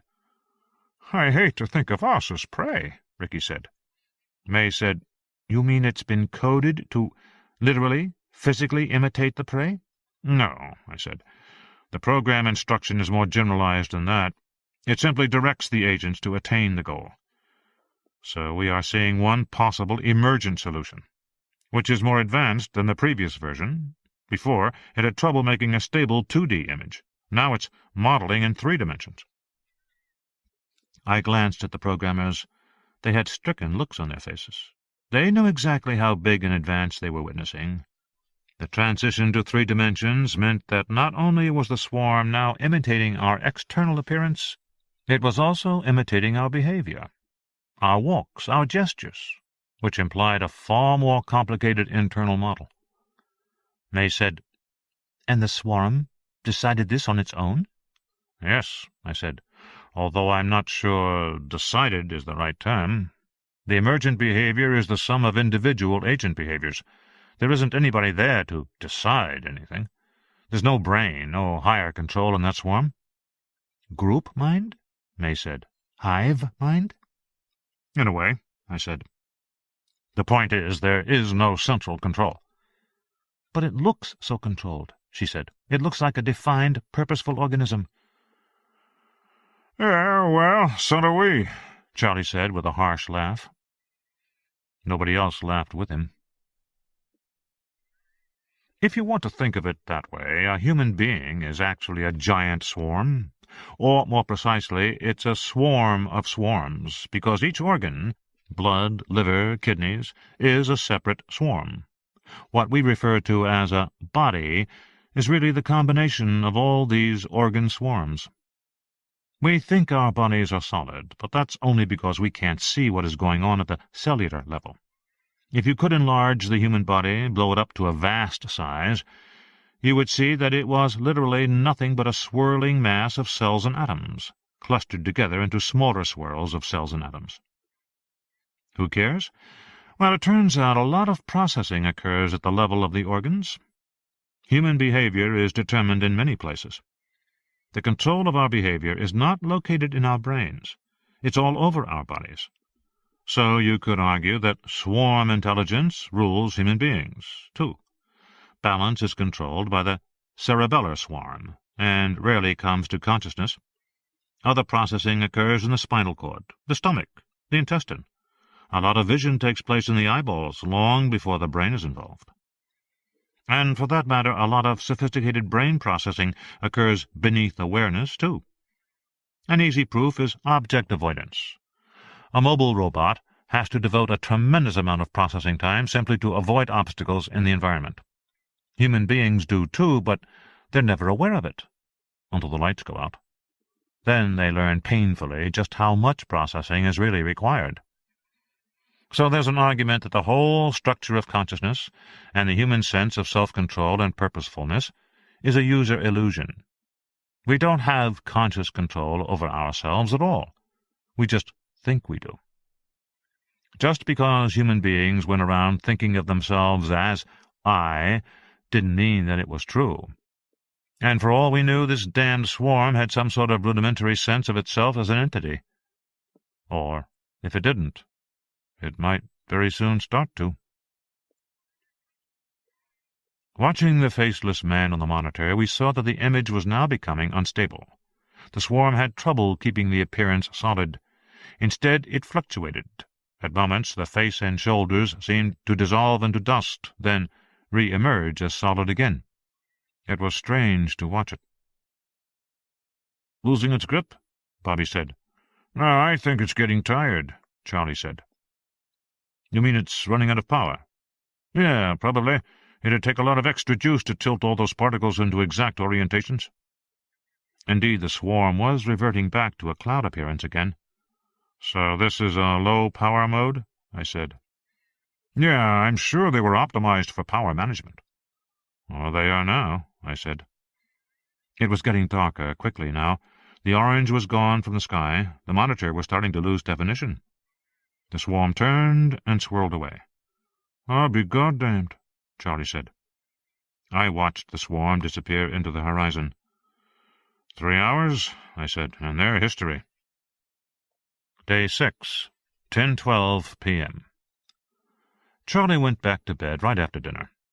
He was still asleep at 10 that night when May and I were preparing to go out again. We were wearing down vests and jackets because it was going to be cold. We needed a third person to go with us. Ricky said he had to wait for Julia, who was flying in any minute now.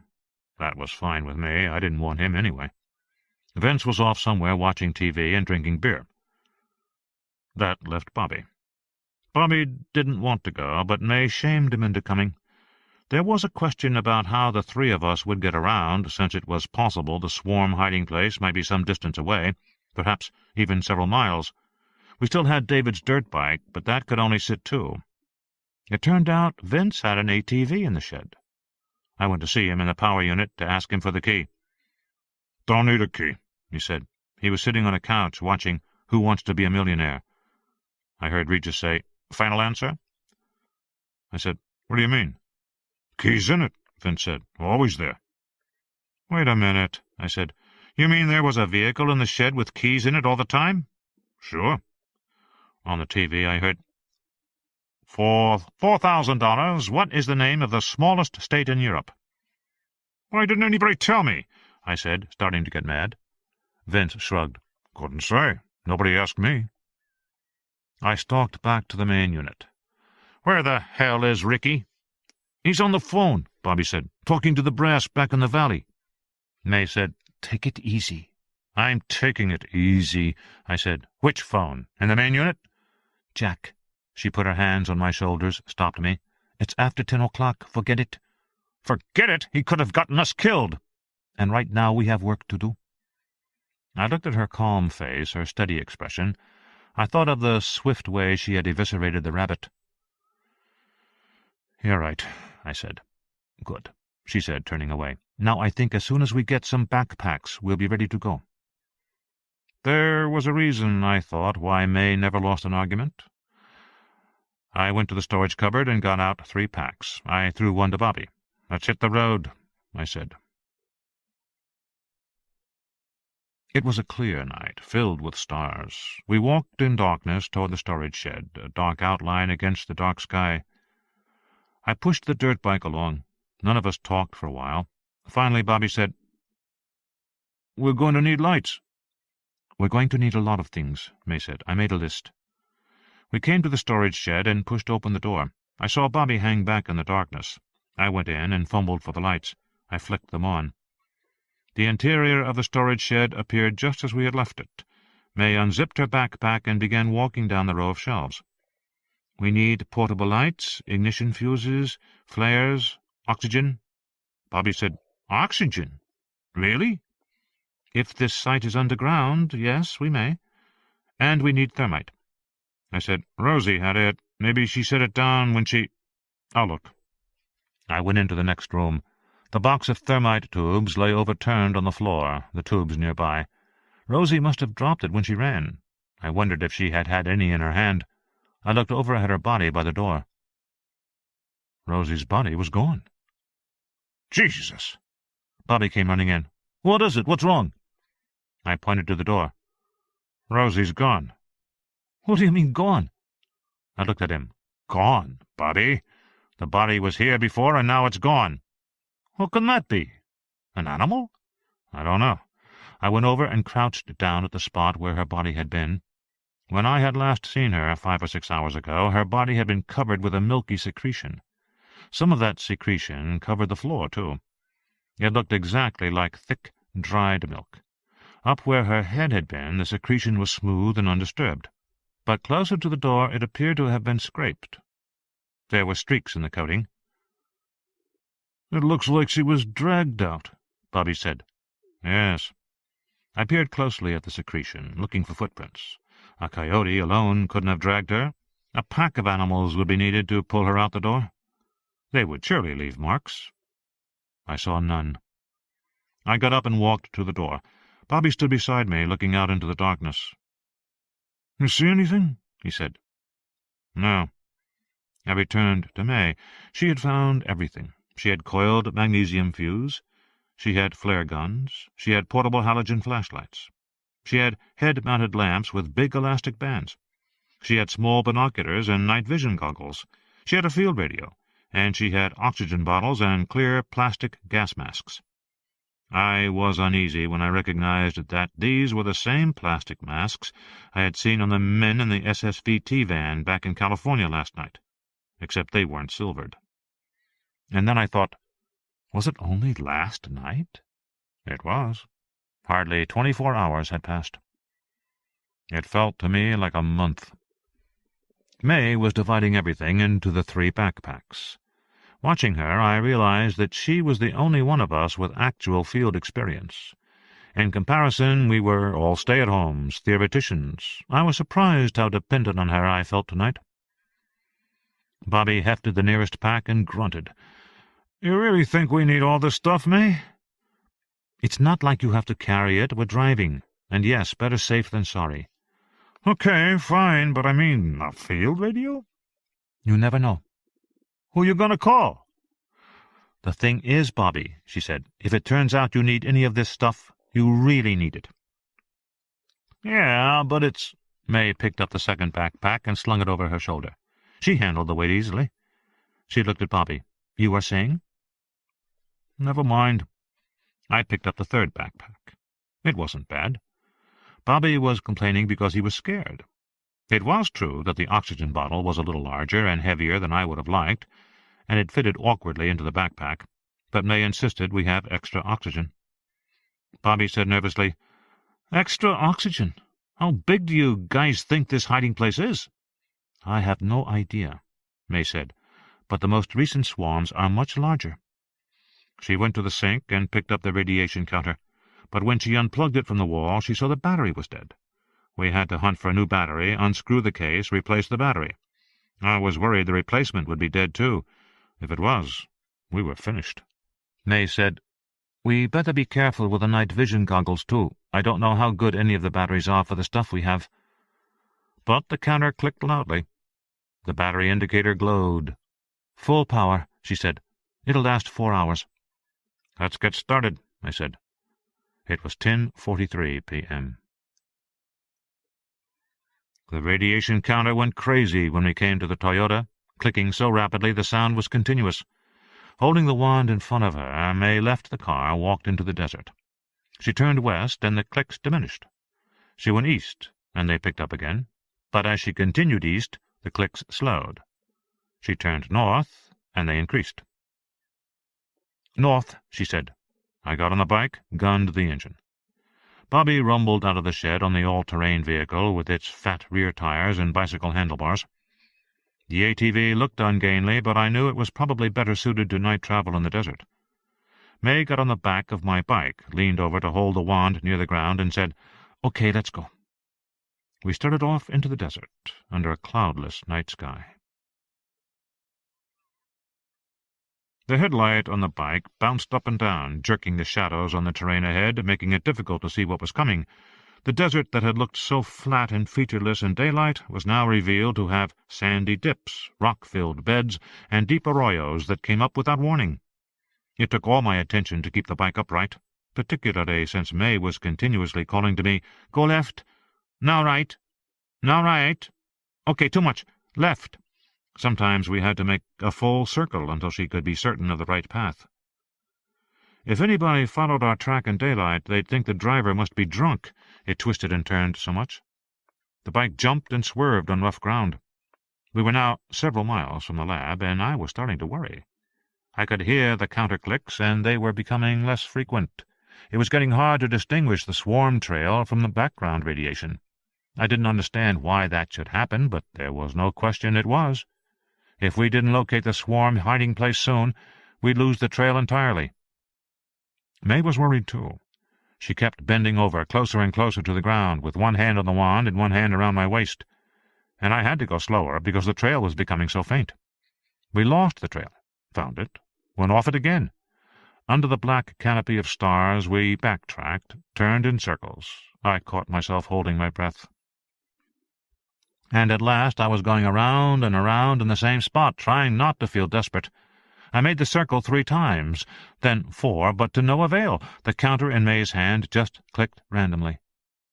And suddenly it was clear to us that the trail was truly lost. We were out here in the middle of nowhere, driving in circles. We had lost the trail. Exhaustion hit me suddenly and hard. I had been running on adrenaline all day, and now that I was finally defeated, a deep weariness came over my body. My eyes drooped. I felt as if I could go to sleep standing on the bike. Behind me, May sat up and said, "Don't worry, okay?" "What do you mean?" I said wearily. "My plan has totally failed, May." "Maybe not yet," she said. Bobby pulled up close to us. "You guys look behind you?" he said. "Why?" "Look back," he said. "Look how far we've come." I turned and looked over my shoulder. To the south I saw the bright lights of the fabrication building, surprisingly close. We couldn't be more than a mile or 2 away. We must have traveled in a big semicircle, eventually turning back toward our starting point. That's weird. May had got off the bike and stepped in front of the headlamp. She was looking at the LCD readout on the counter. She said, Bobby said hopefully, "So, what do you say, May? Time to go back?" "No," May said. "It's not time to go back. Take a look at this." Bobby leaned over, and we both looked at the LCD readout. It showed a graph of radiation intensity, stepping progressively downward, and finally dropping quickly. Bobby frowned. "And this is?" "Time course of tonight's readings," she said. "The machine's showing us that ever since we started, the intensity of the radiation has declined arithmetically. It's a straight-line decrease, a staircase, see there? And it's stayed arithmetic until the last minute or so, when the decrease suddenly became exponential. It just fell to 0. "So?" Bobby looked puzzled. "That means what? I don't get it." "I do." She turned to me, climbed back on the bike. "I think I know what happened. Go forward, slowly." I let out the clutch and rumbled forward. My bouncing headlight showed a slight rise in the desert, scrubby cactus ahead. "No, slower, Jack." I slowed. Now we were practically going at a walk. I yawned. There was no point in questioning her. She was intense, focused. I was just tired and defeated. We continued up the desert rise until it flattened, and then the bike began to tilt downward. "Stop!" I stopped. Directly ahead, the desert floor abruptly ended. I saw blackness beyond. "Is that a cliff?" "No, just a high ridge." I edged the bike forward. The land definitely fell away. Soon we were at the edge, and I could get my bearings. We were at the crest of a ridge 15 feet high, which formed one side of a very wide stream bed. Directly beneath me I saw smooth river rocks, with occasional boulders and clumps of scraggly brush that stretched about 50 yards away, to the far side of the riverbed. Beyond the distant bank the desert was flat again. "I understand now," I said. "The swarm jumped." "Yes," she said. "It became airborne, and we lost the trail." "But then it must have landed somewhere down there," Bobby said, pointing to the stream bed. "Maybe," I said, "and maybe not." I was thinking it would take us many minutes to find a safe route down. Then we would spend a long time searching among the bushes and rocks of the stream bed before picking up the trail again. It might take hours. We might not find it at all. From our position up here on top of the ridge, we saw the daunting expanse of desert stretching out before us. I said, "The swarm could have touched down in the stream bed. Or it could have come down just beyond the bed. Or it could have gone 1/4 mile beyond. May was not discouraged. "Bobby, you stay here," she said. "You'll mark the position where it jumped. Jack and I will find a path down, go out into that plane, and run in a straight line east-west until we pick up the trail again. Sooner or later, we'll find it." "Okay," Bobby said. "Got you." "Okay," I said. We might as well do it. We had nothing to lose. But I had very little confidence we would succeed. Bobby leaned forward over his ATV. "What's that?" "What?" "An animal. I saw glowing eyes." "Where?" "In that brush over there." He pointed to the center of the stream bed. I frowned. We both had our headlights trained down the ridge. We were lighting a fairly large arc of desert. I didn't see any animals. "There," May said. "I don't see anything." She pointed. "It just went behind that juniper bush. See the bush that looks like a pyramid? That has the dead branches on one side?" "I see it," I said, but I didn't see an animal. "It's moving left to right. Wait a minute, and it'll come out again." We waited, and then I saw a pair of bright green glowing spots. Close to the ground, moving right. I saw a flash of pale white, and almost immediately I knew that something was wrong. So did Bobby. He twisted his handlebars, moving his headlamp to point directly to the spot. He reached for binoculars. "That's not an animal," he said. Moving among the low bushes, we saw more white, flesh-white. But we saw only glimpses. And then I saw a flat white surface that I realized, with a shock, was a human hand, dragging along the ground. A hand with outstretched fingers. "Jesus," Bobby said, staring through the binoculars. What is it?" "It's a body being dragged," he said, and then in a funny voice he said, "It's Rosie." Day 6, 10:58 p.m. Gunning the bike, I took off with May, running along the edge of the ridge until it sloped down toward the stream bed floor. Bobby stayed where he was, watching Rosie's body. In a few minutes I had crossed the stream bed to the other bank and was moving back toward his light on the hill. May said, "Let's slow down, Jack." So I slowed down, leaning forward over my handlebars, trying to see the ground far ahead. Suddenly the radiation counter began to chatter again. "Good sign," I said. We moved ahead. Now we were directly across from Bobby on the ridge above. His headlamp cast a faint light on the ground all around us, sort of like moonlight. I waved for him to come down.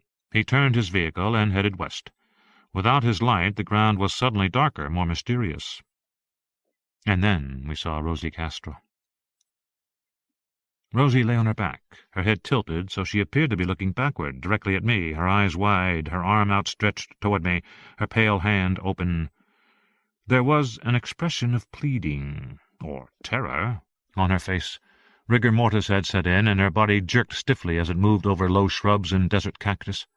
She was being dragged away. But no animal was dragging her. "I think you should turn your light off," May said. "But I don't see what's doing it. There's like a shadow underneath her." "That's not a shadow," May said. "It's them." "They're dragging her?" She nodded. "Turn your light off." I flicked off the headlamp. We stood in darkness. I said, "I thought swarms couldn't maintain power more than 3 hours. "That's what Ricky said." "He's lying again?" "Or they've overcome that limitation in the wild." The implications were unsettling. If the swarms could now sustain power through the night, then they might be active when we reached their hiding place. I was counting on finding them collapsed, the particles spread on the ground. I intended to kill them in their sleep, so to speak. Now it seemed they weren't sleeping. We stood there in the cool, dark air, thinking things over. Finally May said, "Aren't these swarms modeled on insect behavior?" "Not really," I said. "The programming model was predator-prey. But because the swarm is a population of interacting particles, to some degree it will behave like any population of interacting particles, such as insects." "Why?" "Insects can execute plans that take longer than the lifespan of a single generation. They can build nests that require many generations. Isn't that true?" "I think so." "So maybe one swarm carried the body for a while, and then another took over. Maybe there have been 3 or 4 swarms so far. That way, none of them has to go 3 hours at night. I didn't like the implications of that idea any better. That would mean the swarms are working together, I said. It would mean they're coordinated. They clearly are by now. Except that's not possible, I said to her, because they don't have the signaling capability. It wasn't possible a few generations ago, May said. Now it is. Remember the V formation that came toward you? They were coordinated. That was true. I just hadn't realized it at the time. Standing there in the desert night, I wondered what else I hadn't realized. I squinted into the darkness, trying to see ahead. "Where are they taking her?" I said. May unzipped my backpack and pulled out a set of night goggles. "Try these." I was about to help her get hers, but she'd deftly taken her pack off, opened it, and pulled out her own goggles. Her movements were quick, sure. I slipped on the headset, adjusted the strap, and flipped the lenses down over my eyes. These were the new Gen 4 goggles that showed images in muted color. Almost immediately I saw Rosie in the desert. Her body was disappearing behind the scrub as she moved farther and farther away. "Okay, so where are they taking her?" I said again. Even as I spoke, I raised the goggles higher, and at once I saw where they were taking her. From a distance it looked like a natural formation, a mound of dark earth about 15 feet wide and 6 feet high. Erosion had carved deep vertical clefts, so that the mound looked a little like a huge gear turned on edge. It would be easy to overlook this formation as natural. But it wasn't natural. An erosion hadn't produced its sculpted look. On the contrary, I was seeing an artificial construction, similar to the nests made by African termites and other social insects. Wearing the second pair of goggles, May looked for a while in silence, then said, "Are you going to tell me that is the product of self-organized behavior? That the behavior to make it just emerged all by itself?" "Actually, yes," I said. "That's exactly what happened." "Hard to believe." "I know." May was a good biologist, but she was a primate biologist. She was accustomed to studying small populations of highly intelligent animals that had dominance hierarchies and group leaders. She understood complex behavior to be the result of complex intelligence. And she had trouble grasping the sheer power of self-organized behavior within a very large population of dumb animals. In any case, this was a deep human prejudice. Human beings expected to find a central command in any organization. States had governments. Corporations had CEOs. Schools had principals. Armies had generals. Human beings tended to believe that without central command, chaos would overwhelm the organization and nothing significant could be accomplished. From this standpoint, it was difficult to believe that extremely stupid creatures, with brains smaller than pinheads, were capable of construction projects more complicated than any human project. But in fact, they were. African termites were a classic example. These insects made earthen castle-like mounds 100 feet in diameter and thrusting spires 20 feet into the air. To appreciate their accomplishment, you had to imagine that if termites were the size of people, these mounds would be skyscrapers 1 mile high and 5 miles in diameter. And like a skyscraper, the termite mound had an intricate internal architecture to provide fresh air, remove excess CO2 and heat, and so on. Inside the structure were gardens to grow food, residences for royalty, and living space for as many as 2 million termites. No 2 mounds were exactly the same. Each was individually constructed to suit the requirements and advantages of a particular site. All this was accomplished with no architect, no foreman, no central authority, nor was a blueprint for construction encoded in the termite genes. Instead, these huge creations were the result of relatively simple rules that the individual termites followed in relation to one another. Rules like, if you smell that another termite has been here, put a dirt pellet on this spot. Yet the outcome was arguably more complex than any human creation. Now we were seeing a new construction made by a new creature, and it was again difficult to conceive how it might have been made. How could a swarm make a mound anyway? But I was beginning to realize that out here in the desert, Asking how something happened was a fool's errand. The swarms were changing fast, almost minute to minute. The natural human impulse to figure it out was a waste of time. By the time you figured it out, things would have changed. Bobby rumbled up in his ATV and cut his light. We all stood there under the stars. Bobby said, "What do we do now?" "Follow Rosie," I said. "Looks like Rosie is going into that mound," he said. "You mean we follow her there?" "Yes," I said. At May's suggestion, we walked the rest of the way. Lugging our backpacks, it took us the better part of 10 minutes to reach the vicinity of the mound. We paused about 50 feet away. There was a nauseating smell in the air, a putrid odor of rotting and decay. It was so strong it made my stomach turn. Then, too, a faint green glow seemed to be emanating from inside the mound. Bobby whispered, "You really want to go in there?" "Not yet," May whispered. She pointed off to one side. Rosie's body was moving up the slope of the mound. As she came to the rim, her rigid legs pointed into the air for a moment. Then her body toppled over, and she fell into the interior. But she stopped before she disappeared entirely. For several seconds her head remained above the rim, her arm outstretched, as if she were reaching for air. Then slowly she slid the rest of the way down and vanished. Bobby shivered. May whispered, "Okay, let's go." She started forward in her usual noiseless way. Following her, I tried to be as quiet as I could. Bobby crunched and crackled his way along the ground. May paused and gave him a hard look. Bobby held up his hands, as if to say, "What can I do?" She whispered, "Watch where you put your feet." He whispered, "I am." "You're not." "It's dark. I can't see." "You can if you try."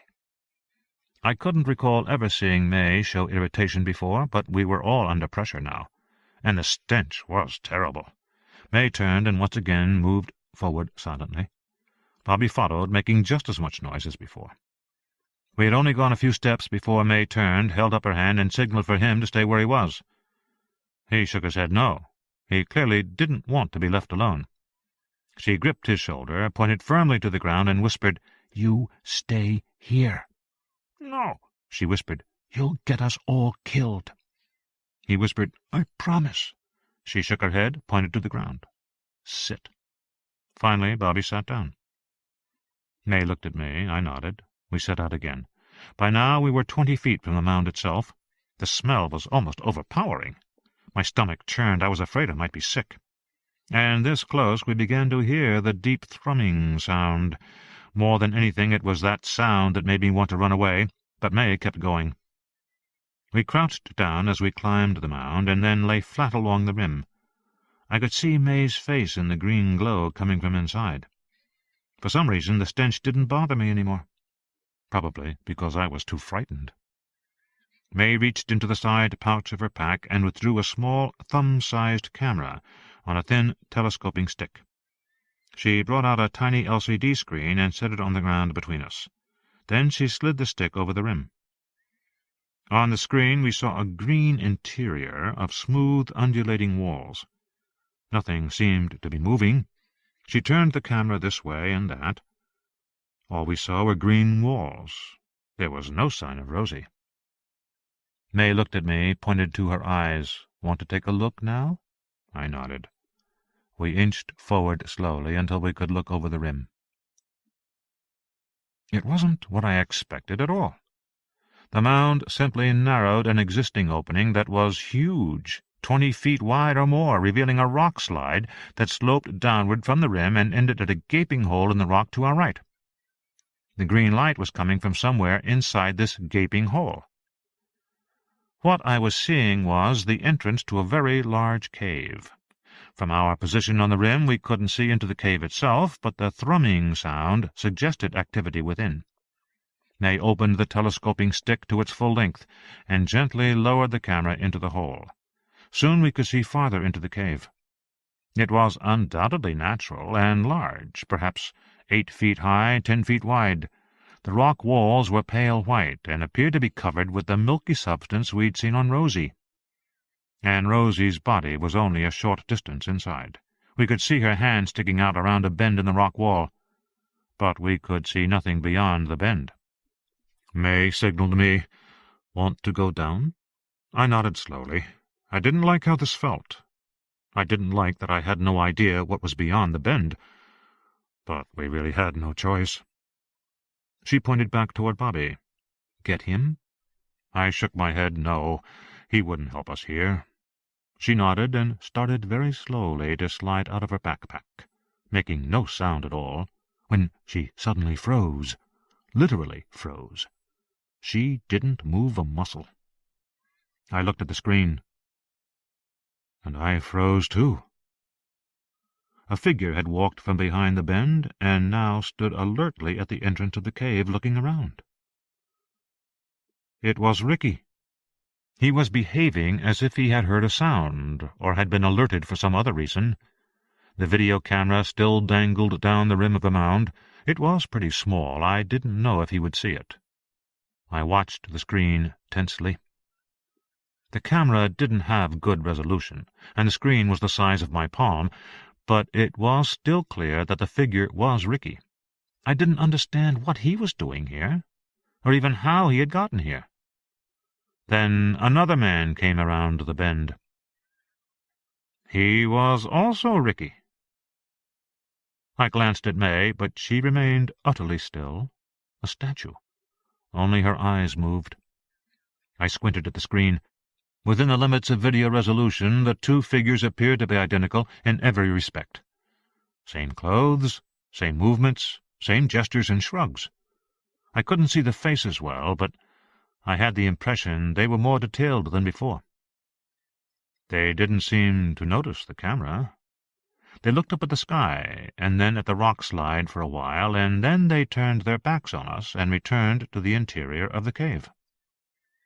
Still May did not move.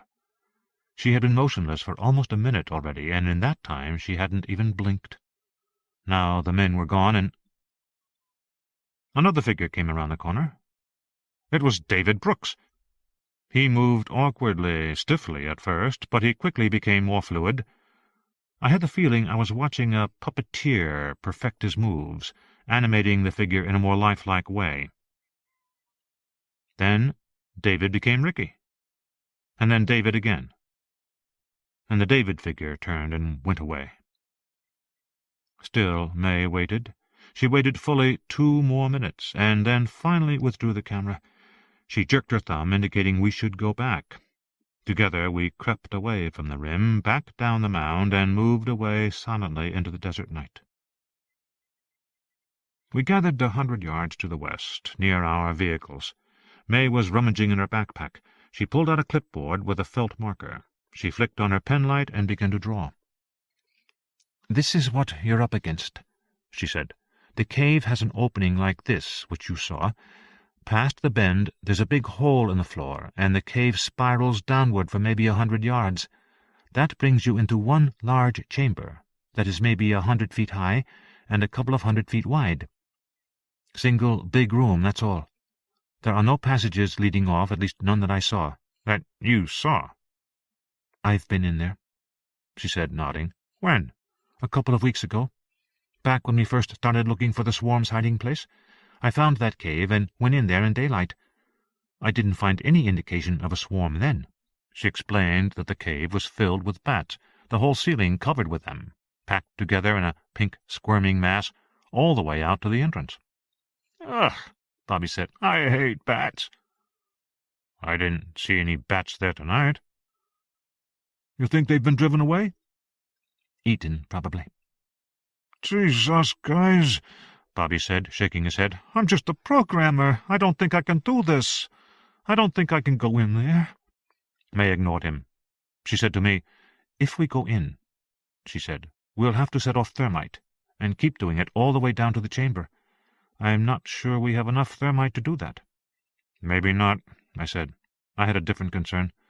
"We're wasting our time unless we destroy all the swarms and all the assemblers that are making them, right?" They both nodded. "I'm not sure that'll be possible," I said. "I thought the swarms would be powered down at night. I thought we could destroy them on the ground. But they're not powered down, at least not all of them. And if just one of them gets past us, if it escapes from the cave—" I shrugged.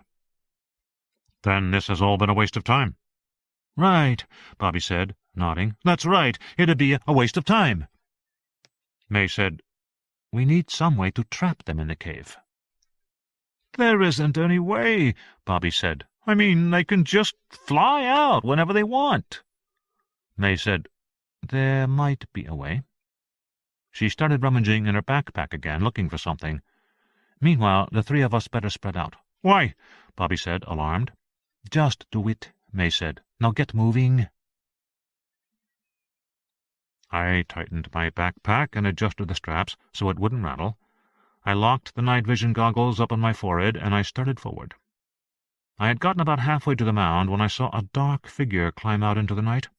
I dropped down as quietly as I could. I was in a thick patch of sagebrush 3 feet high, so I was reasonably well concealed. I looked over my shoulder, but I didn't see either May or Bobby. They'd dropped to the ground, too. I didn't know if they'd separated yet. Cautiously, I pushed aside a plant in front of me and looked toward the mound.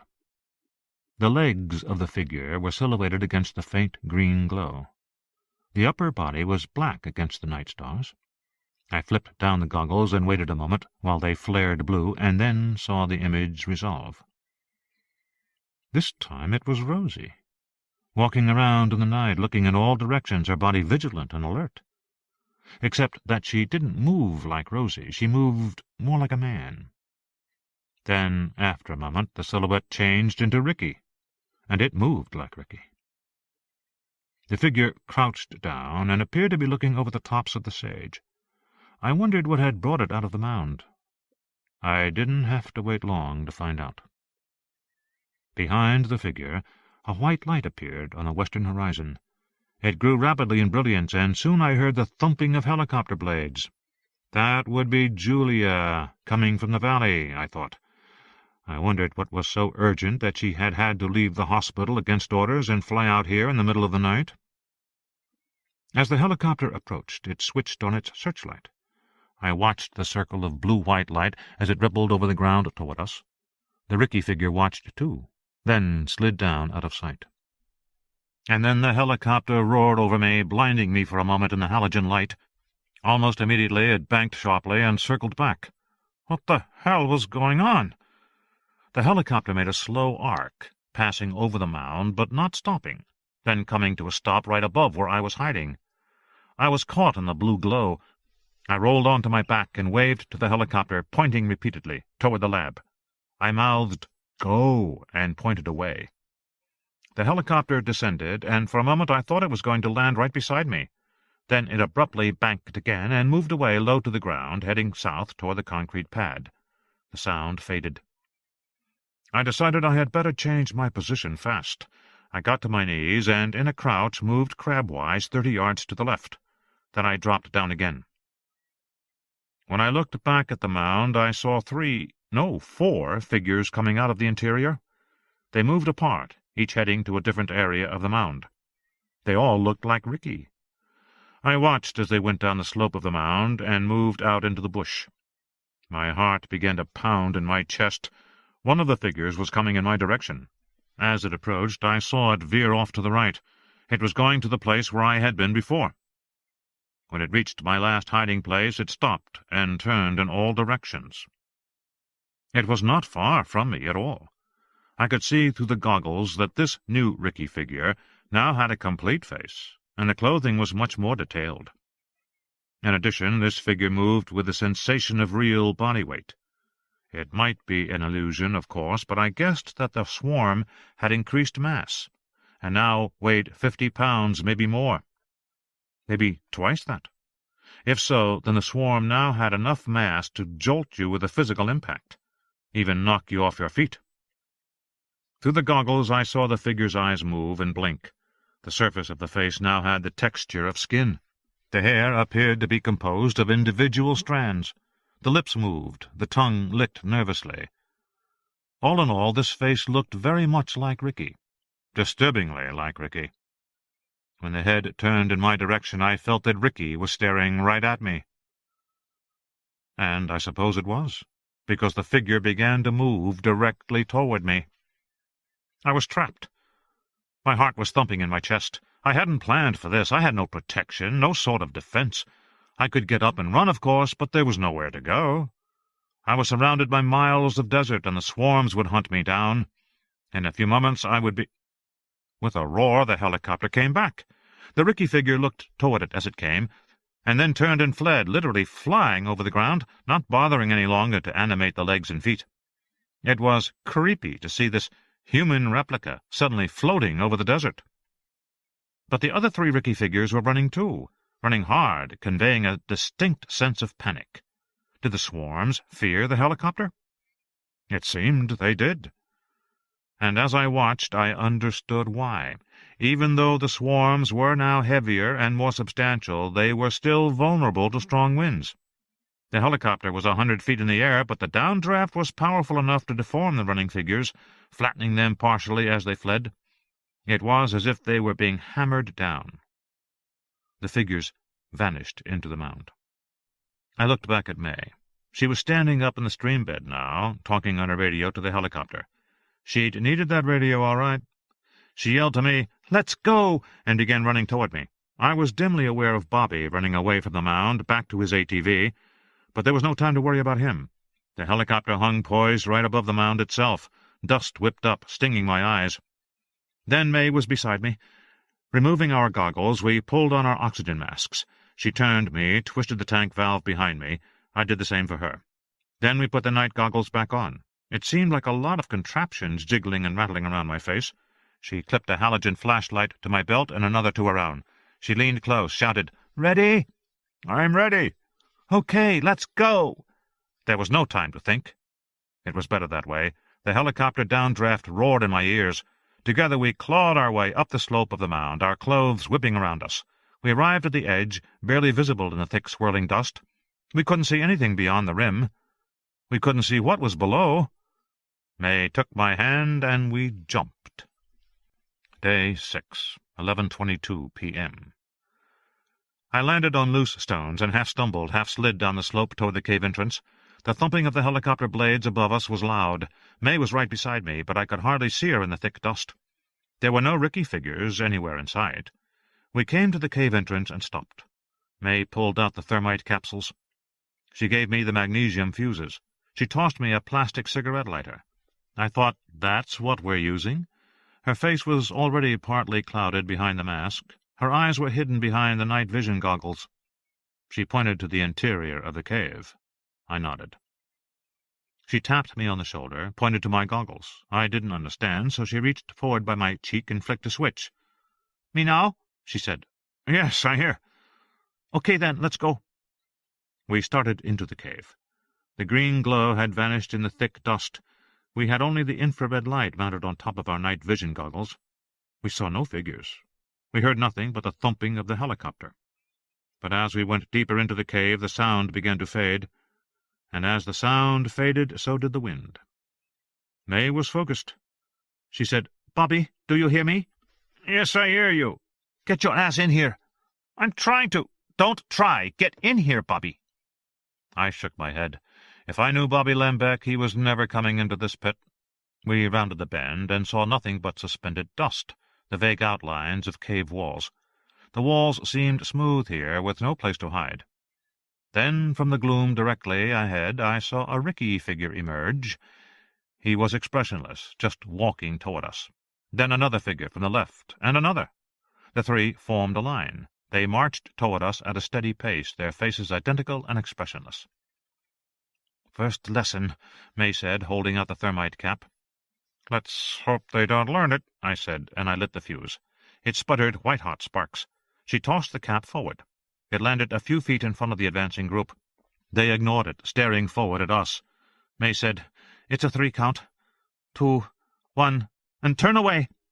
I twisted away, ducking my head under my arm, just as a sphere of blinding white filled the tunnel. Even though my eyes were closed, the glare was so strong that I saw spots when I opened my eyes again. I turned back. May was already moving forward. The dust in the air had a slightly darker tint. I saw no sign of the 3 figures. "Do they run?" "No, vaporized," she said. She sounded pleased. "New situations," I said. I was feeling encouraged. If the programming assumptions still held, the swarms would be weak when reacting to genuinely new situations. In time they would learn. In time they would evolve strategies to deal with the new conditions, but initially their response would be disorganized, chaotic. That was a weakness of distributed intelligence. It was powerful, and it was flexible, but it was slow to respond to unprecedented events. "We hope," May said. We came to the gaping hole in the cave floor she had described. In the night goggles I saw a sort of sloping ramp. 4 or 5 figures were coming up toward us, and there seemed to be more behind. They all looked like Ricky, but many of them were not so well formed, and those in the rear were just swirling clouds. The thrumming sound was loud. "Second lesson." May held out a cap. It sizzled white when I lit it. She rolled it gently down the ramp. The figures hesitated when they saw it. "Damn," I said, but then it was time to duck away and shield my eyes from the explosive flash. Inside the confined space there was a roar of expanding gas. I felt a burst of intense heat on my back. When I looked again, most of the swarms beneath us had vanished, but a few hung back, apparently undamaged. They were learning. Fast. "Next lesson," May said, holding 2 caps this time. I lit both, and she rolled one and threw the second one deeper down the ramp. The explosions roared simultaneously, and a huge gust of hot air rolled upward past us. My shirt caught fire. May pounded it out with the flat of her hand, smacking me with rapid strokes. When we looked again, there were no figures in sight, and no dark swarms. We went down the ramp, heading deeper into the cave. We had started with 20 thermite caps. We had 16 left, and we had gone only a short distance down the ramp toward the large room at the bottom. May moved quickly now. I had to hurry to catch up with her, but her instincts were good. The few swarms that materialized before us all quickly backed away at our approach. We were herding them into the lower room. May said, "Bobby, where are you?" The headset crackled. "Trying get... Bobby, come on, damn it!" But all the while we were moving deeper into the cave, and soon we heard only static. Down here dust hung suspended in the air, diffusing the infrared beams. We could see clearly the walls and ground directly ahead of us, but beyond that there was total blackness. The sense of darkness and isolation was frightening. I couldn't tell what was on either side of me unless I turned my head, sweeping my beam back and forth. I began to smell that rotten odor again, sharp and nauseating. We were coming to level ground. May stayed calm. When a half-dozen swarms buzzed before us, she held out another cap for me to light. Before I could light the fuse, the swarms backed off. She advanced at once. "Sort of like lion taming," she said. "So far," I said. I didn't know how long we could keep this up. The cave was large, much larger than I had imagined. 16 caps didn't seem like enough to get us through it. I wondered if May was worried, too. She didn't seem to be, but probably she wouldn't show it. Something was crunching underfoot. I looked down and saw the floor was carpeted with thousands of tiny, delicate yellow bones, like bird bones. Except these were the bones of bats. May was right. They'd all been eaten.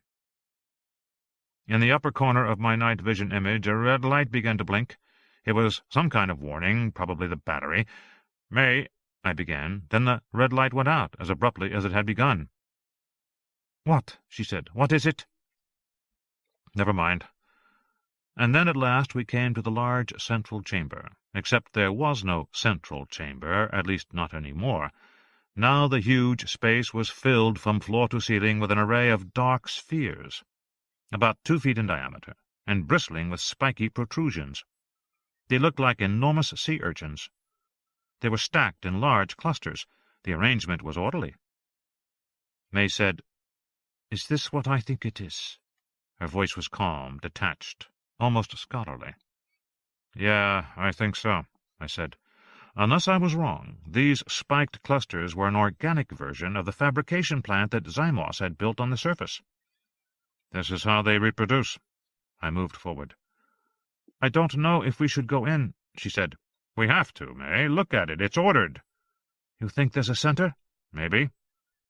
And if there was, I wanted to drop thermite on it." I continued onward. Moving among the clusters was an eerie sensation. Thick, mucus-like liquid dripped from the tips of the spikes, and the spheres seemed to be coated with a kind of thick gel that quivered, making the whole cluster seem to be moving, alive. I paused to look more closely. Then I saw that the surface of the spheres really was alive. Crawling within the gel were masses of twisting black worms. Jesus! They were here before, she said calmly. What? The worms. They were living in the layer of guano on the cave floor when I came here before. They eat organic material and excrete high-content phosphorus compounds. And now they're involved in swarm synthesis, I said. That didn't take long, just a few days. Coevolution in action. The spheres probably provide food and collect their excretions in some way. Or collect them, May said dryly. Yeah, maybe.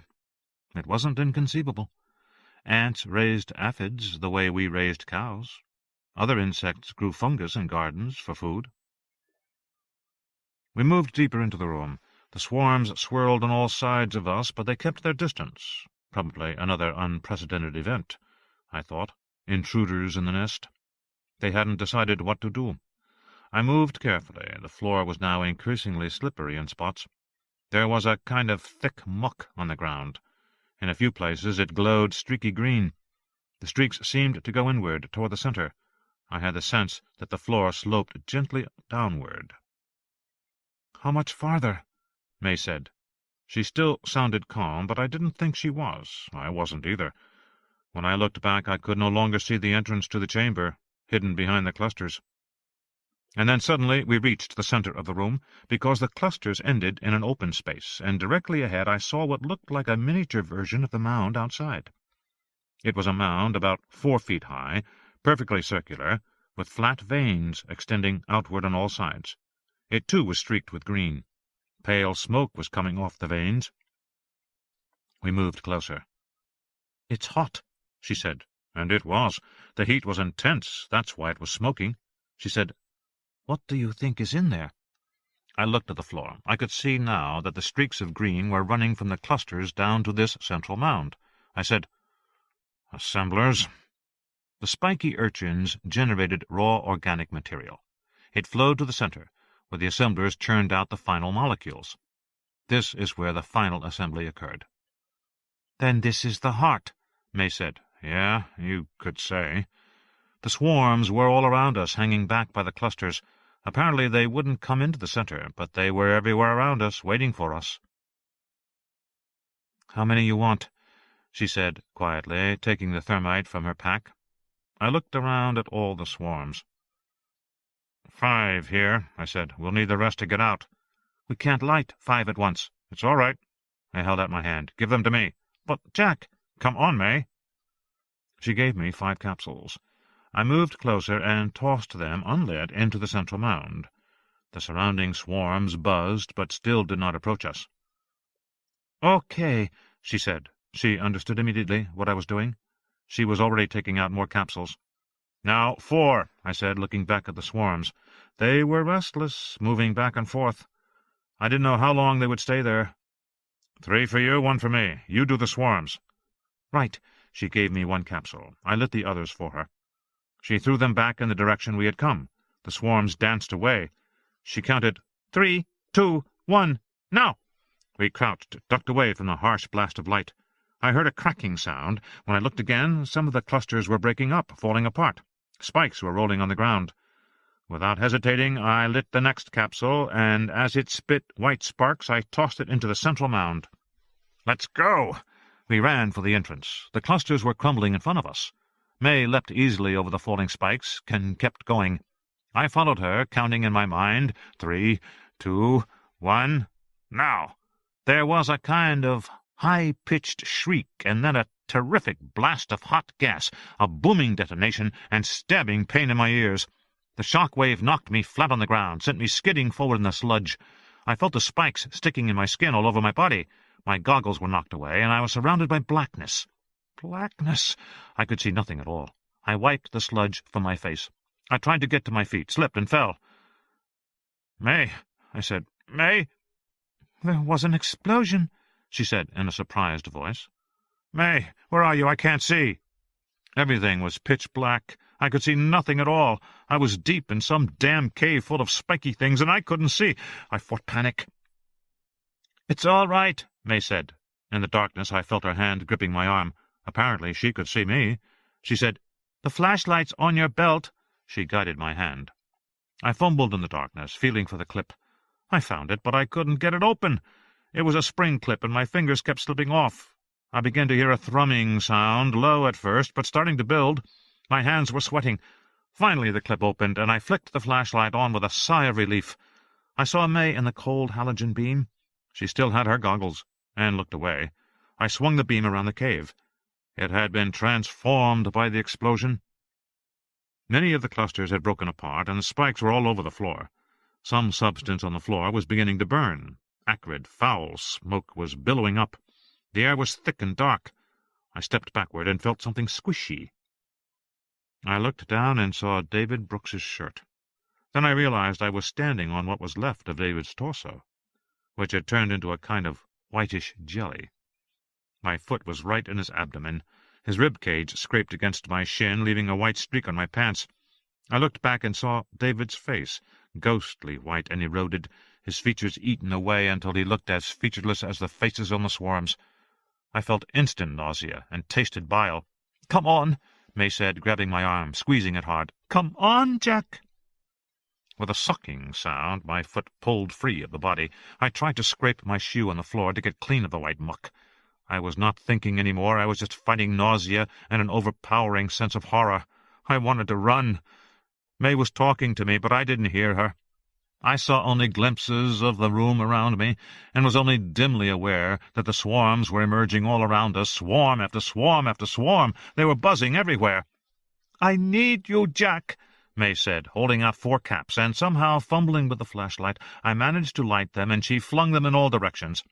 I threw my hands over my eyes as the hot spheres exploded around me. When I looked again, the swarms were gone. But in only a few moments they began to re-emerge. First 1 swarm, then 3, then 6, then 10, and then too many to count. They were converging with an angry buzz toward us. "How many caps have we got left?" I said. 8. I knew then that we were not going to make it. We were too deep in the cave. We would never get out. I had no idea how many swarms were around us. My halogen beam swung back and forth across what seemed like an army. "Jack," May said, holding out her hand. She never seemed to lose confidence. I lit 3 more caps, and May threw them, retracing her steps toward the entrance as she did so. I stayed close to her, but I knew our situation was hopeless. Each blast scattered the swarms for just a moment. Then they quickly regrouped. There were far too many swarms. "Jack," more thermite in her hands. Now I could see the entrance to the chamber, just a few yards ahead. My eyes were watering from all the acrid smoke. My halogen light was just a narrow beam cutting through the dust. The air was thicker and thicker. A final series of white-hot blasts, and we came to the entrance. I saw the ramp heading back toward the surface. I never thought we'd get this far. But I wasn't thinking any more. Everything was impressions. "How many left?" I said. May didn't answer me. I heard the rumble of an engine from somewhere above us. Looking up, I saw a wobbling white light in the cave higher up. The rumble became very loud. I heard an engine gunned, and then I saw the ATV poised on the ramp above. Bobby was up there, shouting, "Get out!" May turned and ran up the ramp, and I scrambled to follow her. I was vaguely aware of Bobby lighting something that burst into orange flame, and then May pushed me against the wall as the riderless ATV roared down the ramp toward the chamber below, with a flaming cloth hanging from its gas tank. It was a motorized Molotov cocktail. As soon as it passed, May shoved me hard in the back. "Run!" I sprinted the last few yards up the ramp. Bobby was reaching down for us, hauling us up over the lip to the level above. I fell and scraped my knee, but hardly felt it as he dragged me onto my feet again. Then I was running hard toward the cave entrance, and had almost reached the opening when a fiery blast knocked us off our feet, and I went tumbling through the air and smashed against one of the cave walls. I got to my feet, head ringing. My flashlight was gone. I heard a kind of strange screaming sound from somewhere behind me, or thought I did. I looked at May and Bobby. They were getting to their feet. With the helicopter still thumping above us, we clambered up the incline and collapsed over the lip of the mound, and tumbled down the slopes out into the cool, black desert night. The last thing I saw was May waving the helicopter away, gesturing for it to go, go, go. And then the cave exploded. The ground jumped beneath my feet, knocking me over. I fell to the ground just as the shock wave caused sharp pain in my ears. I heard the deep rumble of the explosion. From the mouth of the cave, an enormous, angry fireball billowed upward, orange laced in black. I felt a wave of heat rolling down toward me, and then it was gone, and everything was suddenly quiet, and the world around me was black. How long I lay there beneath the stars, I am not sure.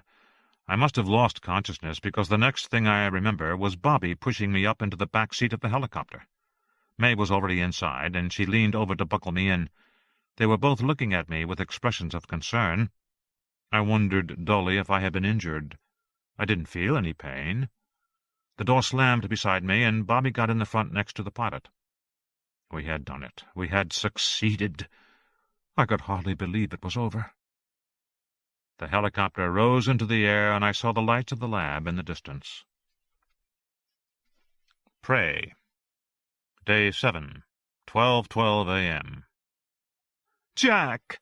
Julia rushed toward me as I came down the corridor. In the overhead light her face looked beautiful, in a lean, elegant way. She was, in truth, more beautiful than I remembered. Her ankle was bandaged, and she had a cast on her wrist. She threw her arms around me and buried her head in my shoulder. Her hair smelled of lavender. "Oh, Jack, Jack, thank God you're all right." "Yeah," I said hoarsely. "I'm okay." "I'm so glad, so glad." I just stood there, feeling her hug me. Then I hugged her back. I didn't know how to react. She was so energized, but I was exhausted, flat. "Are you all right, Jack?" she said, still hugging me. "Yeah, Julia," I said, just above a whisper. "I am." "What's wrong with your voice?" she said, pulling back to look at me. She scanned my face. "What's wrong?" "He probably burned his vocal cords," May said. She was hoarse, too. Her face was blackened with soot. She had a cut on her cheek and another on her forehead. Julia embraced me again. Her fingers touched my shirt. "Darling, you're hurt." "Just my shirt."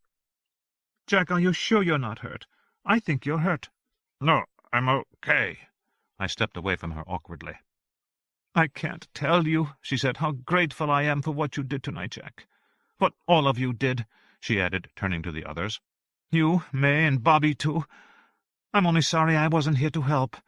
I know this is all my fault, but we're very grateful. The company is grateful." I thought, the company? But all I said was, "Yeah, well, it had to be done." "It did, yes, it certainly did. Quickly and decisively. And you did it, Jack. Thank God." Ricky was standing in the background, head bobbing up and down. He was like one of those mechanical birds that drinks from a water glass, bobbing up and down. I felt unreal, as if I was in a play. "I think we should all have a drink to celebrate," Julia was saying as we went down the corridor. "There must be some champagne around here. Ricky, is there? Yes? I want to celebrate what you guys have done." "I just want to sleep," I said. "Oh, come on, just one glass." It was typical Julia, I thought, involved in her own world, not noticing how anyone around her was feeling. The last thing any of us wanted to do right now was drink champagne. "Thanks anyway," May said, shaking her head. "Are you sure? Really? It'd be fun. How about you, Bobby?" "Maybe tomorrow," Bobby said. "Oh, well, okay, after all, you're the conquering heroes. We'll do it tomorrow, then." I noticed how fast she was talking, how quick her body movements were. I remembered Ellen's comment about her taking drugs. It certainly seemed like she was on something, but I was so tired I just didn't give a damn. "I've told the news to Larry Handler, the head of the company," she said, "and he's very grateful to you all." "That's nice," I said. "Is he going to notify the Army?" "Notify the Army? About what?" "About the runaway experiment."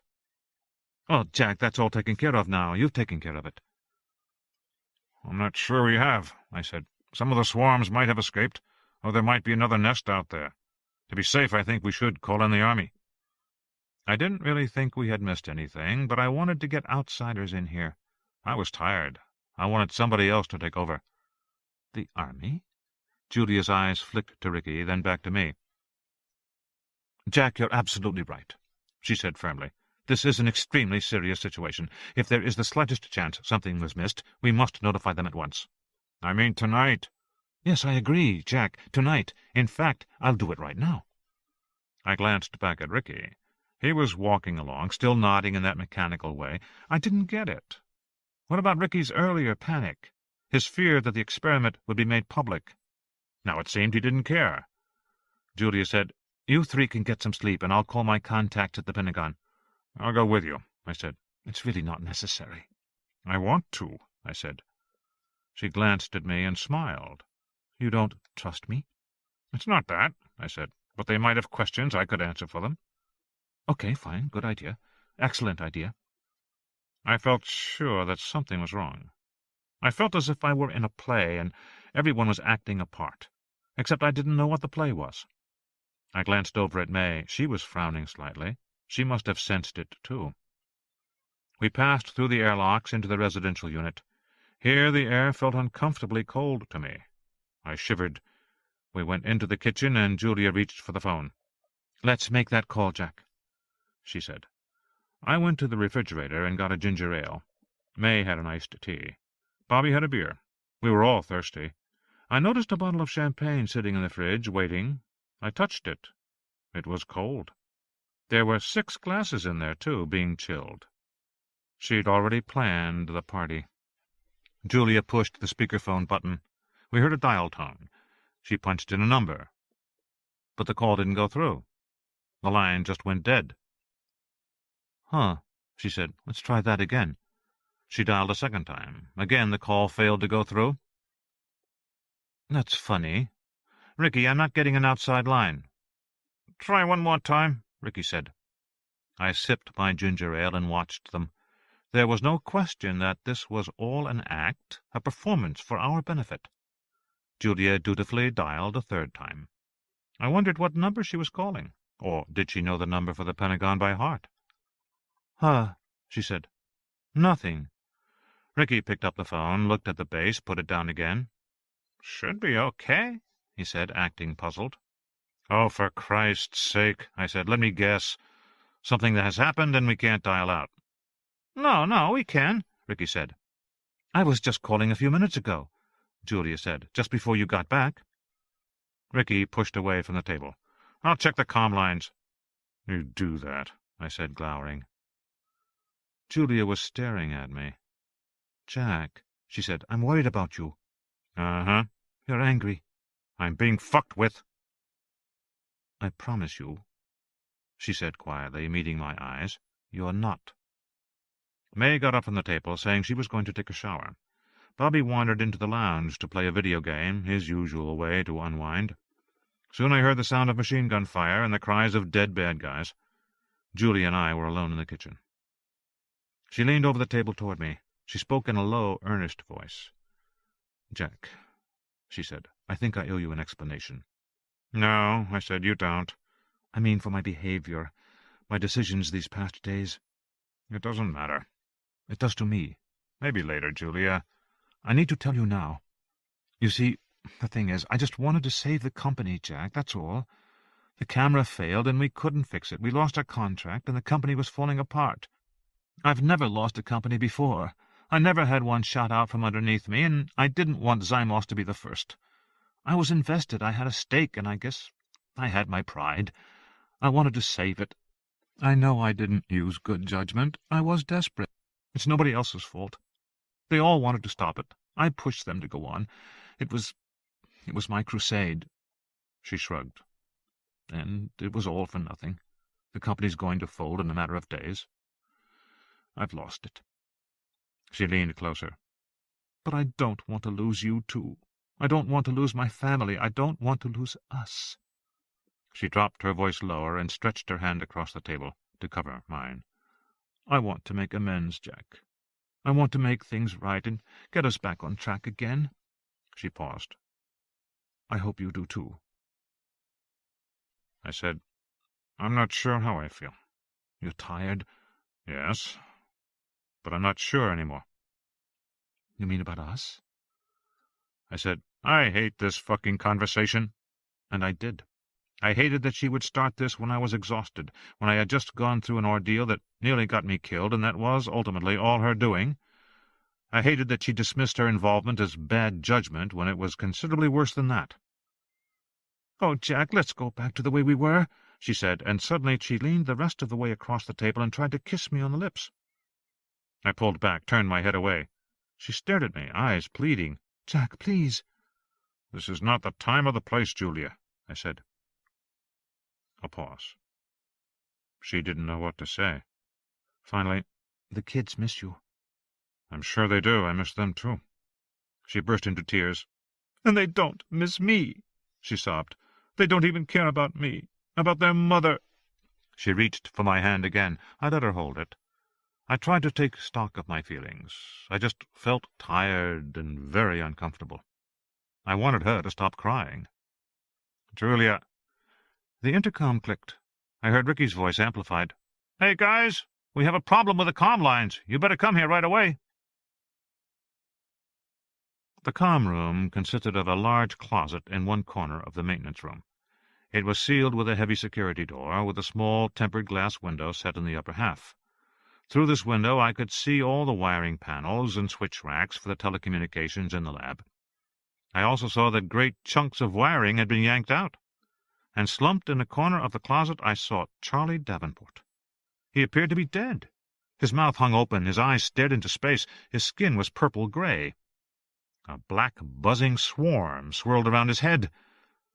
"I can't imagine how this happened," Ricky was saying. "He was fast asleep when I checked on him." "When was that?" I said. "Maybe half an hour ago." "And the swarm? How'd it get there?" "I can't imagine," Ricky said. "He must have carried it with him, from outside." "How?" I said. "He went through all the airlocks." "I know, but—" "But what, Ricky? How's it possible?" "I don't know. Maybe it was in his throat or something." "In his throat?" I said. "You mean just hanging out between his tonsils? These things kill you, you know." "Yeah, I know. Of course I know." He shrugged. "Beats me." I stared at Ricky, trying to understand his demeanor. He had just discovered that his lab was invaded by a lethal nanoswarm, and he didn't appear to be upset at all. He was taking it all very casually. May came hurrying into the room. She took in the situation with a glance. "Did anyone check the video playback?" "We can't," Ricky said. He pointed to the closet. "The controls are disabled. In there." "So you don't know how he got in there?" "No, but he evidently didn't want us calling out. At least, that's how it looks." May said, "Why would Charlie go in there?" I shook my head. I had no idea. Julia said, "It's airtight. Maybe he knew he was infected and wanted to seal himself off. I mean, he locked the door from the inside." I said, "He did? How do you know that?" Julia said, "I just assumed." She peered through the glass. "And you can see the lock reflected in that chrome fitting. See that one there?" I didn't bother to look. But May did, and I heard her say, "Oh, yes, Julia, you're right. Good observation. I missed that myself." It sounded very phony, but Julia didn't seem to react. So everybody was play-acting now. Everything was staged, and I didn't understand why. But as I watched May with Julia, I noticed that she was being extremely careful with my wife, almost as if she was afraid of her, or at least afraid of offending her. That was odd, and a little alarming. I said to Ricky, "Is there a way to unlock the door?" "I think so. Vince probably has a skeleton key. But nobody's unlocking that door now, Jack. Not as long as that swarm is in there." "So we can't call anywhere?" I said. "We're stuck here? Incommunicado?" "Until tomorrow, yes. Helicopter will be back tomorrow morning on its regular run." Ricky peered in through the glass at the destruction. "Geez, Charlie really did a job on those switching panels." I said, "Why do you think he would do that?" Ricky shook his head. "Charlie was a little crazy, you know. I mean, he was colorful, but all that farting and humming, he was a few fries short of a Happy Meal, Jack." "I never thought so." "Just my opinion," he said. I stood beside Ricky and looked through the glass. The swarm was buzzing around Charlie's head, and I was starting to see the milky coating form on his body. The usual pattern. I said, "What about pumping liquid nitrogen in there? freezing the swarm. We could probably do that, Ricky said, but I'm afraid we'd damage the equipment. Can you turn the air handlers up enough to suck the particles out? Handlers are going full bore now. And you wouldn't want to use a fire extinguisher? He shook his head. Extinguishers are halon. Won't affect the particles. So we're effectively kept out of that room? As far as I can tell, yes. Cell phones? He shook his head. Antennas route through that room. Every form of communication we have, cells, internet, high-speed data trunks, everything goes through that room. Julia said, Charlie knew that room was airtight. I bet he went there to protect the rest of us. It was a selfless act, a courageous act. She was developing her theory about Charlie, fleshing it out, adding details. It was a little distracting, considering the main problem was still unanswered, how to unlock the door and disable the swarm. I said, Is there another window in that closet? No. This window and the door's the only one? Yes. Okay, then, I said. Let's black out the window and turn the lights out in there, and wait a few hours until the swarm loses power. Geez, I don't know, Ricky said doubtfully. What do you mean, Ricky? Julia said. I think it's a great idea. It's certainly worth a try. Let's do it right now. Okay, fine, Ricky said, immediately deferring to her. But you're going to have to wait 6 hours. I said, I thought it was 3 hours. It is, but I want extra hours before I open that door. If that swarm gets loose in here, we've all had it. In the end, that was what we decided to do. We got black cloth and taped it over the window and put black cardboard over that. We turned out the lights and taped the light switch in the off position. At the end of that time, exhaustion hit me again. I looked at my watch. It was 1 o'clock in the morning. I said, I have to go to bed. We should all get some sleep, Julia said. We can revisit this in the morning. We all headed off toward the residence module. May sidled up alongside me. How are you feeling? She said. Okay. My back's starting to hurt a little. She nodded. You better let me take a look at it. Why? Just let me take a look before you go to bed. Oh, Jack, darling, Julia cried. You poor baby. What is it? I was sitting on the kitchen table with my shirt off. Julia and May were behind me, clucking. What is it? I said again. There's some blistering, May said. Blistering? Julia said. His whole back is covered. I think we have dressings, May said, interrupting her, reaching for the first-aid kit beneath the sink. Yes, I hope so. Julia smiled at me. Jack, I can't tell you how sorry I am that you had to go through this. This may sting a little, May said. I knew that May wanted to talk to me alone, but there was no opportunity. Julia was not going to leave us alone for a minute. She had always been jealous of May, even years ago when I first hired May in my company, and now she was competing with her for my attention. I wasn't flattered. The dressings were cool at first, as May applied them, but within moments they stung bitterly. I winced. I don't know what painkillers we have, May said. You've got a good area of second-degree burns. Julia rummaged frantically through the first-aid kit, tossing contents out right and left. Tubes and canisters clattered to the floor. There's morphine, she said at last, holding up a bottle. She smiled at me brightly. That should do it. I don't want morphine, I said. What I really wanted to say was that I wanted her to go to bed. Julia was annoying me.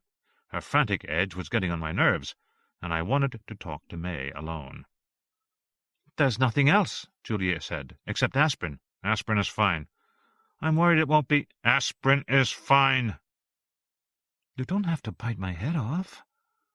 I'm sorry, I don't feel well. Well, I'm only trying to help. Julia stepped back. I mean, if you two want to be alone, you should just say so. No, I said, we do not want to be alone. Well, I'm only trying to help. She turned back to the medicine kit. Maybe there is something else. Containers of tape and plastic bottles of antibiotics fell to the floor. Julia, I said, please stop. What am I doing? What am I doing that is so awful? Just stop. I'm only trying to help. I know that. Behind me, May said, Okay, all finished now. That should hold you until tomorrow. She yawned. And now, if you don't mind, I'm going to bed. I thanked her and watched her leave the room. When I turned back, Julia was holding a glass of water and 2 aspirins for me. Thank you, I said. I never liked that woman, she said. Let's get some sleep, I said. There's only single beds here. I know. She moved closer. I'd like to be with you, Jack. I'm really tired. I'll see you in the morning, Julia. I went back to my room and looked at the bed. I didn't bother taking off my clothes. I don't remember my head touching the pillow. Day 7, 4:42 a.m. I slept restlessly, with constant and terrible dreams. I dreamed that I was back in Monterey, marrying Julia again, and I was standing in front of the minister when she came up alongside me in her bridal gown, and when she lifted the veil I was shocked by how beautiful and young and slender she was. She smiled at me, and I smiled back, trying to conceal my uneasiness, because now I saw that she was more than slender. Her face was thin, almost emaciated, almost a skull. Then I turned to the minister in front of us, but it was May, and she was pouring colored liquids back and forth in test tubes. When I looked back at Julia, she was very angry, and said she never liked that woman. Somehow it was my fault. I was to blame. I woke up briefly, sweating. The pillow was soaked. I turned it over and went back to sleep. I saw myself sleeping on the bed, and I looked up and saw that the door to my room was open. Light came in from the hallway outside. A shadow fell across my bed. Ricky came into the room and looked down at me. His face was backlit and dark. I couldn't see his expression, but he said, "I always loved you, Jack." He leaned over to whisper something in my ear, and I realized as his head came down that he was going to kiss me instead. He was going to kiss me on the lips, passionately. His mouth was open. His tongue licked his lips. I was very upset. I didn't know what to do. But at that moment Julia came in and said, "What's going on?" And Ricky hastily pulled away and made some kind of evasive comment. Julia was very angry and said, "Not now, you fool." And Ricky made another evasive comment. And then Julia said, "This is completely unnecessary. It will take care of itself." And Ricky said, "There are constriction coefficients for deterministic algorithms if you do interval global optimization." And she said, "It won't hurt you if you don't fight it." She turned on the light in the room and walked out. Then I was suddenly back in my Monterey wedding. Julia was standing beside me in white, and I turned to look back at the audience, and I saw my 3 kids sitting in the first row, smiling and happy. And as I watched, a black line appeared around their mouths and swept down their bodies until they were cloaked in black. They continued to smile, but I was horrified. I ran to them, but I couldn't rub the black cloak off. And Nicole said calmly, "Don't forget the sprinklers, Dad." I woke up, tangled up in the sheets, drenched in sweat. The door to my room was open.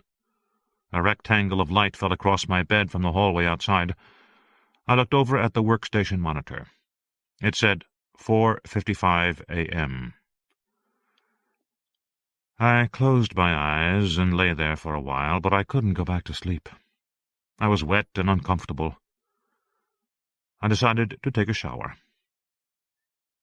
Shortly before 5 in the morning, I got out of bed. The hallway was silent. I walked down the corridor to the bathrooms. The doors to all the bedrooms were open, which seemed strange. I could see everybody sleeping as I walked past, and the lights were on in all the bedrooms. I saw Ricky asleep, and I saw Bobby, and I saw Julia, and Vince. May's bed was empty, and of course Charlie's bed was empty. I stopped in the kitchen to get a ginger ale from the refrigerator. I was very thirsty, my throat painful and parched, and my stomach felt a little queasy. I looked at the champagne bottle. I suddenly had a funny feeling about it, as if it might have been tampered with. I took it out and looked closely at the cap, at the metal foil that covered the cork. It looked entirely normal. No tampering, no needle marks, nothing. Just a bottle of champagne. I put it back and closed the refrigerator door. I began to wonder if I had been unfair to Julia. Maybe she really did believe she'd made a mistake and wanted to put things right. Maybe she just wanted to show her gratitude. Maybe I was being too tough on her. Too unforgiving. Because when you thought about it, what had she done that was suspicious or wrong? She'd been glad to see me, even if she was over the top. She'd accepted responsibility for the experiment, and she'd apologized for it. She'd immediately agreed to make the call to the army. She'd agreed with my plan to kill the swarm in the comm room. She'd done everything she could to show she supported me and was on my side. But I still was uneasy. And, of course, there was the matter of Charlie and his swarm. Ricky's idea that Charlie had somehow been carrying the swarm inside his body, in his mouth or under his armpit or something, didn't make a lot of sense to me. Those swarms killed within seconds. So it left a question. How did the swarm get into the comm room with Charlie? Did it get in from outside?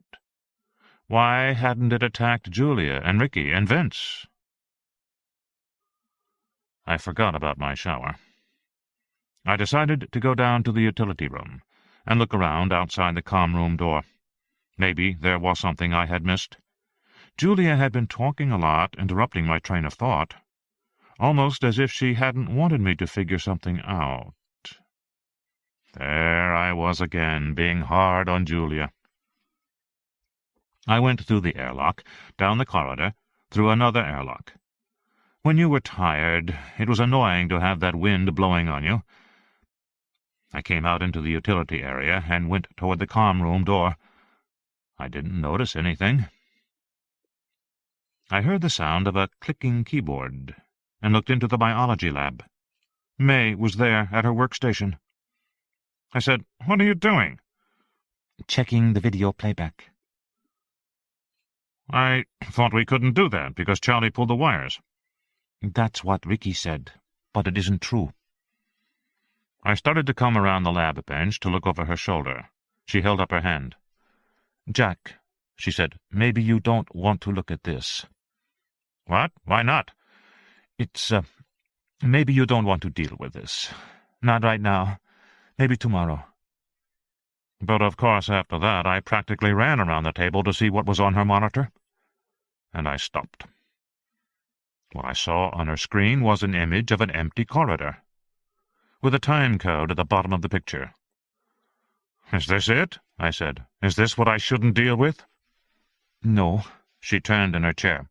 "Look, Jack, you have to go through all the security cameras in sequence, and each one only records 10 frames a minute, so it's very difficult to be sure of what we're—" "Just show me, May."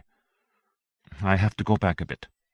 She pressed the back button in the corner of the keyboard repeatedly. Like many new control systems, the Zymos system was modeled on Internet browser technology. You could go backward in work, retracing your steps. The frames jumped backward until she came to the place she wanted. Then she ran it forward, the security images jumping from one camera to the next in rapid succession. A corridor. The main plant. Another angle on the plant. An airlock. Another corridor. The utility room. A corridor. The kitchen. The lounge. The residence hallway. An exterior view looking down at the floodlit desert. Corridor. The power room. The outside ground level. Another corridor. I blinked. "How long have you been doing this?" "About an hour." "Jesus." Next I saw a corridor, Ricky moving down it. Power station. Outside, looking down on Julia stepping into the floodlight. A corridor. Julia and Ricky together, embracing. And then a corridor and— "Wait," I said. May hit a button. She looked at me, said nothing. She pressed another key, flicked the images forward slowly. She stopped on the camera that showed Ricky and Julia. 10 frames. The movement was blurred and jerky. Ricky and Julia moved toward each other. They embraced. There was a clear sense of ease, of familiarity between them, and then they kissed passionately. "Ah, shit." I said, turning away from the screen. Shit, shit, shit! I'm sorry, Jack, May said. I don't know what to say. I felt a wave of dizziness, almost as if I might collapse. I sat down on the table. I kept my body turned away from the screen. I just couldn't look. I took a deep breath. May was saying something more, but I didn't hear her words. I took another breath. I ran my hand through my hair. I said, "Did you know about this?" No, not until a few minutes ago. Did anybody? No, we used to joke about it sometimes, that they had a relationship, but none of us believed it. Jesus. I ran my hand through my hair again.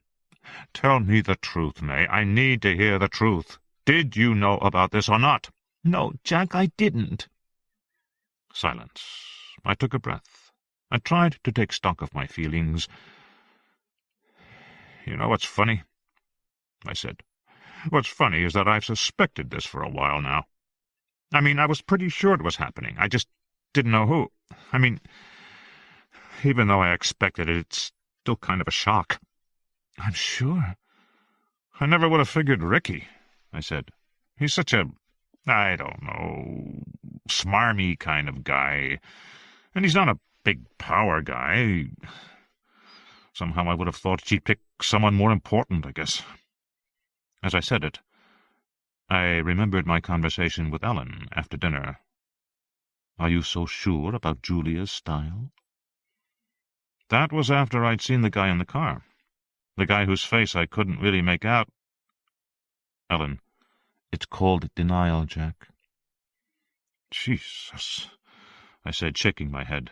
I felt angry, embarrassed, confused, furious. It kept changing every second. May waited. She didn't move or speak. She was completely still. Finally, she said, "Do you want to see any more?" "Is there more?" "Yes." "I don't know if I... No, I don't want to see any more." "Maybe you better." "No." "I mean, it might make you feel better." "I don't think so," I said. "I don't think I can take it." She said, "It may not be what you think, Jack. At least it may not be exactly what you think." "It's called denial, Jack." "Sorry, May," I said, "but I don't want to pretend any more. I saw it. I know what it is." I thought I'd be with Julia forever. I thought we loved the kids together. We had a family, a house, a life together. And Ricky had a new baby of his own. It just was weird. It didn't make sense to me. But then things never turn out the way you think they will. I heard May typing quickly on the keyboard. I turned so I could see her but not the screen. "What are you doing?" "Trying to find Charlie.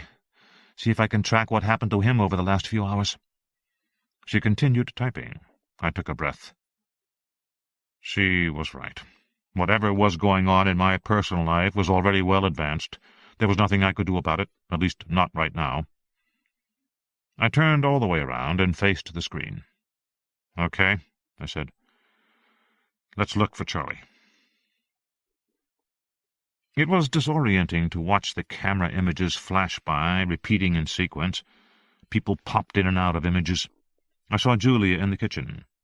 The next time I saw her and Ricky in the kitchen. The refrigerator door was open, then shut. I saw Vince in the main plant room, then he popped out. I saw him in a corridor, then gone. I don't see Charlie. "Maybe he's still asleep," May said. "Can you see in the bedrooms?" "Yes, there are cameras there, but I'd have to change security cycle. Ordinary cycle doesn't go into the bedrooms." "How big a deal is it to change the security cycle?" "I'm not sure. This is really Ricky's area. The system here is pretty complicated. Ricky's the only one who really knows how to work it. Let's see if we find Charlie in the regular cycle." So that's what we did, waiting to see if he appeared in any of the standard camera images. We searched for about 10 minutes more. From time to time I had to look away from the images, though it never seemed to bother May. But, sure enough, we saw him in the residential hallway, walking down the corridor, rubbing his face. He'd just woken up. "Okay," May said. "We got him." "What's the time?" She froze the image so we could read it. It was 12:10 a.m. I said, "It's only about half an hour before we got back." "Yes." She ran the images forward. Charlie disappeared from the hallway, but we saw him briefly heading into the bathroom. Then we saw Ricky and Julia in the kitchen. I felt my body tense, but they were just talking. Then Julia put the champagne in the refrigerator, and Ricky started handing her glasses to put in beside the bottle. It was difficult to be sure what happened next, because of the frame rate. 10 frames a second of video meant that you only got an image every 6 seconds, so events appeared blurry and jumpy when things moved fast, because too much happened between the frames. But this is what I thought happened. Charlie showed up and began talking to the two of them. He was smiling, cheerful. He pointed to the glasses. Julia and Ricky put the glasses away while they talked to him. Then he held up his hand to stop. He pointed to a glass that Julia was holding in her hand before she put it in the refrigerator. He said something. Julia shook her head and put the glass in the refrigerator. Charlie seemed puzzled. He pointed again to another glass. Julia shook her head. Then Charlie hunched his shoulders and thrust out his chin as if he were getting angry. He poked the table repeatedly with his finger, making a point. Ricky stepped forward between Julia and Charlie. He acted like someone interrupting an argument. He held his hands up soothingly to Charlie. "Take it easy." Charlie wasn't taking it easy. He was pointing to the sink, heaped with unwashed dishes. Ricky shook his head and put his hand on Charlie's shoulder. Charlie brushed it off. The two men began to argue. Meanwhile, Julia calmly put the rest of the glasses into the refrigerator. She seemed indifferent to the argument, a few feet from her, almost as if she didn't hear it. Charlie was trying to get around Ricky to the refrigerator, but Ricky kept moving to block him and held his hands up each time. Ricky's whole demeanor suggested that he did not regard Charlie as rational. He was treating Charlie in that careful way you do when someone's out of control. May said, "Is Charlie being affected by the swarm? Is that why he's acting that way?" "I can't tell." I looked closer at the screen. "I don't see any swarm." "No," she said, "but he's pretty angry." "What does he want them to do?" I said. May shook her head. "Put the glasses back? Wash them? Use different glasses? I can't tell." I said, "Charlie doesn't care about that stuff. He'd eat out of a dirty plate somebody else had used." I smiled. "I've seen him do it." Suddenly Charlie stepped several paces back. For a moment he was completely still, as if he had discovered something that stunned him. Ricky said something to him. Charlie began pointing and shouting at both of them. Ricky tried to approach him. Charlie kept backing away, and then he turned to the phone. Mounted on the wall, he lifted the receiver. Ricky came forward very quickly, his body a blur, and slammed the phone down. He shoved Charlie back hard. Ricky's strength was surprising. Charlie was a big guy, but he went down to the floor and skidded backward a few feet.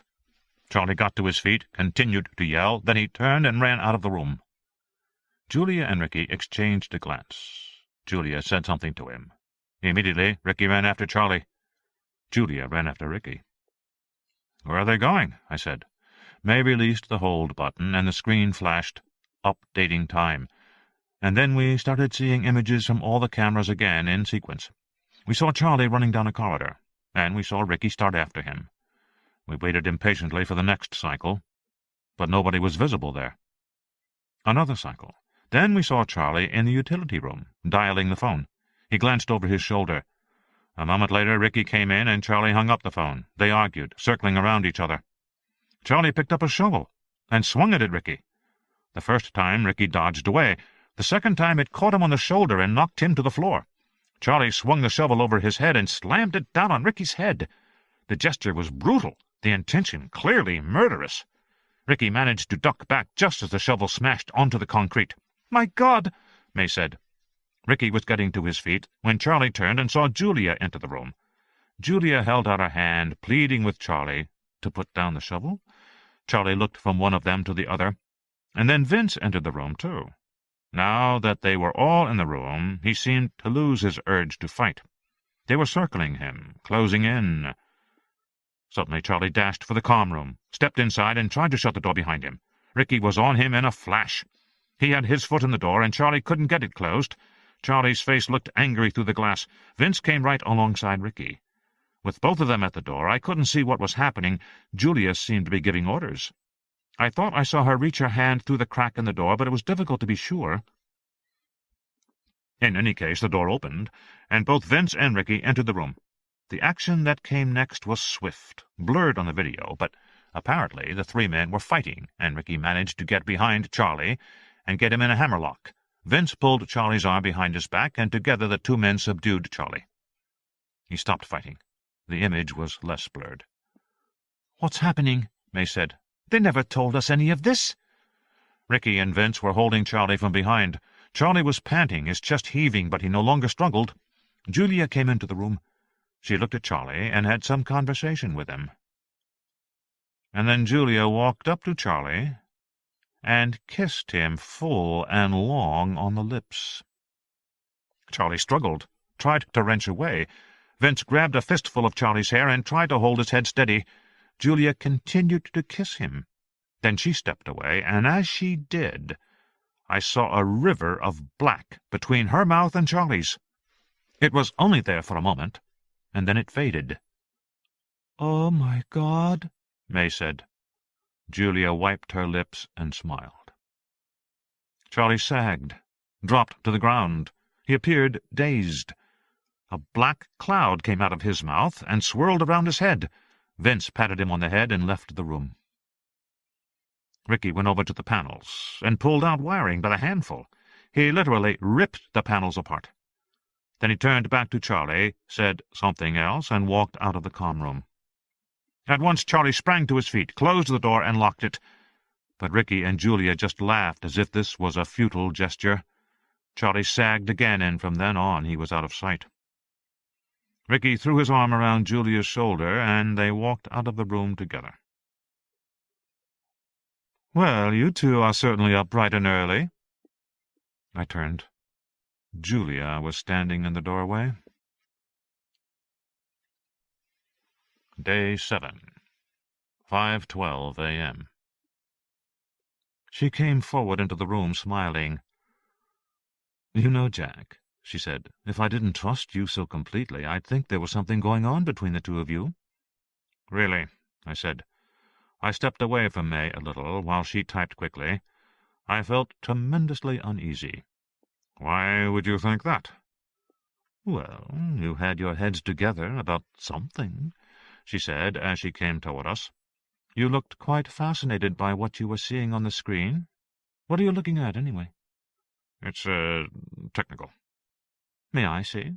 I'm interested in technical things. Didn't Ricky tell you I had a new technical interest?" "I do. I'm fascinated by this technology. It's a new world, isn't it? The 21st century has arrived. Don't get up, May. I'll just look over your shoulder." By now she had walked around the bench and could see the screen. She frowned at the image, which showed bacterial cultures on a red growth medium. White circles within red circles. "What's this?" May said, "Bacterial colonies. We've got some contamination of the coli stock. I had to take one tank offline. We're trying to figure out what's wrong." "Probably phage, don't you think?" Julia said. "Isn't that what it usually is with bacterial stocks? A virus?" She sighed. "Everything about molecular manufacturing is so delicate. Things go wrong so easily, and so often. You have to keep alert for trouble." She glanced at me and at May. "But surely this isn't what you've been looking at all this time?" "Actually it is," I said. "What? Pictures of mold?" "Bacteria." "Yes, bacteria. You've been looking at this the whole time, May?" She shrugged, nodded. "Yes, Julia, it's my job." "And I don't question your dedication for a moment," Julia said. "But do you mind?"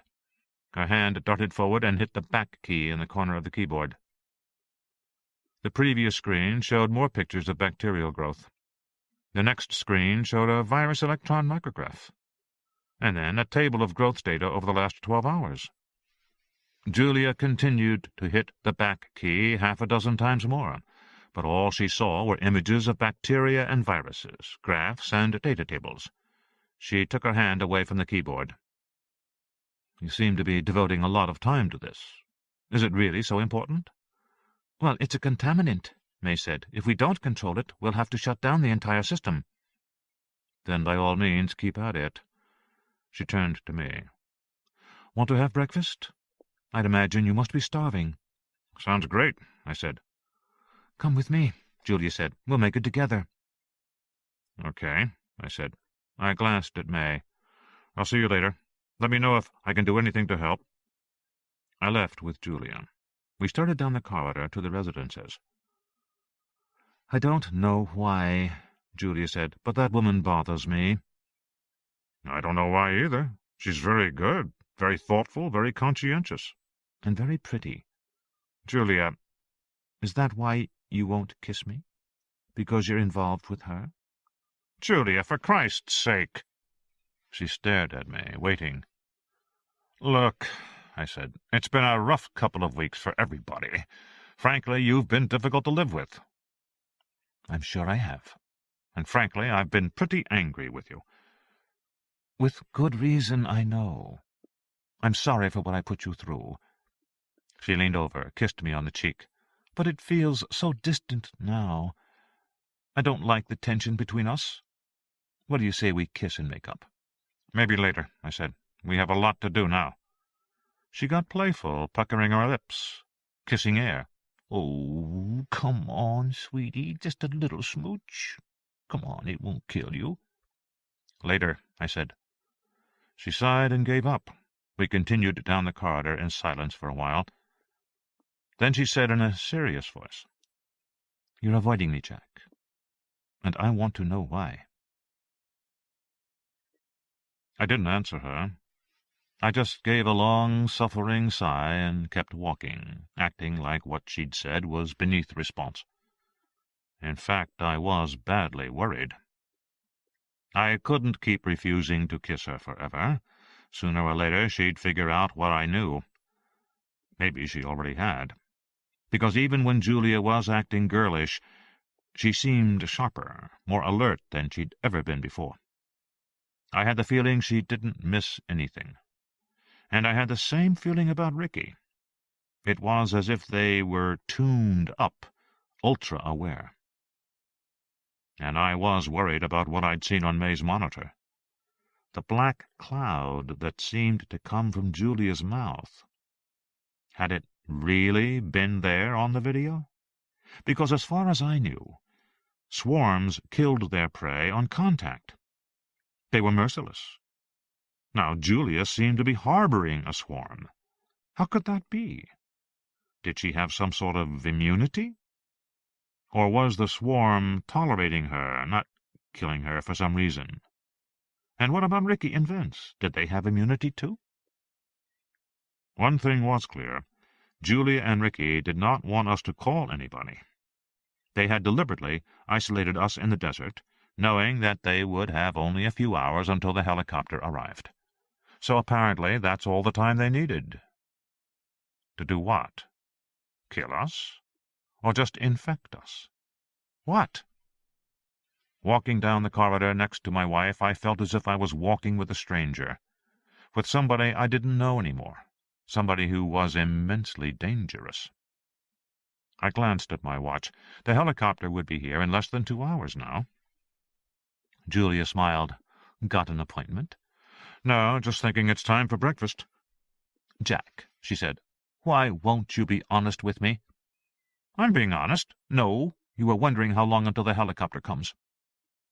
I shrugged. 2 hours, she said, and she added, "I'll bet you'll be glad to get out of here, won't you?" "Yes," I said, "but I'm not leaving until everything is done." "Why? What's left to be done?" By now we had reached the residential unit. I could smell bacon and eggs cooking. Ricky came around the corner. He smiled heartily when he saw me. "Hey, Jack, how'd you sleep?" "I slept okay." "Really? 'Cause you look a little tired." "I had bad dreams," I said. "Oh, yes? Bad dreams. Bummer." "It happens sometimes," I said. We all went into the kitchen. Bobby was making breakfast. "Scrambled eggs with chives and cream cheese," he said cheerfully. "What kind of toast do you guys want?" Julia wanted wheat toast. Ricky wanted English muffin. I said I didn't want anything. I was looking at Ricky, noticing again how strong he appeared. Beneath his T-shirt the muscles were well-defined, cut. He caught me staring at him. "Something wrong?" "No, just admiring your butch look." I tried to be light, but the truth was that I felt incredibly uncomfortable in the kitchen with all of them around me. I kept thinking of Charlie, and how swiftly they had attacked him. I wasn't hungry.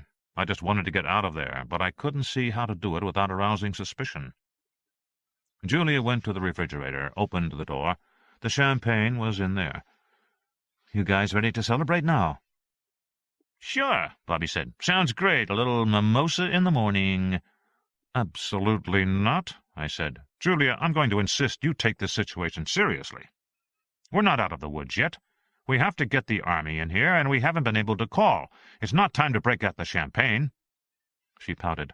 "Oh, you're such a spoil-sport." "Spoil sport, hell! You're being ridiculous." "Oh, baby, don't get mad. Just kiss me. Kiss me." She puckered her lips again and leaned across the table. But it seemed like getting angry was the only move I had. "God damn it, Julia," I said, raising my voice. "The only reason we are in this mess is because you didn't take it seriously in the first place. You had a runaway swarm out there in the desert for, what, 2 weeks? And instead of eradicating it, you played with it. You fooled around until it got out of control, and as a result, 3 people are dead. This is not a goddamn celebration, Julia. It's a disaster. And I'm not drinking any fucking champagne while I am here, and neither is anyone else." I took the bottle to the sink and smashed it. I turned back to her. "Got it?" Stony-faced, she said, "That was completely unnecessary." I saw Ricky looking at me thoughtfully, as if he was trying to decide something. Bobby turned his back while he cooked, as if he was embarrassed by our marital spat. Had they gotten to Bobby? I thought I saw a thin black line at his neck, but I couldn't be sure, and I didn't dare stare. "Unnecessary," I said, full of outrage. "Those people were my friends, and they were your friends, Ricky, and yours, Bobby, and I don't want to hear this celebration shit any more." I turned and stomped out of the room. As I left, Vince was coming in. "Better take it easy, pal," Vince said. "You'll give yourself a stroke." "Fuck off," I said. Vince raised his eyebrows. I brushed past him. "You're not fooling anybody, Jack," Julia called after me. "I know what you're really up to." My stomach flipped, but I kept walking. "I can see right through you, Jack. I know you're going back to her." "Damn right," I said. Was that what Julia really thought? I didn't believe it for a moment. She was just trying to mislead me, to keep me off guard until... What? What were they going to do? There were 4 of them, and only 2 of us. At least there were 2 if they hadn't already gotten to May. May wasn't in the biology laboratory. I looked around and saw that a side door was ajar, leading downstairs to the underground level, where the fermentation chambers were installed. Up close, they were much larger than I had realized, giant stainless spheres about 6 feet across. They were surrounded by a maze of pipes and valves and temperature control units. It was warm here, and very noisy. May was standing by the 3rd unit, making notes on a clipboard and shutting a valve. She had a rack of test tubes at her feet. I went down and stood beside her. She looked at me, then shot a glance toward the ceiling, where a security camera was mounted. She walked around to the other side of the tank, and I followed her. Over here, the tank blocked the camera. She said, "They slept with the lights on." I nodded. I knew what it meant now. "They're all infected," she said. "Yes." "And it's not killing them." "Yes," I said, "but I don't understand why." "It must have evolved," she said, "to tolerate them." "That fast?" "Evolution can happen fast," she said. "You know the Ewald studies?" I did. Paul Ewald had studied cholera.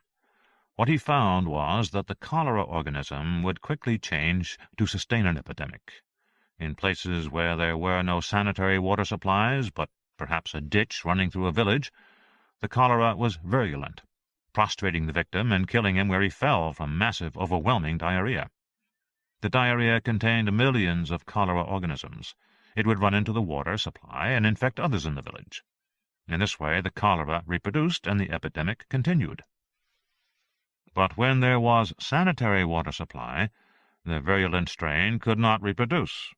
The victim would die where he fell, but his diarrhea would not enter the water supply. Others would not be infected, and the epidemic would fade. Under those circumstances, the epidemic evolved to a milder form, enabling the victim to walk around and spread the milder organisms by contact, dirty linens, and so on. May was suggesting that the same thing had happened to the swarms. They had evolved to a milder form, which could be transmitted from one person to another. "That's creepy," I said. She nodded. "But what can we do about it?" And then she began to cry silently, tears running down her cheeks. May was always so strong. Seeing her upset unnerved me now. She was shaking her head. "Jack, there's nothing we can do. There's 4 of them. They're stronger than we are. They're going to kill us the way they killed Charlie." She pressed her head against my shoulder. I put my arm around her. But I couldn't comfort her, because I knew she was right. There was no way out. Winston Churchill once said that being shot at focused the mind wonderfully. My mind was going very fast now. I was thinking that I had made a mistake and I had to fix it, even though it was a typically human mistake. Considering that we live in an era of evolutionary everything, evolutionary biology, evolutionary medicine, evolutionary ecology, evolutionary psychology, evolutionary economics, evolutionary computing, it was surprising how rarely people thought in evolutionary terms. It was a human blind spot. We looked at the world around us as a snapshot when it was really a movie, constantly changing. Of course we knew it was changing, but we behaved as if it wasn't. We denied the reality of change, so change always surprised us. Parents were even surprised by the maturing of their own children. They treated them as younger than they really were. And I had been surprised by the change in the evolution of the swarms. There was no reason why the swarms shouldn't evolve in 2 directions at the same time. Or 3, or 4, or 10 directions, for that matter. I should have anticipated that. I should have looked for it, expected it. If I had, I might be better prepared to deal with the situation now. But instead, I had treated the swarm as one problem, a problem out there in the desert, and I had ignored other possibilities. It's called denial, Jack. I started to wonder what else I was denying now, what else I had failed to see. Where did I go wrong? What was the first clue I had missed? Probably the fact that my initial contact with a swarm had produced an allergic reaction, a reaction that almost killed me. May had called it a coliform reaction, caused by a toxin from the bacteria in the swarm. That toxin was obviously the result of an evolutionary change in the E. coli that made up the swarm. Well, for that matter, the very presence of phage in the tank was an evolutionary change, a viral response to the bacteria that— "May," I said, "wait a minute." "What?" I said, "There might be something we can do to stop them." She was skeptical. I could see it in her face, but she wiped her eyes and listened. I said, "The swarm consists of particles and bacteria. Is that right?" "Yes." "The bacteria provide the raw ingredients for the particles to reproduce themselves, right?" "Okay, so if the bacteria die, the swarm dies too?" "Probably," she frowned. "Are you thinking of an antibiotic? Giving everyone an antibiotic? Because you need a lot of antibiotics to clear an E. coli infection. They'd have to take drugs for several days, and I don't— "No, I'm not thinking of antibiotics." I tapped the tank in front of me. "I'm thinking of this." "Phage?"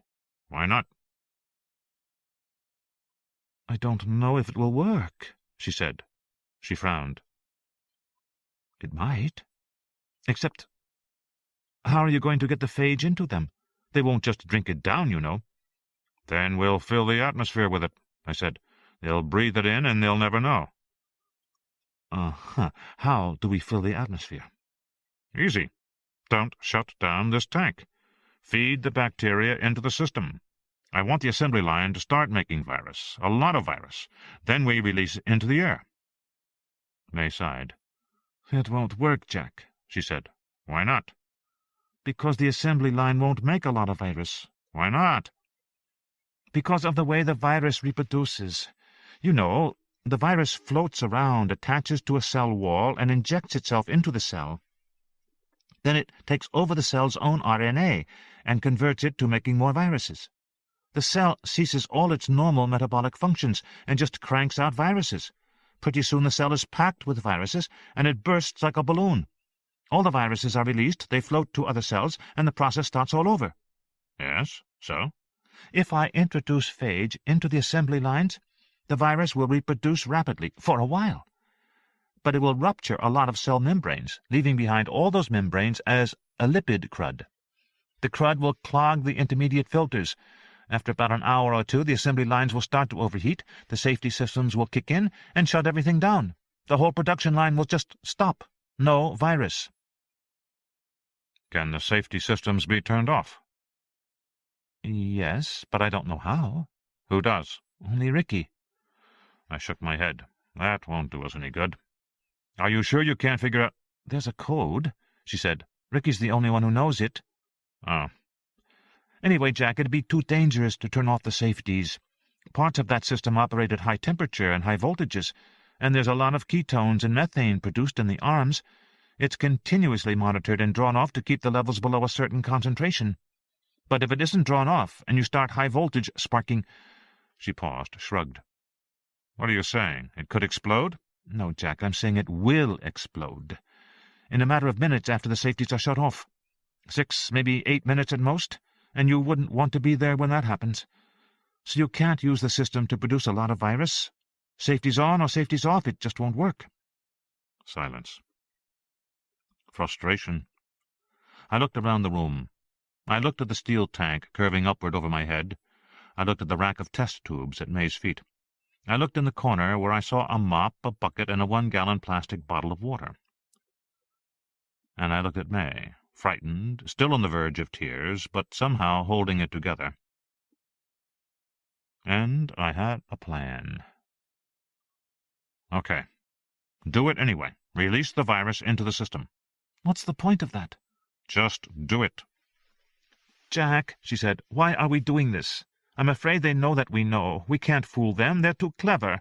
If we try to do this, they'll be on to us in a minute. Yes, I said, they probably will. And it won't work anyway. The system won't make viruses. So why, Jack? What good will it do? May had been a good friend through all this, and now I had a plan, and I wasn't going to tell her. I hated to do it this way, but I had to make a distraction for the others. I had to fool them. And she had to help me do it, which meant she had to believe in a different plan. I said, May, we have to distract them, to fool them. I want you to release the virus into the assembly line. Let them focus on that. Let them worry about that. Meanwhile, I'll take some virus up to the maintenance area beneath the roof and dump it into the sprinkler reservoir. And then set the sprinklers off? Yes. She nodded. And they'll be soaked in virus. Everybody in this facility, drenched. Right. She said, it just might work, Jack. I can't think of anything better, I said. Now, open one of those valves and let's draw off some test tubes of virus. And I want you to put some virus into that gallon jug over there. She hesitated. The valve is on the other side of the tank. The security camera will see us. That's okay, I said. It can't be helped now. You just have to buy me a little time. And how do I do that? I told her. She made a face. You're kidding. They'll never do that. Of course not. I just need a little time. We went around the tank. She filled the test tubes. The liquid that came out was a thick brown slop. It smelled fecal. It looked fecal. May said to me, Are you sure about this? Got to do it, I said. There's no choice. You first. I picked up the test tube, took a breath, and swallowed it whole. It was disgusting. My stomach heaved. I thought I would vomit, but I didn't. I took another breath, swallowed some water from the gallon jug, and looked at May. Awful, huh? She said. Awful. She picked up a test tube, held her nose, and swallowed. I waited through her coughing fit. She managed not to vomit. I gave her the gallon jug. She drank and poured the rest out onto the floor. Then she filled it with brown slop. The last thing she did was twist the handle of a big flow valve. There, she said. It's going into the system now. Okay, I said. I took 2 test tubes and stuck them in my shirt pocket. I took the gallon jug. It said Arrowhead Pure Water on the label. See you later, and I hurried off. As I went down the hallway, I figured there was 1 chance in 100 that I would succeed. Maybe only 1 chance in 1,000. But I had a chance. Later on, I watched the entire scene on the security camera, so I knew what happened to May. She walked into the kitchen carrying her rack of brown test tubes. The others were all there, eating. Julia gave her a frosty look. Vince ignored her. Ricky said, "What have you got there, May?" "Phage," she said. "What for?" Now Julia looked over. May said, "It's from the fermentation tank." "Ew, no wonder it stinks." "Jack just drank one. He made me drink one." Ricky snorted. "What did you do that for?"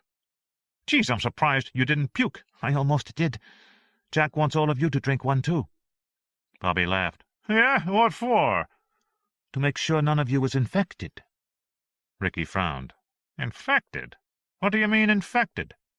"Jack says that Charlie was harboring the swarm inside his body, so maybe the rest of us are too, or some of us. So you drink this virus, and it'll kill the bacteria inside you, and kill the swarm." Bobby said, "Are you serious? Drink that crap? No way, May." She turned to Vince. "Smells like shit to me," Vince said. "Let someone else try it first." May said, "Ricky, you want to be the first?" Ricky shook his head. "I'm not drinking that. Why should I?" "Well, for one thing, you'd be assured you weren't infected, and for another, we would be assured, too." "What do you mean? It's a test?" May shrugged. "That's what Jack thinks." Julia frowned. She turned to May. "Where is Jack now?" she said. "I don't know. The last time I saw him was by the fermentation chambers. I don't know where he is now." "Yes, you do," Julia said coldly. "You know exactly where he is." "I don't. He didn't tell me." "He did tell you." "He tells you everything," Julia said. "In fact, you and he planned this little interlude, didn't you? You couldn't seriously expect us to drink that stuff. Where is Jack, May?" "I told you I don't know," Julia said to Bobby. "Check the monitors. Find him." She came around the table. "Now then, May." Her voice was calm but full of menace. "I want you to answer me. And I want you to tell me the truth." May backed away from her. Ricky and Vince were closing in on either side of her. May backed against the wall. Julia advanced slowly. "Tell me now, May," she said. "It will be much better for you if you cooperate." From the other side of the room, Bobby said, "I found him. He's going through the fab room. He's carrying a jug of the crap, looks like." "Tell me, May," Julia said, leaning close to May. She was so close their lips were almost touching. May squeezed her eyes and her lips tightly shut. Her body was beginning to shake with fear. Julia caressed her hair. "Don't be afraid. There's nothing to be afraid of. Just tell me what he is doing with that jug," Julia said. May began to sob hysterically. "I knew it wouldn't work. I told him you would find out." "Of course we would," Julia said quietly. "Of course we would find out. Just tell now." "He took the jug of virus," May said, "and he's putting it in the water sprinklers." "Is he?" Julia said. "That's really very clever of him. Thank you, sweetie." And she kissed May on the mouth. May squirmed, but her back was against the wall, and Julia held her head. When Julia finally stepped back, she said, "Try and stay calm. Just remember, it won't hurt you if you don't fight against it." And she walked out of the room. Day 7, 6:12 a.m. Things happened faster than I expected. I could hear them running toward me down the corridor. I hastily hid the jug, then ran back and continued crossing the fabrication room. That was when they all came after me. I started to run. Vince tackled me, and I hit the concrete floor hard. Ricky threw himself on top of me after I was down. He knocked the wind out of me. Then Vince kicked me in the ribs a couple of times, and together they dragged me to my feet to face Julia. "Hi, Jack," she said, smiling. "How's it going?" "It's been better." "We had a nice talk with May," Julia said, "so there's no point in beating around the bush." She looked around the floor nearby. "Where is the jug?" "What jug?" "Jack." She shook her head sadly. "Why do you bother? Where is the jug of phage you were going to put in the sprinkler system?" "I don't have any jug." She stepped close to me. I could feel her breath on my face. "Jack, I know that look on your face, Jack. You have a plan, don't you? Now tell me where the jug is." "What jug?" Her lips brushed mine. I just stood there, still as a statue. "Jack, darling," she whispered, "you know better than to play with dangerous things. I want the jug." I stood there. "Jack, just one kiss." She was close, seductive. Ricky said, "Forget it, Julia. He's not afraid of you. He drank the virus and he thinks it'll protect him." "Will it?" Julia said, stepping back. "Maybe," Ricky said, "but I bet he's afraid to die." And then he and Vince began dragging me across the fabrication room. They were taking me to the high-mag field room. I began to struggle. "That's right," Ricky said. "You know what's coming, don't you?" This was not in my plan. I hadn't expected it. I didn't know what I could do now. I struggled harder, kicking and twisting, but they were both immensely strong. They just dragged me forward. Julia opened the heavy steel door to the mag room. Inside I saw the circular drum of the magnet, 6 feet in diameter. They shoved me in roughly. I sprawled on the ground in the room. My head banged against the steel shielding. I heard the door click and lock. I got to my feet. I heard the rumble of the cooling pumps as they started up. The intercom clicked. I heard Ricky's voice. "Ever wonder why these walls are made out of steel, Jack? Pulsed magnets are dangerous. Run them continuously and they blow apart. Get ripped apart by the field they generate. We got a 1-minute load time, so you've got 1 minute to think it over." I had been in this room before, when Ricky showed me around. I remembered there was a knee plate, a safety cutoff. I hit it with my knee. "Won't work, Jack," Ricky said laconically. "I inverted the switching. Now it turns the magnet on instead of off. Thought you'd like to know." The rumbling was louder. The room began to vibrate slightly. The air grew swiftly colder. In a moment I could see my breath. "Sorry if you're uncomfortable, but that's only temporary," Ricky said. "Once the pulses get going, the room will heat up fast. Let's see, 47 seconds. The sound was a rapid chunk, chunk, chunk, like a muffled jackhammer. It was loud and getting louder. I could hardly hear Ricky over the intercom. "Now, Jack," he said, "you have a family that needs you, so think about your choices very carefully." I said, "Let me speak to Julia." "No, Jack, she doesn't want to talk to you right now. She's very disappointed in you, Jack." "Let me speak to her." "Jack, aren't you listening to me? She says no, not until you tell her where the virus is." Chunk, chunk, chunk. The room was starting to get warmer. I could hear the gurgle of the coolant as it went through the piping. I kicked the safety plate with my knee. "I told you, Jack, it'll only turn the magnet on. Are you having trouble hearing me?" "Yes," I yelled. "I am." "Well, that's too bad," Ricky said. "I'm sorry to hear that." At least I thought that's what he was saying. The chunk, chunk, chunk seemed to fill the room, to make the very air vibrate. It sounded like an enormous MRI, those giant pumps. My head hurt. I stared at the magnet, at the heavy bolts that held the plates together. Those bolts would soon become missiles. "We're not fucking around, Jack," Ricky said. "We'd hate to lose you. 20 seconds. The load time was the time it took to charge the magnet capacitors, so that millisecond pulses of electricity could be delivered. I wondered how long after loading it would take for the pulses to blow the magnet apart. Probably a few seconds at most. So time was running out for me. I didn't know what to do. Everything had gone horribly wrong, and the worst part was that I had lost the only advantage I ever had, because they now recognized the importance of the virus. Earlier they hadn't focused on it as a threat, but now they understood and were demanding I hand it over. Soon they would think to destroy the fermentation tank. They would eradicate the virus very thoroughly, I felt sure, and there was nothing I could do about it. Not now. I wondered how May was and whether they had hurt her. I wondered if she was still alive. I felt detached and different. I was sitting in an oversized MRI, that was all. This big, terrifying sound, it must have been how Amanda felt when she was in the MRI. My mind drifted, uncaring. 10 seconds, Ricky said. Come on, Jack, don't be a hero. It's not your style. Tell us where it is. 6 seconds. 5. Jack, come on.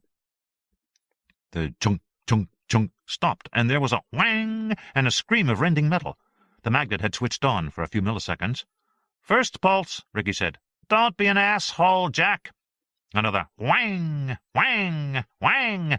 The pulses were coming faster and faster. I saw the jacketing on the coolant beginning to indent with each pulse. They were coming too fast. Whang, whang. I couldn't take it anymore. I shouted, Okay, Ricky, I'll tell you. Whang. Go ahead, Jack. Whang. I'm waiting. No, turn it off first. And I only told Julia. Whang, whang. Very unreasonable of you, Jack. You're in no position to bargain. Whang. You want the virus, or you want it to be a surprise? Whang, whang, whang. And then abruptly, silence. Nothing but the low swoosh of the coolant flowing through the jacketing. The magnet was hot to the touch, but at least the MRI sound had stopped. The MRI. I stood in the room and waited for Julia to come in. And then, thinking it over, I sat down. I heard the door unlock.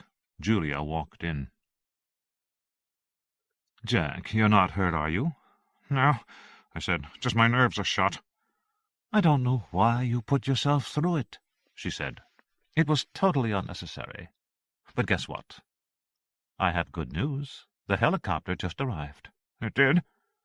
"Yes, it's early today. Just think, wouldn't it be nice to be on it now, going home? Back to your house, back to your family? Wouldn't that feel great?" I sat there with my back against the wall, looking up at her. "Are you saying I can go?" "Of course, Jack. There's no reason for you to stay here. Just give me the bottle of virus and go home." I didn't believe her for a second.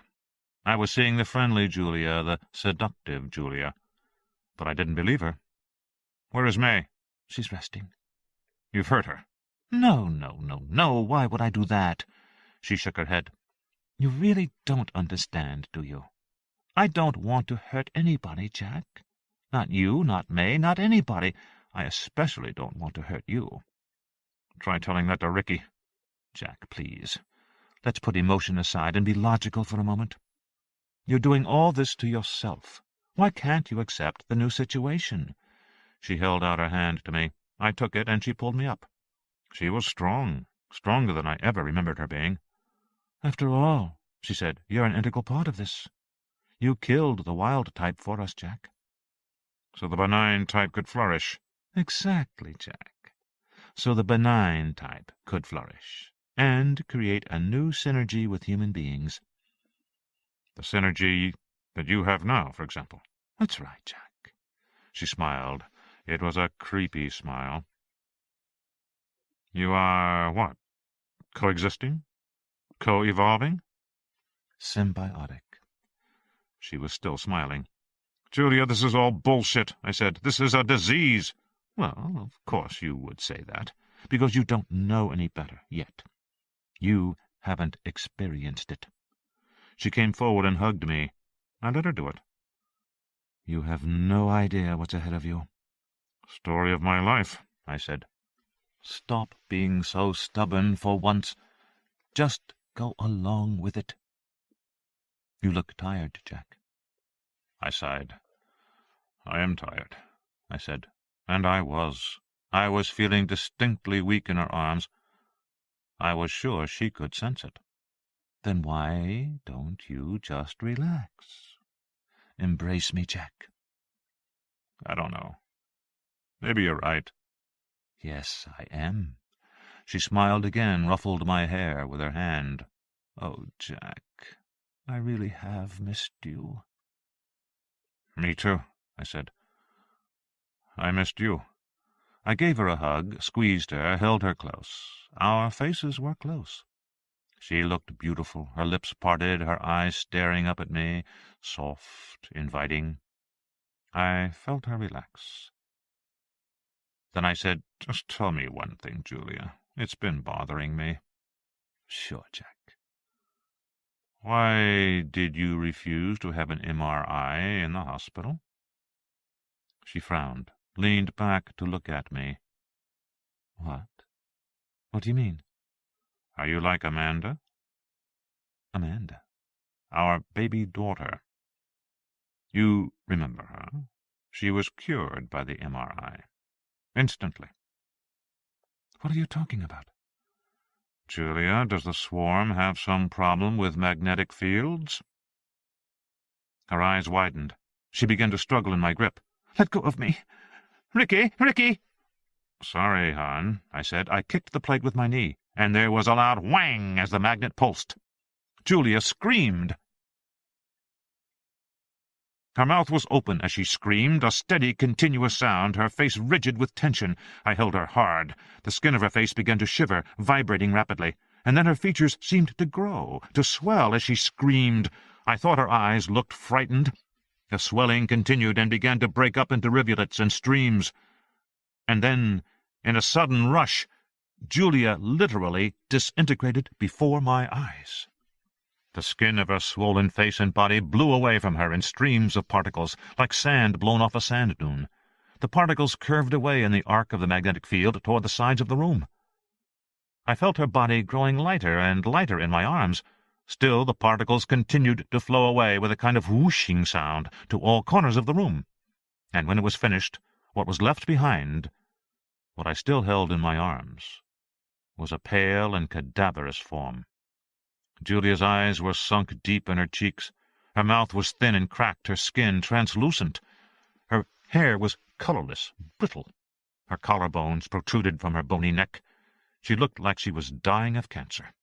Her mouth worked. I heard faint words, hardly more than breathing. I leaned in, turned my ear to her mouth to hear.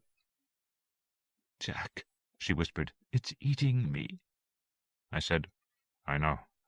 Her voice was just a whisper. "You have to do something." "I know." "Jack, the children." "Okay," she whispered. "I kissed them."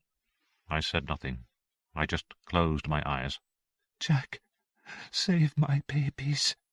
Jack." "Okay," I said. I glanced up at the walls and saw all around me Julia's face and body stretched and fitted to the room. The particles retained their appearance, but were now flattened onto the walls. And they were still moving, coordinating with the movement of her lips, the blink of her eyes. As I watched, they began to drift back from the walls toward her in a flesh-colored haze. Outside the room I heard Ricky shouting, "Julia! Julia!" He kicked the door a couple of times, but he didn't come in. I knew he wouldn't dare. I had waited a full minute, so the capacitors were charged. He couldn't stop me from pulsing the magnet now. I could do it at will, at least until the charge ran out. I didn't know how long that would be. "Jack," I looked at her. Her eyes were sad, pleading. "Jack," she said, "I didn't know." "It's all right," I said. The particles were drifting back, reassembling her face before my eyes. Julia was becoming solid and beautiful again.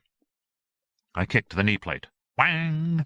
The particles shot away, flying back to the walls, though not so swiftly this time, and I had the cadaverous Julia in my arms again, her deep-set eyes pleading with me. I reached into my pocket and pulled out one of the vials of phage. "I want you to drink this," I said. "No, no," she was agitated. "Too late for—" "Try," I said. I held the vial to her lips. "Come on, darling, I want you to try." "No, please, not important." Ricky was yelling, "Julia! Julia!" He pounded on the door. "Julia, are you all right?" The cadaver eyes rolled toward the door. Her mouth worked. Her skeleton fingers plucked at my shirt, scratching the cloth. She wanted to tell me something. I turned my head again so I could hear. She breathed shallowly, weakly. I couldn't catch the words. And then, suddenly, they were clear. She said, "They have to kill you now." "I know," I said. "Don't let them. Children." "I won't." Her bony hand touched my cheek. She whispered, "You know I always loved you, Jack. I would never hurt you." "I know, Julia, I know." The particles on the walls were drifting free once more. Now they seemed to telescope back, returning to her face and body. I kicked the knee plate once again, hoping for more time with her, but there was only a dull, mechanical thunk. The capacitor was drained. And suddenly, in a whoosh, all the particles returned, and Julia was full and beautiful and strong as before. And she pushed me away from her with a contemptuous look, and said in a loud, firm voice, "I'm sorry you had to see that, Jack." "So am I," said. "But it can't be helped. We're wasting time. I want the bottle of virus, Jack, and I want it right now." In a way, it made everything easier, because I understood I wasn't dealing with Julia anymore. I didn't have to worry about what might happen to her. I just had to worry about May, assuming she was still alive, and me, and assuming I could stay alive for the next few minutes. Day 7, 7:12 a.m. "Okay," I said to her. "Okay, I'll get you the virus." She frowned. "You've got that look on your face again." "No," I said. "I'm done. I'll take you."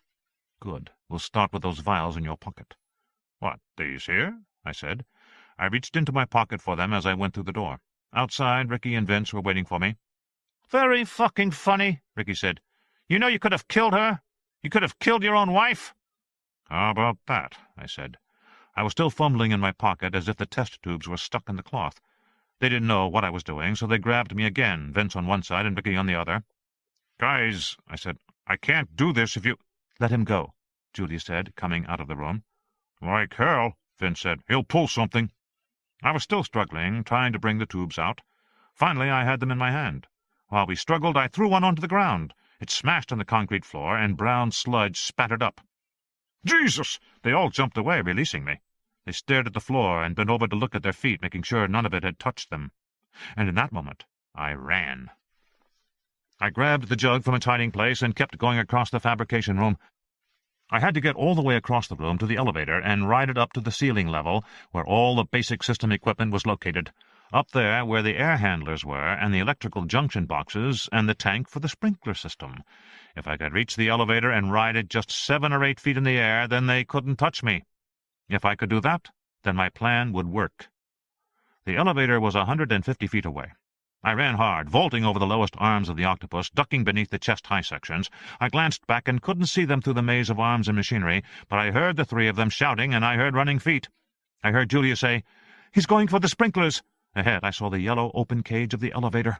I was going to make it, after all. At that moment, I stumbled over one of the arms and went sprawling. The jug skidded across the floor, came to rest against a support beam. I scrambled quickly to my feet again and retrieved the jug. I knew they were right behind me. I didn't dare look back now. I ran for the elevator, ducking beneath one final pipe, but when I looked again, Vince was already there. He must have known a shortcut to the octopus arms. Somehow he had beaten me. Now he stood in the open cage, grinning. I looked back and saw Ricky just a few yards behind me, closing fast. Julia called, "Give it up, Jack, it's no good." She was right about that. It was no good at all. I couldn't get past Vince, and I couldn't outrun Ricky now. He was much too close. I jumped over a pipe, stepped around a standing electrical box, and ducked down. As Ricky jumped the pipe, I slammed my elbow upward between his legs. He howled and went down, rolling on the floor in agony. I stopped and kicked him in the head as hard as I could. That was for Charlie. I ran. At the elevator, Vince stood in a half-crouch, fists punched. He was relishing a fight.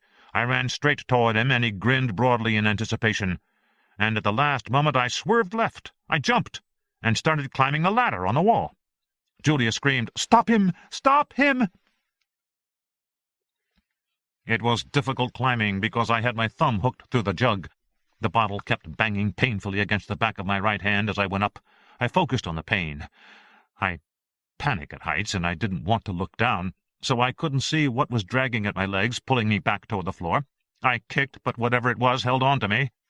Finally, I turned to look. I was 10 feet above the ground, and 2 rungs beneath me, Ricky had his free arm locked around my legs, his hand clutching my ankle. He jerked at my feet and yanked them off the rung. I slid for an instant and then felt a burst of searing pain in my hands, but I held on. Ricky was smiling grimly. I kicked my legs backward, trying to hit his face, but to no avail. He had both legs locked tight against his chest. He was immensely strong. I kept trying until I realized that I could pull one leg up and free. I did, and stomped down on his hand that was holding onto the rung. He yelled and released my legs to hold onto the ladder with his other hand. I stomped again and kicked straight back, catching him right under the chin. He slid down 5 rungs, then caught himself. He hung there near the bottom of the ladder. I climbed again. Julia was running across the floor. "Stop him!" I heard the elevator grind as Vince rode up past me, heading toward the top. He would wait for me there. I climbed. I was 15 feet above the floor, then 20. I looked down to see Ricky pursuing me, but he was far behind. I didn't think he could catch me. And then Julia came swirling up through the air toward me, spiraling like a corkscrew, and grabbed the ladder right alongside me. Except she wasn't Julia. She was the swarm, and for a moment the swarm was disorganized enough that I could see right through her in places. I could see the swirling particles that composed her. I looked down and saw the real Julia, deathly pale, standing and looking up at me, her face a skull. By now the swarm alongside me became solid-appearing, as I had seen it become solid before. It looked like Julia. The mouth moved, and I heard a strange voice say, "Sorry, Jack," and the swarm shrank, becoming denser still, collapsing into a small Julia, about 4 feet tall. I turned to climb again. The small Julia swung back and slammed hard against my body. I felt like I was hit by a sack of cement. The wind knocked out of me. My grip loosened from the ladder, and I barely managed to hang on as the Julia swarm smashed against me again. I ducked and dodged, grunting in pain, and kept going despite the impacts. The swarm had enough mass to hurt me, but not enough to knock me off the ladder. The swarm must have realized it, too, because now the small Julia swarm compressed itself into a sphere and slid smoothly forward to envelop my head in a buzzing cloud. I was totally blind. I could see nothing at all. It was as if I was in a dust storm. I groped for the next rung on the ladder, and the next after that. Pinpricks stung my face and hands, the pain becoming more intense, sharper. Apparently the swarm was learning how to focus pain. But at least it hadn't learned to suffocate. The swarm did nothing to interfere with my breathing. I kept on. I climbed in darkness. And then I felt Ricky pulling at my legs again, and in that moment, finally, I didn't see how I could go on. I was 25 feet in the air, hanging on to a ladder for dear life, dragging a jug of brown sludge up with me, with Vince above waiting and Ricky below dragging, and a swarm buzzing around my head, blinding me and stinging me like hell. I was exhausted and defeated, and I could feel my energy draining away. My fingers felt shaky on the rungs. I couldn't hold my grip much longer. I knew that all I had to do was release my grip and fall, and it would be over in an instant. I was finished, anyway. I felt for the next rung, gripped it, and hauled my body up. But my shoulders burned. Ricky was pulling down fiercely. I knew he would win. They would all win. They were always going to win. And then I thought of Julia, pale as a ghost and brittle thin, saying in a whisper, "Save my babies." I thought of the kids waiting for me to come back. I saw them sitting around the table waiting for dinner. And I knew I had to go on no matter what. So I did. It's not clear to me now what happened to Ricky. Somehow he pulled my legs off the rungs, and I hung in the air from my arms, kicking wildly, and I must have kicked him in the face and broken his nose. Because in an instant Ricky let go of me, and I heard a thump, thump, thumping as his body went down the ladder, and he desperately tried to grab the rungs as he fell. I heard, "Ricky, no!" and the cloud vanished from my head. I was completely free again. I looked down and saw the Julia swarm alongside Ricky, who had caught himself about 12 feet above the floor. He looked up angrily. His mouth and nose were gushing blood. He started toward me, but the Julia swarm said, "No, Ricky, no, you can't. Let Vince." And then Ricky half climbed, half fell the rest of the way down the ladder to the ground, and the swarm re-inhabited Julia's pale body, and the two of them stood there and watched me. I turned away from them and looked up the ladder. Vince was standing there, 5 feet above me. His feet were on the top rungs, and he was leaning over, blocking my way. There was no possible way I could get past him. I paused to take stock, shifted my weight on the ladder, got one leg up to the next rung, hooked my free arm around the rung nearest my face. But as I raised my leg, I felt the lump in my pocket. I paused. I had one more vial of phage. I reached into my pocket and drew it out to show him. I pulled out the cork with my teeth. "Hey, Vince," I said, "how about a shit shower?" He didn't move, but his eyes narrowed. I moved up another rung. "Better get back, Vince," I said. I was panting so hard I couldn't manage the proper menace. "Get on back before you get wet." One more rung. I was only 3 rungs below him. "It's your call, Vince." I held the vial in my other hand. "I can't hit your face from down here, but I'll sure as hell hit your legs and shoes. Do you care?" One more rung. Vince stayed where he was. "Maybe not," I said. "You like to live dangerously?" I paused. If I advanced another rung, he could kick me in the head. If I stayed where I was, he would have to come down to me, and I could get him, so I stayed. "What do you say, Vince? Going to stay or go?" He frowned. His eyes flicked back and forth from my face to the vial and back again. And then he stepped away from the ladder. "Good boy, Vince." I came up one rung. He had stepped back so far that now I couldn't see where he was. I thought he was probably planning to rush me at the top, so I got ready to duck down and swing laterally. Last rung. And now I saw him. He wasn't planning anything. Vince was shaking with panic, a cornered animal, huddled back in the dark recess of the walkway. I couldn't read his eyes, but I saw his body tremble. "Okay, Vince," I said. "I'm coming up." I stepped onto the mesh platform. I was right at the top of the stairs, surrounded by roaring machinery. Not 20 paces away I saw the paired steel tanks for the sprinkler system. I glanced down and saw Ricky and Julia staring up at me. I wondered if they realized how close I was to my goal. I looked back at Vince just in time to see him pull a translucent white plastic tarp off a corner box. He wrapped himself in the tarp like a shield, and then, with a guttural yell, he charged. I was right at the edge of the ladder. I had no time to get out of the way. I just turned sideways and braced myself against a big 3-foot pipe against the coming impact. Vince slammed into me. The vial went flying out of my hand, shattering on the mesh. The jug was knocked from my other hand and tumbled along the walkway, coming to rest at the lip of the mesh path. Another few inches, and it would go over. I moved toward it. Still hiding behind the tarp, Vince smashed into me again. I was slammed back against the pipe. My head clanged on steel. I slipped on the brown sludge that dripped through holes in the mesh, barely kept my balance. Vince slammed me again. In his panic, he never realized I had lost my weapons. Or perhaps he couldn't see through the tarp. He just kept pounding me with his full body, and I finally slipped on the sludge and went down on my knees. I immediately scrambled toward the jug, which was about 10 feet away. That odd behavior made Vince stop for a moment. He pulled down the tarp, saw the jug, and lunged for it, vaulting his whole body forward in the air. But he was too late. I had my hand on the jug and yanked it away. Just as Vince landed, tarp and all, right where the jug had been.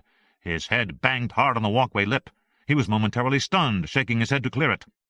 And I grabbed the edge of the tarp and yanked upward. Vince yelled and went over the side. I watched as he hit the floor. His body didn't move. Then the swarm came off him, sliding into the air like his ghost. The ghost joined Ricky and Julia, who were looking up at me. Then they turned away and hurried across the floor of the fabrication room, jumping over the octopus arms as they went. Their movements conveyed a clear sense of urgency. You might even think they were frightened. Good, I thought. I got to my feet and headed for the sprinkler tanks.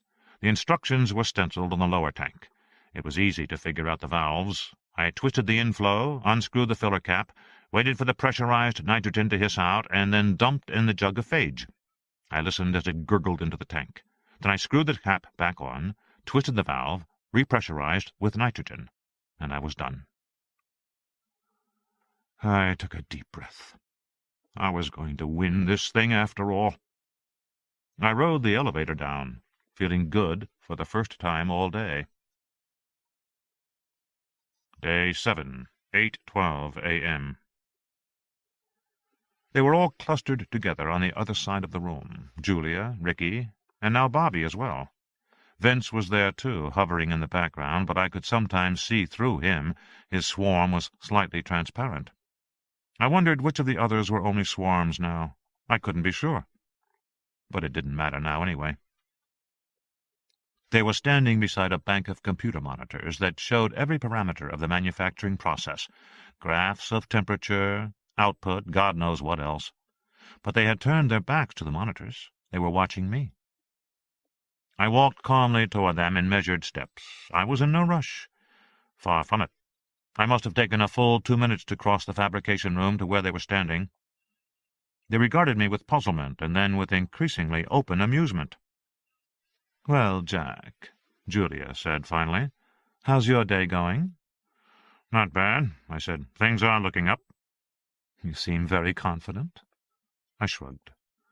"You've got everything under control," Julia said. I shrugged again. "By the way, where is May?" "I don't know. Why?" "Bobby's been looking for her. He can't find her anywhere." "I have no idea," I said. "Why were you looking for her?" "We thought we should all be together," Julia said, "when we finish our business here." "Oh," I said. "Is that what happens now? We finish?" She nodded slowly. "Yes, Jack. It is." I couldn't risk looking at my watch. I had to try and gauge how much time had passed. I was guessing 3 or 4 minutes. I said, "So, what do you have in mind?" Julia began to pace. "Well, Jack, I'm very disappointed in how things have gone with you. I really am. You know how much I care about you. I would never want anything to happen to you. But you're fighting us, Jack. And you won't stop fighting, and we can't have that." "I see," I said. "We just can't, Jack." I reached in my pocket and brought out a plastic cigarette lighter. If Julia or the others noticed, they gave no sign. She kept pacing. "Jack, you put me in a difficult position." "How's that?" "You've been privileged to witness the birth of something truly new here, something new and miraculous. But you are not sympathetic, Jack." "No, I'm not." "Birth is painful." "So is death," I said. She continued to pace. "Yes," she said, "so is death." She frowned at me. "Something the matter?" "Where is May?" She said again. "I don't know. I don't have the faintest idea." She continued to frown. "We have to find her, Jack." "I'm sure you will." "Yes, we will." "So you don't need me," I said. "Just do it on your own. I mean, you're the future, if I remember right. Superior and unstoppable. I'm just a guy." Julia started walking around me, looking at me from all sides. I could see she was puzzled by my behavior, or appraising. Maybe I had overdone it, gone too far. She was picking up something. She suspected something, and that made me very nervous. I turned the cigarette lighter over in my hands, nervously. "Jack," she said, "you disappoint me." "You said that already." "Yes," she said, "but I am still not sure." As if on some unspoken cue, the men all began to walk in circles. They were moving in concentric circles around me. Was this some kind of scanning procedure? Or did it mean something else? I was trying to guess the time. I figured 5 minutes had elapsed. "Come, Jack. I want to look more closely." She put her arm on my shoulder and led me over to one of the big octopus arms. It was easily 6 feet across and mirrored on its surface. I could see Julia standing next to me, her arm over my shoulder. "Don't we make a handsome couple? It's a shame. We could have such a future." I said, "Yeah, well—" At the moment I spoke, a river of pale particles streamed off Julia, curved in the air, and came down like a shower all over my body and into my mouth. I clamped my mouth shut, but it didn't matter, because in the mirror my body seemed to dissolve away, to be replaced by Julia's body. It was as if her skin had left her, flowed into the air, and slid down over me. Now there were 2 Julias standing side by side in front of the mirror. I said, "Cut it out, Julia." She laughed. "Why? I think it's fun." "Stop it," I said. I sounded like myself, even though I looked like Julia. "Stop it." "Don't you like it? I think it's amusing. You get to be me for a while." I said, "Stop it." "Jack, you're just no fun any more." I pulled at the Julia image on my face, trying to tear it away like a mask, but I felt only my own skin beneath my fingertips. When I scratched at my cheek, the Julia cheek showed scratches in the mirror. I reached back and touched my own hair. In my panic, I dropped the cigarette lighter. It clattered on the concrete floor. "Get it off me," I said. "Get it off." I heard a whoosh in my ears, and the Julia skin was gone, sweeping into the air, then descending onto Julia. Except that she now looked like me. Now there were 2 Jacks side by side in the mirror. "Is this better?" she said. "I don't know what you are trying to prove." I took a breath. I bent over and picked up the lighter. "I'm not trying to prove anything," she said. "I'm just feeling you out, Jack. And you know what I found? You've got a secret, Jack, and you thought I wouldn't find it out." "Yes?" "But I did," she said. I didn't know how to take her words. I wasn't sure where I was any more, and the changes in appearance had so unnerved me that I had lost track of the time. "You're worried about the time, aren't you, Jack?" she said. "You needn't be. We have plenty of time. Everything is under control here. Are you going to tell us your secret? Or do we have to make you tell?" Behind her I could see the stacked monitor screens of the control station. The corner ones had a flashing bar along the top, with lettering that I couldn't read. I could see that some of the graphs were rising steeply, their lines turning from blue to yellow to red as they climbed. I did nothing. Julia turned to the men. "Okay," she said. "Make him tell." The 3 men converged toward me. It was time to show them. It was time to spring my trap. "No problem," I said. I raised my lighter, flicked the flame, and held it under the nearest sprinkler head. The men stopped in their tracks. They watched me. I held the lighter steady. The sprinkler head blackened with the smoke, and nothing happened. The flame was melting the soft metal tab beneath the sprinkler head. Splotches of silver were dripping on the ground at my feet, and still nothing happened. The sprinklers didn't come on. "Oh, shit," I said. Julia was watching me thoughtfully. "It was a nice try. Very inventive, Jack. Good thinking. But you forgot one thing." "What's that?" "There's a safety system for the plant, and when we saw you going for the sprinklers, Ricky turned the system off. Safety's off, sprinklers off." She shrugged. "Guess you're out of luck, Jack." I flicked the lighter off. There was nothing for me to do. I just stood there, feeling foolish. I thought I smelled a faint odor in the room, a kind of sweetish, nauseating odor, but I couldn't be sure. "It was a nice try, though," Julia said. "But enough is enough." She turned to the men and jerked her head. The 3 of them walked toward me. I said, "Hey, guys, come on!" They didn't react. Their faces were impassive. They grabbed me, and I started to struggle. "Hey, come on now!" I pulled free of them. "Hey!" Ricky said, "Don't make it any harder for us, Jack." And I said, "Fuck you, Ricky."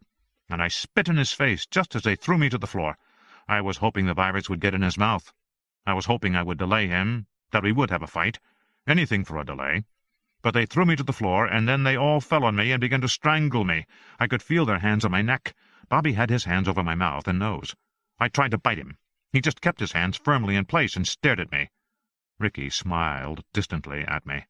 It was as if he didn't know me, had no feeling for me. They were all strangers, killing me efficiently and quickly. I pounded on them with my fists until Ricky got his knee on one of my arms, pinning it down, and Bobby got the other arm. Now I couldn't move at all. I tried to kick my legs, but Julia was sitting on my legs, helping them out. I saw the world start to turn misty before my eyes, a faint and misty gray. Then there was a faint popping sound, almost like popcorn or glass cracking. and then Julia screamed, "What is that?" The 3 men released me and got to their feet. They walked away from me. I lay on the ground, coughing. I didn't even try to get up. "What is that?" Julia yelled. The first of the octopus tubes burst open, high above us. Brown liquid steam hissed out. Another tube popped open, and another. The sound of hissing filled the room. The air was turning dark, foggy brown, billowing brown. Julia screamed, "What is that?" "It's the assembly line," Ricky said. "It's overheated, and it's blowing." "How? How can that happen?" I sat up, still coughing, and got to my feet. I said, "No safety systems, remember? You turned them off. Now it's blowing virus all through this room." "Not for long," Julia said. "We'll have the safeties back in 2 seconds." Ricky was already standing at the control board, frantically hitting keys. "Good thinking, Julia," I said. I lit my cigarette lighter and held it under the sprinkler head. Julia screamed, "Stop! Ricky, stop!" Ricky stopped. I said, "Damned if you do, damned if you don't." Julia turned in fury and hissed, "I hate you." Already her body was turning shades of grey, fading to a kind of monochrome. So was Ricky, the colour washing out of him. It was the virus in the air, already affecting their swarms. There was a brief crackle of sparks from high in the octopus arms. Then another short lightning arc. Ricky saw it and yelled, "Forget it, Julia! We take our chances!" He hit the keys and turned the safety system back on. Alarms started to sound. The screens flashed red with the excess concentrations of methane and other gases. The main screen showed, "Safety systems on," and the sprinklers burst into cones of brown spray.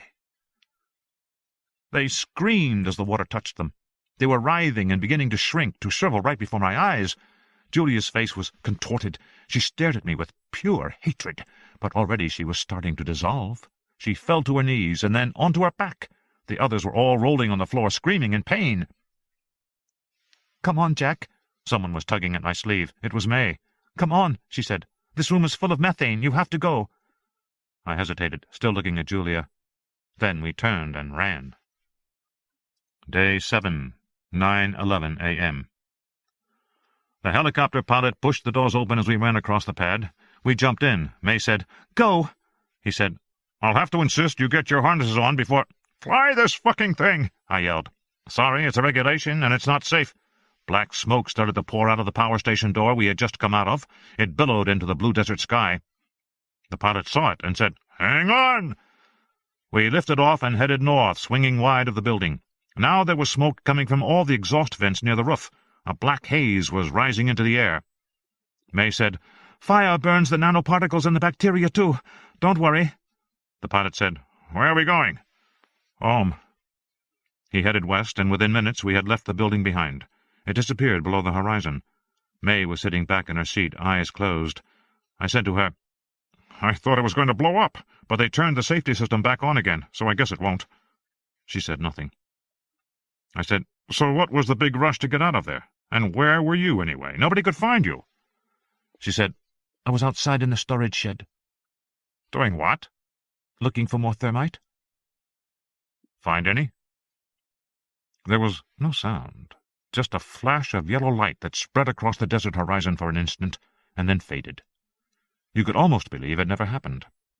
But the helicopter rocked and jolted as the shock wave passed us. The pilot said, "Holy Mother of God, what was that?" "Industrial accident," I said. "Very unfortunate." He reached for his radio. "I'd better report it." "Yes," I said. "You better do that." We flew west, and I saw the green line of the forest and the rolling foothills of the Sierras as we crossed into California. Day 7, 11:57 p.m. It's late. Almost midnight. The house is silent around me. I am not sure how this will turn out. The kids are all desperately sick, throwing up after I gave them the virus. I can hear my son and daughter retching in separate bathrooms. I went in to check on them a few minutes ago to see what was coming up. Their faces were deathly pale. I can see they're afraid, because they know I'm afraid. I haven't told them about Julia yet. They haven't asked. They're too sick to ask right now. I'm worried most about the baby because I had to give her the virus, too. It was our only hope. Ellen's with her now, but Ellen is vomiting too. The baby has yet to throw up. I don't know whether that's good or bad. Young kids react differently.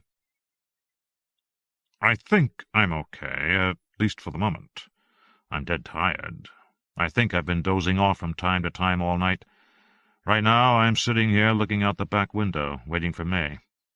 She hopped the fence at the end of my backyard and is probably scrambling around in the brush on the slope that goes down behind the property where the sprinklers are. She thought there was a faint green light coming from somewhere down the slope. I told her not to go down there alone, but I'm too tired to go get her. If she waits until tomorrow, the Army can come here with flamethrowers and blast the hell out of whatever it is. The Army is acting dumb about this whole thing, but I have Julia's computer here at home, and I have an email trail on her hard drive. I removed the hard drive just to be safe. I duped it and put the original in a safe deposit box in town. I'm not really worried about the Army. I'm worried about Larry Handler and the others at Zymos. They know they have horrific lawsuits on their hands. The company will declare bankruptcy sometime this week, but they're still liable for criminal charges. Larry especially. I wouldn't cry if he went to jail. May and I have managed to put together most of the events of the past few days. My daughter's rash was caused by gamma assemblers, the micro-machines that assembled finished molecules from component fragments.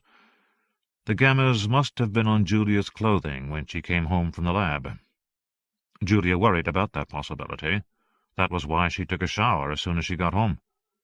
The lab itself had good decontamination procedures, but Julia was interacting with the swarms outside the lab.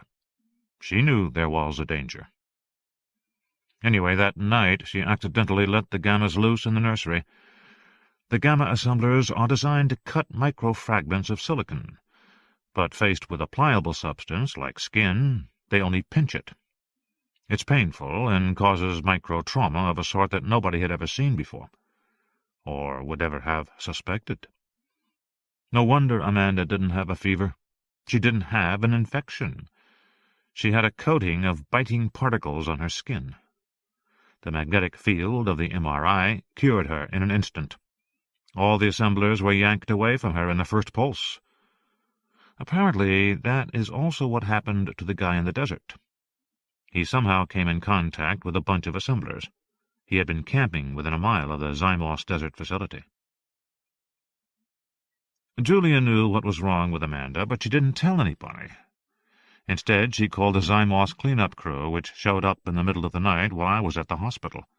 Only Eric saw them, and now I know what he saw. Because the same crew arrived here a few hours ago to sweep my house. They were the same men I'd seen in the van on the road that night. The lead man wears a silver bunny suit that's anti-magnetic. And he does look ghostly. His silvered mask makes him appear faceless. He goes into the environment first to check it out.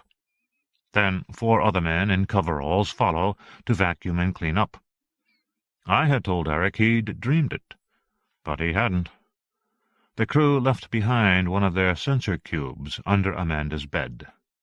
That was intentional, to check for residual gammas in case they'd missed any. It wasn't a surge suppressor. It was just constructed to look like one. When I finally figured all this out, I was furious with Julia for not telling me what was going on, for making me worry. But, of course, she was diseased, and there's no point in being angry with her now. Eric's MP3 player was cut by gamma assemblers the same way the cars in the desert were, and just as the MRI was. For some reason, the gamma assemblers cut memory chips and leave central processors alone. I haven't heard an explanation why. There was a swarm in the convertible with Julia that night. It had come back with her from the desert. I don't know whether she brought it intentionally or not. The swarm could collapse into nothing, which is why Eric didn't see anything when he went out to the car to look. And I wasn't sure of what I saw when she pulled away, which was reasonable enough. The swarm was probably catching the light in odd ways. In my memory it looked a little like Ricky, but it was probably too soon for the swarm to be taking on appearances. It hadn't evolved that much, yet. Or maybe I just saw an indistinct shape, and in my jealousy I imagined it to be a person. I don't think I made it up, but maybe I did. Ellen thinks I might have. After her car crashed, Julia called for the cleanup crews. That's why they were there on the road late that night. They were waiting to go down the hill and clean up the site. I don't know what caused the crash itself, whether it was something to do with a swarm or whether it was just an accident. There's no one to ask about it now. The facility in the desert was entirely destroyed. There was enough methane in the main laboratory to produce a fireball in excess of 2,000 degrees Fahrenheit. Any biological materials would have been incinerated. But I still worry. They never found any bodies in the ruins, not even skeletons. May took the bacteriophage to her old lab in Palo Alto. I hope she made them understand how desperate the situation is. She's being very quiet about their reaction. I think they should put the phage into the water supply, but May says the chlorine will take it out. Maybe there should be a vaccine program. As far as we know, the phage works to kill the swarms. Sometimes I have ringing in my ears, which is a worrisome sign, and I feel a vibrating in my chest and abdomen. I can't tell if I am just paranoid or if something is really happening to me. I try to keep a brave face for the kids, but of course you can't fool kids. They know I'm frightened.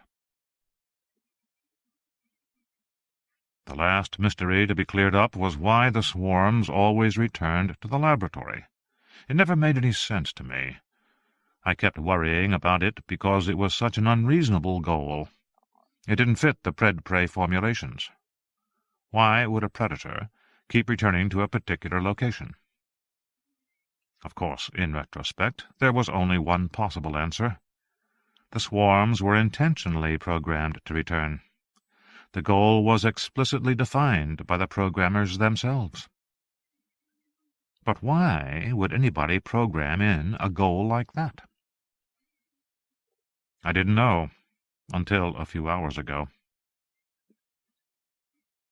The code that Ricky showed me wasn't the code they had actually used on the particles. He couldn't show me the real code, because I would have known immediately what had been done. Ricky didn't ever tell me. Nobody ever told me.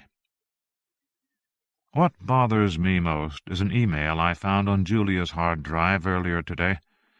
It was from her to Ricky Morse with a CC to Larry Handler, the head of Zymos, outlining the procedure to follow to get the camera swarm to work in high wind. The plan was to intentionally release a swarm into the environment. And that's exactly what they did. They pretended it was an accidental release, caused by missing air filters. That's why Ricky gave me that long guided tour, and a song and dance about the contractor and ventilation system. But none of what he told me was true. The release was planned. It was intentional from the beginning. When they couldn't make the swarm work in high wind, they tried to engineer a solution. They failed. The particles were just too small and light, and arguably too stupid, too.